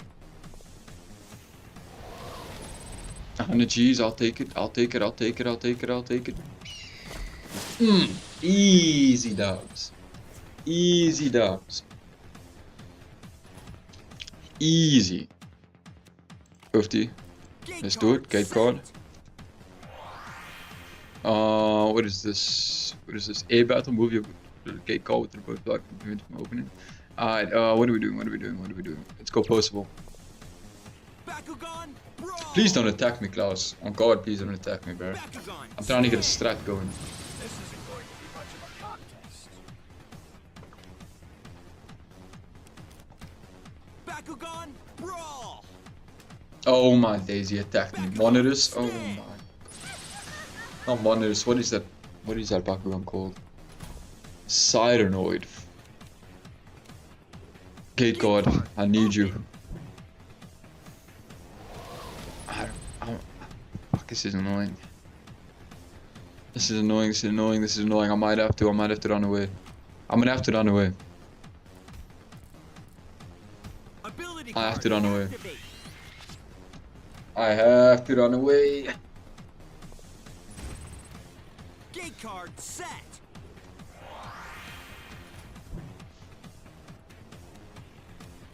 Darkest Subterror Ventus? Oh, fuck. Alright, let's just hit this one down. Alright, now I'm gonna attack you. Watch me. Watch me, watch me, watch me. I don't have a Sword as Glow, but I do have a jump over. Move the Ventus back onto an adjacent Gate guard. But again, I don't know if that'll work. I don't want to just like suicide. YouTube did not hear that. I don't want to just off. YouTube, you did not hear that. You did not hear that, YouTube. You did not. And I was actually tripping so much that the game just autoplayed for me. Swordus, you got this. Swordus, you got this. Swordus, you got this, bro. We both at 370. I do have a jump over, which, oh god, I feel like I just need to activate now. Percival, please get on there, bro. Let's go. Wait, so I can only jump over to my gate card. If it's my like territory, I can only jump over. Yes, I don't know it's done, and this is his main Guardian Bakugan right here. You done? I don't think it's. Yeah, ain't nothing you can do. Bye bye, Cybernoid. Bye bye, Cybernoid. What is this blow away move? Okay, I have a gate card on the field, 50 Gs. Alright, I'm gonna throw. I do have. What is this one? Where's that other one? This one, I think. No. No. Okay. I do have. What is it called? Blow away, and I can just move his Bakugan away if I need to. If I'm in trouble. This isn't going to be much of a contest. But you'd be down to land on my gate card, because yeah, he's been losing this whole game. There we go. There we go, Klaus. That makes more sense. There we go. There's the monitors. There's monitors.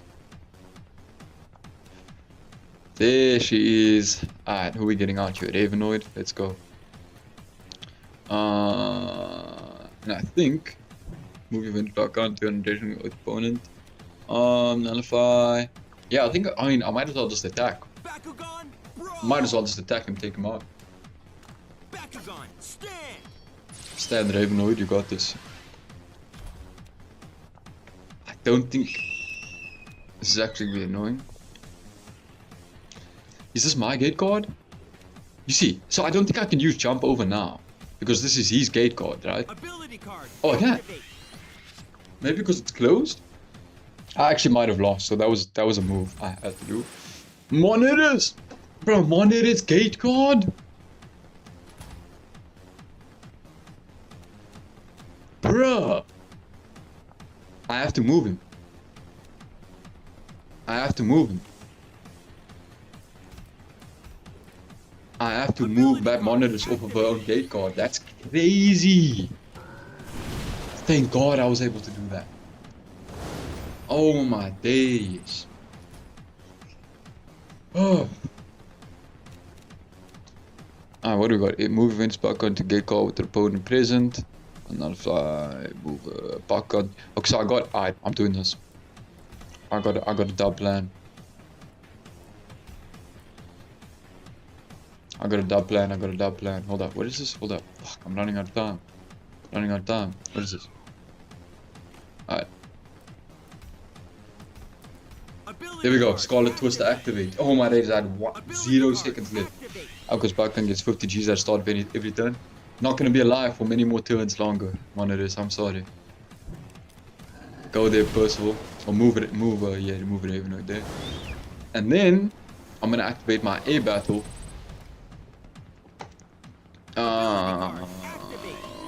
To get Percival there, hopefully. Because I'm losing. Let's go! Please work. W. Love Ventus, bro. Your opponent's back and loses 50 Gs, I'm good. And I'm on my own gate card.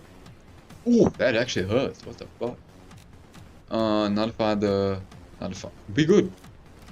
Bye bye, Klaus.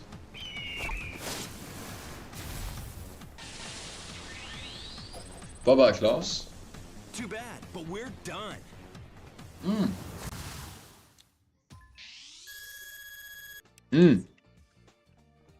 Alright, I think I can take his Chaos deck out. I think I might be able to win against his Chaos deck. Let's go. Field open.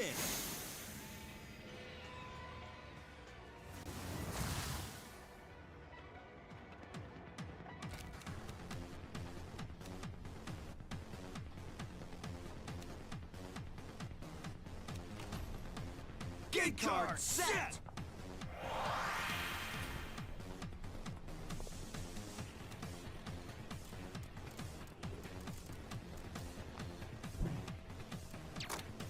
Bakugan, brawl!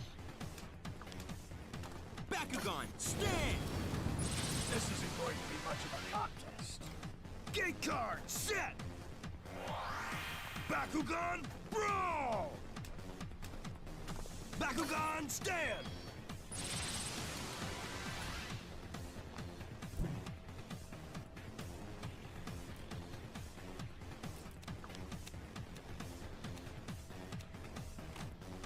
Gate card set.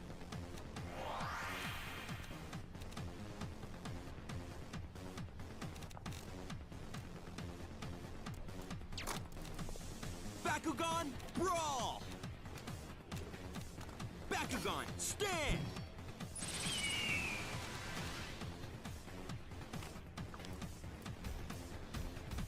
Ability card, activate!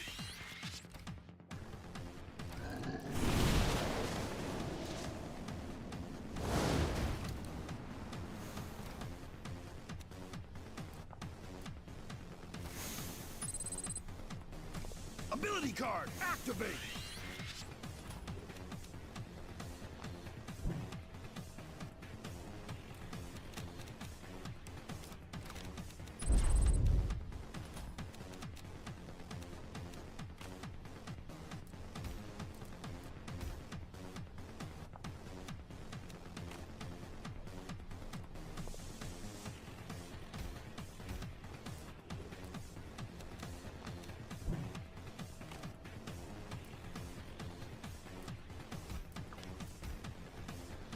Ability card, activate!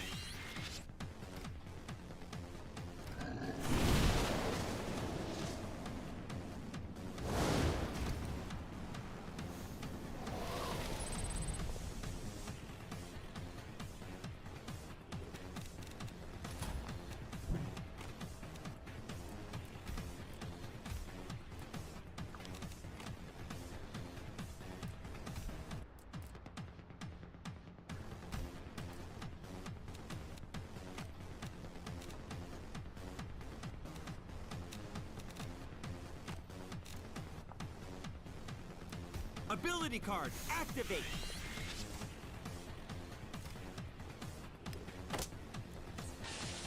Bakugan, brawl! Bakugan, stand!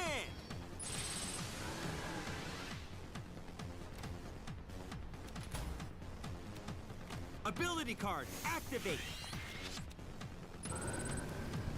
Ability card, activate!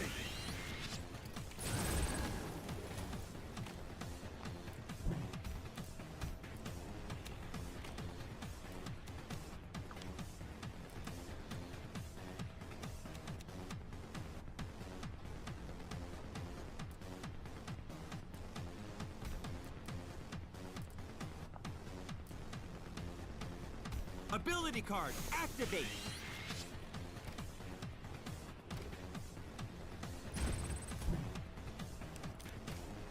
Bakugan, brawl! Bakugan, stand! Gate card, set!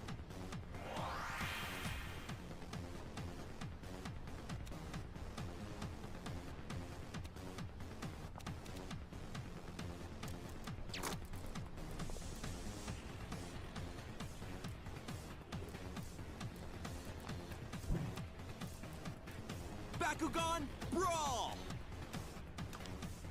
Bakugan, stand!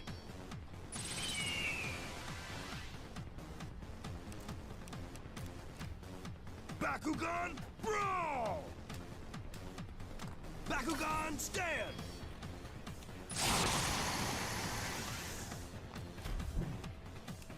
Ability card, activate!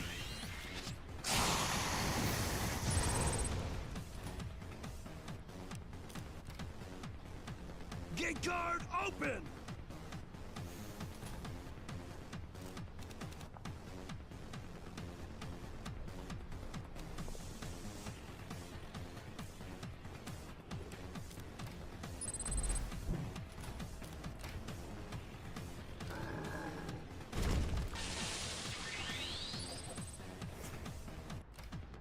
Gate card, set!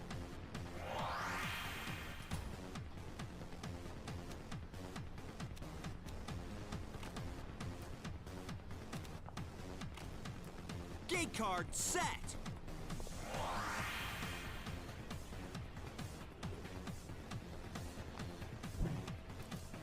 Bakugan, brawl!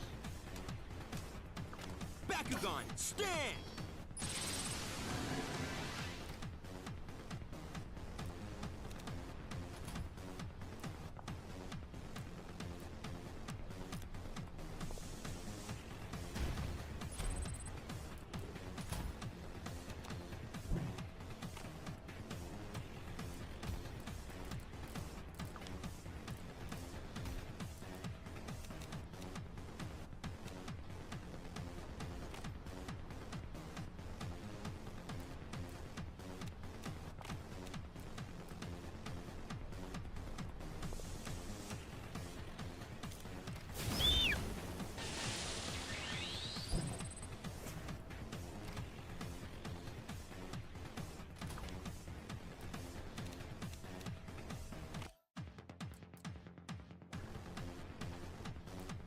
Gate card set.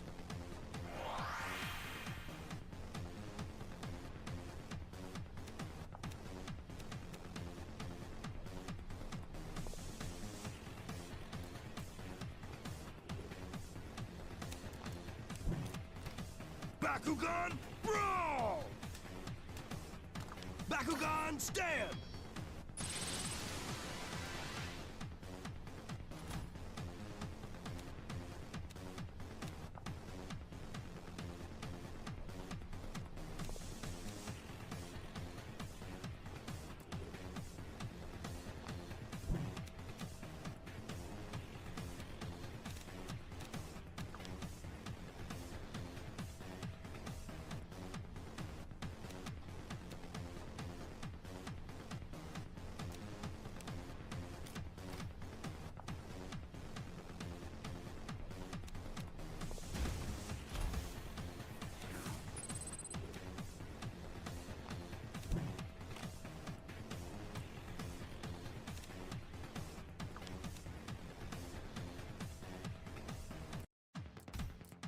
Ability card, activate!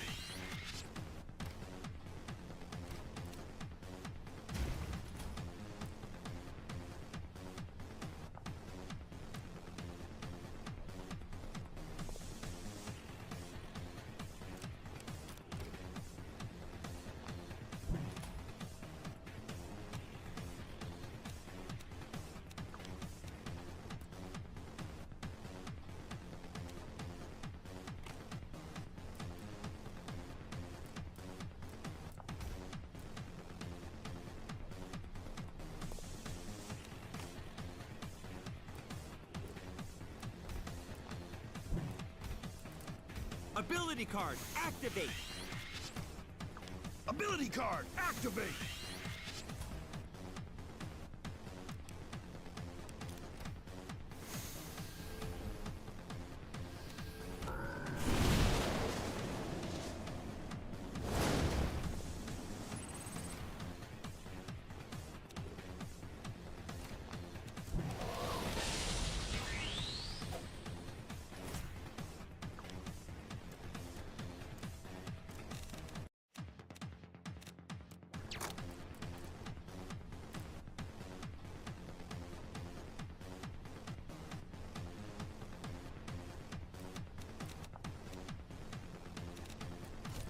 Bakugan, brawl! Bakugan, stand!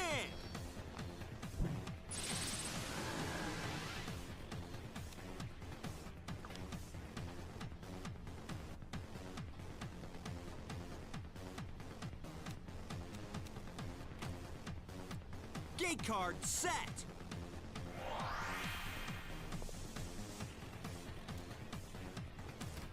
Bakugan, brawl! Bakugan, stand!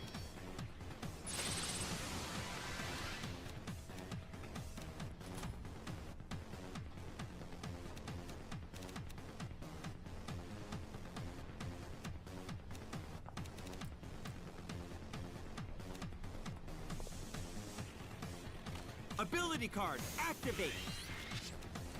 Ability card, activate!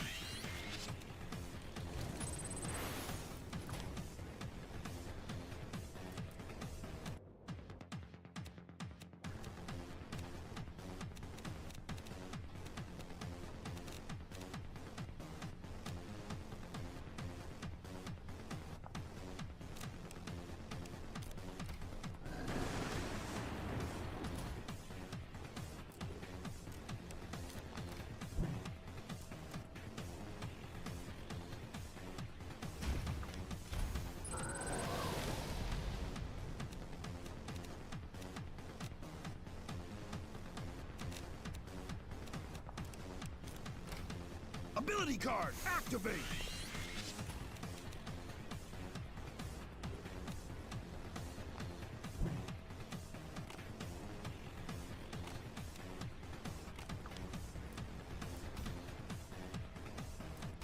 Ability card, activate! Ability card, activate!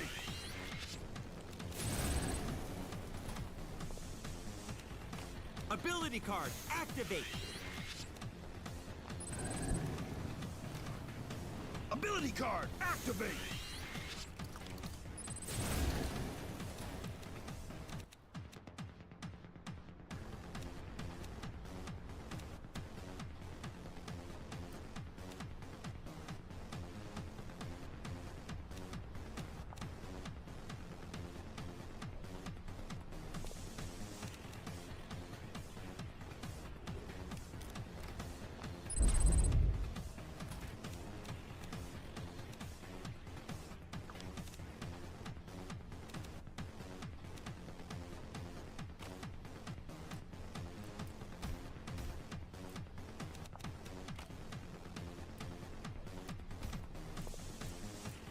Ability card, activate!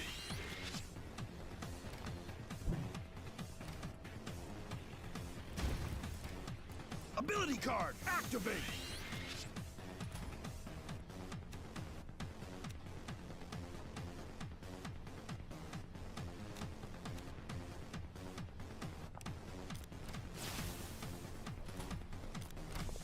Ability card, activate!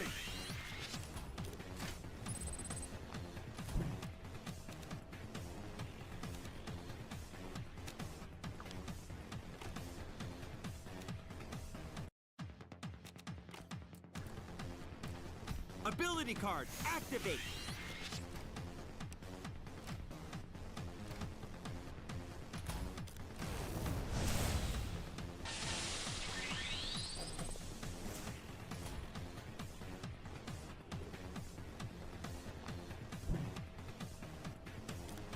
Bakugan, brawl! Bakugan, stand!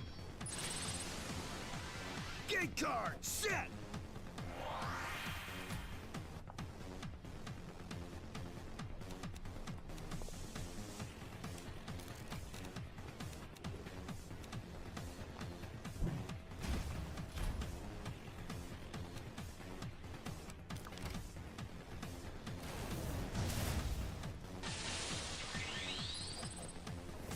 Sorry, you're only numbered.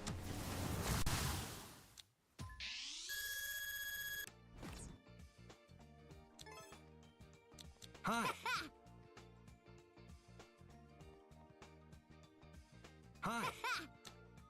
This'll be a good show. I'll defeat you with style.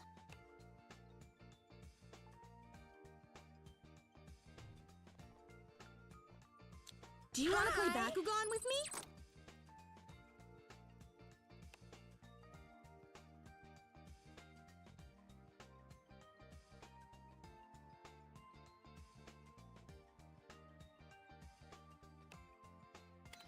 Field open!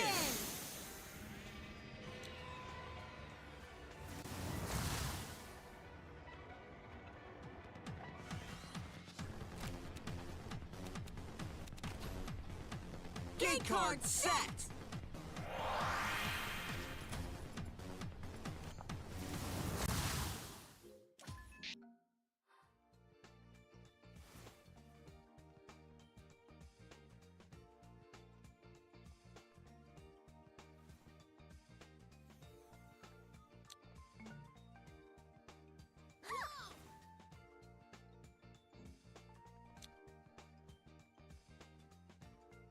Ah, looking for a new Bakugan?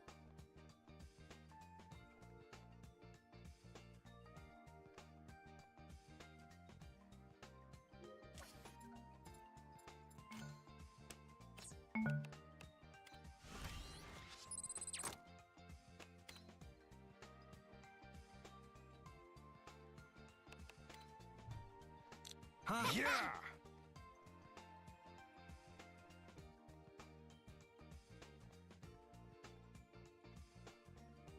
Do you want to play Bakugan with me?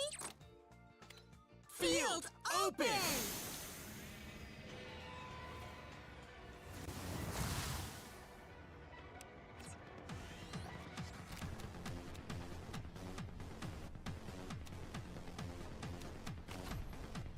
Gate card set!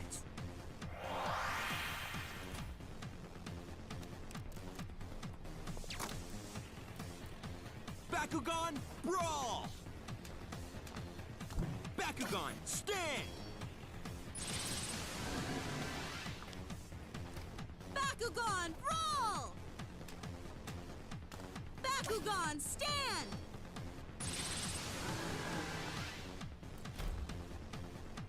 Ability card activate!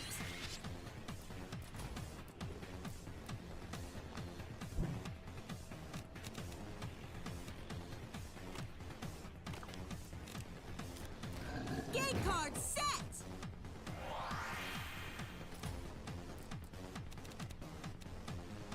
Ability card, activate! Ability card activate!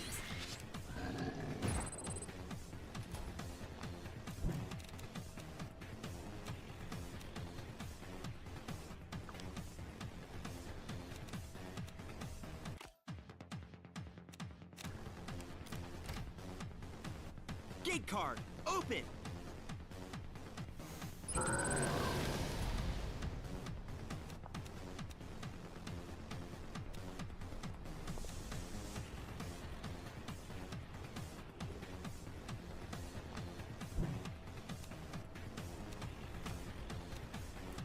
Ability card, activate!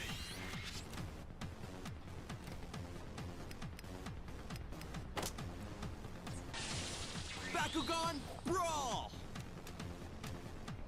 Bakugan, stand!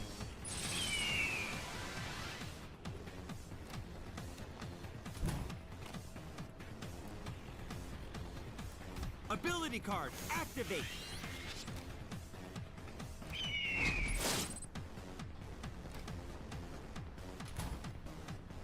Is annoying. That is annoying. Am I back? Am I back? Am I back? Am I back? Am I back? I'm back. Now look, wait, that was supposed to nullify the gate card. Oh god, that was supposed to nullify the gate card. Why didn't it? Why didn't I nullify the gate card? Why didn't it nullify the gate card? Why didn't that was supposed to... Gate card set! Bruh. I ain't gonna lie.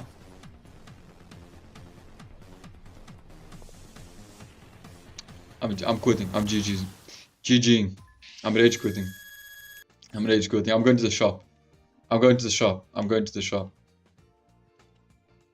Oh shoot, yeah. Oh fuck, where's that happening? Alright. I'm going to the shop. Ah, looking for a new Bakugan? Pick one that you like.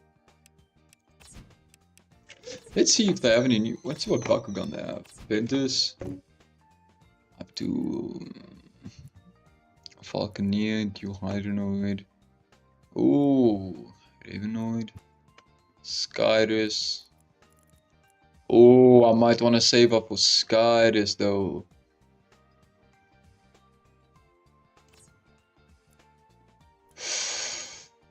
I might want to save up with Skyrus. Nah, that's gonna be wild. That's still gonna be wild. Dragonoid.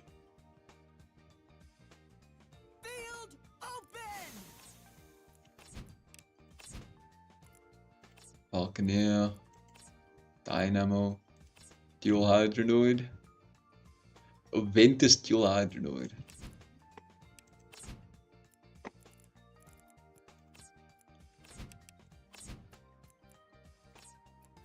I like how we got so many traps in the game. Tripod, Ips. I literally had this one. Laserman. Bakugan, don't you? I just look for cards. Just look for cards. Let's see what we can see. Let's see what we can find. Updraft. Return an enemy gate card on the field to its owner's hand. Gale Force. Throw 2 Ventus Bakugan onto an opponent's empty closed gate card. I'm getting that. I'm getting that. 2-5. 2-5? I'm getting that. I'm getting that. And I can only own one of it as well. So it's a pretty special card. So Suji, let me just beat you quickly. So I can get the money for that.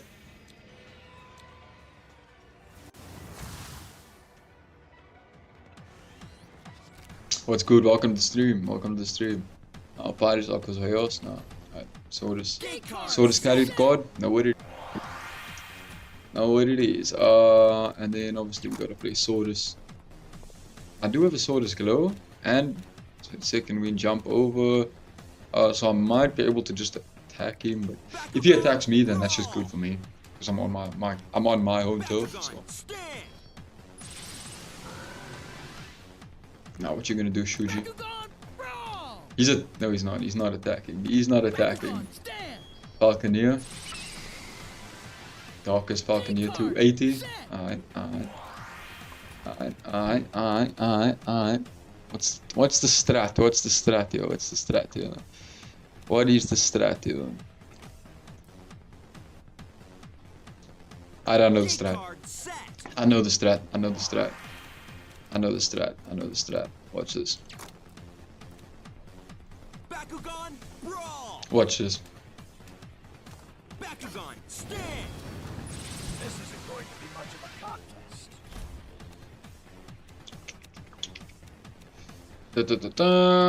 And then we Swordus pull up. Ability card, activate! Ability card, activate! Alright, I'll take it. I'll take the heat. Just pull up Swordus. That's fine. What you can do, Shuji? There we go. Nothing. Absolutely nothing. Yeah, I just need to take him down as fast as possible. I need to get that card. That was a sick card, bro, for Ventus deck. I need that card before it disappears from the shop. Bakugan, stand! Alright, Swordus. Gate card set. Gate card. Alright, what are we doing? I'm assuming that's a Swordus character card. And if it is... Actually, wait. Yeah, I can take him. Let's actually get... Just in case. Just in case, I'm throwing Swordus on my Swordus character card. Just in case. And then I'll throw... if he doesn't attack me this turn, I'll throw out Percival the next turn. And then set up my strat from there. Yeah, he didn't attack us, so that's good.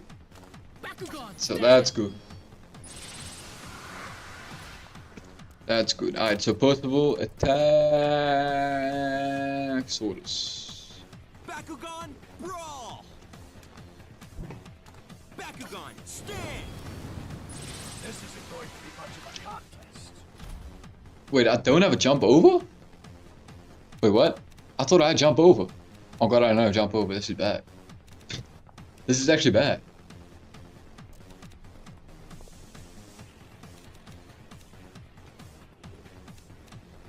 This is actually bad. Ability card, activate! Ability card, activate! Oh! Yeah, unfortunately that ain't gonna be enough, Shuji. That ain't gonna be enough, Shuji, unfortunately. Because you go into my Swordus. That was actually dumb, because it is a Swordus character card. So that was actually very stupid of me to do. Yeah, that was dumb. That was insanely stupid, I know. Yep, that was the wrong move, for sure. I don't know why I did that, to be honest. That was dumb. That was very dumb.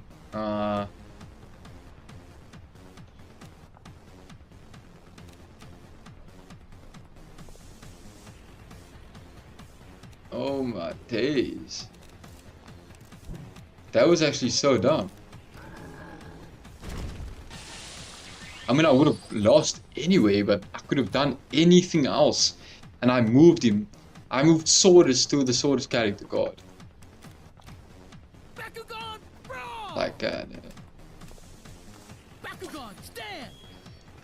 I should have enough now to buy the card. Right. I should have enough. I do. Alright, I do. Oh, what's making my shit lag? I do. Ah, I do. Ability, Ventus. Gale Force, here it is. Alright, here it is. Bind it. Bind it.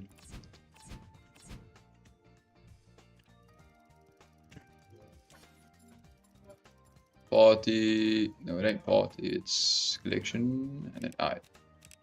So abilities with Gale Force. Here it is.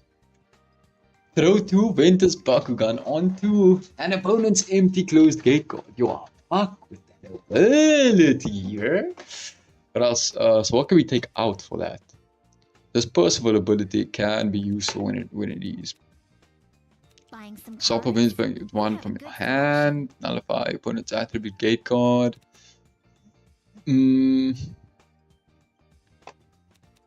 Yeah, I'll take one of these out. For Gale Force, for sure. For sure. For sure. Buying some cards? We have a good selection. Wait, what happened to my Swords, bro? There we go. Yo, that looks just like Julie. What the fuck? I see you looking almost every day. What's the bro? That looks just like Julie. Oh, it's Alice. Bro, it looks just like Alice. I mean, how does she do that? W outfit, bro. What the fuck? Soft machine.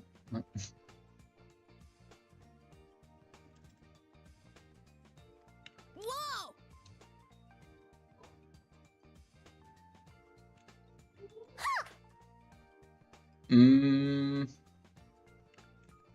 I challenge you to a brawl.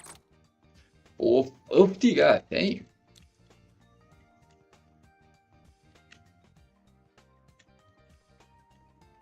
It is an honor for an amateur such as yourself to lose to the top-ranked brawler. 600, god damn. Your overconfidence will be your downfall. You up for a battle? I think I can take on Kenta. Let's go. Alright, one more. This is the last game, Kenta. Give me a good one. Make it worth it. Make it count. Make it count. Alright, let's go. 100 G's. Alright, Move back onto this gate card. First of all, go. Bakugan, brawl! Bakugan, stand! This isn't going to be much of a contest. Gate card set! Bakugan, brawl! And he's attacking! And that is so annoying, because first of all, he's my weakest Bakugan! Fuck. Damn, that's annoying. Move an enemy opponent's Bakugan to another gate card, I might have to do that.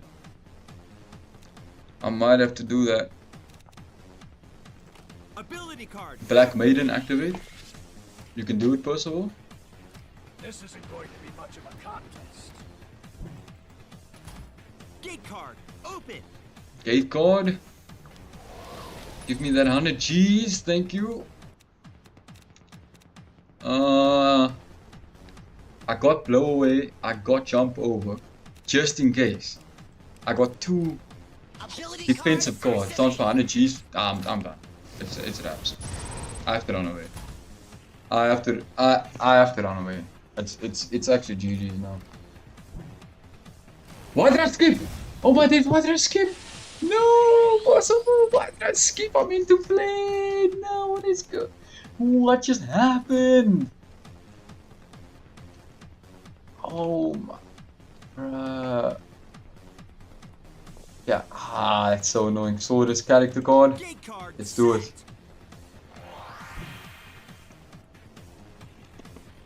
Saw this.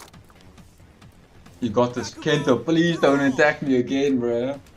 Please, Kenta, don't attack me again, dog. Please don't attack me again. I need a turn to throw down a Bakugan. Ah, thank God. I need to take out his siege, bro. His siege is too strong.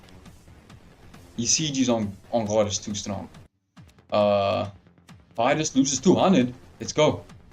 Gate card set. Now watch this, watch this, watch this, watch this, watch this, watch this, watch this, watch this, watch this, watch this, watch this. Watch this, watch this.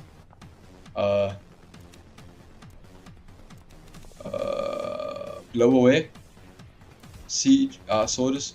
Move E-Siege to that gate guard. The fighters gains 100 Gs. Alright. Alright. That's not gonna be enough though. That ain't gonna be enough though. You still getting moved. Go back onto another gate card. If the back on is bad. Yeah. Alright. Then I'm gonna throw Ravenoid out. If Ravenoid is in trouble, because Pirates decks are so annoying. If Ravenoid is in trouble, then I can call upon Swords, and I can't get him in here, bro. With jump over. I do have jump over, and that gate card really cut him down to size. Really cut him down to size, and I hope he doesn't nullify it. Ability card activate. What is that? Add an additional Pirate's Bakugan into battle. If the Bakugan is a teammates, it can be any attribute. Alright, I guess we're both doing that then.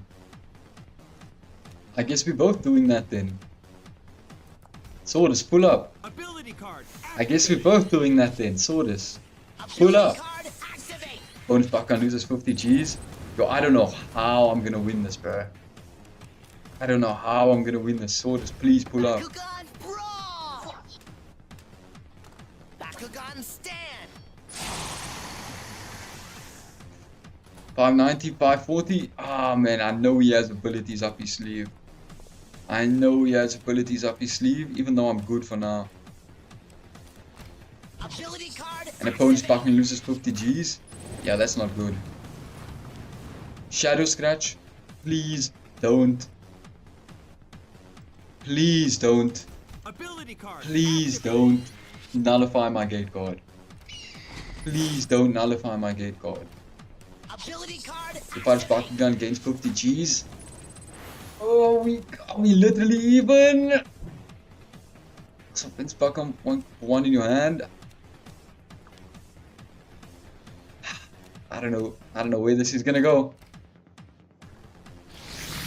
And he wins. I don't know how he wins. He just somehow wins. He somehow, for some reason, wins. He somehow, some way, for some reason, wins. How? First of all, he leveled up though. And Ravenoid's on his way to leveling up as well. Kenta, bro. You up for a battle? We rematch it, bro. With my leveled up portal, we rematch it. We rematch it. That was crazy. I have 2 positive Delta gate cards. He's done. He's literally done. And the thing is, it's so easy to nullify a gate card.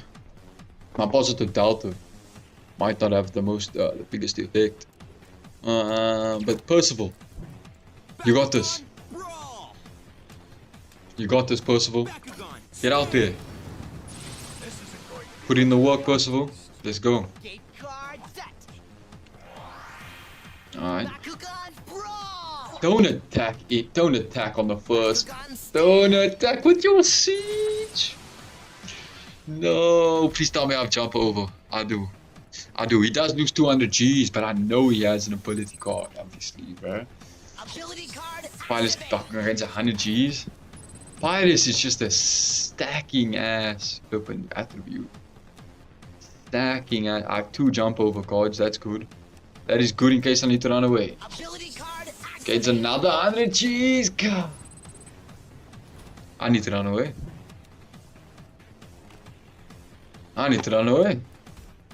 Ability card activate. Why do you have to attack on the first turn, you? And you almost had me there. Kenta. Ventus and Heos. Nah. Yeah, I'm throwing another positive Delta gate card down. For sure.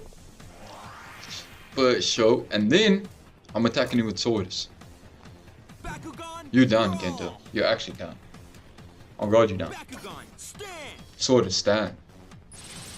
Yeah. Yeah. Ability card. Percival, join him. Help him out.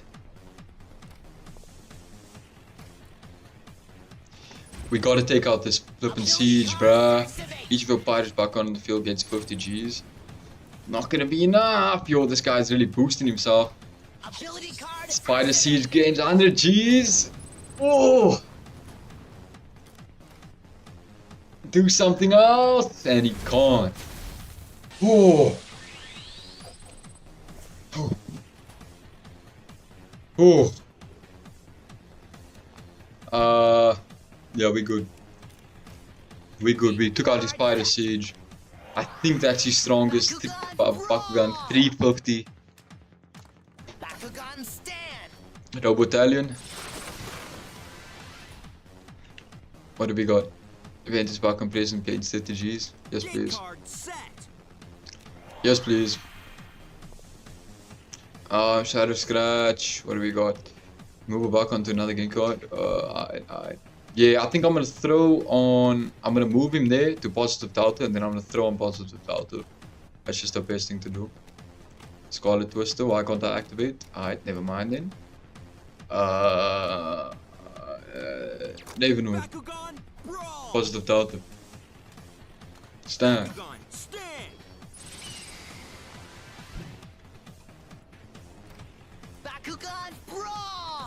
Okay, he's not attacking, that's good for now. Falconeer. Alright. Fight is Falconeer. No, Gorgonoid? Yeah, Gorgonoid. Alright. Can't place a gate guard. Okay, I've got to jump over. But let's see what we can do. I think I'm gonna throw my Percival down. Yeah. That's his gate card. So I'm throwing my Percival down and he's like home turf right now, but and then I'm gonna activate Scarlet Twister and then move him to my gate card where Ravenoid's standing on, because I do have a Shadow Scratch Ravenoid ability. Kent is thinking what to do. Opponent's back on losing for 50 Gs, alright.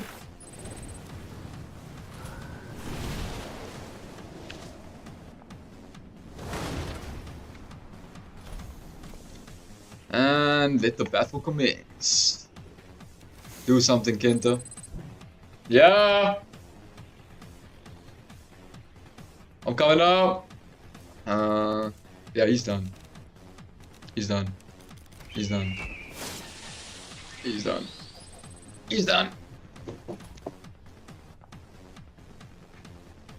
Yeah.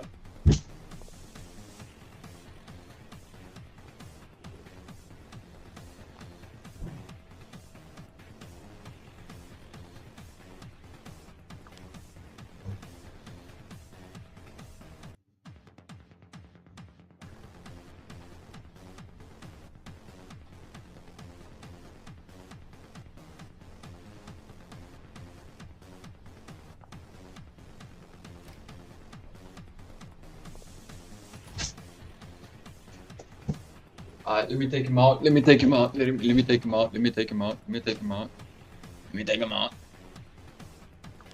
Saurus, I believe in you. Bakugan, brawl! Bakugan, stand!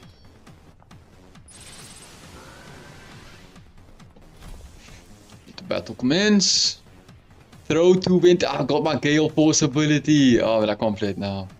Alright, never mind then. Saurus Glow. And then I'm gonna activate my. I'm gonna open my gate guard. You're gonna do something, Kenta? Nullify the gate guard.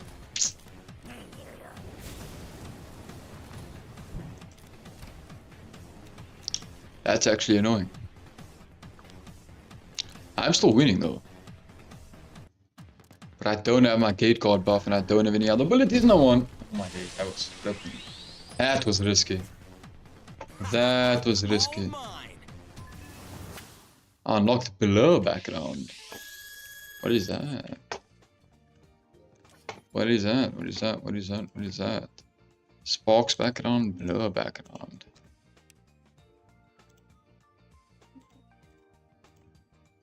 Alright. Alright. Alright. Da-da-bong. Alright guys. I'm like, that's that. Bro, how long was I on this screen for? Yo, how long was I on this screen for though?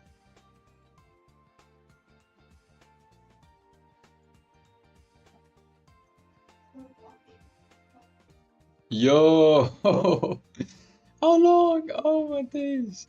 That's annoying. How long have I been on the screen for?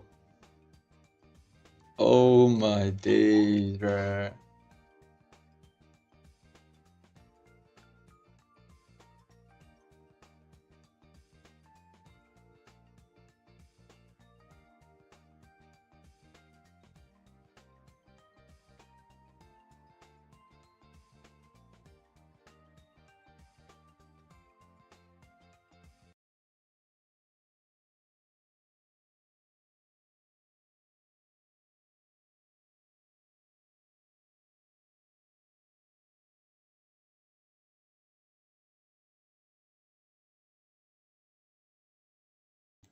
Alright, I'm back, I'm back, I'm back, I'm back.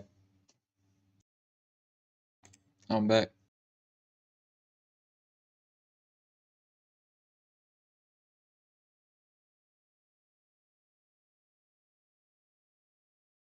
It has been a W stream. Thank you everyone who has joined me on this stream, right? Genuinely, thank you so much. Really appreciate you.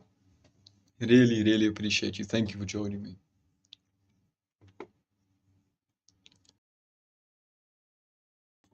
Hope you enjoyed. Like it up. I'm live every single day. Turn on the notification bell. You know what it is.